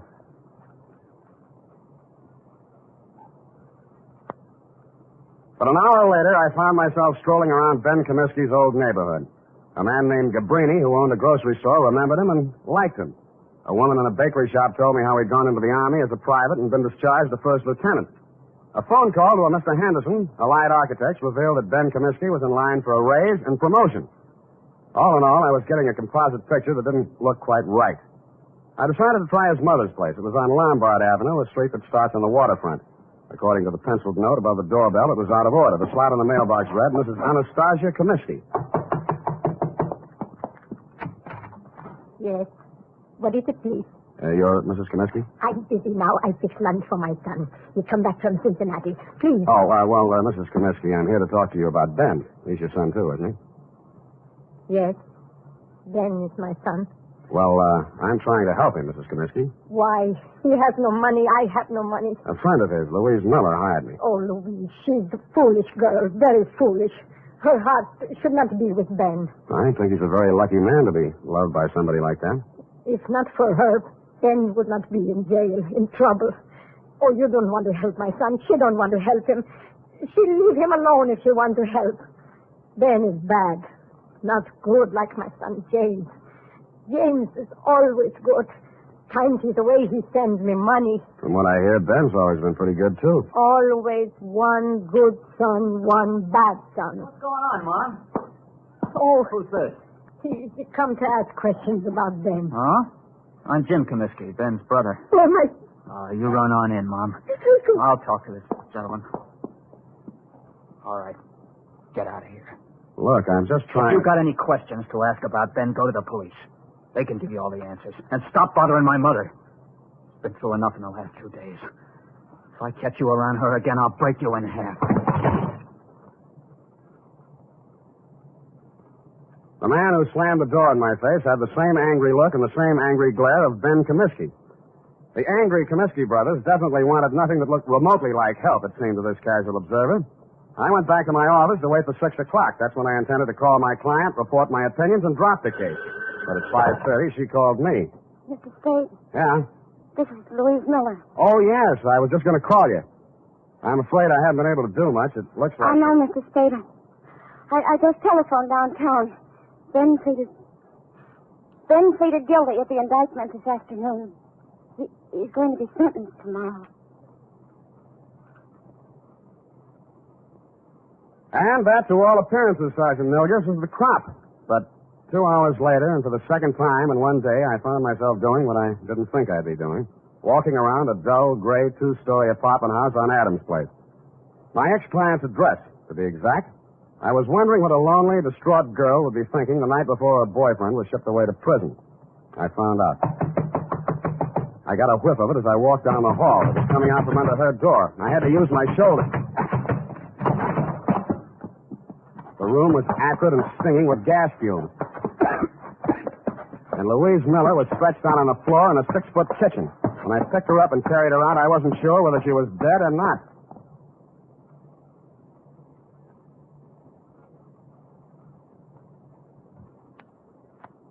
10 seconds after I'd found Louise Miller, I'd called a police ambulance, and in a matter of minutes, an intern was working over her with a pulmotor. Her breathing became regular, and her pulse picked up, but she was still unconscious. Lieutenant Kelsey of Homicide showed up and said it was obviously a suicide attempt, which is his kind of ingenious thinking. I thought not.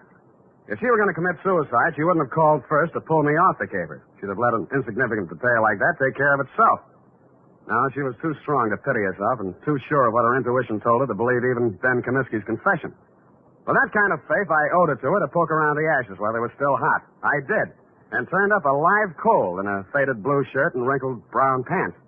Bert Singleby by name and by vocation, manager of the Greystone Arms apartment. What kind of a girl was she? Oh, nice, clean, sincere. The kind mothers always want their sons to marry. Boy, I wish I'd listened to mine. Yeah, did you know her boyfriend, Ben Comiskey? Oh, salt hors d'oeuvre. I can't understand him pulling a hold-up like that. But then, the war did strange things to me. Yes, I guess it did. Well, I almost stayed in Europe and married myself up to a French doll myself. Yeah, I bet. But Sandra, that's my wife. She'd have hunted me down in Tibet. It was easy to come home facing music. Yeah, well, about Louise, you know any reason why she might commit suicide? Frankly, no. I met her in the hallway tonight, and she said, Mr. Singleby, she said, Ben didn't do that hold-up because I'm pretty sure I know who did. Well, I figure she's just keeping up a front. But if she did really know that Ben didn't do it, she wouldn't have turned on the gas now, would she? No, she wouldn't. Did she tell you who she thought did it? No, that's all she said. Quiet girl. Not like my wife. Now, Sandra. Yeah, did you see or hear anything that might have been suspicious or unusual around her apartment tonight? Now, look, I don't want to go around breaking up any homes or spreading dirty gossip around. Unless it involves Sandra's relatives. Mr. Singleby, I promise you, sir, that I'll treat any information you give me confidentially as long as I can. All right. Now, listen.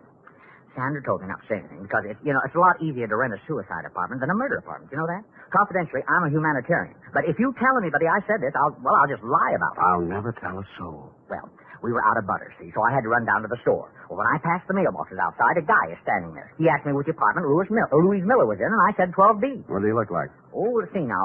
5'10", medium build, tan suit, dark shirt, sort of wide-brim hat, kind of flashy. Mm-hmm. Wore 3 or 4 big rings, diamonds they looked like. 3 or 4 big diamond rings on each hand. The Iceman.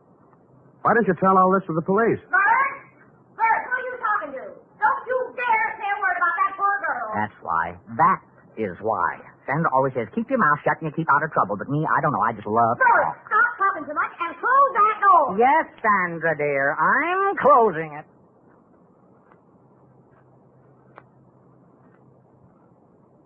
The Iceman. I'd heard about him for years, a Chicago import, but I'd never bumped into him before. He'd been headquartering at the Red Spot Cafe, the kind of a place that Skid Row winos visit when they want to slum. It was dark inside, but I strode manfully to the bar. Yeah? Something? The Iceman here? What do you want him for, huh? He's a friend of mine. You're a friend of whose? What are you giving me? You got bull written all over you from the top of your stupid head to the bottom of your flat feet.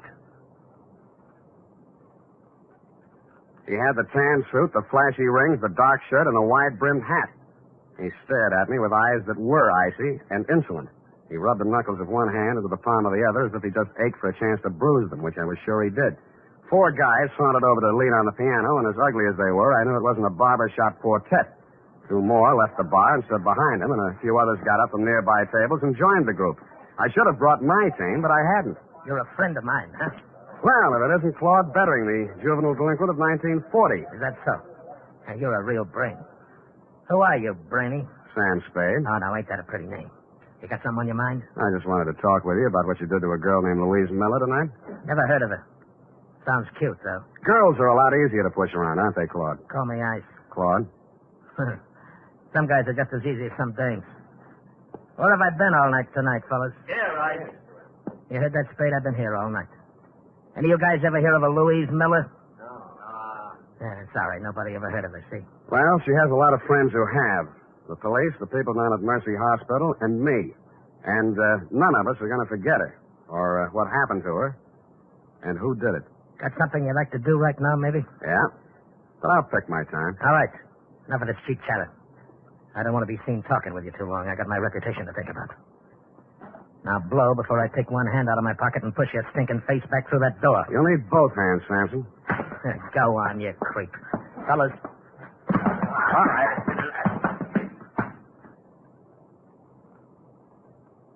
As I went rapidly through the door, Claude Bettering was standing, oily smile and all, polishing a couple of his oversized rings on his lapel. It was a picture I said I wouldn't forget, and I didn't.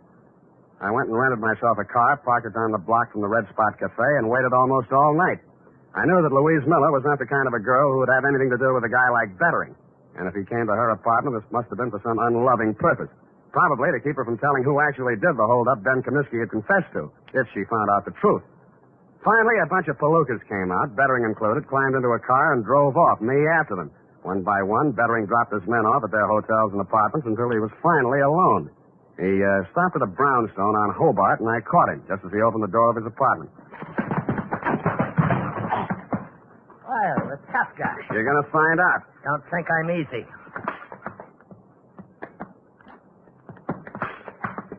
And he wasn't easy. He was 3 inches shorter and 25 pounds lighter, and wherever he had picked up his reputation for toughness, he earned it. But I never enjoyed a fight in my life any more than that one. I battled him to his knees and then to the floor, and he still wouldn't give up.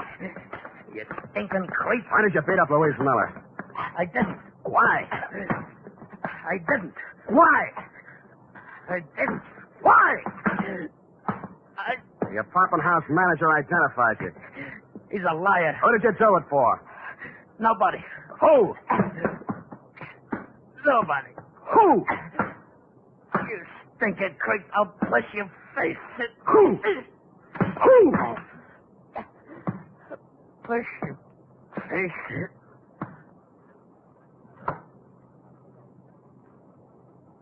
He went out. Quite a guy, the Iceman. I used his phone to call the police and tell them to pick him up for attempted murder. Then, with dawn coming up and my energy going down, I went back to the city jail, got a pass, and woke up Ben Comiskey. Why don't you stop messing around in my business, Spade?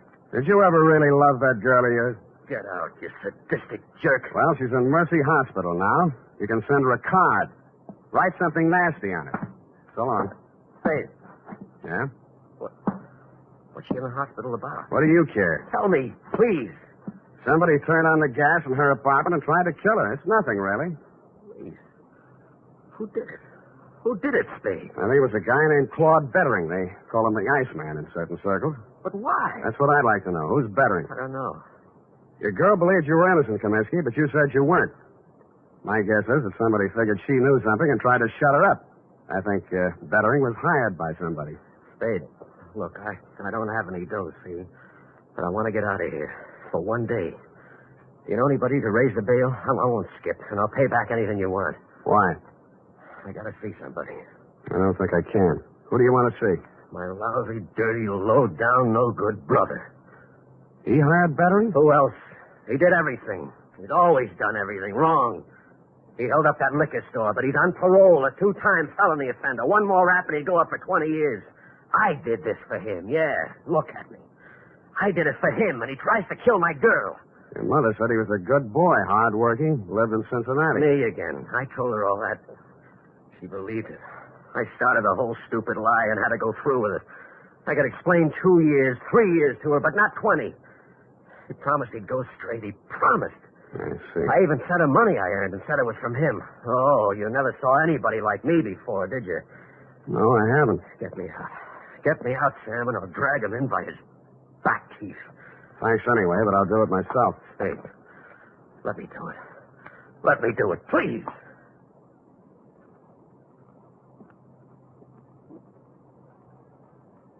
I drove over to Mrs. Comiskey's house and knocked on her door.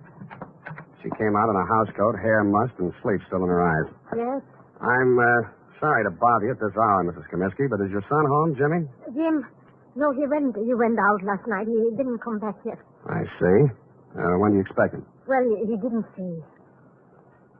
He didn't have to, because I saw a closet door move, and I was in and across the room. In a second, I pulled the door back, and Jim Comiskey came out, gun and all. Jim, you've gone crazy. She hurried across the room, threw herself between Jimmy and me, and started wrestling the gun away from him. He put one hand flat on her face and knocked her halfway across the room. I went at him. He shot, but it went into the ceiling. I didn't give him a chance to do it again. Don't! You held up the liquor store, didn't you? Yeah. And hired Bettering to kill Louise Miller? Yeah. And you're going to take your own rap from now on? Yeah. Yes, I will.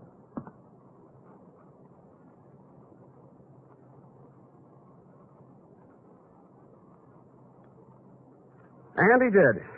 Period. End of report. Oh, Sam, that poor old lady. Yeah, she lived in a dream world built by a son who had too much heart and not enough common sense. But, Sam, that man in the liquor store identified Ben as the hold-up man. Well, when he saw both brothers together, we realized we'd made a mistake. At night, with a hat pulled down and a collar up, anybody could have confused the Comiskey brothers.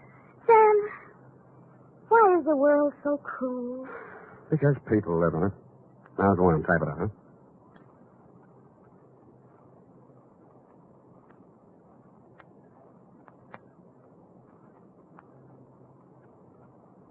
Well, here it is, Sam. And if you don't mind my saying so, it's a lesson to everybody. If you say so, Ed. Sam, I'm just infuriated. Now, don't go too far. Misplaced love, devotion, it just isn't right. Now, hand me the glass. This kind of thing could be going on all over the world. The glass up. If it weren't for people like you who step in and take things in hand. The glass! Oh! Here you are, Sam. Thank you, Miss Brain. Honestly, Sam, look, just honestly, that's all. Are you finished? Well, I have some sociological feelings, too. I'm just not an automat or secretary you turn on and off. Come here. Come here. With each new case, I have feelings. Effie, I just kissed you. I know what... I just kissed you. Oh, Sam. Delayed reaction. Must be the heat. Oh. Good night, Sam. Good night, sweetheart. The Adventures of Sam Spade, Detective. Brought to you by Wild Root Cream Oil Hair Tonic, the non-alcoholic hair tonic that contains lanolin. Wild Root Cream Oil. Again and again, the choice of men and women and children, too.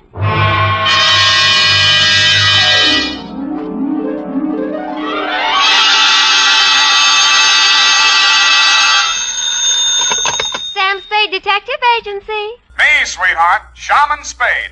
Shaman, not Sam? An old Indian word signifying wise man. And it's true, Effie. I'm a lot wiser man than I was yesterday at this time. Oh, really, Sam? Really, little papoose. Put on some war paint, a few turkey feathers, and your best open-toed moccasins. Where are we going, Sam? Why, to Ted's teepee for a rousing repast of ground corn and dried buffalo meat. Oh, well. Don't quibble, Effie. Get the wigwam ready, sharpen my tomahawk, and lay out my herringbone breech clout. I'll be right in to dictate the Shargaga, the Shanagma, the Indian caper.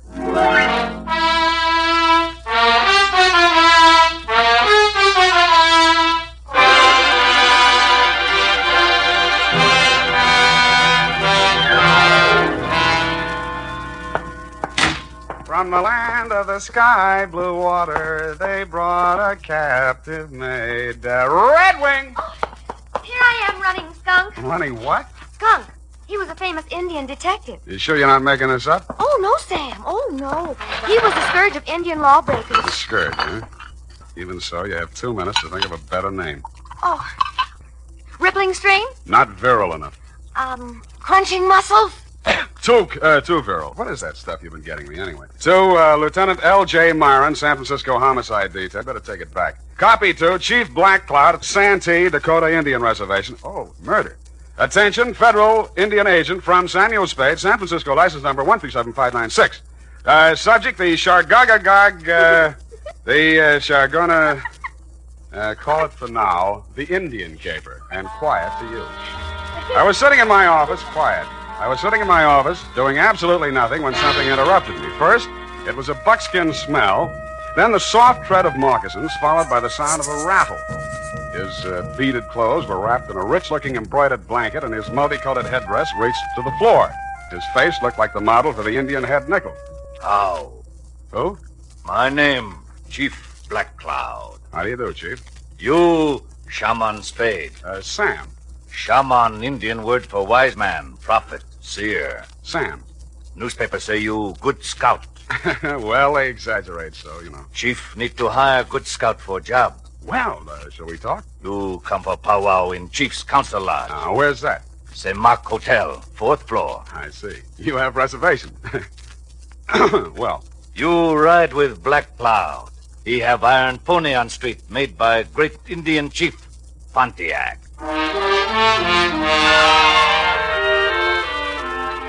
And he actually had a council lodge at the St. Mark, 4th floor. Outside the door of his room, 2 braves were standing, arms folded. One of them was the first Indian I'd ever seen with hair on his chest. We entered the room. Indian file, of course. The chief had apparently brought in his own decorator. The walls were covered with hanging animal skins. A weathered canopy of thatch hid the ceiling, and on the floor, genuine hand-woven rugs. No expense had been spared. In one corner of this room stood a full-size teepee. 2 squaws shuffled out of it. What else? The young one glided forward and handed the chief a long Indian pipe. Shaman Spade, this fairest Indian maid of all. Only person in world important to Black Cloud. Name, Little White Lilac. How do you do, Little White Lilac? It's nice to have you here. She wise, educated girl. Graduate Smith College. Nice. All squaws out. Oh. All squaws out. Squaws no good at powwow. Well, you know best, Chief. Now we powwow. You get paid well. Chief Black Cloud owned 130 oil wells near Tulsa. Oh, Oklahoma, huh? Not Oklahoma. Indian land. Union mean nothing. Union temporary thing. I see. Indian here long before white man. This is true. And Indian will be here long after white man. All right, Chief, all right. Chief Black Cloud come to San Francisco Village 5 days ago for a powwow with big engineer. Anybody I know? His name, Clarence Hobart. Engineer for Arundel and Amaskig Consolidated Engineering Company. Fine Indian name. We have powwow 4 days. Hobart disappear. And you want me to find him, is that it? Chief tired of San Francisco. Want finish powwow. Get back to Santee, Dakota Reservation. Clarence Hobart. Okay, I'll see what I can find out. Good. One moment, Shaman Spade. Sam. Chief have something you guard for few days. What's this? This beaded wampum belt. Ancient relic of Nipmuc tribe. Nipmuc. Here in Tipi Semak, Too many light-fingered chambermaids and bellboys. You want me to hold on to this for you? Yes. Wampum of great sentimental value, woven by ancient wise man Tani Luka. Tells interesting story in history of tribe. Guard it well. Haven't lost a wampum yet. Is that all, then? One more thing. We smoke pipe of friendship. All right. I smoke. Here. Now, you smoke. To friendship. Now I know what happens if the bag of Lucky Strike doesn't bite.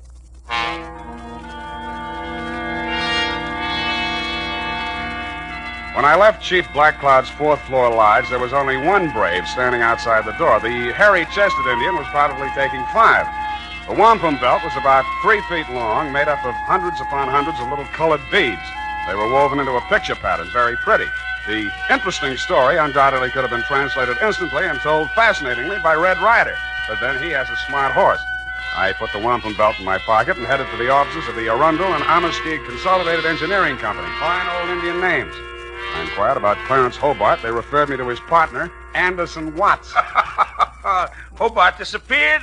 Absurd. Why, you couldn't lose him if you wanted to. He's as wide as a barn door. Yeah, well, Chief Blackcloud seems to think he is missing. Well, now, look here. Are you going to take an Indian's opinion over mine? I might. Well, just because he doesn't show up for an appointment doesn't mean he's disappeared. Why, one day when we were on a cantilever project in New Orleans...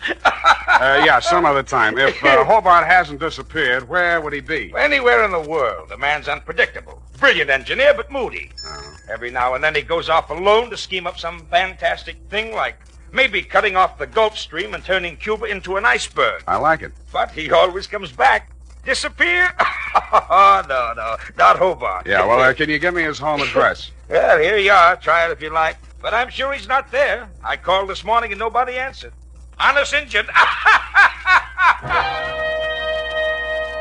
I left this utterly charming man and started for the address he had written down. I was taking the shortcut through the alley on Sutton Street when I heard the rattle of beads, and a naked brown arm of considerable size reached out of the murk. I grabbed for it, but he slipped out of my grasp and sped swiftly and silently up the dark alley into the fog, leaving me with a handful of Max Factor number 8 Iroquois makeup. I continued to Hobart's house without further incident. Found it just off Chinatown.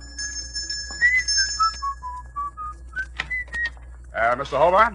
Oh, I thought you might be somebody else. Who else? Take your foot out of the door. Just let's talk a minute, shall we? Want me to call the police? I don't think you will, Mr. Hobart. All right, out with it. What's on your mind? My name is Sam Spade. I'm a private detective. There's an Indian named Chief Blackcloud who's worried about you. I'm old enough to worry about myself. Now, stop bothering me. Go away. Look, I'm going to tell the chief where you are, you know, because that's what I was hired to do. You'll... yeah, you're right. Confidentially, I've been on a 2-day drunk. You know how it is. Who, me? Tell him to phone me tomorrow. I'll talk to him.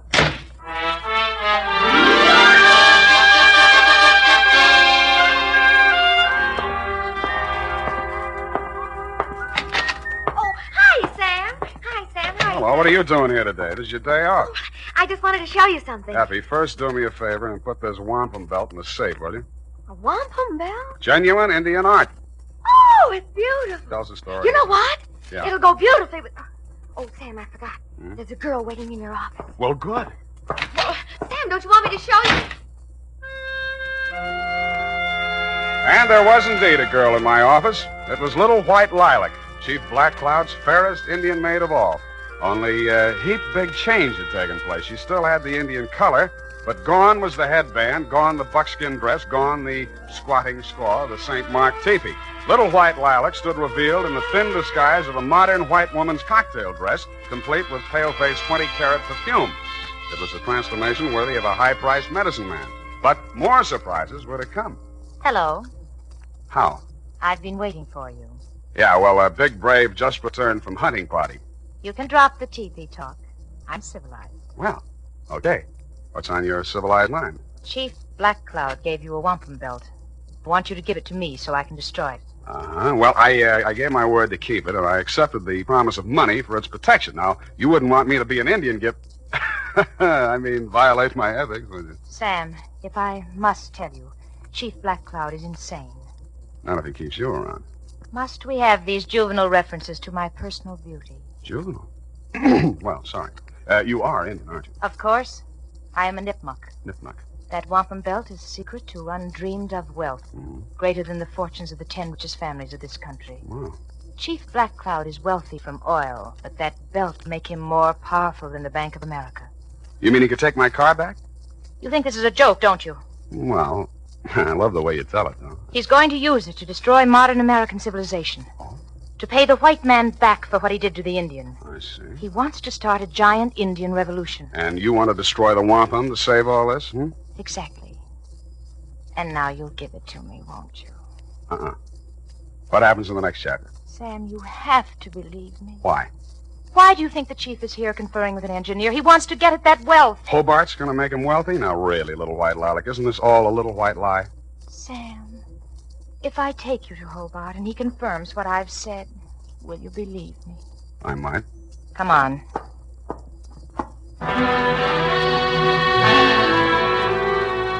She took me by the hand, and she led me out of the office and up and down several streets until we arrived at a frowsy-looking brownstone. We entered, still holding hands, and came to rest in an apartment that looked just recently occupied. I guess that's what it looked like, because you couldn't tell much. It was being lit by either 110-watt frosted bulb or by fireflies. This is the place. Yeah, a little dim in here, wouldn't you say? I like dim places. Yeah. Where's Clarence? I'll get him in a minute. First, Sam. Yes, Lilac. You've been so nice. I have? I want to find some way to thank you. I'll wait while you look. I can start by kissing you. Please, Sam.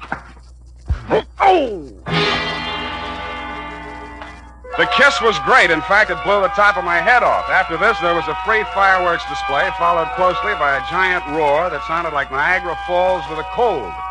It was a short feature, followed by a long period of dark, black silence. When the curtain came up again, I was lying in an alleyway. I was stiff and cold, my head throbbed with pain, my brain was a jumble, my suit was torn and dirty, my patience was at an end, and my anger with little white lilac knew no bounds. I went down to the office to change clothes and get a drink.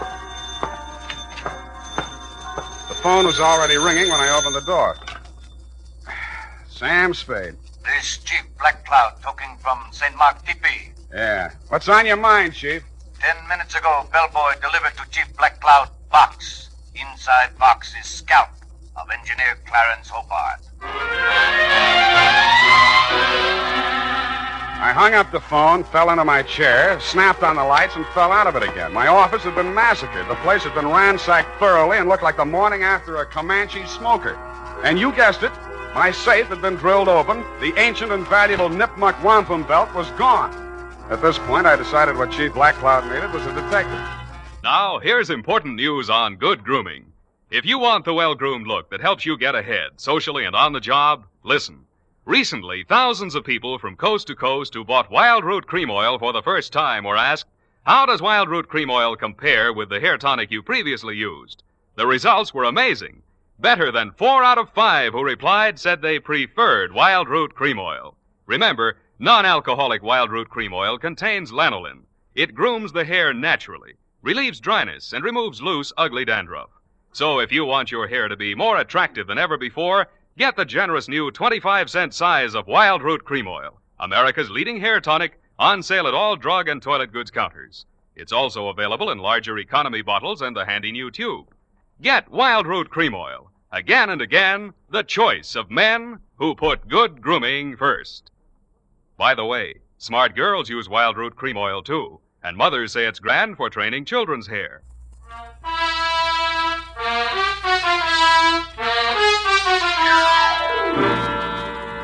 And now, back to the Chagagagog, Manchagagog, Shabunagun, Gamog caper. Tonight's adventure with Sam Spade.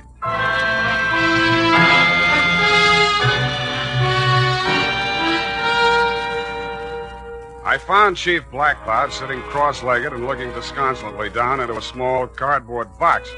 Both squaws, including little white Lilac, were on one side of the room grinding corn. Lilac looked through me as if I didn't exist. I sat down next to the chief, looked into the box, and recoiled. It was a real, no imitation, 20th century scalp, and the red hair was certainly Hobart's. Scalp comes with note. Let me see. Note written in Algonquin dialect. I translate. Honor Chief Black Cloud. Return to Santee Dakota Reservation and die proper death fitting to old man. Here you will meet violence unto death, even as this man did. Puts the point across. Look, Chief, it isn't that I'm scared, which I am, but I just decided to pull out of this caper. What? I've heard some things about you that don't sound too good. You hear what? That you want to start an Indian revolution to settle an old score with the white men. Who tell you this? The fairest of them all, little white lilac. She tell you? I've never talked to him. She not only told me all that, but she... Quiet! Spade, when did little white lilac tell you these things? She came to my office today. That's a lie. I never left this hotel. We will see. Kalanuka. Yes, Chief Black Cloud. Did little white lilac leave hotel today? Little white lilac with me all day. Why, Never out of sight. Enough. Go away. Kalanuka speak with tongue of truth. Little white lilac I have grown from baby. She also speak with tongue of truth. Somebody lie. Now, look, Chief, I know what I'm talking about. You... Chief does not need help of double-tongued man. Return wampum belt to me. I pay you. All right, I'll, Well? Chief. Chief heard enough lies. Return wampum belt. Wait a minute. I got a small but biting bit of truth to relate. Somebody stole the wampum belt. Wampum belt gone? Somebody broke into my office, drilled the safe, and took it. You stole? It was stolen from me. Return wampum or you not live until sundown. I'll return it if I can find it. Then you can pay me off and we'll call it even.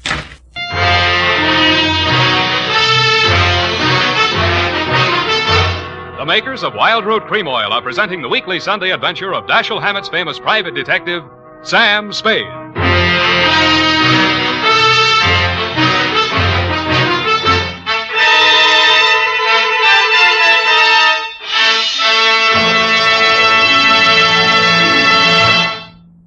Now, here's important news on good grooming. If you want the well-groomed look that helps you get ahead, socially and on the job, listen. Recently, thousands of people from coast to coast who bought Wild Root Cream Oil for the first time were asked, how does Wild Root Cream Oil compare with the hair tonic you previously used? The results were amazing. Better than 4 out of 5 who replied said they preferred Wild Root Cream Oil. Remember, non-alcoholic Wild Root Cream Oil contains lanolin. It grooms the hair naturally, relieves dryness, and removes loose, ugly dandruff. So if you want your hair to be more attractive than ever before, get the generous new 25-cent size of Wild Root Cream Oil, America's leading hair tonic, on sale at all drug and toilet goods counters. It's also available in larger economy bottles and the handy new tube. By the way, smart girls use Wild Root Cream Oil too, and mothers say it's grand for training children's hair. Get Wild Root Cream Oil. Again and again, the choice of men and women and children too.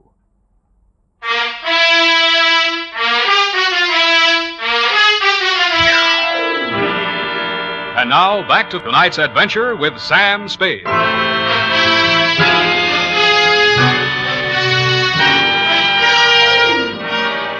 I walked outside, muttering frightful white man's imprecations. Cutting through the hotel parking lot, I suddenly noticed the chief's iron pony made by Pontiac. There was a leather bag on the seat, sort of an Indian overnight case, and sticking out of it was a blood-stained tomahawk.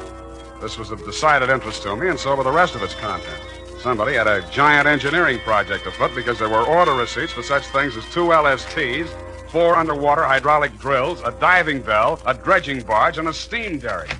Well, back again, eh, Spade? Yeah, back again, Mr. Watts. Still looking for the missing Clarence Hobart? Not anymore. Well, I knew you'd realize the futility of it. I found him. And I trust you found him in good health. Old Hobart's a bug on health. Why, once when we were in Cleveland... I think he's dead. It was the Ohio River Bridge, John. Dead? Did you say Hobart dead? Scalped, anyway. Mr. Watts, what was Hobart working on with the chief? Well, I don't know exactly. Well, let's go look at his desk file and see if we can find out. In a bottom drawer, under a lot of miscellaneous papers, we found a large manila envelope marked Black Cloud.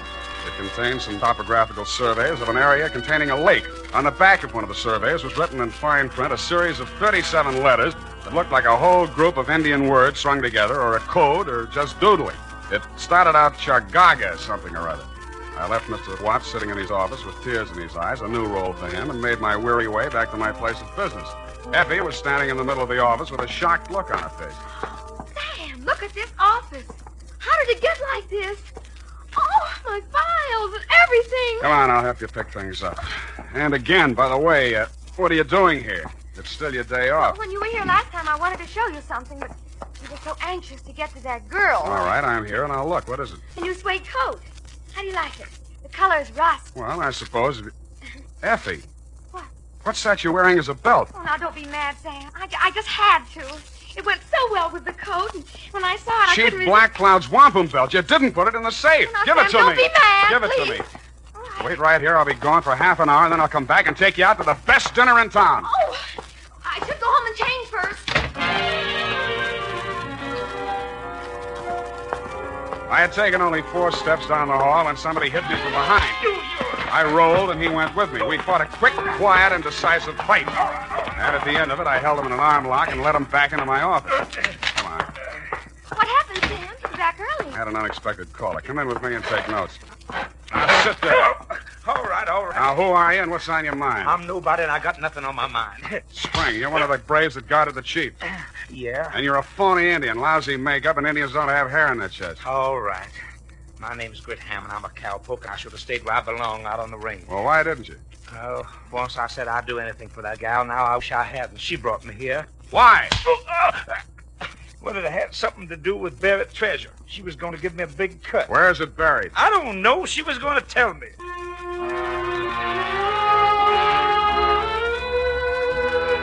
I took Hammond around a homicide and left them in their safekeeping. While there, I got the latest flash. They'd found Clarence Hobart dead and Les scalped down by the waterfront. There were no clues except a blow on the back of the head and lipstick on his mouth, which was enough for me, having been through the same course myself. Then I proceeded to the St. Mark, 4th floor. Little white lilac met me at the door. You can't see the chief. Why not? He's asleep. One side. When the chief sees what I've got, he'll wake up screaming his wampum. You have it? And with that, she pounced. I pushed her off, but she came back and got a hold of one end of the wampum and tried to pull it away from me, with disastrous results. The wampum came apart, and in a second was nothing but hundreds of beads rolling different directions all over the place. In fact, it was no more. Oh! What happens in Chief's council lodge? Chief cannot sleep. Well, I brought back your wampum, but now it's all over the floor. Wampum belt destroyed? Yes, it's destroyed, you stupid old man. You talked to Chief? Yes, stupid. You had the world in your hand. You didn't know it. You wanted it all for yourself, to tear down the earth. It could have been used to live. What are you saying? To live the way I'm supposed to live. Now nobody will have it, not even you or that fat engineer who wanted it. Little white lilac, shut mouth. I've been shutting my mouth all my life. You're a stupid, ignorant, disgusting old man. You'd be better off... His big hands were around her throat. He stood there, anger and betrayal in his eyes. Then his hands dropped and he turned away with tears streaming down his face. It was then that the fair Indian maid went for him with a knife. And that was my cue to step in with a pale-face weapon.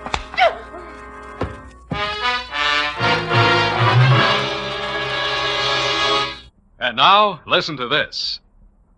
Not only Dad, but the whole family goes for America's favorite hair tonic, Wild Root Cream Oil. Wild Root Cream Oil grooms your hair neatly and naturally, relieves dryness, removes loose, ugly dandruff. Get a family-size bottle or handy tube today. And ask your barber for a professional application of Wild Root Cream Oil Hair Tonic. Again and again, the choice of men and women and children, too. Little white lilac. Yeah, well, I don't usually hit women, but don't feel too badly, Chief. She helped kill Clarence Hobart. Now, Chief, believe anything. Yeah, Chief, why did you want an engineer? Design woven in wampum describes location of hidden Nipmuc treasure.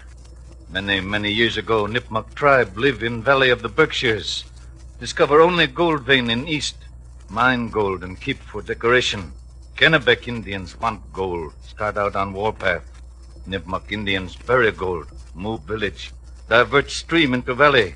Make lake. Gold there today, underwater. Where is it? That secret chief keep locked in head. Chief once had evil plan for gold. Now you forget. Make pilgrimage back to ancient ancestral camp and die. Send me bill. Chief leave village of San Francisco for good.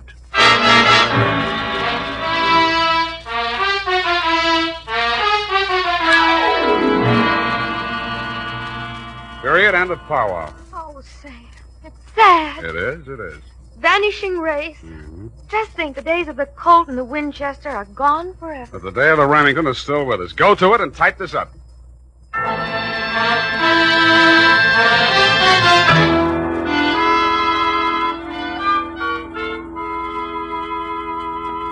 it's all here, Sam.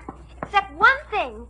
How did the bloody tomahawk get in Chief Black Cloud's bag? A little white lilac planted it there. If anything happened to the chief, she, as the only other living nipmuck, would inherit the wampum. Well, she could have gotten the money by just waiting. Oh, shut up. Sam, you notice anything about the report? Yeah. Hey, you got the name of the caper right. The, Chargaga... Oh, what is it? Chagagagog, Manchagagog, Chabunamungamog caper. You've been going out with an elocution teacher. Oh, Sam.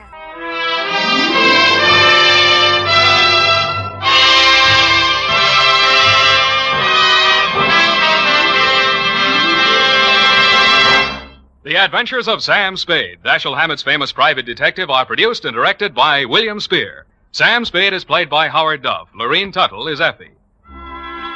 The Adventures of Sam Spade are written for radio by Bob Tallman and Gil Dowd. Musical direction by Lud Gluskin, with score composed by Renee and Pierre Garrigan.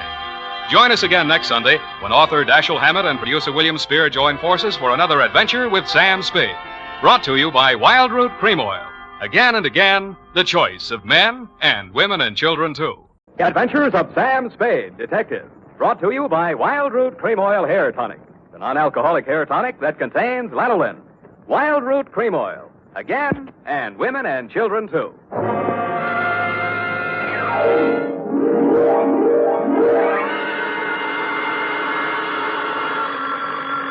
Sam Spade Detective Agency. Me, sweetheart. Oh, Sam! It must be telepathy. I was just thinking of you. You know, sometimes I think I can tell what you're thinking. That's an invasion of my privacy. Oh, when two people are as close as you and I think that often you can almost read one another's mind. Well, you may be right. I can see what you're doing all the way from here. What? Put those paper clips back where you found them. Oh, certainly, Sam. Own up, Ed. You purloined pencils, absconded with erasers, pilfered stationery, filched stamps for your personal use. I only write to Mother when there's nothing else to do around the office. Besides making unit phone calls and charging them to me, you've tapped the petty cash drawer for lunch money. Sam! And you've been filling your pen with company ink. I didn't think you'd mind, Sam. I'll pay it all back. But I have a big heart and boundless compassion. Stay where you are, sweetheart. I'll be down on my unlimited generosity with your back salary. Really, Sam? And 2 tickets for us to go to the fights tonight, and dinner. And last, but by no means least, my stirring and vivid report on the prodigal daughter caper.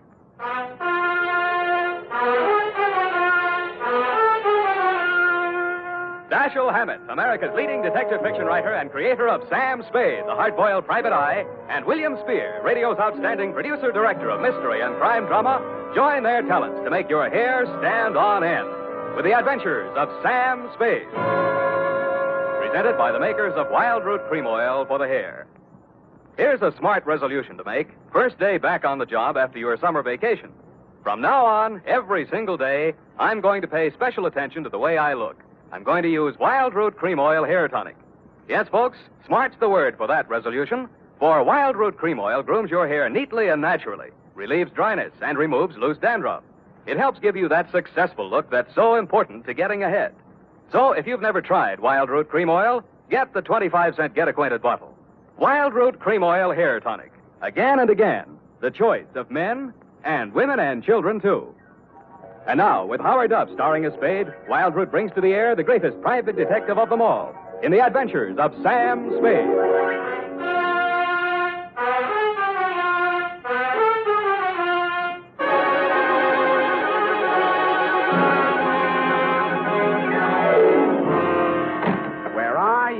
Now that I need you. Effie! Yes, oh, hi, Sam. Hiya, Sam. Come on. Bring your book. Got a pencil? We gotta hurry if we're gonna make the fight, you know. Oh, I've got one of the new retractor kind of pencils. Well, get the lead out.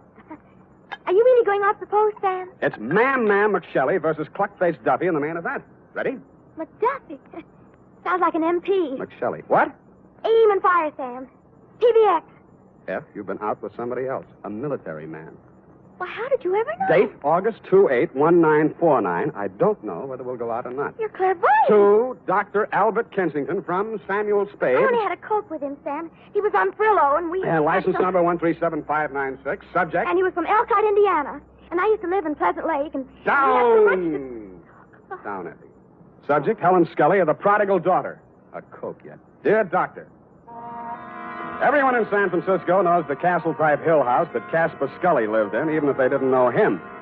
When I got there was an all-black 49 convertible in the driveway, and slightly smaller, same color, a Russian wolfhound wearing a spiked collar and expression to match. He broke his chain when he saw me and ran in the back of the house. That should have told me something, but I plunged the doorbell and was admitted by a butler named Stanley, who left me standing in a draft in the library looking at a cold television set. I pulled up my coat collar, took a plant in front of the fireplace, and lit a cigarette. Pretty soon, things started. A blonde girl in a yellow suit was having a one-sided argument with a gray-haired man in a gray suit. Nobody paid any attention to me. All that stuff about how you forbid it and it can't go on. Well, let me tell you, it can go on just as long as I want it to. And there's nothing you can do about it, so don't, whatever you do, try to interfere. Oh, stop it. That hurt look again. I've seen it too often, and I'm sick of it. Do you hear me? I'm sick of it.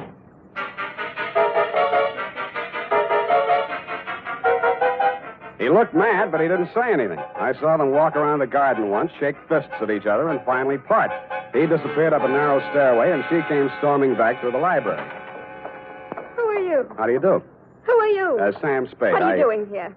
Waiting to talk to Mr. Scully. Well, I just talked to him, and he isn't very nice. Let me tell you that. Yes, He's but a nasty, stubborn, bull-headed old man, and you won't like him. Yes, but Nobody likes him. Go back where you came from, whatever your name is. I'm the nicest person you'll meet around this place. Yes, but... Don't wait around. Oh, goodbye. But I did wait around, Dr. Kensington, and I did talk to Mr. Scully when you came in the room with him, only Mr. Scully did not talk to me. He glared at me through black, smoldering eyes, sniffed the air, frowned at my cigarette. I frowned back. Mr. Spade, I'm Dr. Kensington. I wrote you the letter. This is Mr. Scully. Oh, please, this cigarette. Mr. Scully suffered a severe accident many years ago that affected his throat and his respiratory tract. The smoke. Oh, of course, I understand, Doctor. Sorry, Mr. Scully, I did... Yes, thank you, Spade.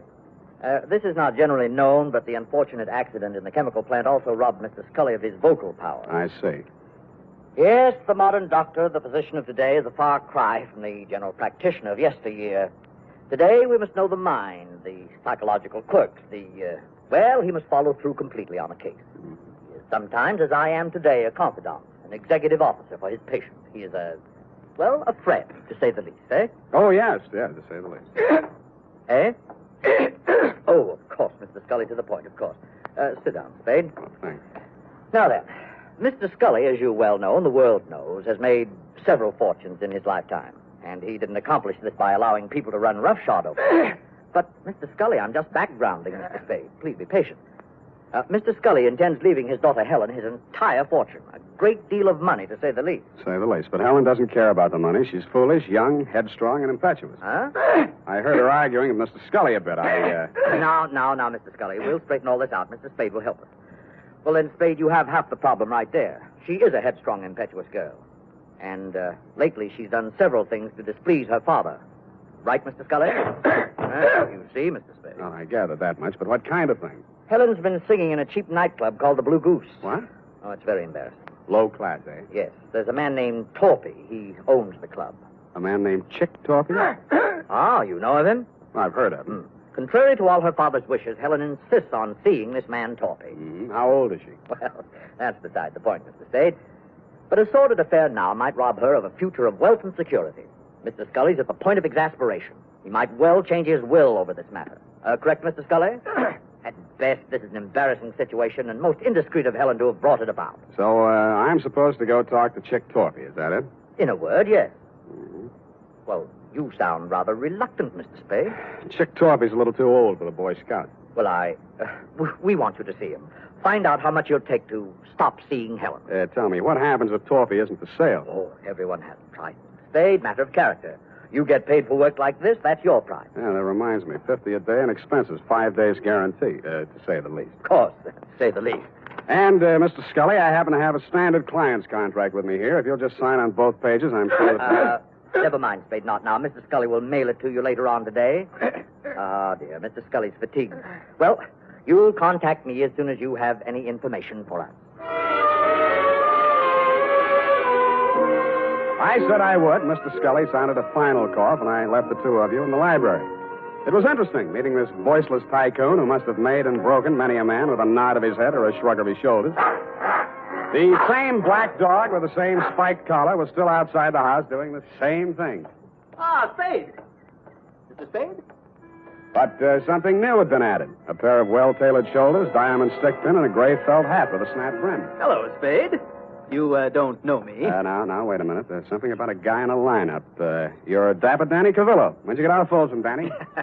A while back. They gave me a kind of rain check. Mm-hmm. Wouldn't that 38 make you a parole breaker? Oh, is that showing? Unless your ribs grow in different directions. Sam, I'm here to save you a lot of trouble. What trouble are you here to save me? You want to see Chick Torpy, don't you? You've got business to talk with him, no? News gets around fast, Danny. No. No, it's just that Chick had been expecting somebody like you from the old man, and, well, I'm here to see that you see him. So, why don't you kind of get in the car? And I kind of did. Danny smiled, lit a cigarette, shifted his shoulder holster so I could shift gears better, and drove me back across town to an apartment house on LaSalle, the Metropolitan. A good-looking guy who stood about 6'4", black hair, answered the knock. Hello, Chick. May I present Sam Spade? Sam Spade, meet Chick Torpy. That'll do it, Danny, thanks. Hello, Spade. Come on in. See you, gentlemen. Danny's Gabby. Hello, Chick. Your taxi service always free? Just when I'm in a hurry to get things settled, soldier. You saw the old man today, huh? I saw him and talked to his doctor, Kensington. All right. You're here to tell me how worried the old man is, right? If you're talking about Helen and you, yes. You're bad company. Yeah. What else? He wants you to stop seeing her. Well, suppose I don't want to stop seeing her. Suppose I told you I love her. Let's see. She comes in at $3 million when he kicks. You love her. I'd be crazy if I didn't. I wonder what she'd say if she heard you say that. Why'd you ask her, Spade? Helen? Hello, Mr. Spade. Told you to leave my house today, but you didn't listen. Vince Spade? Well, I'm wondering, anyway. Maybe this will help. When you get back to my father, tell him I think Chick would be a fool to brush me off. Tell him that someday I expect to inherit all of that wonderful money he spent a lifetime making. Tell him that Chick's tired of working. Got all that? Yep. How do you feel, Spade? Like I'm earning my fee. Oh, you've already earned it, Spade. There's no use trying. I've told him myself, now you can tell him. She's not for sale, and I'm not for sale. Got it? You got it. All right, then you're finished here. Hello. Oh, you. Well, I'm not sure I want to talk to him. Give him a pill. And it was on that happy note, Doctor, that I went downstairs, found a drugstore, and tried to phone you and tell you what Torpy had said. Your line was busy, and while I was waiting for it to get unbusy, I spotted Chick Torpy out in front.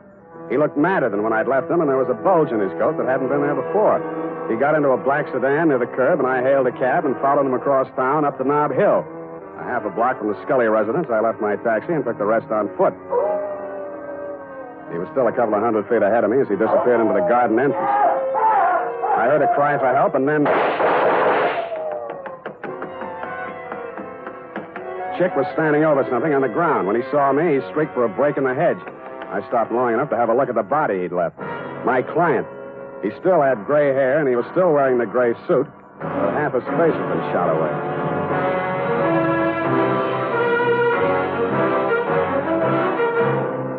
The makers of Wild Root Cream Oil are presenting the weekly Sunday adventure of Dashiell Hammett's famous private detective, Sam Spade.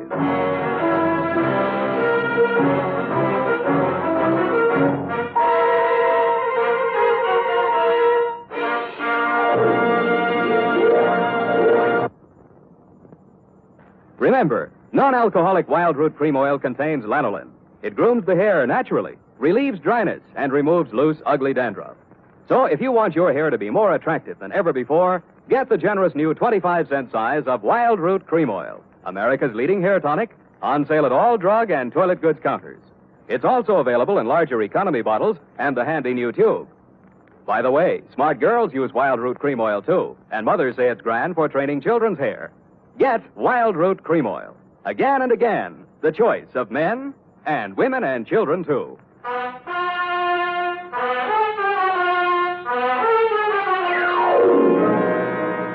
And now, back to the Prodigal Daughter caper. Tonight's adventure with Sam Spade.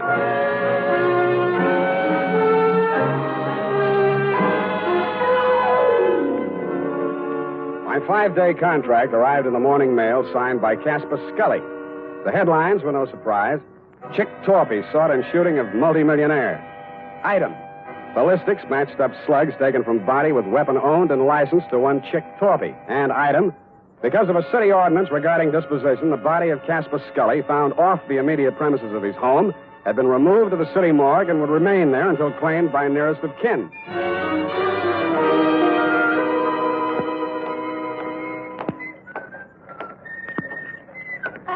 Hey, Sammy, my boy. It's good to look on you. Hello, Maxie. What brings you, Sam? Scully stuff. Oh, yeah. Checked him back in. Autopsy. Were you in with this, Sam? Do you know Scully? I just met him yesterday. Well, like I say to you before, you do collect queer ones, eh, Sam? Oh, such a mess. Woo-hoo, such a mess. Yeah, I know. I found him. They tell me he has to be claimed. City ordinance, Sam. Nearest of kin. It would be his daughter, Helen. She called or anything? No, not yet. But to get back to him, a real queer one. Maybe the tops this season. How so? Barbarianism, Sam. That's what it is. The world is moving backwards. You can get deader than dead. Huh? You'd think the slugs in his chest would be enough, but no. 4 also in the head, too. Kill him twice. Say it again, Maxie. You mean that... Twice, Sammy. In the chest, maybe 20 to 30 hours ago. In the head, maybe 12 hours later. You see what I mean? I saw what he meant. I didn't like what I saw, but things did begin to make some sense. From the morgue, I phoned the Chronicle office, confirmed that Scully did suffer from a throat ailment, was publicity shy, was never interviewed or photographed for that reason. I asked them if they had a specimen of his handwriting by any chance, and they did. I had it sent to me by special messenger, and the signature, compared to the one of my 5-day contract with Mr. Scully, made interesting reading. But what was even more interesting was the DOA Maxie was ushering in. As I was saying, Sam, it's awful the way these homicides are turning up nowadays. In gray suits, it's fashionable now. Hey. What's the matter, Sam? You know him? Yeah, I know him. What's it say? The toe tag says unidentified, accidental drowning. Found off Pier 14, time 8:15 this a.m. Accidental drowning. You don't think so? Why do you think he's dead? I think he's dead because he didn't cough when the doctor asked him to. I left Maxie to his newest customer and looked up the police officer who had found the unidentified man. All they had on him was New York clothing labels and a silver identification bracelet with name Julio engraved on it between 2 small indentations of the comedy, tragedy, drama masks. It wasn't much, but it took me to a theater on Post Street featuring a special company of Spanish actors on tour. I am the manager of the company. What is it, please? I'm sorry to trouble you. I'm trying to locate a certain man. I have good reason to believe he's with your company. We are a small group. His name, please? One name might be Julio. Oh, Julio Vaca. He's... Gray-haired, medium build? You are from the police? No. If you are looking for Julio Vaca, why are you not from the police? 2 days ago, Julio, who does not speak any English, is asked of all things to appear on the television program. Mm-hmm. Here is his line. I am proud. But yesterday morning, a man on the telephone, they speak, and Julio goes out with no word. I, too, am looking for him. He missed his performance the afternoon. I see. He drinks too much sometimes, I know, and he missed the evening. Where he is, this I do not know. But if you find him... I have found him. You have found? Does he have a wife? I am the Senora Vaca. What is it, Senor? What has happened to my husband? You better get your coat, Mrs. Vaca.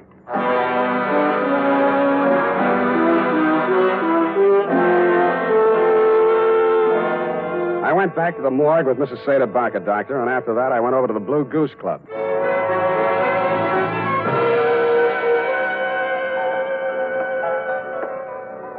How are you, Spade? Tired, Danny boy, tired. Well, come on in and relax. Nice place. You run it for Chick? When he's away. Seen Chick lately? 2 sets of cops, 3 reporters have been here asking the same question already this morning. What are you trying to prove? Chick's in trouble. You're his partner. Uh-huh. Now, he got himself into this one, Spade. Look, we make a nice dollar running this place. It's legitimate. And no cop's going to raid us or close us up. Chick started fooling around with that Scully woman. And I told him just once. It's dynamite, I said. You know how the old man is. Let bygones be bygones. But Chick didn't listen. And... Tell me about the bygones that should be bygones and why Chick should know how the old man is. Well, Scully sent him up 5 years ago. To Didn't you know? No, I didn't. Oh, Chick owned some property south of Rizito, and Scully wanted it for oil drilling or something. Chick asked too much, and Scully figured a way to get it from him in court. Had it condemned or something. Mm-hmm. Well, Chick got kind of sore. He met the old man on the street one day, and, well, they convicted Chick of attempted murder. 2.5 years. And Chick looked up Scully's daughter when he got out of prison and started making love to her to get even. Why, yes, Spade. That's just the way it started. Only Chick was the sucker after all. He really went for the creature. He married her 3 weeks ago in Reno, the poor sap. Anybody else know about that part of it? Only me. I was best man. By the way, Danny, did you rap Julio Cedebaca over the head last night and toss him in the bay? Who's Julio, whatever his name is? An actor who happened to look something like old man Scully. Enough like him to keep his mouth closed when I was there, but who might want to open it later. I don't know what you're talking about, Spade. Didn't think you would. But I don't like it. Yeah, boy. Timmy? Joe? Yeah. Throw this bum out. I'm sick of looking at him. Get out of here. And they did. It was 2 against 1, and I'd been up late the night before. I was doing very well, though, until somebody stooped to a form of subterfuge I have long since grown to hate. I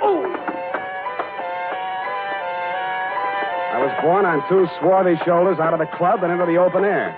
I was on a balcony, and a good stiff sea breeze was blowing. I didn't enjoy it long. 1, 2, 3.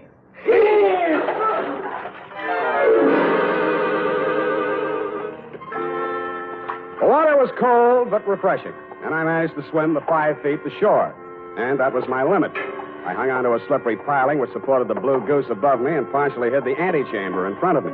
It had been a wine cellar once and a loading dock, I suspected, during Prohibition. This time it was a hideout. Keep your hands up, Spade. Close the door. Chick, please. Keep out of this, Helen.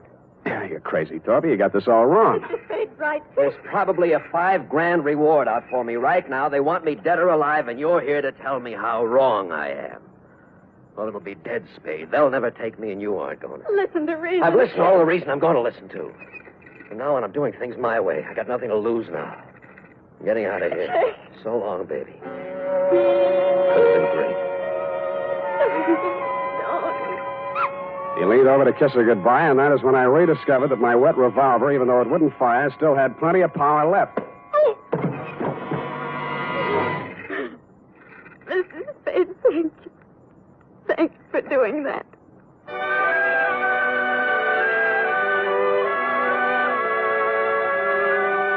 As you know, Doctor, I turned Chick Torpy over to the police along with Danny Cavillo and took Helen Scully home. She ran upstairs with many tears, and I met you in the library.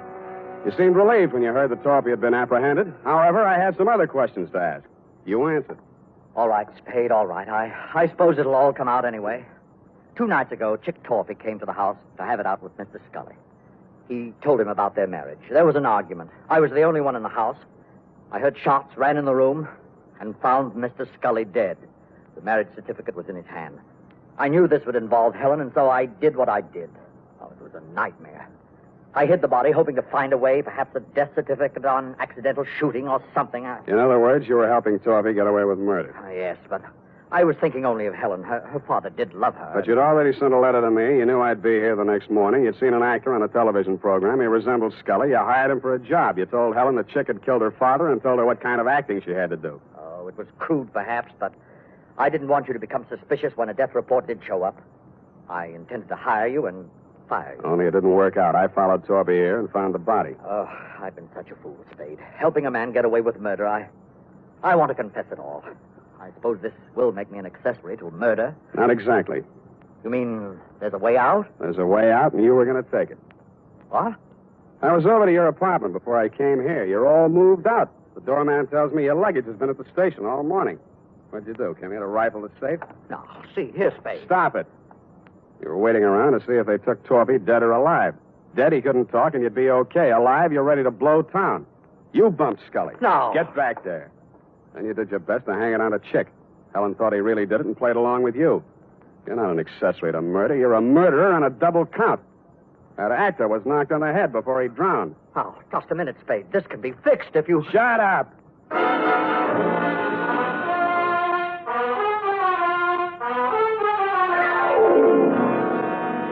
Period. End of report.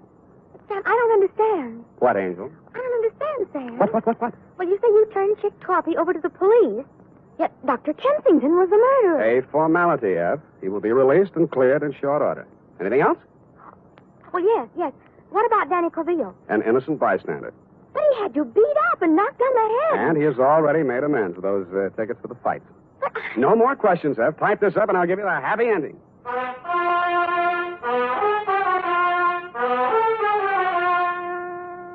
And now, listen to this. School days will soon be here, mothers. To make sure Junior's hair is always neat and well-groomed, get after those cowlicks and stray strands with Wild Root Cream Oil, the famous hair tonic that grooms the hair neatly and naturally, relieves dryness, and removes loose, ugly dandruff. And remind Dad to ask his barber for a professional application of Wild Root Cream Oil Hair Tonic. Again and again, the choice of men and women and children, too.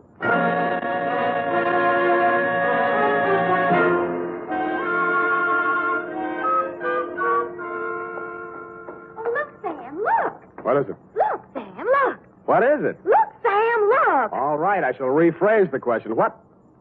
Oh, I see. You mean the magazine look, huh? They said an advance copy. It's not even out till next Tuesday. What's it doing here? Oh, look at them. See these? Who? Who are these people here? That's Sam Spade. What? On the radio. You know, Howard Duff. He plays you on the radio. Howard Duff. Why don't I play it on the radio? You're not the type, I guess. Yeah, look here. Sam Spade dictating to Effie. Hey, she's not bad, you know. Not bad. Oh, really? That actressy, I thought. What is it? Levine Tuttle. Levine. The name is so actressy. As Bill Spear, Spade producer, gives final instructions. Look at him. He has 9 o'clock shadow. Well, come on. Let's get out of here. Go to the fight. Oh, Sam. Then I can't say it. Say what? Well, if you're taking me to the fights, I can't very well leave and say good night, Sam, can I? Well, you can try. It's expected, you know. All right. Good night, Sam. Grins. Good night, sweetheart.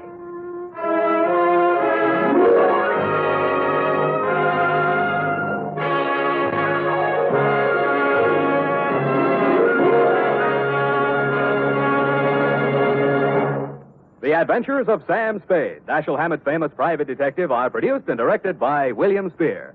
Sam Spade is played by Howard Duff. Lorene Tuttle is Effie.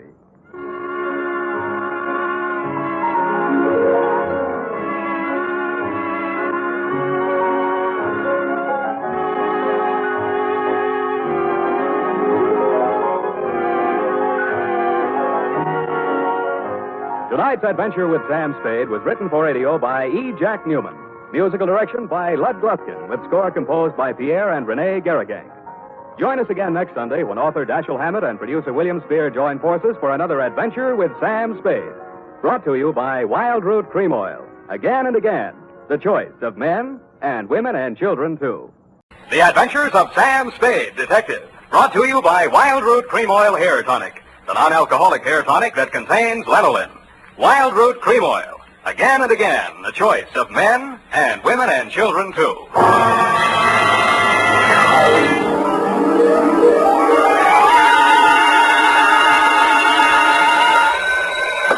Sam Spade Detective Agency? Me, sweetheart. Oh, Sam, I'm so glad you called.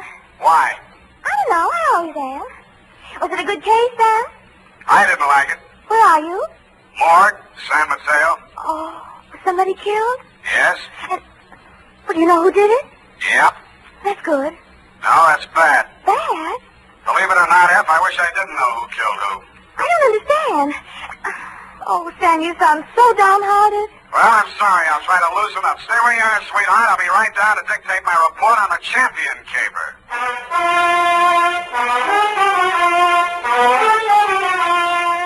Dashiell Hammett, America's leading detective fiction writer and creator of Sam Spade, the hard-boiled private eye, and William Spear, radio's outstanding producer-director of mystery and crime drama, join their talents to make your hair stand on end with the Adventures of Sam Spade. Presented by the makers of Wild Root Cream Oil for the hair. Before bringing you tonight's mystery, I'm going to take 28 seconds to tell you something that isn't a mystery.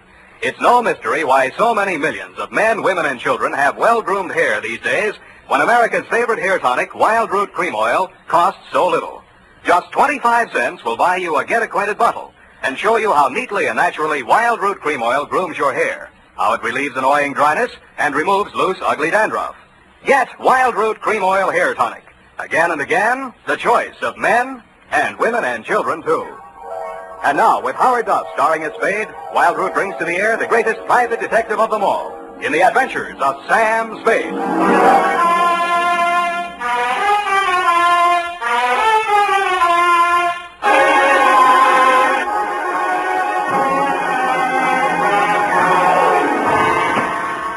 Oh, Sam, I read the afternoon paper.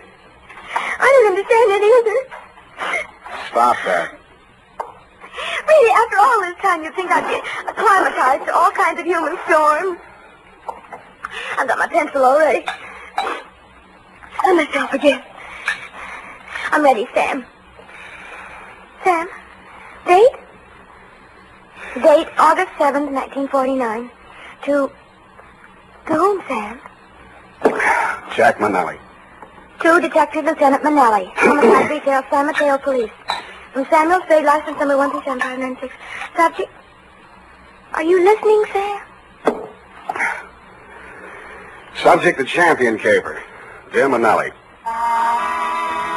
You were there for the end of it, and I was there for the start of it, which is in the reception office of Elliot Champion's brokerage house in San Mateo, and where I first met Mildred Champion. Remember that old salve, how a woman in love is always beautiful? When I went in, I had no idea she was in love and no idea she was beautiful. Not because she'd lately been crying, but her sallow face without makeup, framed in a wisp of blonde hair, wasn't flattered by the shapeless black dress, cotton stockings, and low-heeled shoes she was wearing. Certainly not the going idea of beauty. Nor did her conversation reveal anything to indicate love. Oh, yes. May I help you? Mr. Elliot Champion, my name's Spade. Spade. S-P-A-D-E? You don't have to write it. He's expecting me. Your business, Mr. Spade? Private. I have to have a little more than that, I'm afraid. Oh, is this hot here? Mr. Champion can't stand fresh air. Obvious. That's what makes it so warm in here. I'm sorry. Yeah, it is hot. Just flip the switch and tell him I'm here. Well, what is it, Mildred? I was just going out. Mr. Spade is here. It says you're expecting him. But I don't find him listed in your appointment book. Don't be an idiot. Send him in. Send him in. You may go in now, Mr. Spade. He always like that? He's nice today. Sorry, Mildred. That's your name, isn't it? His office is the first on the right. Don't bother. I'll find it. Thank you. I'll just go to lunch. Mr. Champion? Well, don't just stand there. Come in and shut the door. What I have to discuss with you is private. I don't want that snoopy niece of mine listening to our conversation. She's out to lunch now. But does she listen in often? All the time. Why? She didn't know who I was. I outsmarted her there. I called you from the drugstore on the corner. I don't want anyone to know who you are, why you're here. Oh, now, where did I put that lighter? Behind the inkwell. Oh, yeah. I'm a dangerous man to play games with. Joseph's found that out once, and if he keeps this business up, he's going to find it out again. No games? You're dangerous. Say, are you mocking me, Spade? Just wondering what you're talking about. I just told you got ears, haven't you? Joe Josephs is back in town, and I'm not going to fool around with him. Mildred told me you were nice today. Oh, she did she? Well, Mildred talks too much. That's what's the matter with her. She talks too much. And you'd fire her, only she's your niece, and you'd have to pay somebody else 3 times what you pay her to take everything she has to take. Get out of my office. Oh, no. Wait a minute, Spade. It's just hot, I guess. Who has turned on the heat? It's Joe Josephs. He was released from San Quentin this week. And I've been receiving telephone calls from him telling me to beware and to watch out and a lot of other nonsense. What was he doing at San Quentin? 2 to 5 on an embezzling count. He's an ungrateful scoundrel, that's what he is. I took him into my office as a junior executive, and 6 months later... He got tired of the $20 a week you were probably paying him and decided to dip into the bin. Only he did a bad job, got caught, you testified against him, now he's out and he's sore, and he's threatening. And every time you yell cop around this town, there's always some snoopy reporter hanging around the sergeant's desk. Ain't that the truth? Listen, Spade, I've got $500,000 tied up in this business, and I don't want anybody thinking I might get knocked over by some loony with a grudge. And that's why you didn't tell the police? Don't you believe me? It'll do for now. You'll think of something better. Now, see here, impertinence is one thing... 25 a day and... No. That'll be 45 a day in expenses. I want you to find Joe Josephs and bring him to me. Nuisance warrant? More than that. I've got enough stuff in that desk drawer to send him back to Quinton if I have to. Oh, what kind of stuff? Left over from his trial. It'll be grand larceny this time, and they don't stop at 5 years for that kind of thing. You withheld evidence? I withheld... Put your gun out.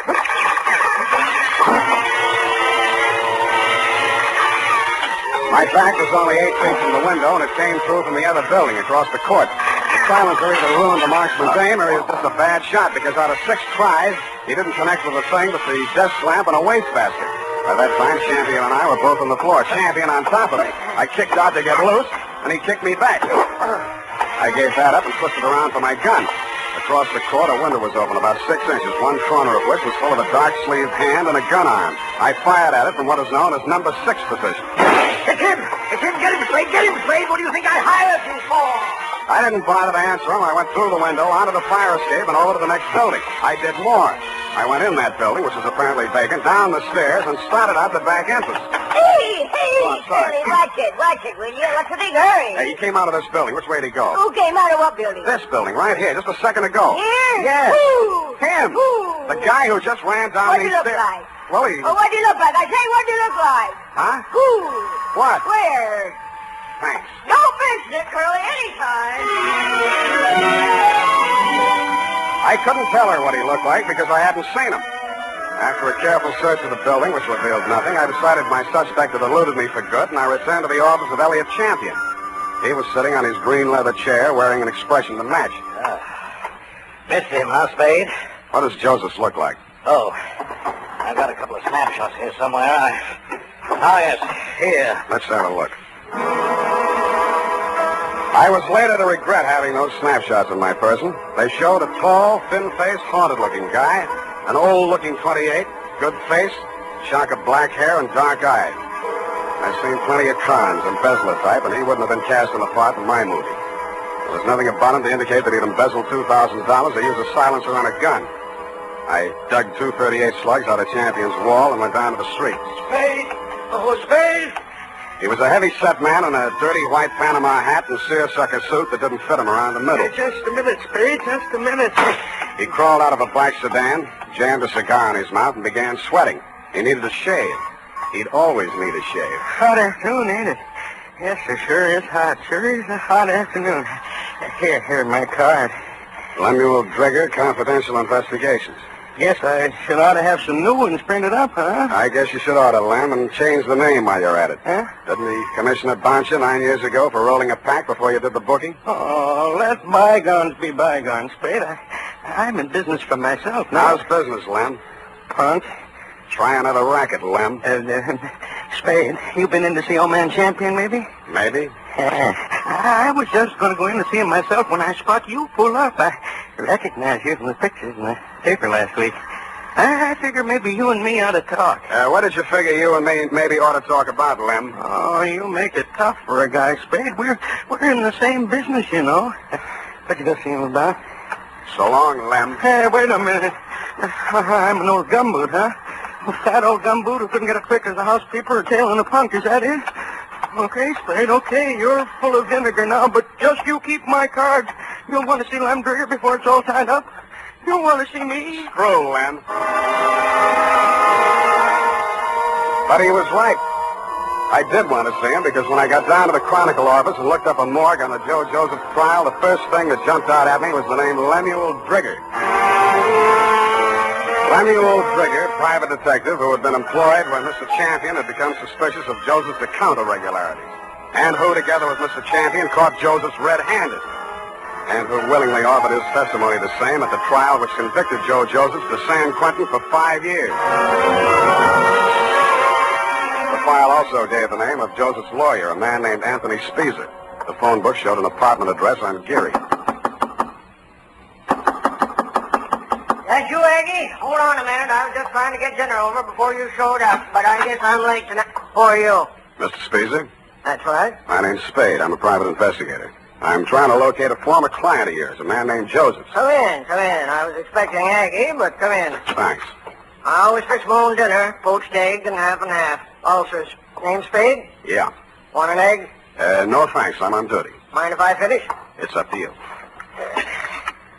Who's your client, Spade? Elliot Champion. Joe Josephs is back in town, and he's been making telephone threats and throwing 38s around. 38, huh? Mm-hmm. You know where he is?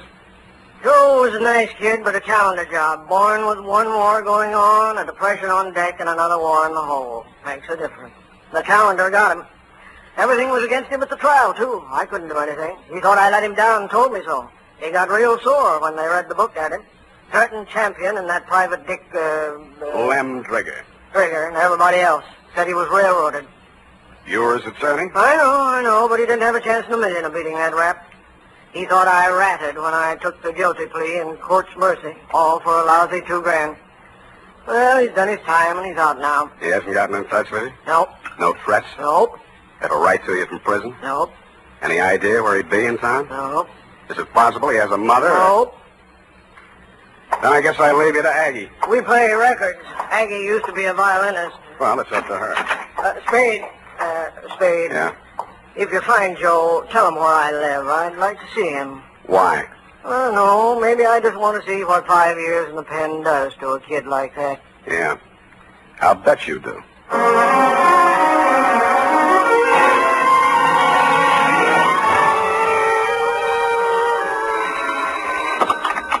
Yeah? Is this you, Mr. Spade? Who's this? This is Mildred Champion. Remember me in my uncle's office? I remember. Mr. Spade, you're looking for Joe, aren't you? I know you are. You don't have to answer me. I think I can help you find him. I must talk to you right away before something terrible happens. Please come out to the house before something terrible happens. It's right in the corner. I got out to the house as fast as I could, but not before something terrible had happened. Hey!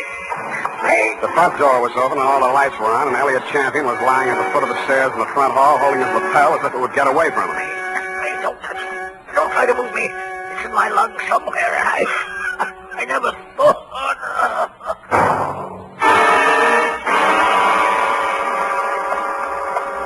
It didn't look like there'd be much use, but I beat it up the stairs to the hall phone to call emergency ambulance. Hello? What's that? This is Joe. So you hired a private eye to look me up, huh? Well, you'll never find me, but I'll find you. Yeah, Mr. Champion, I'll be seeing you real soon. I didn't get it then, but I got it a second later. I grabbed for the banister, missed, and hit the top railing. A pair of hands held me up long enough to go through my pockets and then let me go, and that's the last thing I remember.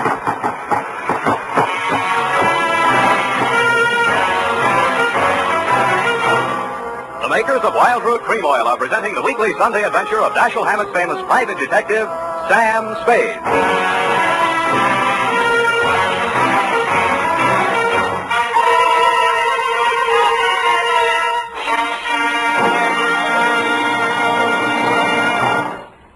Now, here's important news on good grooming. If you want the well-groomed look that helps you get ahead, socially and on the job, listen. Recently, thousands of people from coast to coast who bought Wild Root Cream Oil for the first time were asked, how does Wild Root Cream Oil compare with the hair tonic you previously used? The results were amazing. Better than 4 out of 5 who replied said they preferred Wild Root Cream Oil. Remember, non-alcoholic Wild Root Cream Oil contains lanolin. It grooms the hair naturally, relieves dryness, and removes loose, ugly dandruff.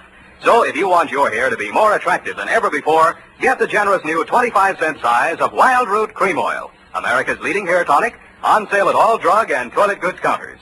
It's also available in larger economy bottles and the handy new tube. By the way, smart girls use Wild Root Cream Oil too, and mothers say it's grand for training children's hair.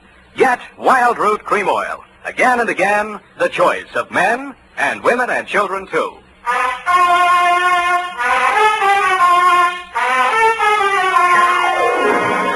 And now, back to the Champion Caper. Tonight's adventure with Sam Spade.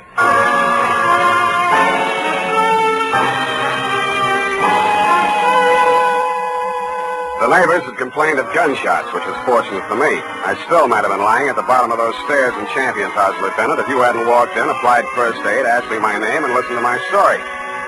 You considered the threatening phone call after my client's death as a cover-up and promptly sent out a general alarm on Joe Josephs. I took an aspirin and a taxicab for home. Halfway uptown, I discovered the pictures of Joe Josephs were missing from my wallet. And that is why I was absent at the medical examiner's inquest this morning. Instead of going home, I went out to San Mateo, jimmied the lock of Champion's office, and violated City Ordinance number 352B. My dead client's desk revealed one important item. An income tax voucher dated August 17, 1944, noting him delinquent. Then I found another important item, same for 1943. His secretary's desk was even more interesting. What I found there led me to, 1, call her home. Result, no answer. And 2, to revisit Attorney Speezer. I found him poaching another egg. All right, I'm here. It's late, Aggie. What's the idea? Unless it's Beethoven, I don't... Oh, Spade. Aggie have a show? Yeah, left early. Has to work tomorrow. Oh, it's too bad. What's with you? Still looking for Joe? Yep. Any leads? Wish I could help you, Spade. Elliot Champion was shot and killed in his home tonight. No. That all you have to say? Joe do it? Maybe. Well, You don't seem scared for a mouthpiece Joe didn't like. if you mean should I be next? No. I'm not scared, Spade. The kid should realize that this time I liked him and did all I could. You've been here all evening? Aggie? Could you prove it? Yep. You may have to. Did you know Mildred Champion was married to Joe Josephs? Yeah. How'd you know? It's a secret. I found his marriage license in a desk drawer. Nosy, huh? I found something else. Champion didn't pay his income taxes all the time. A lot of people are like that, Spade. Me, Lem Trigger testified against Joe at the trial, so did Champion. Mildred worked in the office, but she didn't testify. Wife can't testify against husband. Real good story, Spade. But what about Joe? Champion had something on Lem Trigger, and Trigger had something on Champion. Joe's in between. You tell me, huh? Huh? All right, I'll tell you. It's all about a green kid hired into a brokerage firm to be framed on a phony embezzling charge to cover up a tax delinquency. You want to finish it? I can't. I don't know it. You've got ideas, though. Yeah, Spade, you're right. I've got ideas. And all of them make me sick inside. That kid stood there and told me he was innocent. He said it 1,000,000 times if he said it once. And he told me he thought Champion was short with the income tax people. And if Champion was short, he could phony up a book and get a worn-out private detective like Drigger to testify that there'd been a fraud, and Joe takes the rap. If that's what happened, they did it pretty good. Did you mention anything like this at the trial? Surmise is not admissible. There was no way to investigate it and no way to prove it. Joe was a nice kid, Spade, and he told a good story. I've been fooled a lot of times. What do you think? I haven't met him yet. All right, he's done his 5 years. He came out, and now they want him for killing the man who sent him up. His whole life's gone. And for what? Spade, I hope you don't find him. I hope nobody ever finds him. But we did find Joe Josephs, Lieutenant. He was right under our noses all the time. When I called you, you told me to come on down to the morgue at the county hospital. We both stood and looked at Joe Josephs. It's a funny thing, Sam. We had an alarm out for an hour on this guy. We've been looking all over for him, and he turns up right here. Well, he's dead. He's been dead since last night about 7. 7? Same time Champion was killed. TB. Just got the whole story. Had it awful bad in prison on the sick ward his last 2 years. Wanted out awful bad. When his time was up last week, he made him release him. But he wound up here, died in the hospital. He looks awful young to be a con and all. I don't know, Sam, he's just a kid, isn't he? Up until then, you had some kind of case against Joe Josephs. But when the medical examiner reported that my client had been shot with a .32, the rest of it began to fall into place. Lem Trigger's office was a dirty room over a shoe repair shop on Mission Street. The glass on the door hadn't been washed in 5 years, and neither did anything else. You can hardly tell where the office left off and Lem began. Oh, hello, Spade. I've been waiting for you. I thought you'd get over for some talk. What made you think that, Lem? Well, you're here, ain't you? All right, let's make talk. Did the silencer ruin your gun? Huh? Come on, I want it all. Hey, you phoned tonight after Champion was killed. You've been phoning him right along saying it was Joe. No, just a minute, Spade. We're in the same racket. You shot at him with a silencer on your .38 this afternoon to make it look real good. You can't prove anything. I didn't kill him. One slug out of your gun will match that up. Every cop carries a .38. You were a cop once. Now, Spade, you got this all wrong. Because you thought he'd called you in for protection. He called you in once on another job. Listen, I know what you're thinking, and but this was so bad you had to drum it up, didn't you? Joseph was released from prison and it was a natural, only it didn't work. Champion called me instead, and you tried to shake me down. Well, I only thought we could kind of work together. Make it a good thing. I told you once you should try another racket. But you didn't take my advice. Now you're going to have to. What do you mean? Because your license will be revoked pretty quick. You got into a lot of trouble about 2 minutes from now. I did? I was right here. What are you trying to... I swore out a complaint on you for assault and battery. Hey, wait a minute. I ain't done nothing to you, champion. Instead, and Yes, I tell you did, Lem. You tried to strike me, and I had to defend myself.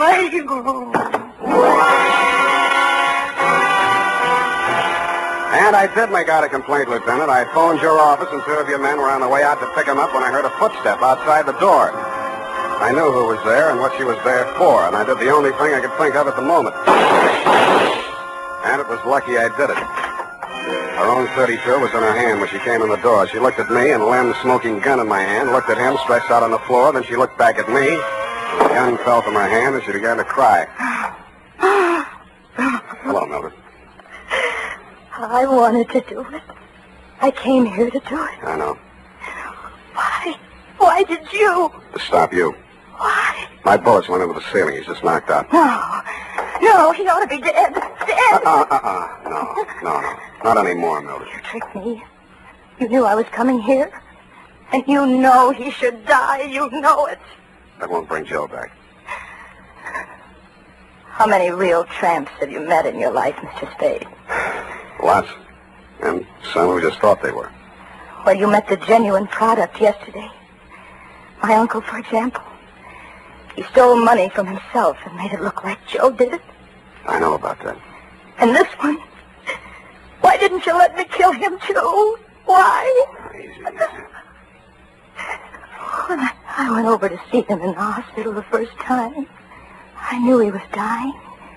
He had that look in his eyes, helpless. And he knew what they'd done to him, and he couldn't do anything about it.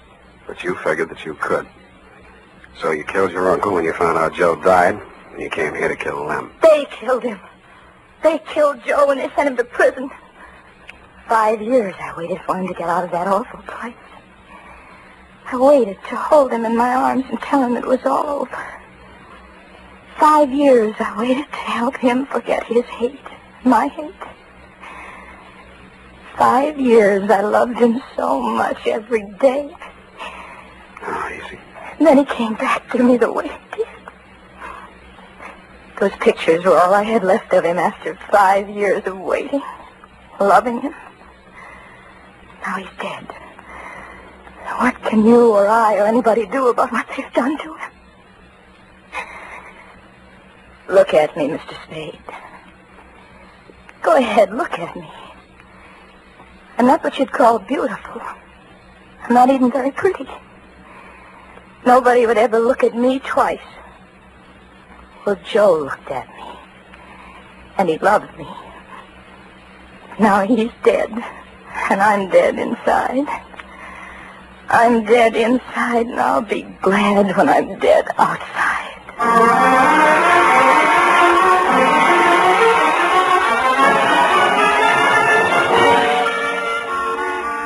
Period and a report. Oh, Sam, they were so unhappy. Yeah. Add a notation that I won't be around for the coroner's inquest. Sam, you can't do This report, when duly notarized, should be admissible as testimony. I want to get out of town for a few days. Sour racket. And now, listen to this. Later this evening, if you happen to stroll down to the corner for cigarettes or ice cream, why not also pick up some Wild Root Cream Oil Hair Tonic? Your whole family will like the way Wild Root Cream Oil grooms the hair neatly and naturally, relieves dryness, and removes loose dandruff. And ask your barber for a professional application of Wild Root Cream Oil Hair Tonic. Again and again, the choice of men and women and children, too.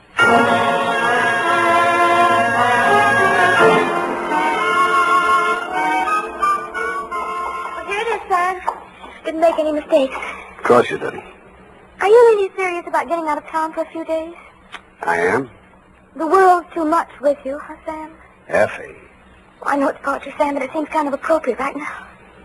I don't care if she did kill those 2 men. I feel sorry for her. What's that got to do with poetry? What kind of poetic justice? Oh. Why did she dress the way she did in that black dress and low heels? A form of penance, I guess. Mourning, absence of her missing lover. Lover? Yeah, no. Look, you'll have to type it all over if you keep that up. But, Sam, it's all so beautiful and tragic. Yeah. And you watched it all happen with such understanding. I'm so proud of you. Oh, Sam. Come on. Dry up and go home. Good night, Dad. Good night, sweetheart.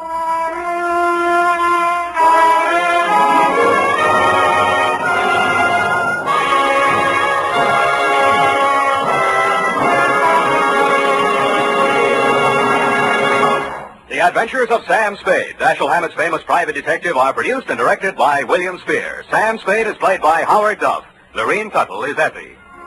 Tonight's adventure with Sam Spade was written for radio by E. Jack Newman.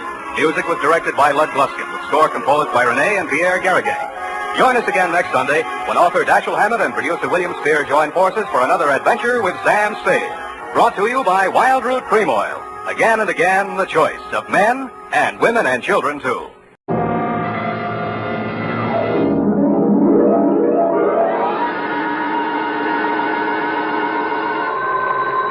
Sam Spade Detective Agency. Finitum est. Mr. Who? Finitum est. It is finished. Latin. Oh, Sam? What's left of me, sweetheart? Well, where are you? What happened? Who did it? Here, everything, and what? What? No, I asked you first. Sam. Now you're making sense. Well, did that Mr. Mortuus get in touch with you? Demortuus nil nisi bonum. Oh, Sam, stop it. Second year Latin, F. Speak well of the dead. You mean he's dead? If you have tears, prepare to shed them now. This one ends up worse than Rigoletto. Have your extra handkerchief ready, get some organ music on the radio, and I'll be down to dictate my report on the Tears of Night caper.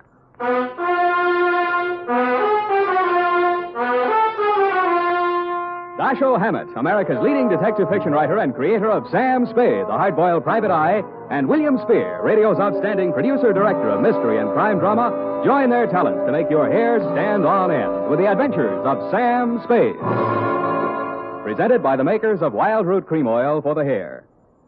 You know, just a little Wild Root Cream Oil in your hair can mean a world of improvement in your general appearance. Just try it and see. See how Wild Root Cream Oil Hair Tonic grooms your hair neatly and naturally, relieves dryness, and removes loose dandruff. Yes, you'll be glad to discover that just a few drops of Wild Root Cream Oil make a big difference. So if you've never tried it before, get the 25-cent get-acquainted size and ask for it by name. Wild Root Cream Oil Hair Tonic. Again and again, the choice of men and women and children, too. And now, with Howard Duff starring as Spade, Wild Root brings to the air the greatest private detective of them all in the Adventures of Sam Spade.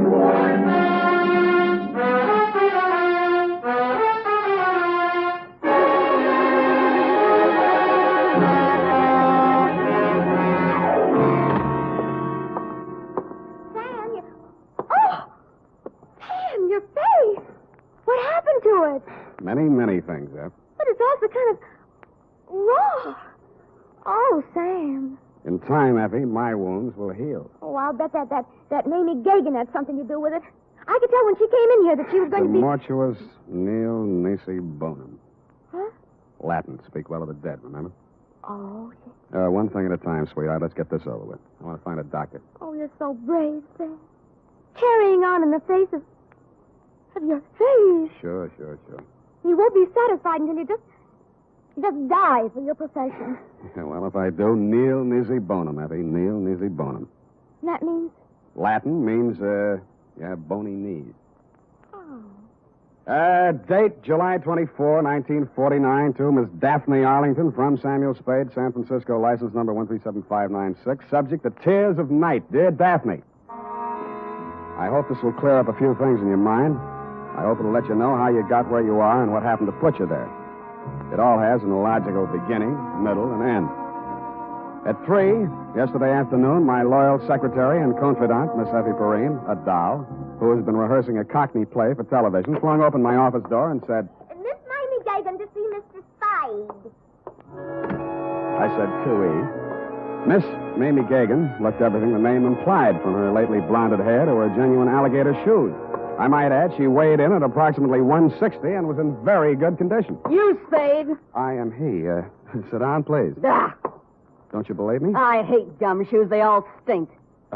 Something in your background. Perhaps as a girl. I'm just assuming that you were one. All gumshoes are nosy. They talk too much. That's why I don't like them. Here. For me? Who else, stupid? Oh, and it says, pay to the order of Samuel Spade, $100, signed Mamie Gagan, co-signed Johnny McCall.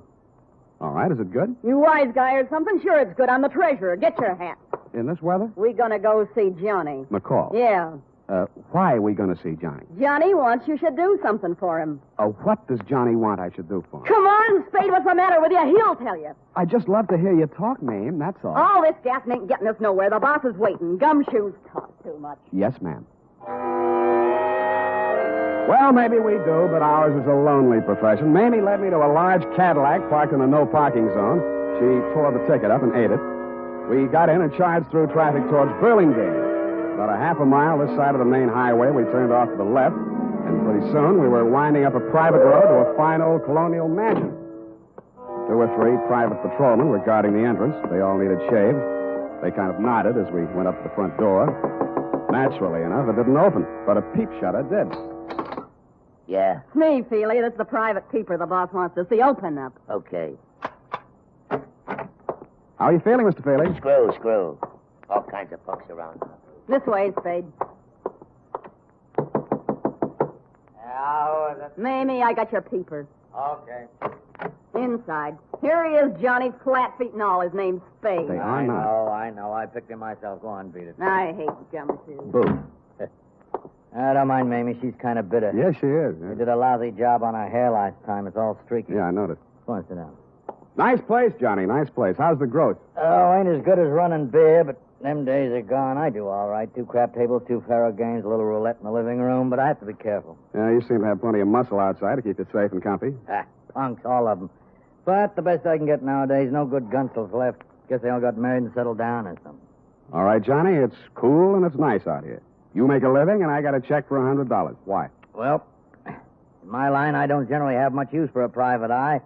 I don't generally like them. Neither does Mamie. But I can use one right now. Ever see this before? No?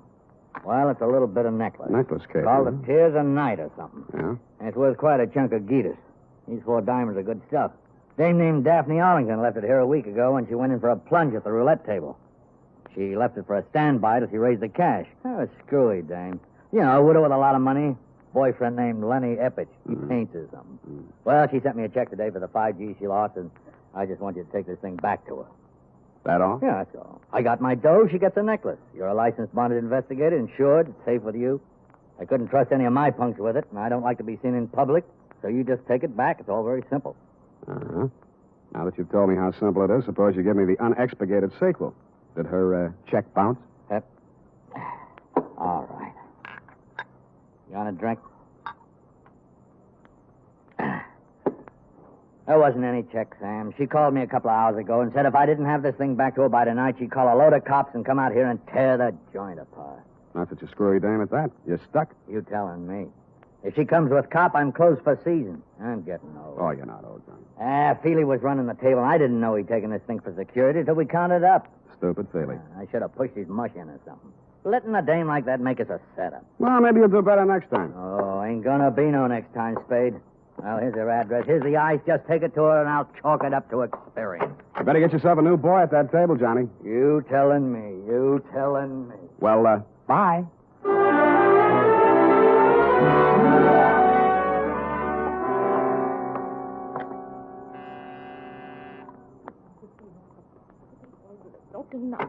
Lenny, I thought you'd never get here. The performance begins at 8:30, and you know how the traffic is, and if we're going to have a bite to eat... You aren't Lenny. Where's Lenny? I don't know, Miss Arlington. I'm supposed to deliver some jewelry. Jewelry? That would be Mortuous. Mortuous. Mortuous. Yes, but I... What are you looking at? Your throat. Really? Well, really, Mr. Spade, Sam Spade. Well, really, Mr. Spade. I'm only waiting for Lenny to get here so we can make the first curtain of streetcar. And we're going to be late if he doesn't get here. You can understand that, Mr. Spade. You're going to be a little early. Streetcar doesn't open until Monday. And already, and he hasn't shown up. Well, good night, Mr. Spade. Hey! The white ermine cape you were wearing and the black strapless thing needed a touch, but you had it. A diamond necklace. In fact, the Tears of Night, the same one I had in my pocket, Daphne, was hanging around your lovely neck.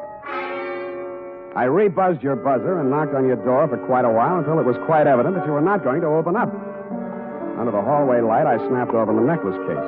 Mortuous, you had said. And mortuous was what it said stamped inside the case. A gloomy word with a gloomy address. The White Hotel on Turk Street.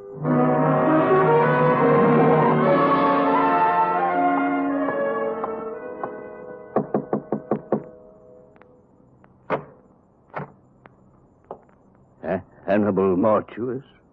At your service, sir.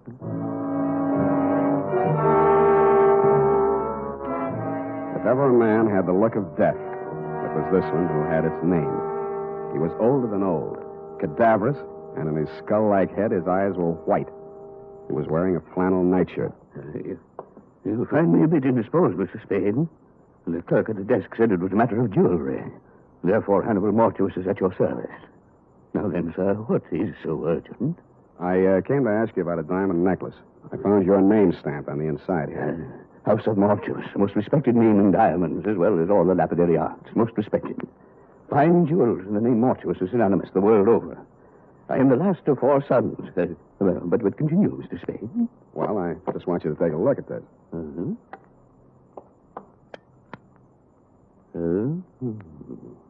And how do you come in possession of the Tears of Night, sir? Well, a man named Johnny McCall, who runs a gambling club, hired me to deliver it to a lady named Daphne Arlington. She lost it at the roulette table. She left it there until she could raise the cash. Deplorable conduct on her part. Daphne Arlington, most indiscreet young lady, to be sure. I recall my interview with her when her late husband, Sidney, ordered this necklace. A lovely body, propelled by a ridiculous mind. For shame, such conduct, a gambling house, the Tears of Night, a pawn. Well, this is real, then? It isn't phony? Mr. Spade, I am a gemologist. The House of Mortuus. Of course it's real. Take a good look. When an artist creates a dazzling thing of beauty such as this, would he be so unlikely as to forget the time, the patience, the agony of his creation? See how each stone is carefully mounted to capture every single pinpoint of light. An incomparable masterpiece. An incredible money. How much money? On the wholesale market, about 10,000. Arlington? He paid 25, but he had it, as I say, incomparable. Yeah. Yeah, well, I saw another one just like it tonight. Ridiculous. The finest workman at best could only create a crude resemblance. This kind of work demands an artist, sir, an artist. But tell me, Latin in Angus Elba? My second year Latin escapes me. Snake in the glass. Something wrong? Something wrong, yeah. You are concerned for the safety of this piece. I have a small safe in my room. You may have the key if you care. I'll take it with me. Thank you, Mr. Mortuus. My pleasure, Mr. Spade. Omnia Mortuus bonum vocates. All speak well of Mortuus, of Panza. Good evening. In the dismal lobby of the White Hotel, I asked the night clerk for some wrapping paper and 20 cents worth of stamps. It was a hunch, plus the fact that outside in the street I spotted 2 of Johnny McCall's unshaved gorillas. They were looking up at the front of the building. Mr. Mortuus must have switched off his light or something because their eyes suddenly dropped and I saw them separate, one on each side of the front door. With shoulders carefully hunched, I stepped out into the lonesome night. I hoped they would think I was carrying my .38, which I was not. They didn't. Here's the paper, Candy. You want to ask him for a match? Candy's nearsighted. That's too bad. This him, Ernest? Got a match, Spade? Yeah, not so close. Candy asked if you got a match. He's a dummy, Candy. He don't answer. Got a match, Spade? What'd I tell you? He's a dummy. He don't look like no dummy. Take your hands up. He's a dummy, all right. Ain't you, Spade? See, he's a dummy, Candy. I told him about you being nearsighted and he wouldn't answer. He don't talk. Go on, smart boy. Tell Candy how sorry you are about him being nearsighted. I told you he was a dummy, Candy. All private eyes like you. Candy asked you a question. He wants to know if all private eyes is like you. I don't like no dummy. We ask questions and he ain't told us nothing. That makes him a dummy. Maybe we find out something if we went through his pockets. Yeah, even a dummy's got pockets. Ain't that right, dummy? Hold him, Candy. All right, boys. You played the scene real good, and I'll see what I can do for you. Hey, he talks. Yeah. Make him talk again, Candy. Make him talk bigger, Candy. Bigger. He talks real nice, but he don't say much. Think maybe he's tough, Ernest? Yeah, maybe. Hold him up. See? He ain't so tough.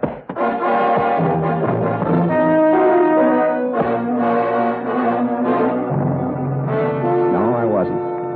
And I didn't feel like talking on that quiet little street where the only noise was my face pounding on their fists.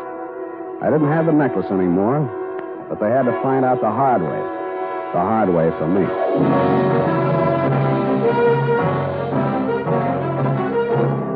The makers of Wild Root Cream Oil are presenting the weekly Sunday adventure of Dashiell Hammett's famous private detective, Sam Spade.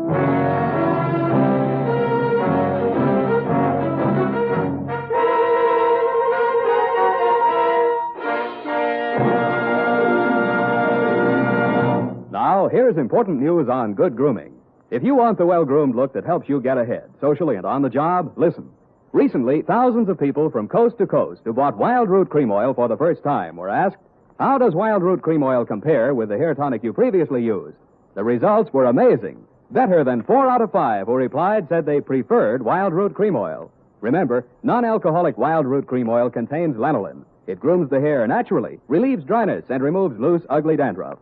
So if you want your hair to be more attractive than ever before, get the generous new 25-cent size of Wild Root Cream Oil, America's leading hair tonic, on sale at all drug and toilet goods counters. It's also available in larger economy bottles and the handy new tube.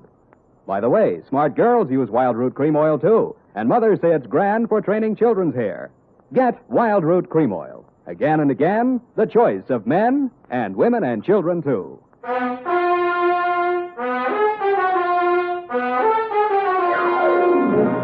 And now, back to the Tears of Night caper. Tonight's adventure with Sam Spade.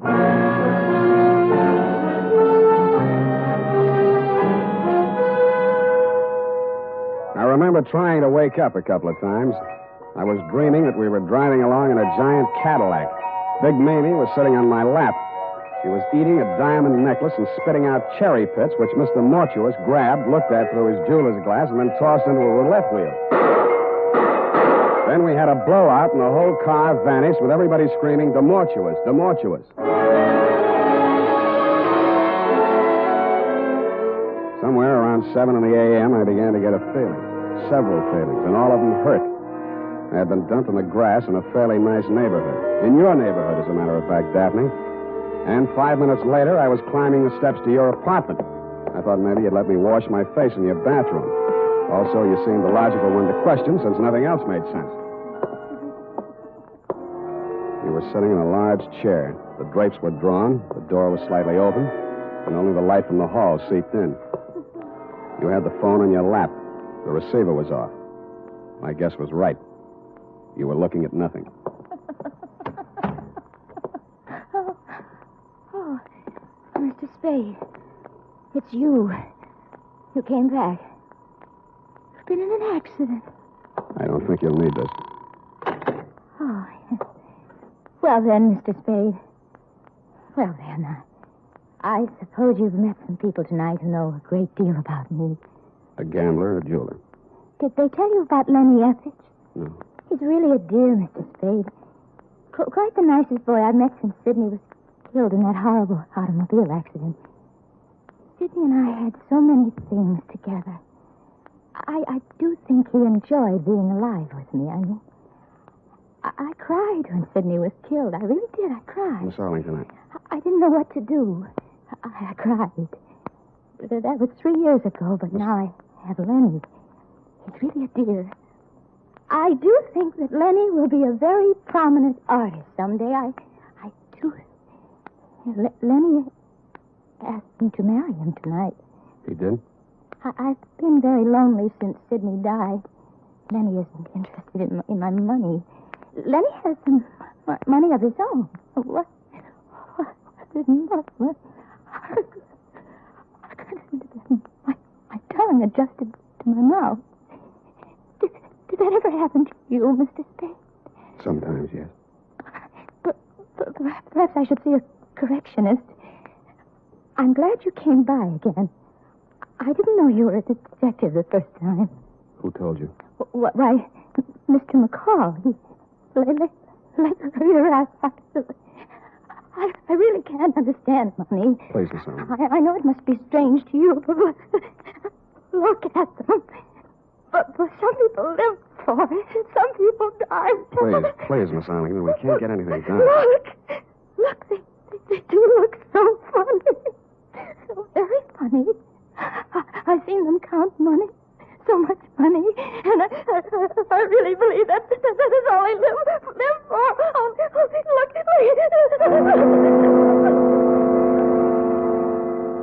were pointing at something across the darkened room. It took me 10 seconds to find the light switch. Stretched out on your floor, they looked funny, all right. Candy and Ernest. Both of them as dead as you can get.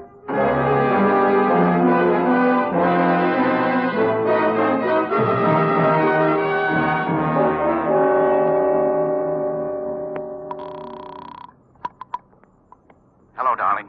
Darling. I've been waiting all night. I knew you'd telephone and give me your answer. I knew you'd marry me. Your name, Lenny Eppich? Why, yes, but I was expecting... My name's Spade. I'm a private investigator. I'm calling from her apartment. Daphne's? Now, listen. There's been a couple of murders here. Murders? She's had quite a jolt. She's going to need you and all the help she can get to bring her out of it. I've called homicide, and it might be pretty rough for her. I'll be right over. Bring a doctor. Right. And a lawyer.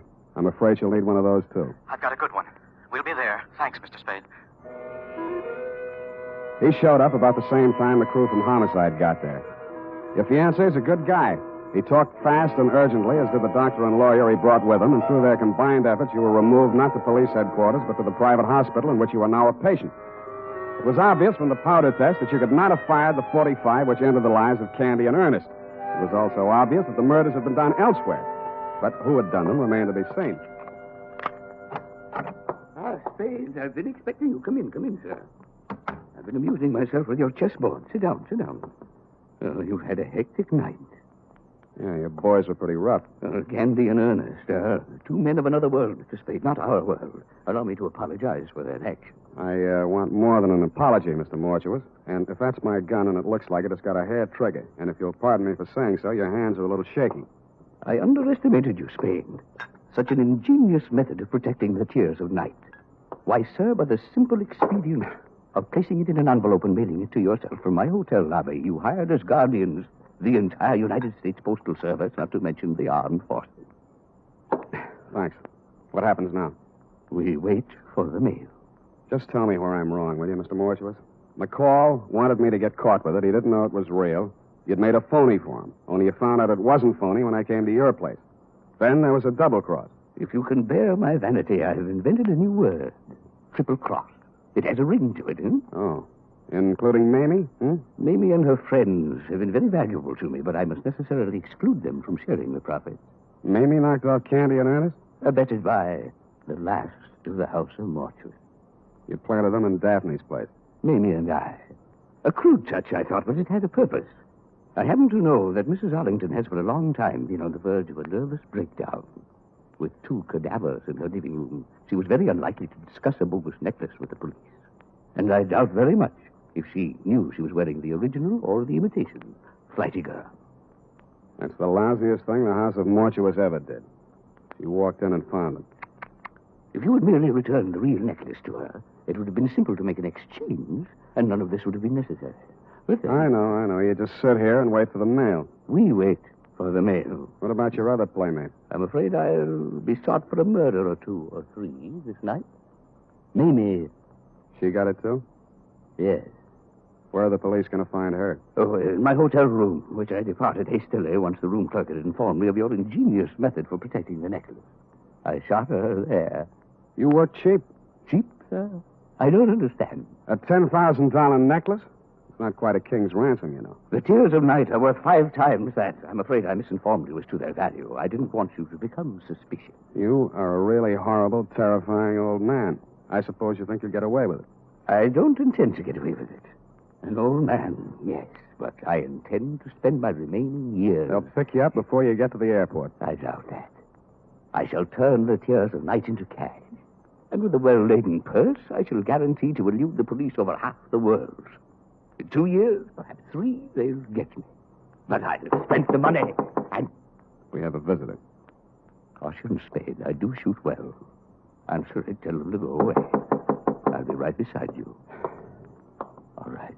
Open it. Look, one side, Spade, I got a gun. Obvious. Mamie. I thought I'd find you here waiting for the mail. You dirty. You didn't do such a good job on me. Caution, my dear. I have a gun, too. Everybody but me. I can last long enough to let you have it.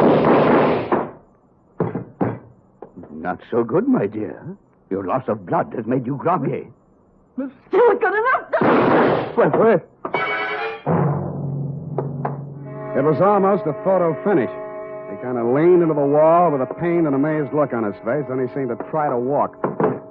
Mr. Spade. Mr. Spade, sir, I believe I've been shot. I'll need a little assistance. I can't seem to hold my feet, sir. I can't seem to hold my feet. It was an awkward plan at best. The mortuus nil nisi bonum, Spade. Or if your second-year Latin escapes your memory, speak well the dead.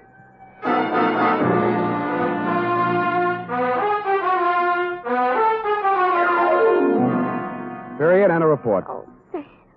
All those people. 4 in all. And that poor girl, Daphne. How she must have felt when she saw it. Oh, Sam. Yeah, it was pretty bad. You poor darling. Well, it's about time. And you go right home. In fact, I'm going to take you home. Yeah? Then what? Well, You are a registered nurse, maybe? Hmm? I... Go type that up. I am completely well, and when you return, we shall Indian wrestle. Certainly, sir. And now, listen to this. Shopping note. Tonight or tomorrow, get a family-sized bottle or handy tube of Wild Root Cream Oil, America's favorite hair tonic. Oh, yes. Good night, Sam. Good night, sweetheart.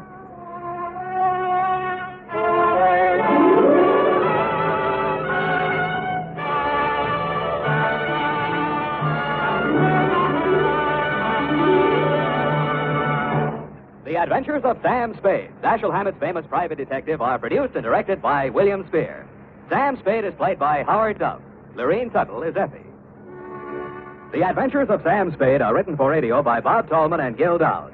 Musical direction by Lud Gluskin, with score composed by Renee and Pierre Garrigank.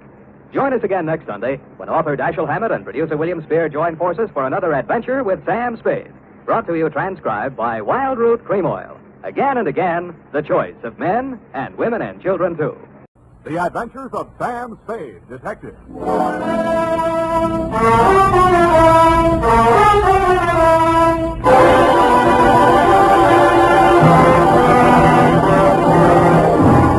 To Dr. Ludwig Zoya, 1241 Leavenworth, San Francisco, from Samuel Spade, license number 137596.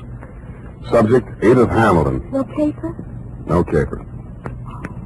Dear Doctor, if I owe you an apology for not keeping you informed on the progress of the assignment and for letting it drag on as long as it has, then I'll have to go on owing you, which makes us even because you don't owe me anything.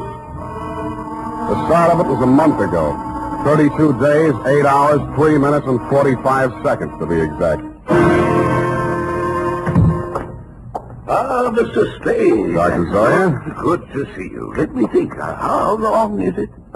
3 years since I visited your office. That was when you were my leading suspect in the Dunne case. Ah, yes, poor Denno. It was he who pointed out that we psychoanalysts are not unlike you detectives. We probe, we question, we follow up clues in order to find out what is the dark secret which has nervously disturbed the human mind. But we are limited. We have only our patients' words and our interpretations. Sometimes that is not enough. And that is why I need your help in this particular case. What case is that, Dr. Zoya? Please do not interrupt the free flow of my thoughts. Pardon me. Naturally, my ego feels a certain resentment against my id for asking you for your help.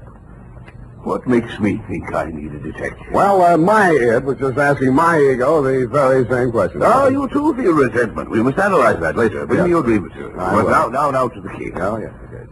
This woman was referred to me by her physician. She has suffered a complete nervous collapse because she thought she recognized a certain person crossing the street. A person she had not seen for years. Who was that?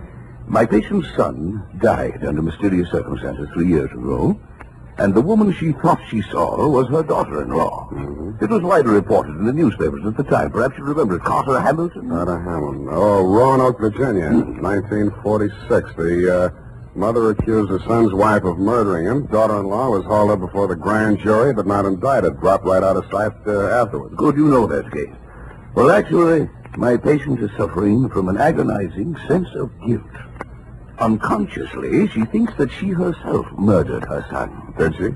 Well, there may be something tangible at the bottom of so profound a feeling of guilt. You mean you want me to help you convince her that she really is guilty? No. That is for me.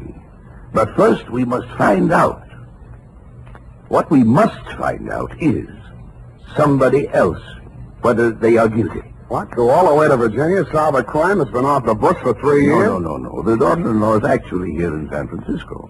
Well, if I remember right, she wasn't the only suspect. Well, whether she is innocent or guilty is of no importance. It is only important that we know. What? Excuse me. Yes, Miss Case. Mrs. Hamilton is here, Dr. Zoya. Oh, good, Miss Case. Send her in. This is my case. I'm my patient. I want you to meet her. Oh, good afternoon, Mrs. Hamilton. Good afternoon, Doctor. The woman who stood framed in the doorway was a tall, commanding figure, impeccably dressed in black, with an easy $100,000 worth of black pearls wound around her neck and a black veil covering her face. She walked in ahead of you, displaying not a sign of nervousness, and stopped directly in front of me. Very deliberately, she lifted the veil, revealing a youthfully old face, deeply tanned and set off by snow-white hair. Only her enormous violet eyes showed any expression. She stared at me for what seemed like a full minute. Yes, you do. You look like the other one. Well, perhaps you had better explain, Mrs. Hamilton. My daughter-in-law, Edith, was very much in love with another man before she married my son, Carter. He jilted her. Carter was second choice. It was I who talked her into marrying him. That's why I'll never rest until my son's death is avenged. We must analyze this desire for vengeance. Oh, yes. Yes, I had a dream last night. I dreamed that Edith was dead, stabbed with the same bone-handled hunting knife she used to kill my son. Yes. Well, no. You just lie down on the couch and relax, Mrs. Hamilton. I'll be with you in a moment. Come, Mr. Speaking. This is the most disturbing new development, her dream. You must get to that girl as soon as possible. Her life may be in danger. You mean the old lady is mixed up enough to take a shot at her? Here is the address. And take this briefcase. Why the briefcase? Well, there are legal papers in it regarding the Hamilton estate. They require her signature. I had Mrs. Hamilton arrange for you to take them to her instead of the attorney. I'm supposed to pose as a lawyer. While I'm there, I'm supposed to shake a confession out of her, and while I'm typing it up, I'm a bodyguard. You're getting a lot for your money, Dr. Zoya.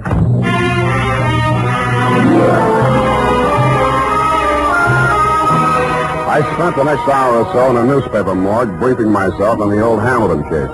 The victim, Carter Hamilton, was the 28-year-old tail end of an old Virginia family whose blood was as rich as it was blue. The accounts of the killing were sketchy. At the old plantation, Carter Hamilton had been found one morning by his mother, dead in bed of a stab wound. The knife was never turned up. Somebody had wiped everything in the room clean of fingerprints, which sounded like robbery until it was established that nothing was missing. The state was counting heavily on Mrs. Hamilton Sr.'s testimony in their case against the daughter-in-law. At an odd angle I'd forgotten. The old lady had clammed up in front of the grand jury, and the case was dropped for lack of evidence. Then there was a picture. She was the kind of a girl who looks her best in a riding outfit with her freckles showing, and then surprises you by looking even better in full makeup with her shoulders showing. Candid is the word that best describes her features. Large, widely spaced eyes, a generous mouth, and an expression of unaffected sincerity. It was with a certain reluctant eagerness that I kicked myself up Stockton Street to Pine, across Pine to Bush, and up 3 flights of stairs.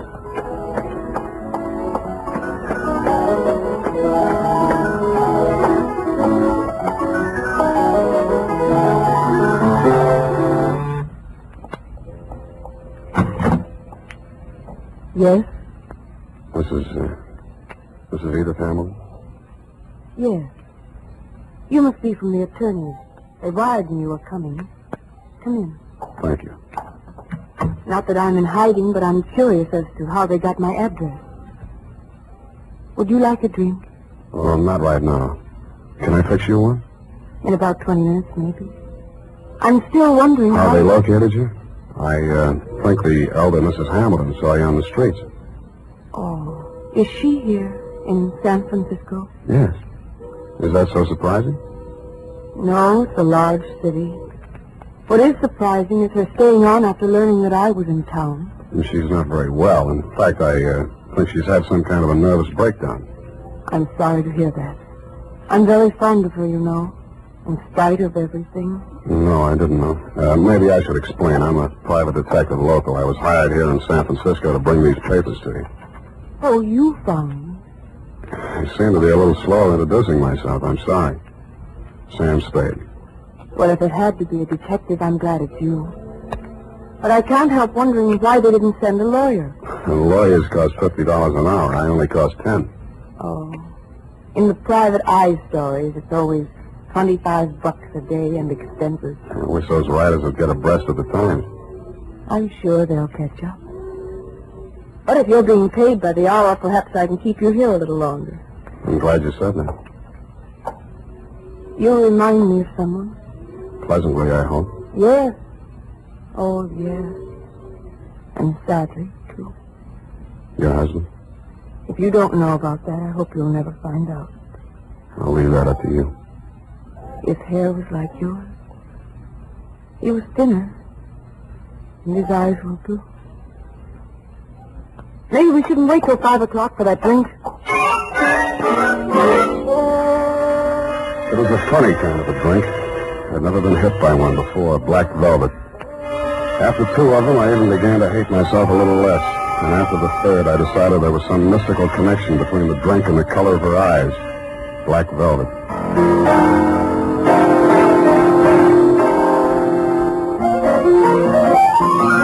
I don't know much about music, but the way she went at the piano, you knew she wasn't afraid of it, and probably wasn't afraid of anything. The pieces she played were like her, bold and at the same time delicate. Simple, but with a web of complexities in the background. Brilliant, but always colored with sadness.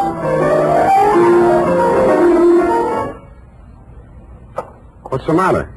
I want you to take me someplace. Where? Any place. Dinner. I don't care.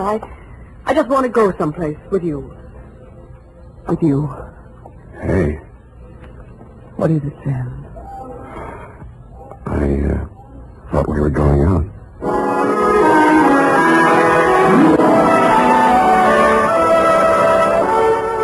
I never paid much attention to San Francisco before I met her. It's quite a place. There's a little park up on Russian Hill where you can stand and look out over the houses of the marina to the Golden Gate. There's an island in San Francisco even worse than Alcatraz. It's in the middle of the lake at Flashacre Zoo, and instead of gorillas, the population is nothing but monkeys.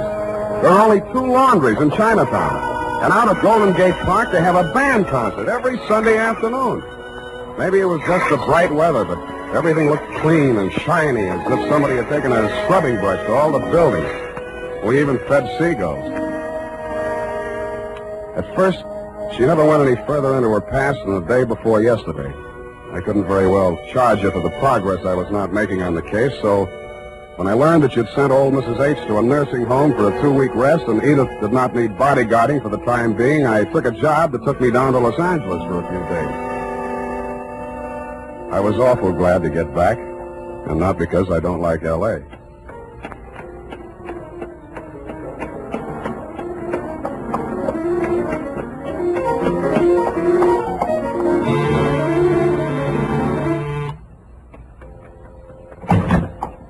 Sam. Oh, darling, you were gone so long. Hey, the posies. Oh, give them to me. Oh, I like that. This is the last time I make a fool out of myself buying flowers. I'll love them later. Hey, you're trembling. What happened while I was gone? What happened to me happened before you went away. You know that. Sam, while you were gone, I had a lot of time and I did a lot of thinking. And I came to a very important decision. There was something I knew I had to tell you. And I wasn't so sure I could get through it. Oh, look, Angel, it sounds serious. I don't think this is the time. Oh, but it is. Yes, it is. Here, take it before I change my mind. What is it? I wrote it all down. Sit here, facing away from the piano. And don't say anything until you've read it through. Oh, okay.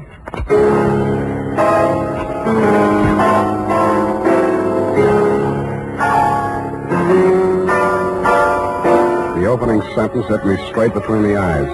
It said, I, Edith Hamilton, of my own free will, make the following confession. It was addressed to the District Attorney of Roanoke, Virginia.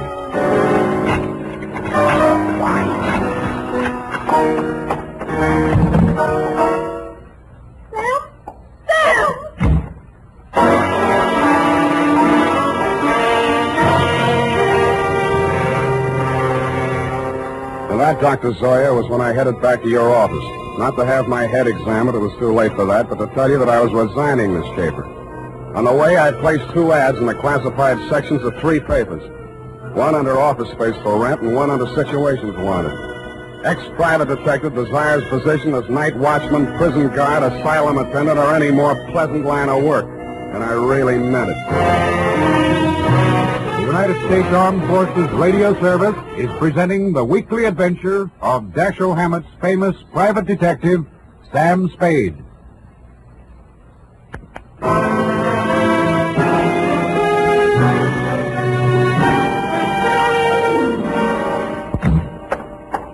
Mr. Spade, what is it? You're disturbed. Disturbed is not the word, Mr. Zoya. Is it because you've been with her a week and a half and there's yet no progress? Let us analyze the situation. The whole setup has been rotten from the beginning. You send me to that girl under false pretenses. You tell me to worm my way into her confidence. Now, one moment. Did I tell you this? How else did you expect me to get a confession out of her? Should have got the play when that old lady said I looked like a man Edith was once in love with. You thought she'd fall for me, didn't you? You thought I'd take advantage of it, didn't you? Well, you could hire somebody else to make love to her. I'm a detective, not a gigolo. So she did make a confession to you. Why do you say that? When a patient comes to a psychoanalyst for help, a situation develops which we call transference. Now, this means that the doctor represents to the patient someone in whom he can confide, to whom he can unburden himself, such as a parent or a loved one. Well, then let's go on with it. No. Well, at the moment, that is, what you feel toward me at the moment is what we call a negative transference. You wish to continue to make love to her, but you feel guilty about it, so you blame me. Well, what then? What are you driving at? In this love affair of yours, we have a similar situation. But what she feels for you only resembles love. It is transference. You resemble a former lover, and that is why it only took a week and a half for her to reveal everything. Oh, sometimes I think I am too ethical, or too old. Come now, why don't you tell me? You feel better. There's nothing to tell. She had it written down. I didn't read past the word confession. Well, what did you do with it? I destroyed it. I see. Well, now Miss what? Case, what is it? Mrs. Hamilton, she's...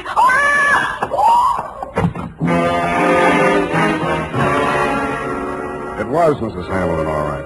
But she didn't look much like the dignified old lady I had met in your office 10 days before. Her high-piled white hair was hanging in 2 ratty pigtails. She was wearing a nurse's cape over a flannel hospital nightgown, and in her hand was a .32 caliber gun. Mrs. Hamilton, why did you leave the nursing home? You lied to me, Dr. Zoya.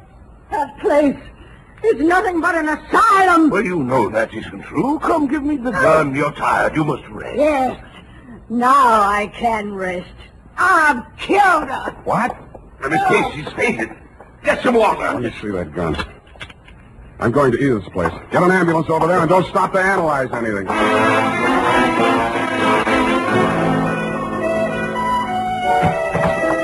Edith was slumped forward over the piano keyboard. She was barely breathing.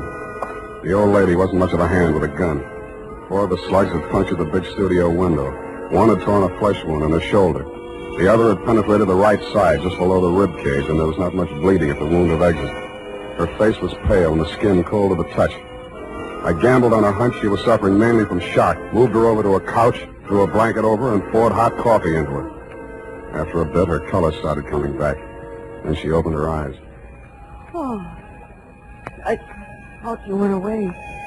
I must have dreamed it. Lie still, Angel. Don't try to talk. Oh, Alexa, please, don't let them know what happened. Take it easy. It's only the ambulance. I've got to save Mother Hamilton. You see, I've got to get rid of that knife and the tablet thing.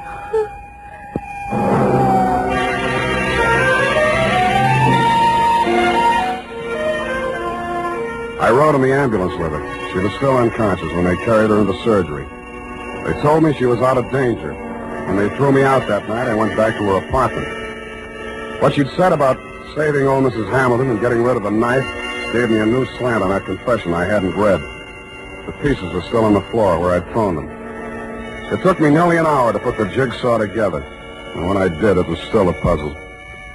In her story of that morning 3 years ago, she confessed to finding the body before the official discovery, to hiding the knife and wiping the doorknobs and surfaces in the death room to get rid of fingerprints.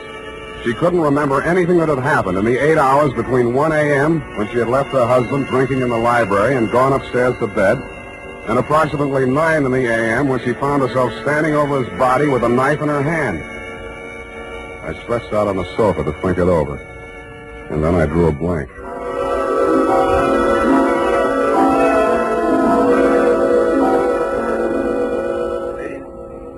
Mr. Spade, wake up. What? How did you get in here? Well, I've been reading that so-called confession. Very interesting. We must analyze it. You analyze it. I'm going to call the hospital. I've just come from there. How is she? Physically, nothing serious. Mentally, she's not so good. She keeps asking for you. Yeah? She thinks you can help her. Yeah, it's definitely there, the delusion that she's in love with you. What makes you so sure it's a delusion? Don't answer that. When can I see her? Well, it's best that you wait until she comes home. That will be next Tuesday. Look, you're supposed to be a first-class head doctor. Can't you cure this amnesia of Edith's? I thought I explained to you last night when we were discussing transference. Please, Dr. Zoya, please. I know you mean well, but don't. I beg of you. Well, it's not important. When she gets to know you better, she will realize that her love for you is irrational. And then she will remember everything.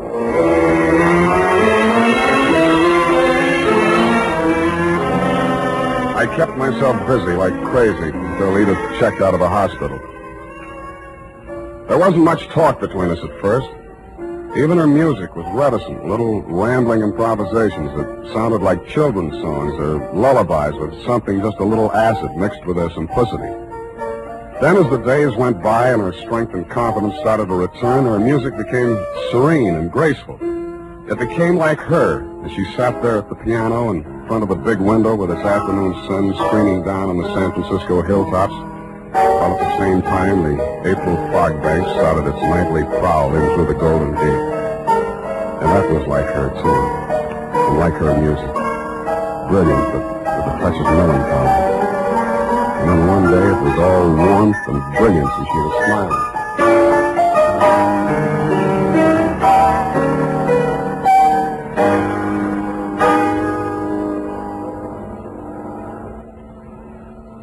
Sam, Yeah, Angel.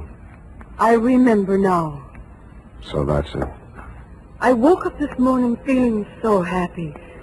And then I knew I was on the verge of it. Because I knew that however bad the truth might be, it was worth not remembering it. Even if I was a murderer, you'd rather know, wouldn't you? No, I wouldn't. Why? I thought I knew you so well. Darling, are you angry? Yeah. But at me? Yes, you. The first time I came here, I tried to give you a fair warning. You should have figured the score when I told you I was a private detective. You'd even read the stories where in the end the detective doesn't have any choice but to turn in the beautiful dame, no matter what his personal feelings are. Maybe you didn't think they were true to life, or maybe you thought I was an exception to the rule because you are. Well, I'm not. Truth is, I was hired to get a confession out of you any way I could, and I think in the back of your mind you've known it all along. You want to have your confession and eat it, too. You probably learned as a child that it's smarter to tell all and be patted on the back than to be found out and get spanked.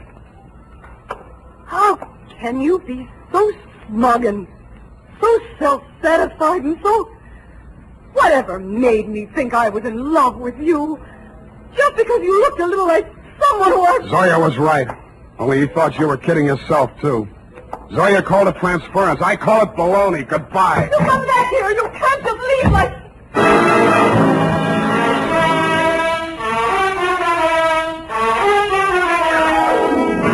And that, Dr. Zoya, is why I never heard her confession. It turned into a lover's quarrel. But I understand she paid $25 an hour to rattle it off to you. I have before me your telephonic message. I haven't had time to analyze it, but at first glance I take it to mean that Edith was innocent of everything except destroying evidence. Motive, to spare her mother-in-law the anguish of knowing that her son was a suicide. I'm sorry, now that I know what her story was, that I didn't stay to hear her tell it. But that, as you would say, is not important. At least I cured her of that love delusion you were so worried about, even though it took a month to do it. Period, and a report. Oh, Sam, sacrificing yourself so self-sacrificingly, rather than shatter a mother's delusion. Yeah, some other time, huh? I'm sorry, Sam. I'll go type this up.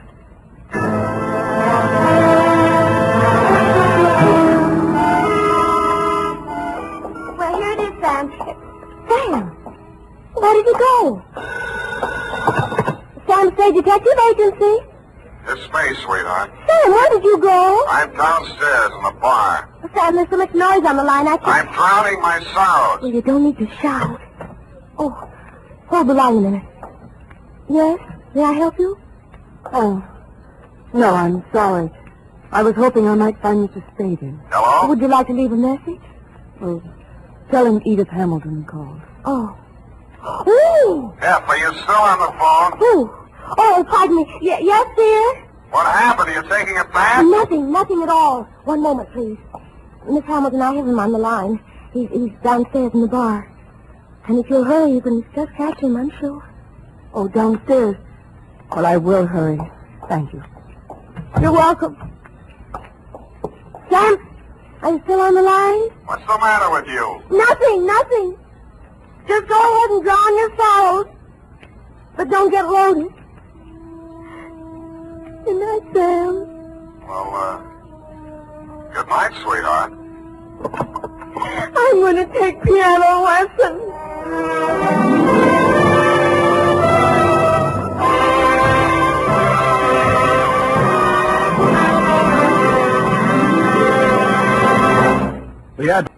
The Adventures of Sam Spade, Detective.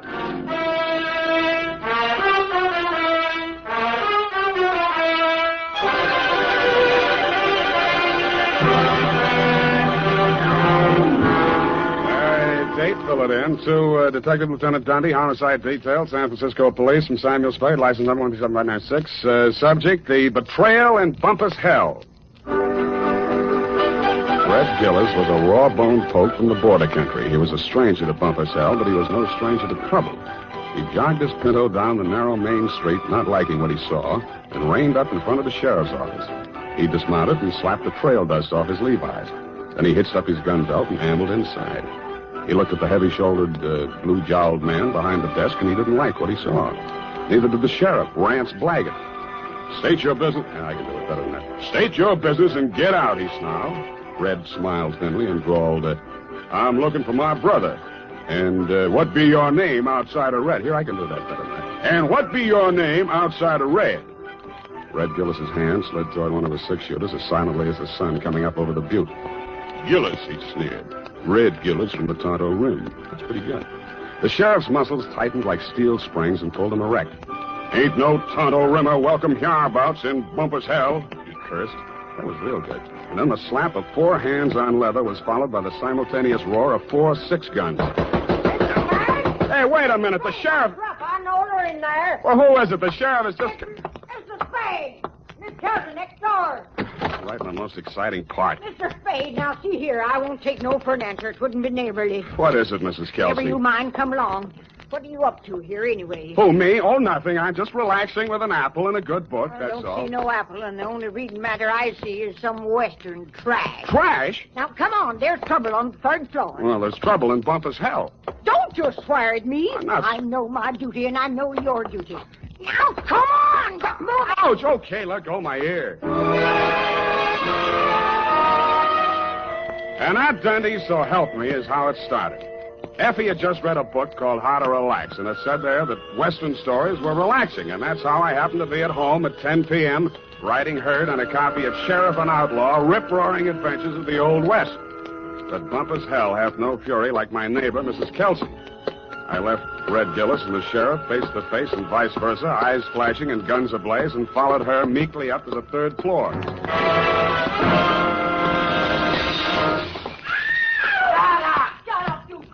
Me up, you big boy. Sorry, you hear that? Been at it for 3 hours, they have. Won't be a stick of furniture left in the room, less than there's top. You speak to them? Did I speak to them? You see this lump? No, here, under my transformation. Oh, well, why didn't you call a cop? Well, it wouldn't be neighborly. It's me that did. You see this lump? Yeah, you showed it to me. Put your wig back on. I'll see what I can do. And tell them about my lump. It's evident. Yeah, put it back. Hey, open up. I would not go back with you if you was the last man alive. Hey, open up. Have it your own way. If I catch you without this swear again, I'll tear your hair off. Oh, you had you boy, you rotter, you cheap grifter, you. Well, you slam out of here before before I'm forced to seek the assistance of a couple of flashy. Do not try anything fancy behind my back, you big slob. From now on, you and me is strictly on the cool beady. Well, you unprincipled rat! Hey, let go of me! Don't throw it. Hey, wait a minute. Don't I remember you from someplace? No, I'm only being neighborly.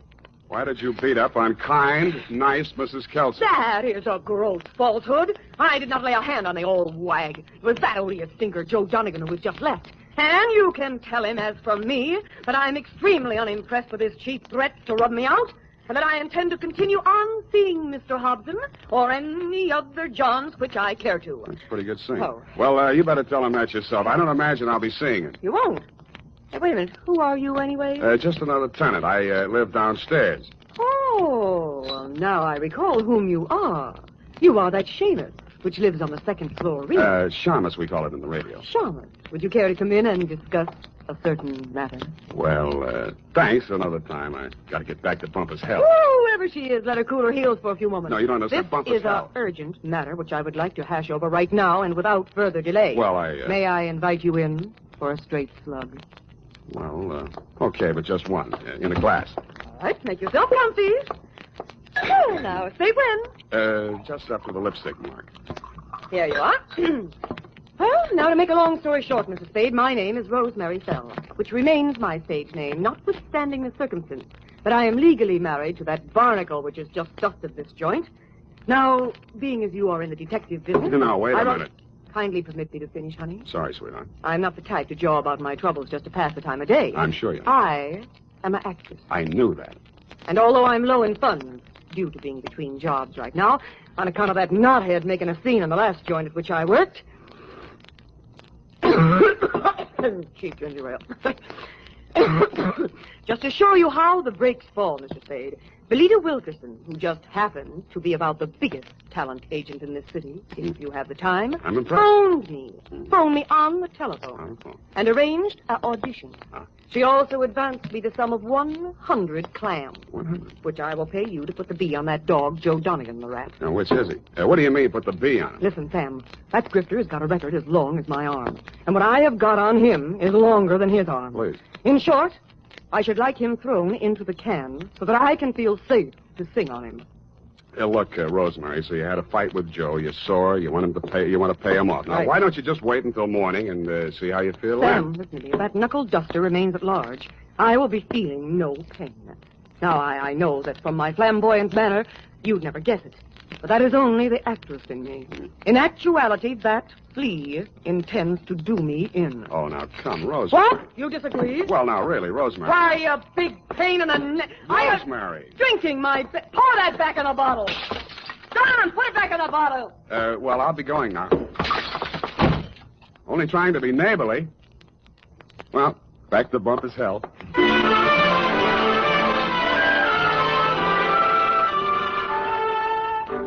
Lance Blaggett, the smoking Colt still gripped in his hairy fists, suddenly pitched forward like a fallen Joshua tree at Red Gillis's feet.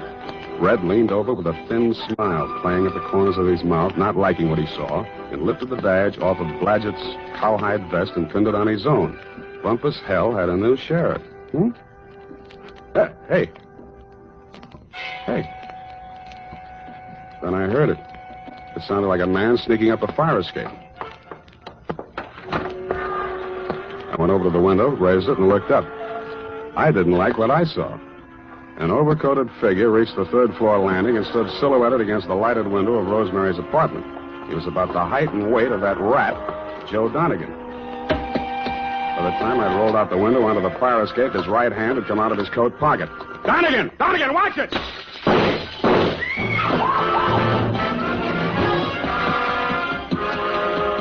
He was a floor ahead of me, and I didn't want to get too close to him until I passed that lighted window. He made the roof just as I crossed in front of it. The flashes from his revolver told me that. They also told me he had 2 slugs left to throw at me.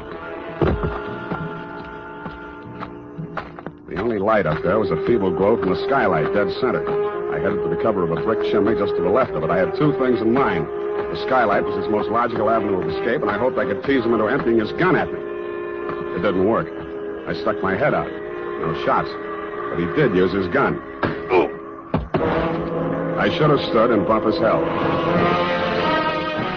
The United States Armed Forces Radio Service is presenting the weekly adventure of Dashiell Hammett's famous private detective, Sam Spade.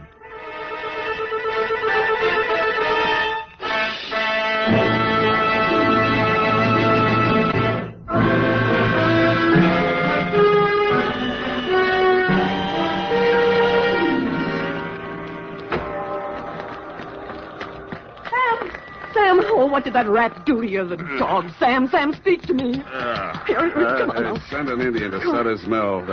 Tell the governor the sheriff of Bumpus Hell is turning in his bag. Listen, honey, you've got to pull yourself together. Now, come on. These delirious Trumans will get us no place now. Come on, Sam. Yeah, I guess you're right. Come on, now. Now, do not rush things, honey. That was quite a clip he gave you. Yeah, where were you? I was combing my hair out of the window. Yeah, and he was on the fire escape, not 4 feet away. Not a very good shot, is he? No, he isn't. Oh, Sam, look at your poor little head. Here, now, let me kiss it and make it well. Wild root. Yes, it gets me ahead socially and on the job. Well, now, what next, Sam? Rosemary, I am going to the top now. My dander is up. Let's have a moment of silence while I put through a call to Lieutenant Thomas Dundee of Homicide. It took your boys less than an hour to locate Joe Donegan and haul him in, Lieutenant. Rosemary's charges were not enough to hold him on attempted murder, and all I could identify was the back of his neck. But you were good enough to bag him anyway, so Rosemary and I could relax. I went downstairs to bed and started Chapter 4. Aha. Red Gillis didn't trust Curly Mallard, the foreman of the Crooked S. Aha.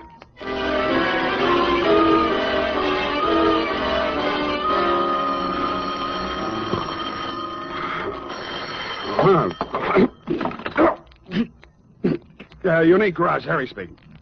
Sam, this is Dundee. Yeah, Dundee. What time is it? 8:30. In the morning? Yeah. Huh? Oh, yeah, it's daylight.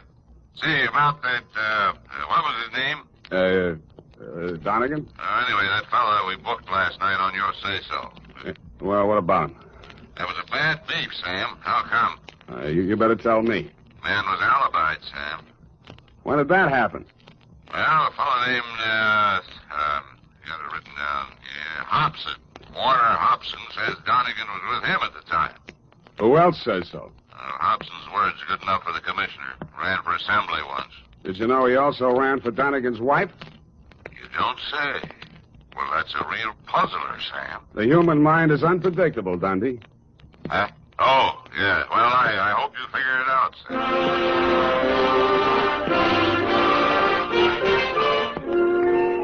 While I was shaving, I thought and thought. I wondered what Red Gillis would have done if such a situation had cropped up in Bumpus Hell. A thin smile began to play around the corners of my mouth as I climbed the stairs to Rosemary's apartment. When I got there, I didn't like what I saw. It was a note pinned to the door. It said, "Dear Sam, I have been called to do another audition. If anything crops up, you can reach me at Graystone 34292.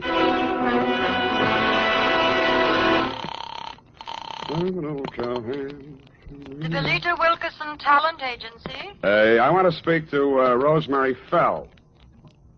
Hello? Yes, I'm still on the line. Who's calling, please?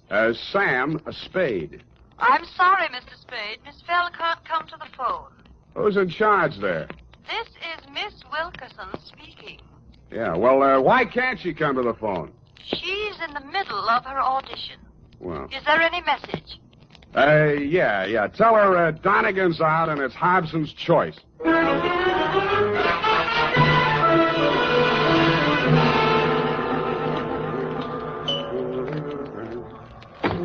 Yes? Mr. Hobson? Yes? My name is Spade. Oh, yes, Mr. Spade. Come in. Why did you phony up that alibi for Rosemary's husband, Mr. Hobson? Huh? Oh, because I knew he's not the man who fired those shots at her. Were you there? As a matter of fact, I was. Would you like to hear about it? I would. Well, first, I'd better tell you a little about myself. Now, for the past year, I've been interested in politics, if I do say so myself. Yes, I know. You ran for assembly. Come to the point. Well, in a way, this is the point. My wife's a professional woman, and her own career keeps her busy a good deal of the time.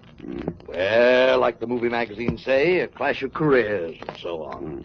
That's how I happened to take up with Rosemary. I didn't know she was married. And, of course, when I found out, I dropped her like a hot potato. Potato, yeah. Potato. And then she started blackmailing me. Did you know about that? I still don't. Well, I think I can convince you. Go ahead. Well, I received a series of threatening phone calls from Rosemary. And I finally decided to go to Donegan and tell him the whole story. Oh, he was as mad as a wet hen. Wet hen. Well, he said he'd stop her. And I believed he was the right man to do it. Mm-hmm. Well, last night he phoned me. He said he'd had a little caucus meeting with her and assured me I'd had no more trouble. But no sooner had I hung up that phone when she called again, making another outrageous demand. I decided then and there to take things into my own hands. So happens I'm a crack shot. And I knew that I could come close enough to frighten her without actually hurting her. You were laboring under a false impression. Huh? Oh, yes. Well, you believe me now? Up to a point. Well, I'm afraid that's all I have for you, Mr. Spade. Well, I have something for you. What's that? Look up here. You see this bruise on my head? Oh. Well, all in the game, you know. Touché. Now, hold it. I only... Lie still. I'll get it. Yeah? This is Rosemary again. Listen, I want to talk... Me, you cheap ward healer. If you don't have that dough for me tonight, I will have no other recourse but to smear your fat puss all over the front pages. Yeah, look, Rosemary... And I am just the individual to do that. You may think you are a wolf in sheep's clothing, but in my opinion, you are nothing but a worm. Yeah, well, look... Goodbye, you rat. And rat. Hey, Rosemary. Hello. Nuts. Oh, wait a minute, Spade. Well, what did she say? You're going to read it in my report, along with a bill for my services. I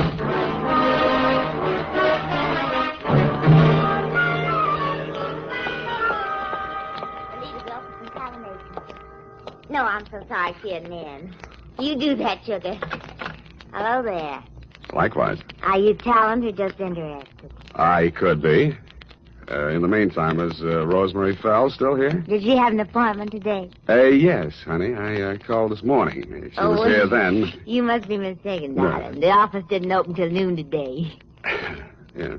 Could I talk to Miss Wilkerson? She isn't here just now. Oh, she never gets in till 1. Not till 1. She's over at KQW cutting a transcription for our new show, Goal of the Girls and Gay. Oh, no.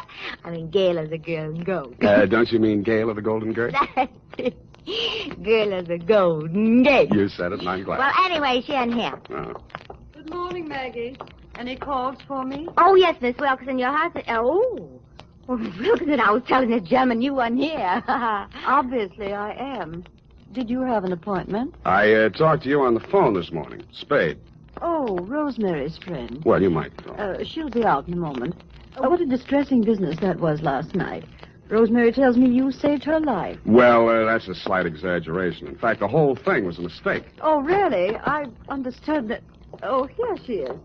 Rosemary, here's your friend. Sam, I ever glad to see you. Yeah. What's the matter? Plenty. Oh. Well, thanks loads, Miss Wilkerson. I hope the recording is better on this one. I'm sure it is, Rosemary. We'll call you when the client makes up his mind. Oh, well, thanks again. Come on, Sam. Goodbye, Mr. Spade. Goodbye. Sam, what is this new development that appears to be griping you? Why didn't you tell me you were shaking Hobson down? Uh-huh. And who's been feeding you this pile of gross falsehoods? Look, Rosemary, you may be an actress, but with me, your audition is over, and you did not get the part. And just what are your future intentions in regards to me? None whatsoever. I'm sorry I ever met you, and I'm going back to Bumpus Hell. I went back to the office, swiveled my chair into a comfortable position, opened the February number of Sheriff and Outlaw to page 112, Betrayal in Bumpus Hell, Chapter 5, Stampede. It was disappointing. There was a lot of stuff about bawling cattle and dust clouds and Flo and Curly standing on top of a butte, not liking what they saw, when somebody yelled, Stampede. Red Gillis was riding ahead of the cattle, and his horse stepped into a chuck hole, and he'd sprained his ankle. Red or the horse, it didn't say which. But Red was lying prostrate in the path of the avalanche of tossing horns, not liking what he saw. Hold it a minute. Let's see. Continue on page 113. Learn to be a private... hello. Spade, this is Hobson. Come out here right away. Something terrible has happened. Such as? Rosemary is here, and I think she's dead.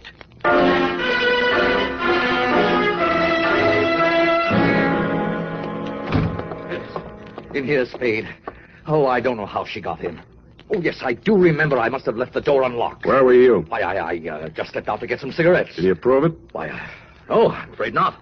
I got halfway and found I didn't have any money and came back. You came back, walked through this room, went in the bedroom, and didn't see the body until you started back? Yes, the lights were off. I stumbled over it. This is the gun? Yes. She did it with my own gun. Oh, I never dreamed her love for me would drive her to self-destruction. Of course, now it's clear what really lay behind her poor, clumsy effort to blackmail me. It was a desperate move to get me back. Oh, I'll never forgive myself for driving that poor girl to this. Don't worry about that, Hobson. This isn't suicide. Murder? Oh, great heavens. What will Belita say? Belita? Yes, my wife. Belita Wilkerson? Professional name, you know. I was explaining to you before that... Oh, that's my wife now. What in the world do I tell her? Never mind, I'll get it. Hello? This is Rosemary for the last time. Who? And I'm just calling to tell you that you have stalled around too long. I have talked to your wife and told her the whole sordid pitch. Why she wants you back, I will never know. But I sold you cheap, and you weren't worth a cent more. I am a girl who does not like to do things halfway, but you were just too late. Goodbye, you fathead.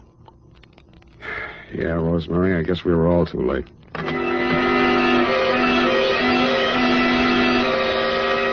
I called you, Dundee, and then, like the rat I am, made off with your prize suspect before you and your boys from Homicide arrived.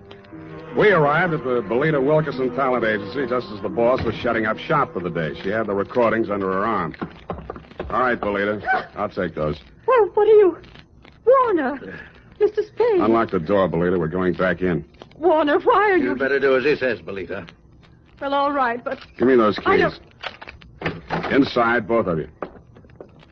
Where do you play these records? The recording studio is just through there, but you can spare yourself the trouble. I admit I tricked Rosemary into recording those blackmail speeches and then played them back over the phone to Warner. If trying to hold on to my husband is a crime, then I'm a criminal. Oh, now, Belita, my dear. Come on, stop that. We gotta get busy. I phoned the Hobson house, and you were still there, Dundee. You said it was an open and shut case against Hobson, and to deliver him at once or kiss my license goodbye. But when I told you my diabolically ingenious scheme, you said yes, you'd be glad to, because it was a sure way of getting rid of me once and for all. It took us nearly 2 hours to get things ready in Belita's recording studio. We took the parts of Rosemary's so-called audition records that we thought would fit the occasion and dubbed them onto a single side. We played it back once. Then I phoned you at headquarters. Homicide. Lieutenant Dundee. Spade, Dundee. Everything's ready here. Did you pick up Donegan? Oh, yeah. He's here.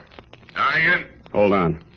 Okay, Belita. Start the record when I give you the nod. Yes, Mr. Spade. I didn't say it, Donegan. That's for you. Thanks.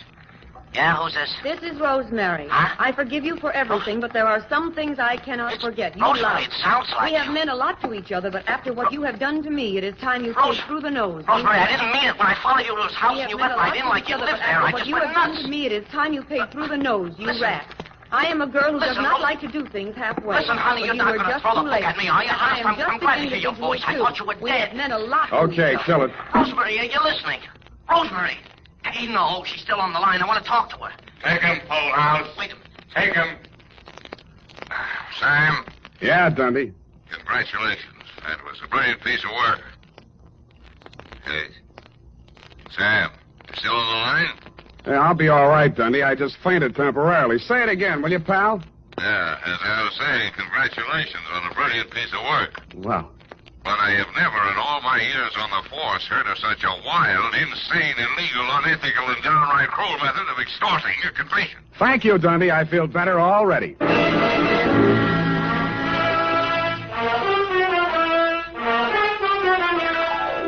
Period. End of report. But Sam, what happened?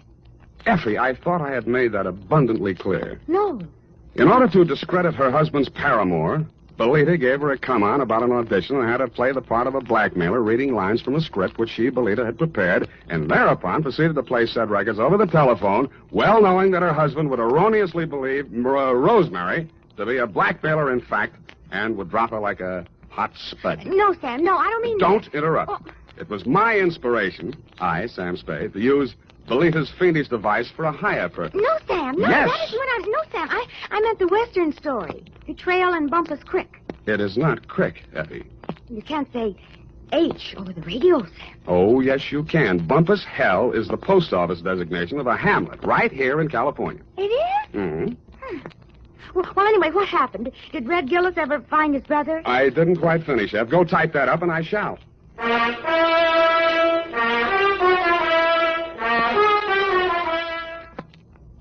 here it is, Sam. Oh, Sam, what's the matter? You don't look at all well. Can't be. It didn't happen. It's a misprint. That's what it is. What, Sam? What? Maybe the writer was tired. Oh, Sam, it's only a story. That's what you think. Well, did Red Gillis find his brother? I won't tell. Oh, now, Sam, now, don't be childish. Oh, well, all right. Remember the sheriff he shot on page 1? What? Yeah, it turned out to be the new schoolmarm. Oh, how ornery. A woman, huh? Night, Sam. Get off. Good night, sweetheart. This is the United States Armed Forces Radio Service, the voice of information, and Sam Spade, detective.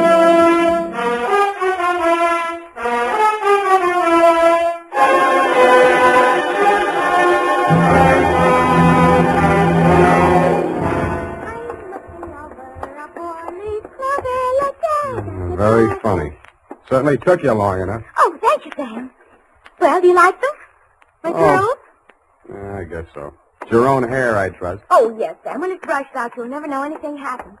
Whenever you're ready, curly. Oh, gee, you like it that well? Yeah, very cute. Well. It's a business. To Detective Lieutenant Dundee, Homicide Detail, San Francisco Police, from Samuel Spade, license number 137596, subject, a bouncing Betty caper. Here, Dundee. It all began on a Wednesday. My secretary, Miss Effie Perrine, tiptoed into my office and laid an engraved calling card on the desk in front of me. The name on it was Randall Carruthers. She said he looked like money, so I said show her in. Or him in. She did. Good morning, sir. Do you wish the morning paper? Thanks, I've read it. Dear me. What's the matter? This ashtray, sir. Have you a silent butler? I don't even have a noisy one. Oh. In all my years of service, it has been my constant endeavor to keep things neat and tidy, down to the smallest details. I see. Well, if it bothers you, just dump those butts into the wastebasket. Very well, sir.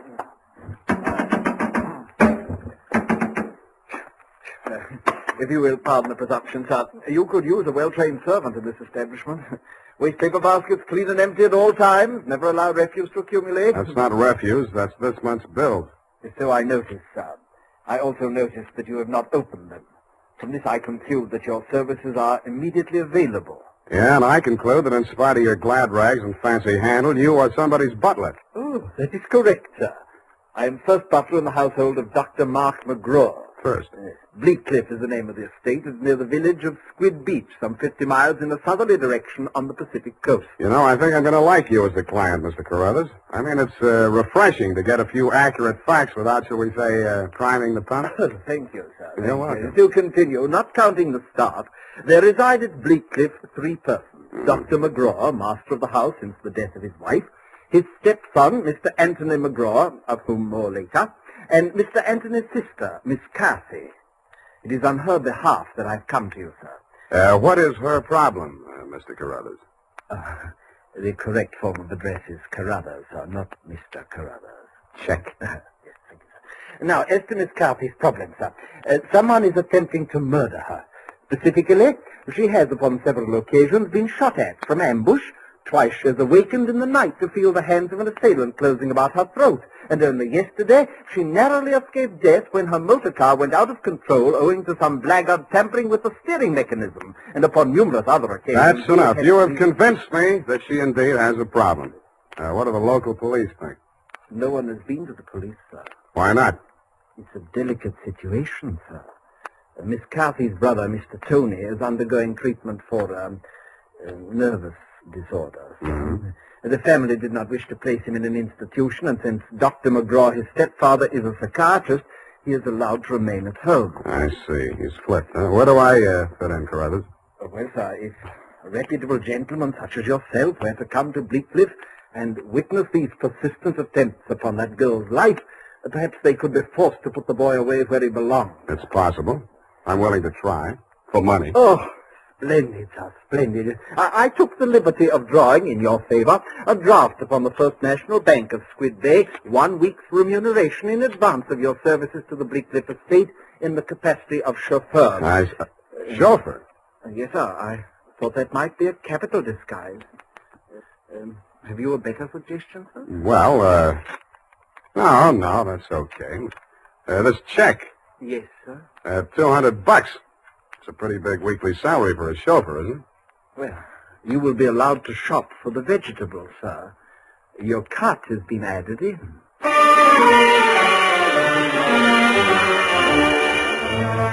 I told him I didn't know one vegetable from another, that I was a lousy driver, and in more time than it takes to tell, I was installed at Bleak Cliff, in a room above the garage, and told to wait there until summoned. I put on my pearl gray uniform with the brass buttons and leather puttees, looked in the mirror, and decided I had missed my calling, but not by much. Nothing happened for nearly an hour, and then I got my first buzz. Yeah, I mean, garage. Phillips, the car, quickly. The main entrance. Keep your motor running. I have it locked in the living room, and it's breaking out. Okay. Yes, miss.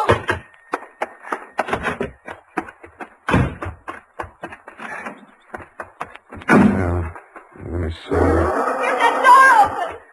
Open that door. Why didn't you have the door open? I'm sorry, miss. Well, get going, please. Darn it, miss. Where's the spark on this? What's the matter with it? Well, it's flooded. The house, you know. He's got the meat cleaver. Well, I'm trying. Get out, I tell you! Stop it! Stop it! You're hurting him! All right. Put it down, Chris. Put it down. Come on. Give it to me. What's going on? I say, who are you? Haven't you been instructed not to disturb my patient? I'm sorry. I'm new here. When I saw him coming at Miss McGraw with that meat cleaver, I naturally thought... Oh, well, no harm done. Come along, Tony. Come along now. Come along, boy. We'll have a nice long talk. What shall I do with it now? We'll put it back. You all right? Oh, sure. I should be used to it by now. By the way, you're new here, aren't you? What's your name? Sam. Sam? Nice. Turn to the left outside the gate, Sam, and drive straight out to the shore road. Well, if I can just... Hey, I just turned that little key. Look, Ma, I'm driving.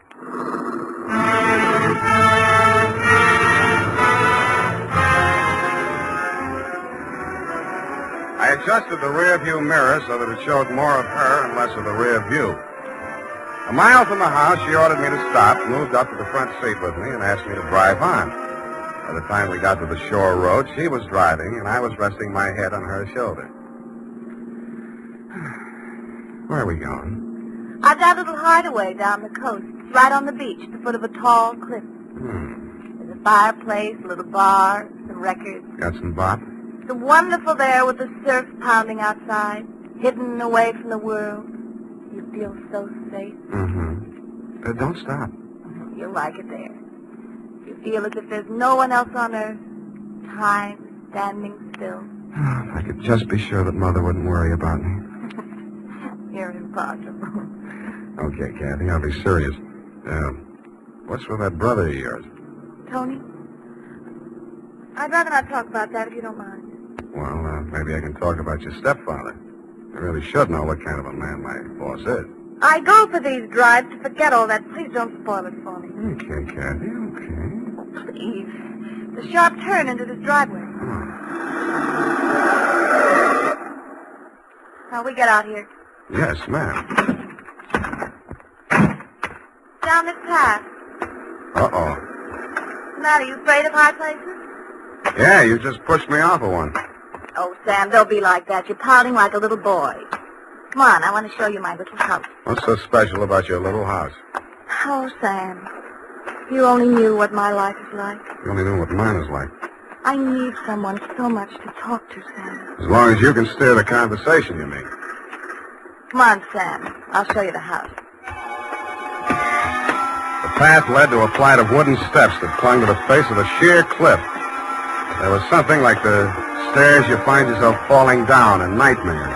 They dropped maybe 200 feet to a crescent of white sand. Watch out for that one stair that's broken. Yeah. You have to make your dream house this hard to get to? Because of Tony. He has vertigo. What? When we were kids, he used to chase me, and I'd run down here, and he was scared to follow me. afraid of heights. He still is.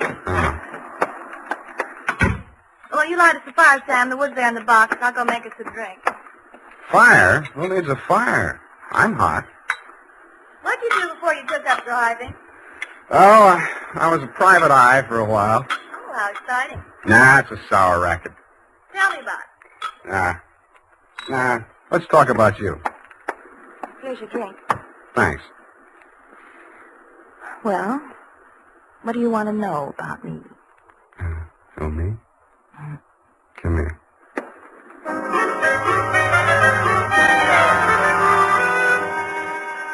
The scent she was wearing was 20 carat, but the story of her life was heavy melodrama. It seemed that Dr. McGraw, a handsome fortune hunter, was a folly of her mother's middle years, that she had come to her senses shortly before she died and cut him out of her will. But that was not the end of it. When Kathy's brother had been faced with the alternative of entering an institution or remaining at home under his stepfather's care, she had begged the doctor to remain in spite of his warnings that her brother might take a notion to kill her. But get this, Dundee, it's real deep. In spite of visible evidence to the contrary, she was convinced that her brother was not out to kill her, but that the doctor was. I couldn't sell myself on that part of the yarn, but she looked so awfully pretty while she was telling. And suddenly she didn't look so pretty. An expression of terror was on her face. No! Get down! I rolled her onto the floor and kicked the lamp out. By the glow of the embers in the fireplace, I could still see the gleam of the gun barrel shoved in through the broken window. I hoped he didn't see so much. I knocked over a chair to give him something to shoot at.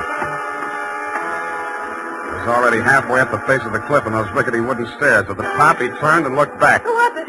It was Mark, wasn't it? The doctor? You know better than that. It was Tony. Thought you told me he was afraid of heights, couldn't come down those stairs. He never did before. Don't you believe me? Yeah, Kathy. I may wind up believing the rest of your story.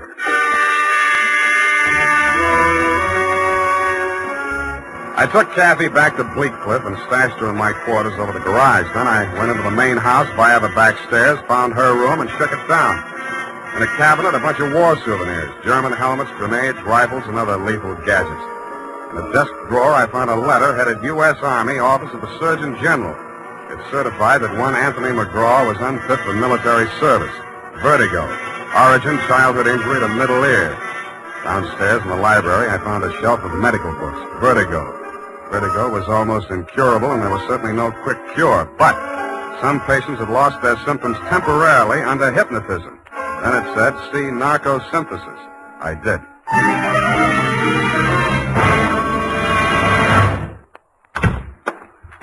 Spade. I beg pardon, sir.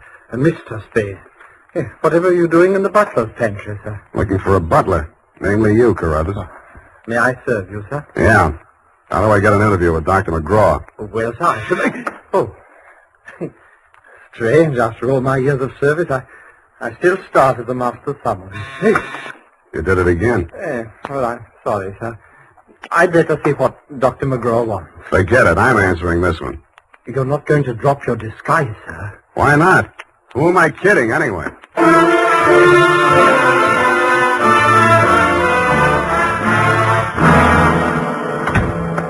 You rang, Dr. McGraw? Oh, I didn't ring for you. I rang for Carruthers. I ordered him to tidy up my office while I was at dinner. And look at it. Looks neat as a pin to me, Doctor. Oh, yes, sure new here. Chauffeur, I'm only wearing his uniform. Here's my card. Oh, detective, eh? That's right, Doctor, and this one's just about ready to wrap up. Well, you interest me. Go on. I will. I think you've been trying to use that boy as a murder weapon against his sister. Oh, and you call yourself a detective? If you can call yourself a doctor, I guess I can. You've been treating him with narcosynthesis, haven't you? That's right. Hypnotic drug. While he's under it, you brief him on his activities for the day, and he follows through, including assaults with deadly weapons. That would be possible with certain very suggestible patients, but I'm afraid impossible to prove. I think I can prove it, Doctor. You shouldn't leave your textbooks lying around loose. I found out the only way Tony could have walked down that stairway to Kathy's beach house without falling would be temporary relief of his symptoms due to hypnotic suggestion. Unquote. I see. What do you intend to do about this theory of yours? What do you suggest? You see this row of buzzers here on my desk? Mm-hmm. This one is for my secretary. This is to summon Carruthers, and when I press this buzzer, Two of the most hideous plug uglies you've ever seen will rush into this office, beat you to a pulp, and dump you outside the front gate. That's what I think of your theory. Buzz away, Doctor. I think I like them better than I do you. As you wish.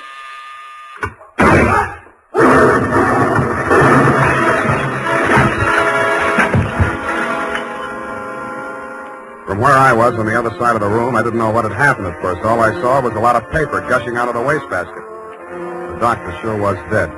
His midsection was perforated like a shower drain.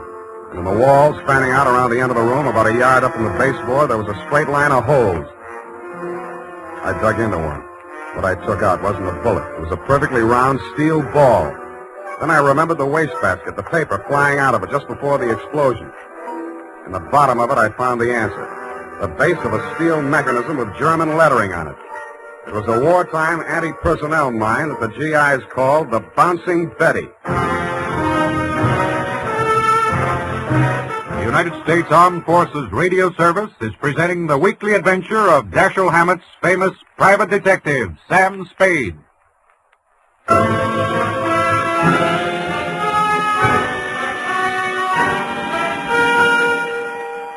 I didn't wait for the Squid Beach law to arrive. Who could? I went straight back to San Francisco. You, Lieutenant Dundee, were waiting at my office. Morning, Sam. Hello, Dundee. About that McGraw killing, Sam. The chief down at Skid Beach has asked us to cooperate with the department down there at Skid Beach. Squid Beach, Dundee. Squid, that's right. They say you caught a bus at Skid Beach. Squid. That's right. There's a quarter of two in the company of a young woman answering the description of the McGraw girl. They say that, do they? They say they got a statement from that butler, Carruthers. Yeah, well, it's open and shut anyway. The butler hired you, the girl is wanted, and you're hiding her out. Why? Why not? Well, it's established that the girl hated the deceased and bickered with him constantly. The doctor and the boy were pals. That girl's guilty as... You've been able to place her in the murder room? Well, no, but here's an item. She worked with an Army ordnance during the war in research. Subject? I made a note of that. Enemy landmines, anti-personnel. One of the reports she helped put out was on the Bouncing Betty. Yeah? Definitely. Hey, what are you doing, Sam?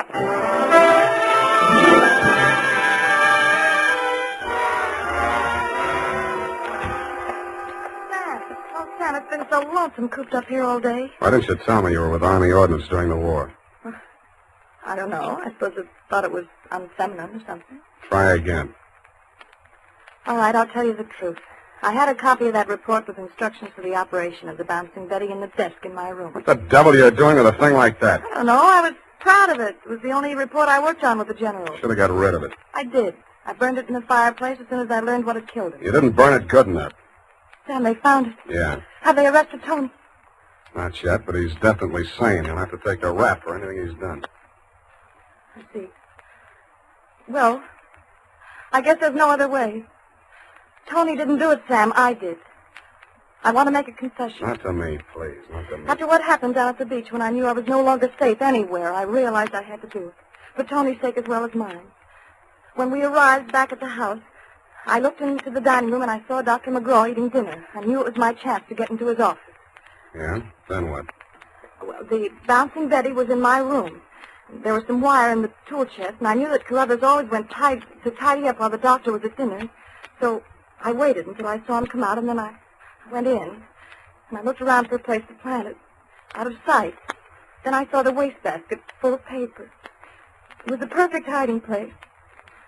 The whole thing didn't take more than 5 minutes. Well, say something. I guess I don't know what to say. Go on, say you hate me. Say it. I don't. Wish I did. Oh, Sam. Help me. Help me. I'm sorry, baby. I am sorry.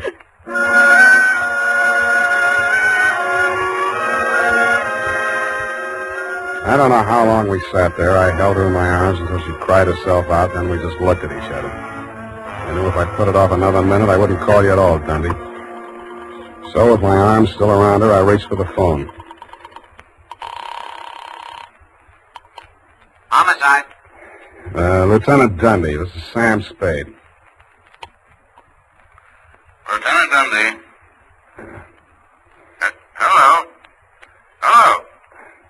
me that. Lieutenant, this is Captain McGraw. I wish to make a full confession in the murder of my stepmother. I walked out while she was still talking to you, Dundee. I knew she'd wait for you, and I didn't want to be there when you took her away. As I walked over to my office, everything she'd said kept coming back to me. I could see her sneaking into her brother's room and getting up and crashing out of the cabinet. I could see her hiding behind the door until Carruthers came out after tidying up McGraw's office, dumping ashtrays, emptying wastebaskets. And that's as far as I got. I went back to my office to wait. And sure enough, 20 minutes after the papers hit the streets with Kathy's confession, the door opened and he came in. Well, sir, I believe it's turning a bit raw out of doors. Gardner was saying only this morning that we should order out some shrouds for the Satiglosa Sinuata. Am I discommoding you, sir? No, Carruthers, I've been waiting for you. With your permission, sir. The ashtray? Just dump it in the wastebasket. I am gratified to note that your secretary has been looking after things and has emptied your waste paper basket. This is right and proper. Quite. Yes, sir. And, speaking of waste paper baskets... Allow me, Carruthers. You have come to apprise me of your part in the death of the late Dr. McGraw. Am I in error? You've already divined my purpose, sir. Yes, it was I who placed that infernal machine. In the wastebasket, Carruthers, yes, I know. It struck me as a bit of poetic justice that the buzzer, which that dreadful man used as a symbol of his despotism, should be the instrument of his own destruction. I'm sorry, Carruthers. I'll do all I can. No need, sir. No need. I'm aware that there is no final justification for taking the law into one's own hands. Every man is entitled to trial by jury of his peers. But where, Mr. Spade, where could be found 12 good men and true who would allow themselves to be called the peer of that monster, Dr. McGraw?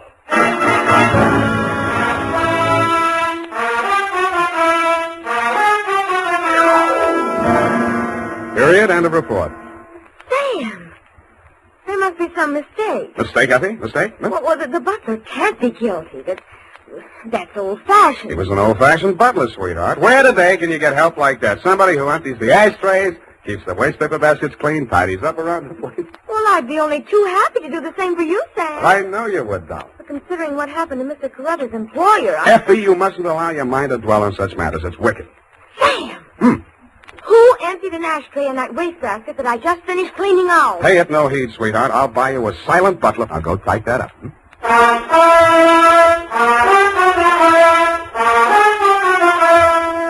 it is, Sam. I hope I haven't made any mistakes. I'm in such a hurry. Whatever did you do to your hair? Well, I brushed it out, Sam. What happened to the pin curls? I told you, Sam, when it was brushed out, it wouldn't be noticeable.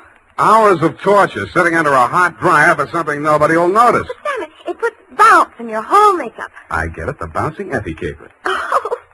Eyeshadow, new shade of lipstick. You look real gone. Oh, no.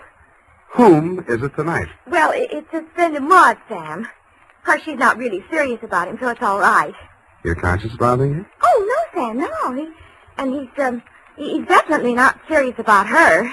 I mean, Well, have fun, sweetheart, while Maud burns. Oh, well, she won't. And I suppose you'll be seeing that girl, what was her name? Oh, yes, Kathy. Well, at least if I'm not playing in someone else's garden. No. Well, have fun anyway. Good night, Sam. Good night, sweetheart.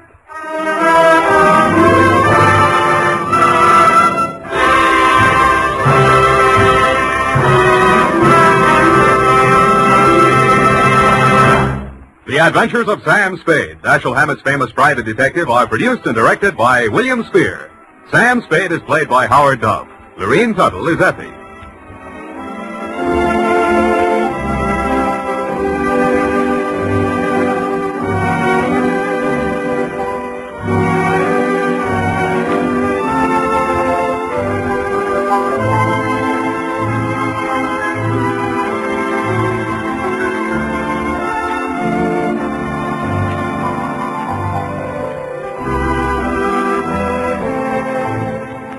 The Adventures of Sam Spade, Private Detective, is a presentation of the United States Armed Forces Radio Service the voice of information and education.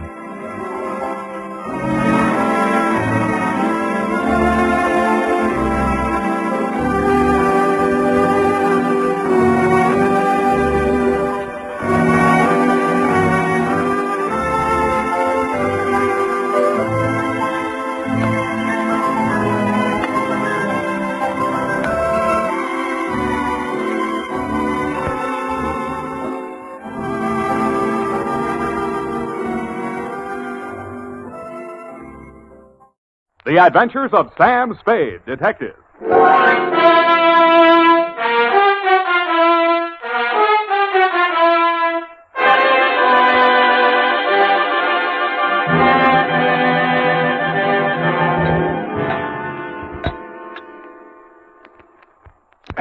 To Thelma Darling.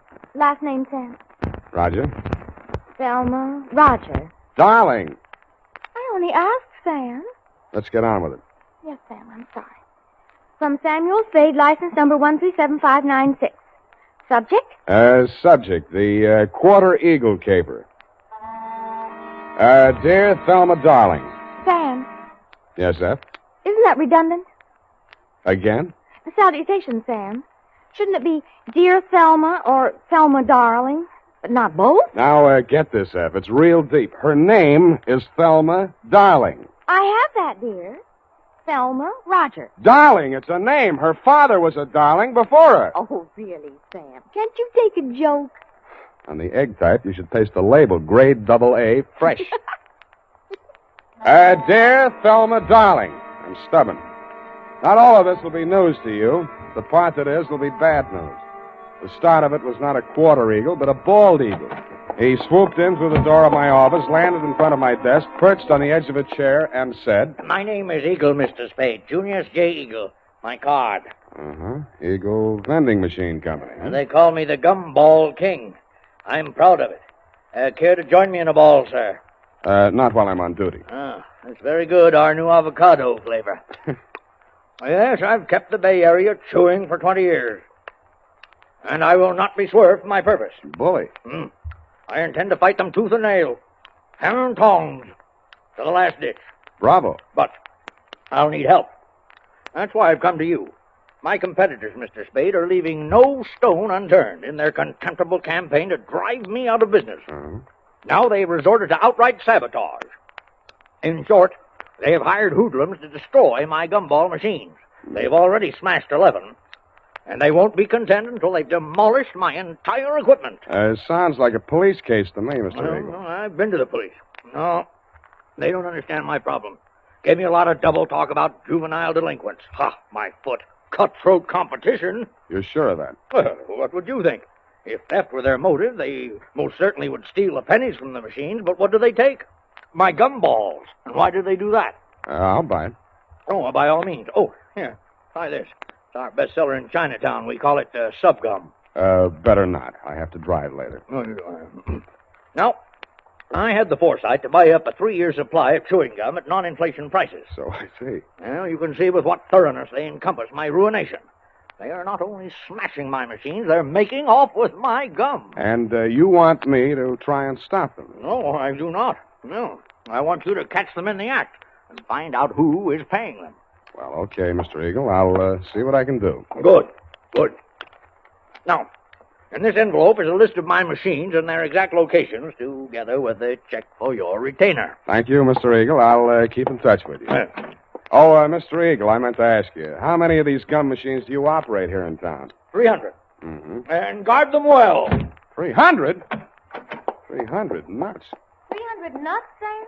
No, 300 gums. Gumball machines. Sam, isn't it wonderful you took this job?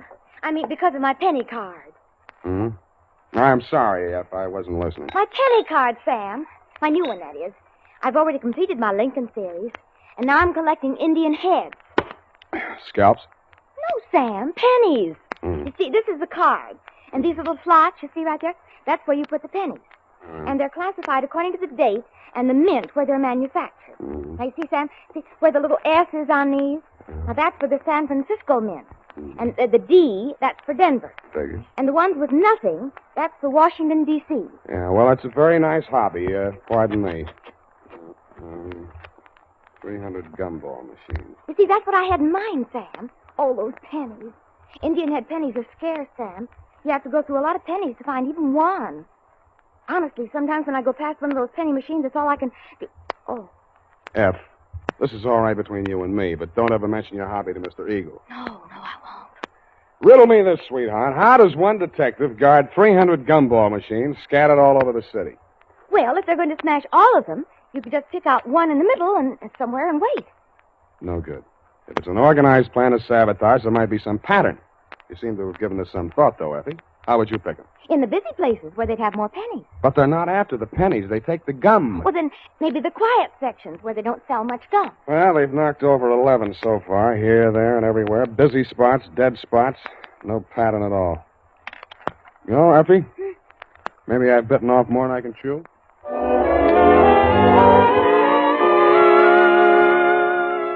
I wasn't sold on Mr. Eagle's theory that the caper was organized sabotage, but I decided to test it out anyway. I learned the operation did follow a pattern, unless it was coincidence that the 11 machines knocked over the previous night were the same 11 machines that had been refilled that afternoon. I checked with the Eagle Company's maintenance man and learned that only 5 had been refilled today. I picked the one that looked like the easiest to knock over. It was the one in the doorway of a darkened loft building near the Siemens Hiring Hall on Drum Street. At 9 p.m., I strolled down there. The block was deserted. I took a plant in the adjacent doorway and talked to myself until just before midnight. Then I shut up. My heart skipped a beat as she passed under the light. Red hair. My secretary? Then I noticed how she was dressed. Not on the salary I paid her. She paused before the gum machine, opened a large handbag, stripped off her long black gloves, dropped them in her purse, and took out a small Boy Scout-type hatchet.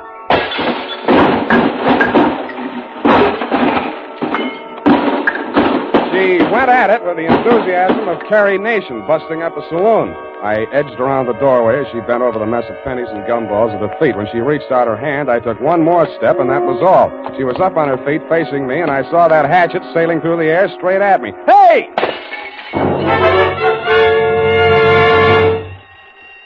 Now see what you've done. Yeah, I'm sorry. I won't let it happen again, I hope. Well, don't just stand there. Let's get out of here. That noise, it'll bring the police down on us. Yeah, you're right. No, not that way. The alley. And that's how I met you, Thelma, darling. Pausing only to pick up an Indian head penny for luck, I escorted you through the alley to Washington, up Washington to Salon, jogged through Front Street, and followed that to Market, where we entered the happy hour bar and grill by way of the kitchen. You proceeded unfalteringly to the darkest booth. We sat down and caught our breath. You ordered a pirate's dream. By the way, I did get that recipe. Lime juice, grenadine, passion fruit, a sprig of mint, and 6 jiggers of rum. After 2 swallows, I heard myself saying, now aren't you ashamed of yourself? But, Sam, why should I be? After what I've been through, I think I deserve a drink. I didn't mean that. I meant throwing that hatchet at me. I thought you were Merle. Who's Merle? Why, he works for Mr. Chiselhurst. Yeah, that figures. Now tell me who Mr. Chiselhurst is. Not who he works for, just who he is. He was acting as my agent for the sale of the pearl. Well, Natch. Look, please, don't make me say what pearl. It's called the Black Pearl of Galila Bay. My brother brought it back from the South Pacific when he was in the war. Oh, yes. When he went to prison, he gave it to me to keep for him. Uh-huh. So you decided to sell it? I had no choice. I needed the money desperately to finance his appeal. It comes up next week. Mm-hmm. If I don't get that pearl back, I don't know what I'll do. You've got to help me. What makes you think it's in a gumball machine? Mr. Chiselhurst took the pearl to show to a man named Junius Eagle, and that's when it disappeared. Mr. Eagle decided not to buy. And when Mr. Chiselhurst returned to the hotel... Eagle had found the pearl and substituted a ball of blackjack gum. Then what? Mr. Chiselhurst had Merle follow him. Nothing happened the first 2 days. But day before yesterday, he followed him to his warehouse and saw him drop a single ball of gum into a barrel of them that was waiting to be loaded onto a truck. Mm-hmm. The pearl must have been hidden in it. Why else would he do a thing like that? Uh-huh. He would put a valuable pearl in a machine where anybody could buy it for a penny. I suppose it'd be safe for a few days. I don't know how these machines work. Well, Now you know why I had to break those machines. No. You don't believe me? Mm-mm. Well, what are you going to do? Check the psycho wards and find out which one you escaped from.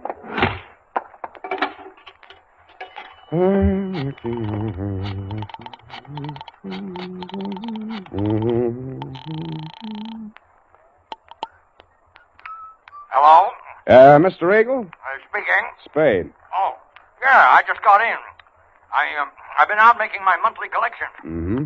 Hey, I want to talk to you. You're falling down on my job. Another of my machines. Yeah, I know. Drum Street. I nailed the hoodlum. Ah. Who's he working for? Let me ask you one. Did a man named Chiselhurst ever try to sell you a black pearl? Hello, you still on the line? You stopped chewing. Yes. I think you better come over to my house. Right away. Hello. Hello. Nuts.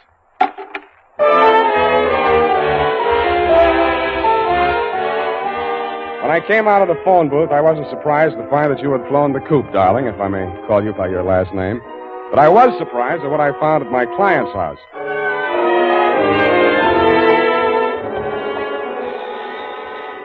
I rang the front doorbell and waited. Nothing happened. Then, through the glass door, I saw a man rush out on the landing at the top of the stairs.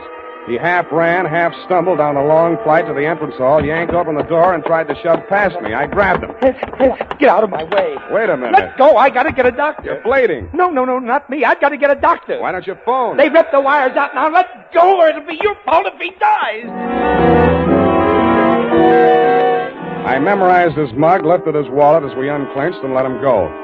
On the way upstairs, I checked his ID cards. Higgins, Morris L., employer, Eagle Vending Machine Company, occupation, maintenance supervisor. On the floor of a room at the top of the stairs was quite a sight. The floor of the room was covered almost completely with pennies. In the middle of it, sprawled forward like a miser who had been attacked while counting his hoard, was Junius J. Eagle. The wound in the back of his neck could have been caused by a small hatchet. There was a bookkeeper's account sheet open across the desk, and scrawled across the neat rows of figures, there were 3 words: Spade, Quarter, and Eagle.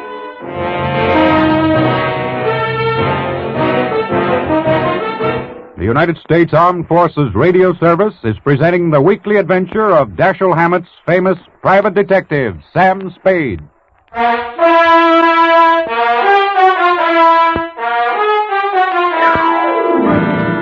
And now, back to the Quarter Eagle Caper. Tonight's adventure with Sam Spade.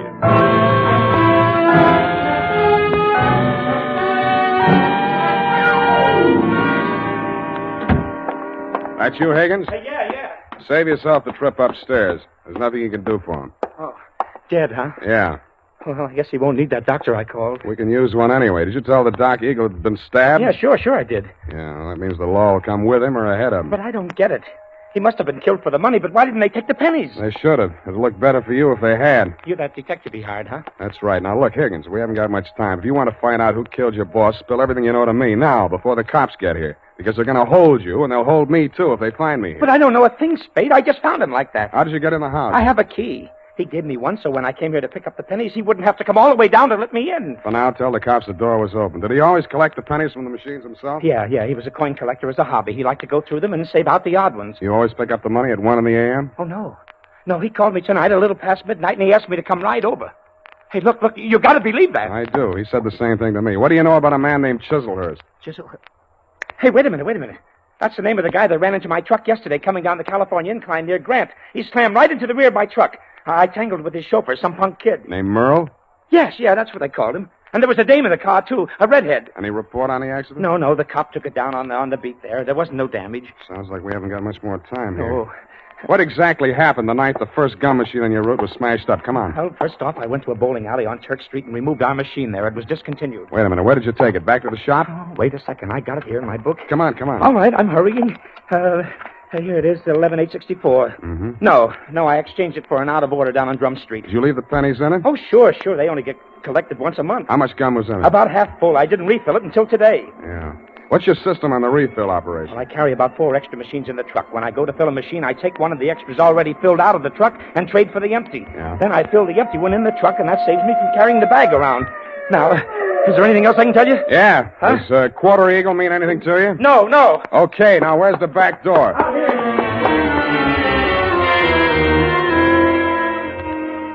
That quarter eagle. What was it? Was it a wrestling hole like the half Nelson? I thought of asking Effie, but I was afraid she'd know. I was sure that if I could find Chislehurst, I could get all the answers at once. That collision between his car and the rear end of Higgins' truck was a good lead in more ways than one. It meant that at least part of your story, darling, was true. But you neglected to tell me that you, Chislehurst, and Merle had been tailing Higgins' appointed rounds of the gumball machine. I checked the police report on the accident. The car was registered in Great Britain. The report said transient, no local address, and so to bed. I dreamed it was next Thanksgiving, and I was eating a roast of quarter eagle. Then it turned into crow.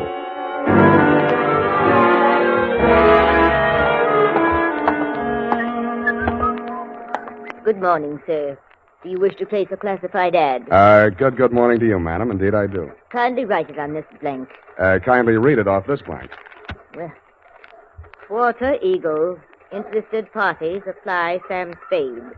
Sutter 37596. That's right. 9 words, sir. I'll have to charge you for 3 lines anyway. Is there anything you'd like to add? Yes, but it's not fit to print.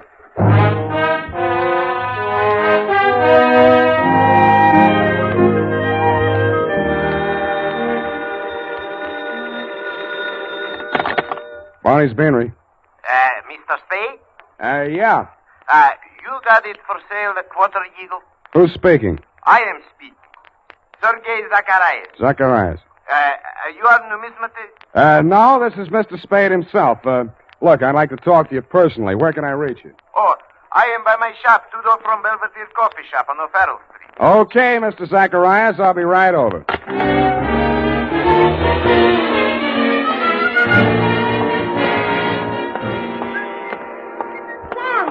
Sam, wait a moment.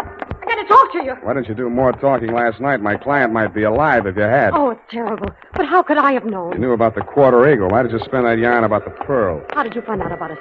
Dead men sometimes do tell tales. Surely you don't think that I had anything to do with that. He was only hacked to death with a hatchet like the one you threw at me. That makes you look fine. All right, I killed him, if that'll make you listen to me. Sam, don't go into that shop. Please, it's it's a new trap. suit. You don't know that man Zacharias. He's the cause of all our troubles. You mean he sold you that hatchet? Sam, please! Quit clawing me. Let go. I won't allow you to go in there. I won't. Wait a minute. What's going on here? What's the occasion of the squabble? Oh, well, no, it's Mr. Spade. Yeah, Clancy, this dame here just tried to pick my pocket. Pickpocket, is it?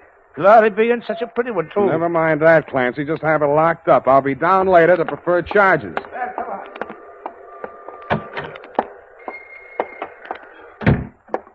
Hello? Anybody home? Okay, Shelmus. Just keep on walking. Straight through the back room. One move and I rip you wide open. Yeah. Better not, Merle. Your boss might not like that. Smart guy. Knows everybody's name. Ah, my dear sir. A most propitious meeting. You've brought the Quarter Eagle? Where's Zacharias? He's resting at the moment in yonder closet. Oh, no, not dead. Merely under restraint. Bound and gagged. A necessary precaution. Well, shall we talk turkey, or rather, eagle? Tell your punk to take that knife out of my ribs. Who's a punk? Now, Merle. There's been quite enough violence. Check. I think I'll take that knife. Leave it there. Now, sit down. Merle. Oh, headstrong boy. Now, as to the Quarter Eagle. I'm willing to pay a reasonable reward for its recovery. But first, I must tell you that Miss Darling, for whom I'm acting as agent for the sale of the coin, is indeed the legal owner, despite anything Mr. Zacharias may have told you to the contrary. What would you say to $500? I would say no dice. 1,000? I would say I'm still listening. Sir, you seem to exaggerate the value of that tiny gold piece. It was worth one human life to somebody. That sounds like more than $1,000 to me. You may find the market valuation of that particular mintage of the Quarter Eagle in my coin catalog. $10,000. But, sir, that valuation is based upon the mistaken belief that there were only 2 in existence. It was while rummaging in her grandmother's attic that Miss Darling came upon a third. When she brought it to me, I could scarcely credit it. It was matter of official record that 2 specimens had been stamped out when the die broke. And then it came to me. There must have been a third. Namely, the coin which was in that rude stamping press when the die broke. Closer examination of the quarter eagle, now in your possession, revealed certain markings. Yeah. Some defective feathers in the war bonnet on the obverse. Uh-huh. And a cleavage in the numeral 4 of the date, 1841. Yeah, all right. So how much is it worth? Well, as I say, the price last paid was $10,000. I think we may safely assume it will bring several times that amount in today's market. But only, mind you, if but 2 specimens, not 3, are in existence. Uh-huh. So you decided it would be more profitable to clam up about it and see what the owners of the other 2 coins would pay to keep this one off the market. Precisely, sir. How did it get in that gum machine? Therein lies the tale. Keep it short, will you? I'm getting hungry. Well, sir, I brought the quarter eagle from Mr. Zacharias, Yeah. who was acting as agent for the owner of the other 2 coins. An Australian sheep herder, I believe. Retired now. Yes, I'm glad. Well, not to put too fine a point on it, Mr. Zacharias' offer was so poor that I took umbrage. Oh, you didn't? I gave him a caning and left the premises. Really? But I'd gone no farther than half a league up Turk Street when I became aware that 2 ruffians were skulking at my heels. No. Sent, I had no doubt, by Mr. Zacharias to rob me of the quarter eagle. Egad, sir. Precisely. Knowing full well that they would not dare to strike in a populous, well-lighted resort, Yes. I entered a bowling alley at the corner of Hyde Street. No pun intended. Thank you for that, sir. But there upon the wall, I spied a penny vending machine, and the word eagle caught my eye.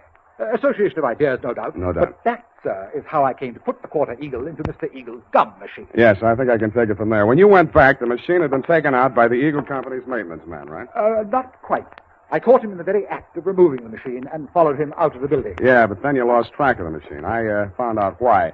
Never mind that now. What I want to know is who followed Mr. Eagle home the night he was killed. I'd rather not say. Then all bids are off. One moment, Mr. Spade. Yeah? Am I to infer that your price for the quarter eagle necessarily includes bringing the murderer to justice? Just that, Mr. Chislehurst. Well, I suppose there's nothing for it but to make the supreme sacrifice. Merle. Me? You double-crossing pig? But now, Merle, you know perfectly well you did away with poor Mr. Eagle. Shut up. I'll cut you to pieces. Gross insubordination. You deliberately exceeded your instructions. I wanted you to apply only sufficient violence to recover the coin. Instead, you seized the opportunity to satisfy your nauseating bloodlust. Really, Merle? Cut you to pieces. I'll cut you to pieces. All right, drop the shiv, Merle. Nice happy punk. Egad, that was a near thing, sir. The base ingratitude of that boy. Oh, well, what's done is done. When may I expect delivery of the quarter eagle?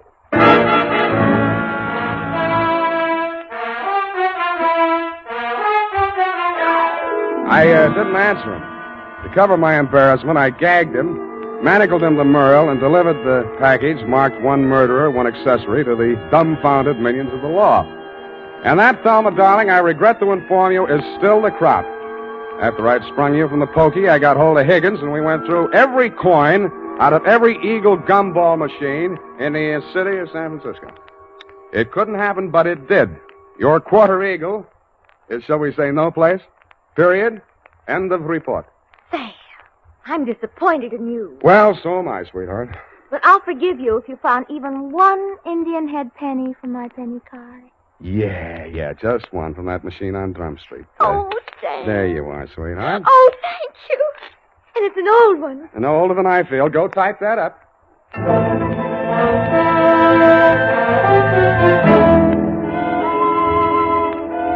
Sam, this money is counterfeit. Are you sure? It's joke money. It says $2.50. Hmm? You see where it should say 1 cent? $2.50. Let me see that.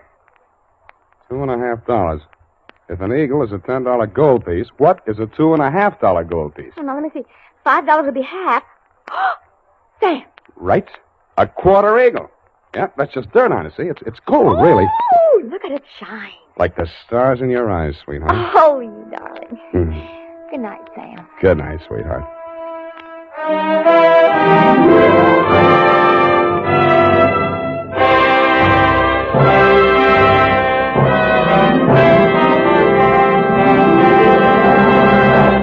The Adventures of Sam Spade, Dashiell Hammett's famous private detective, are produced and directed by William Spear. Sam Spade is played by Howard Duff. Lorene Tuttle is Effie. This is the United States Armed Forces Radio Service, the voice of information and education.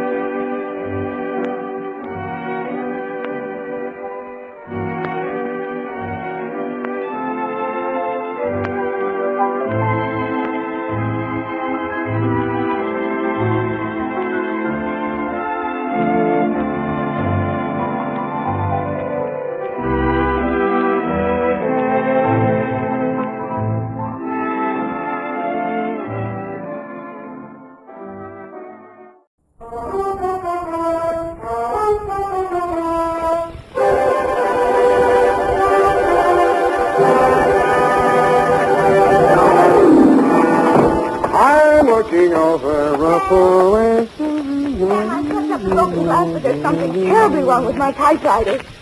Looks okay to me. Those old models stand up, Eph.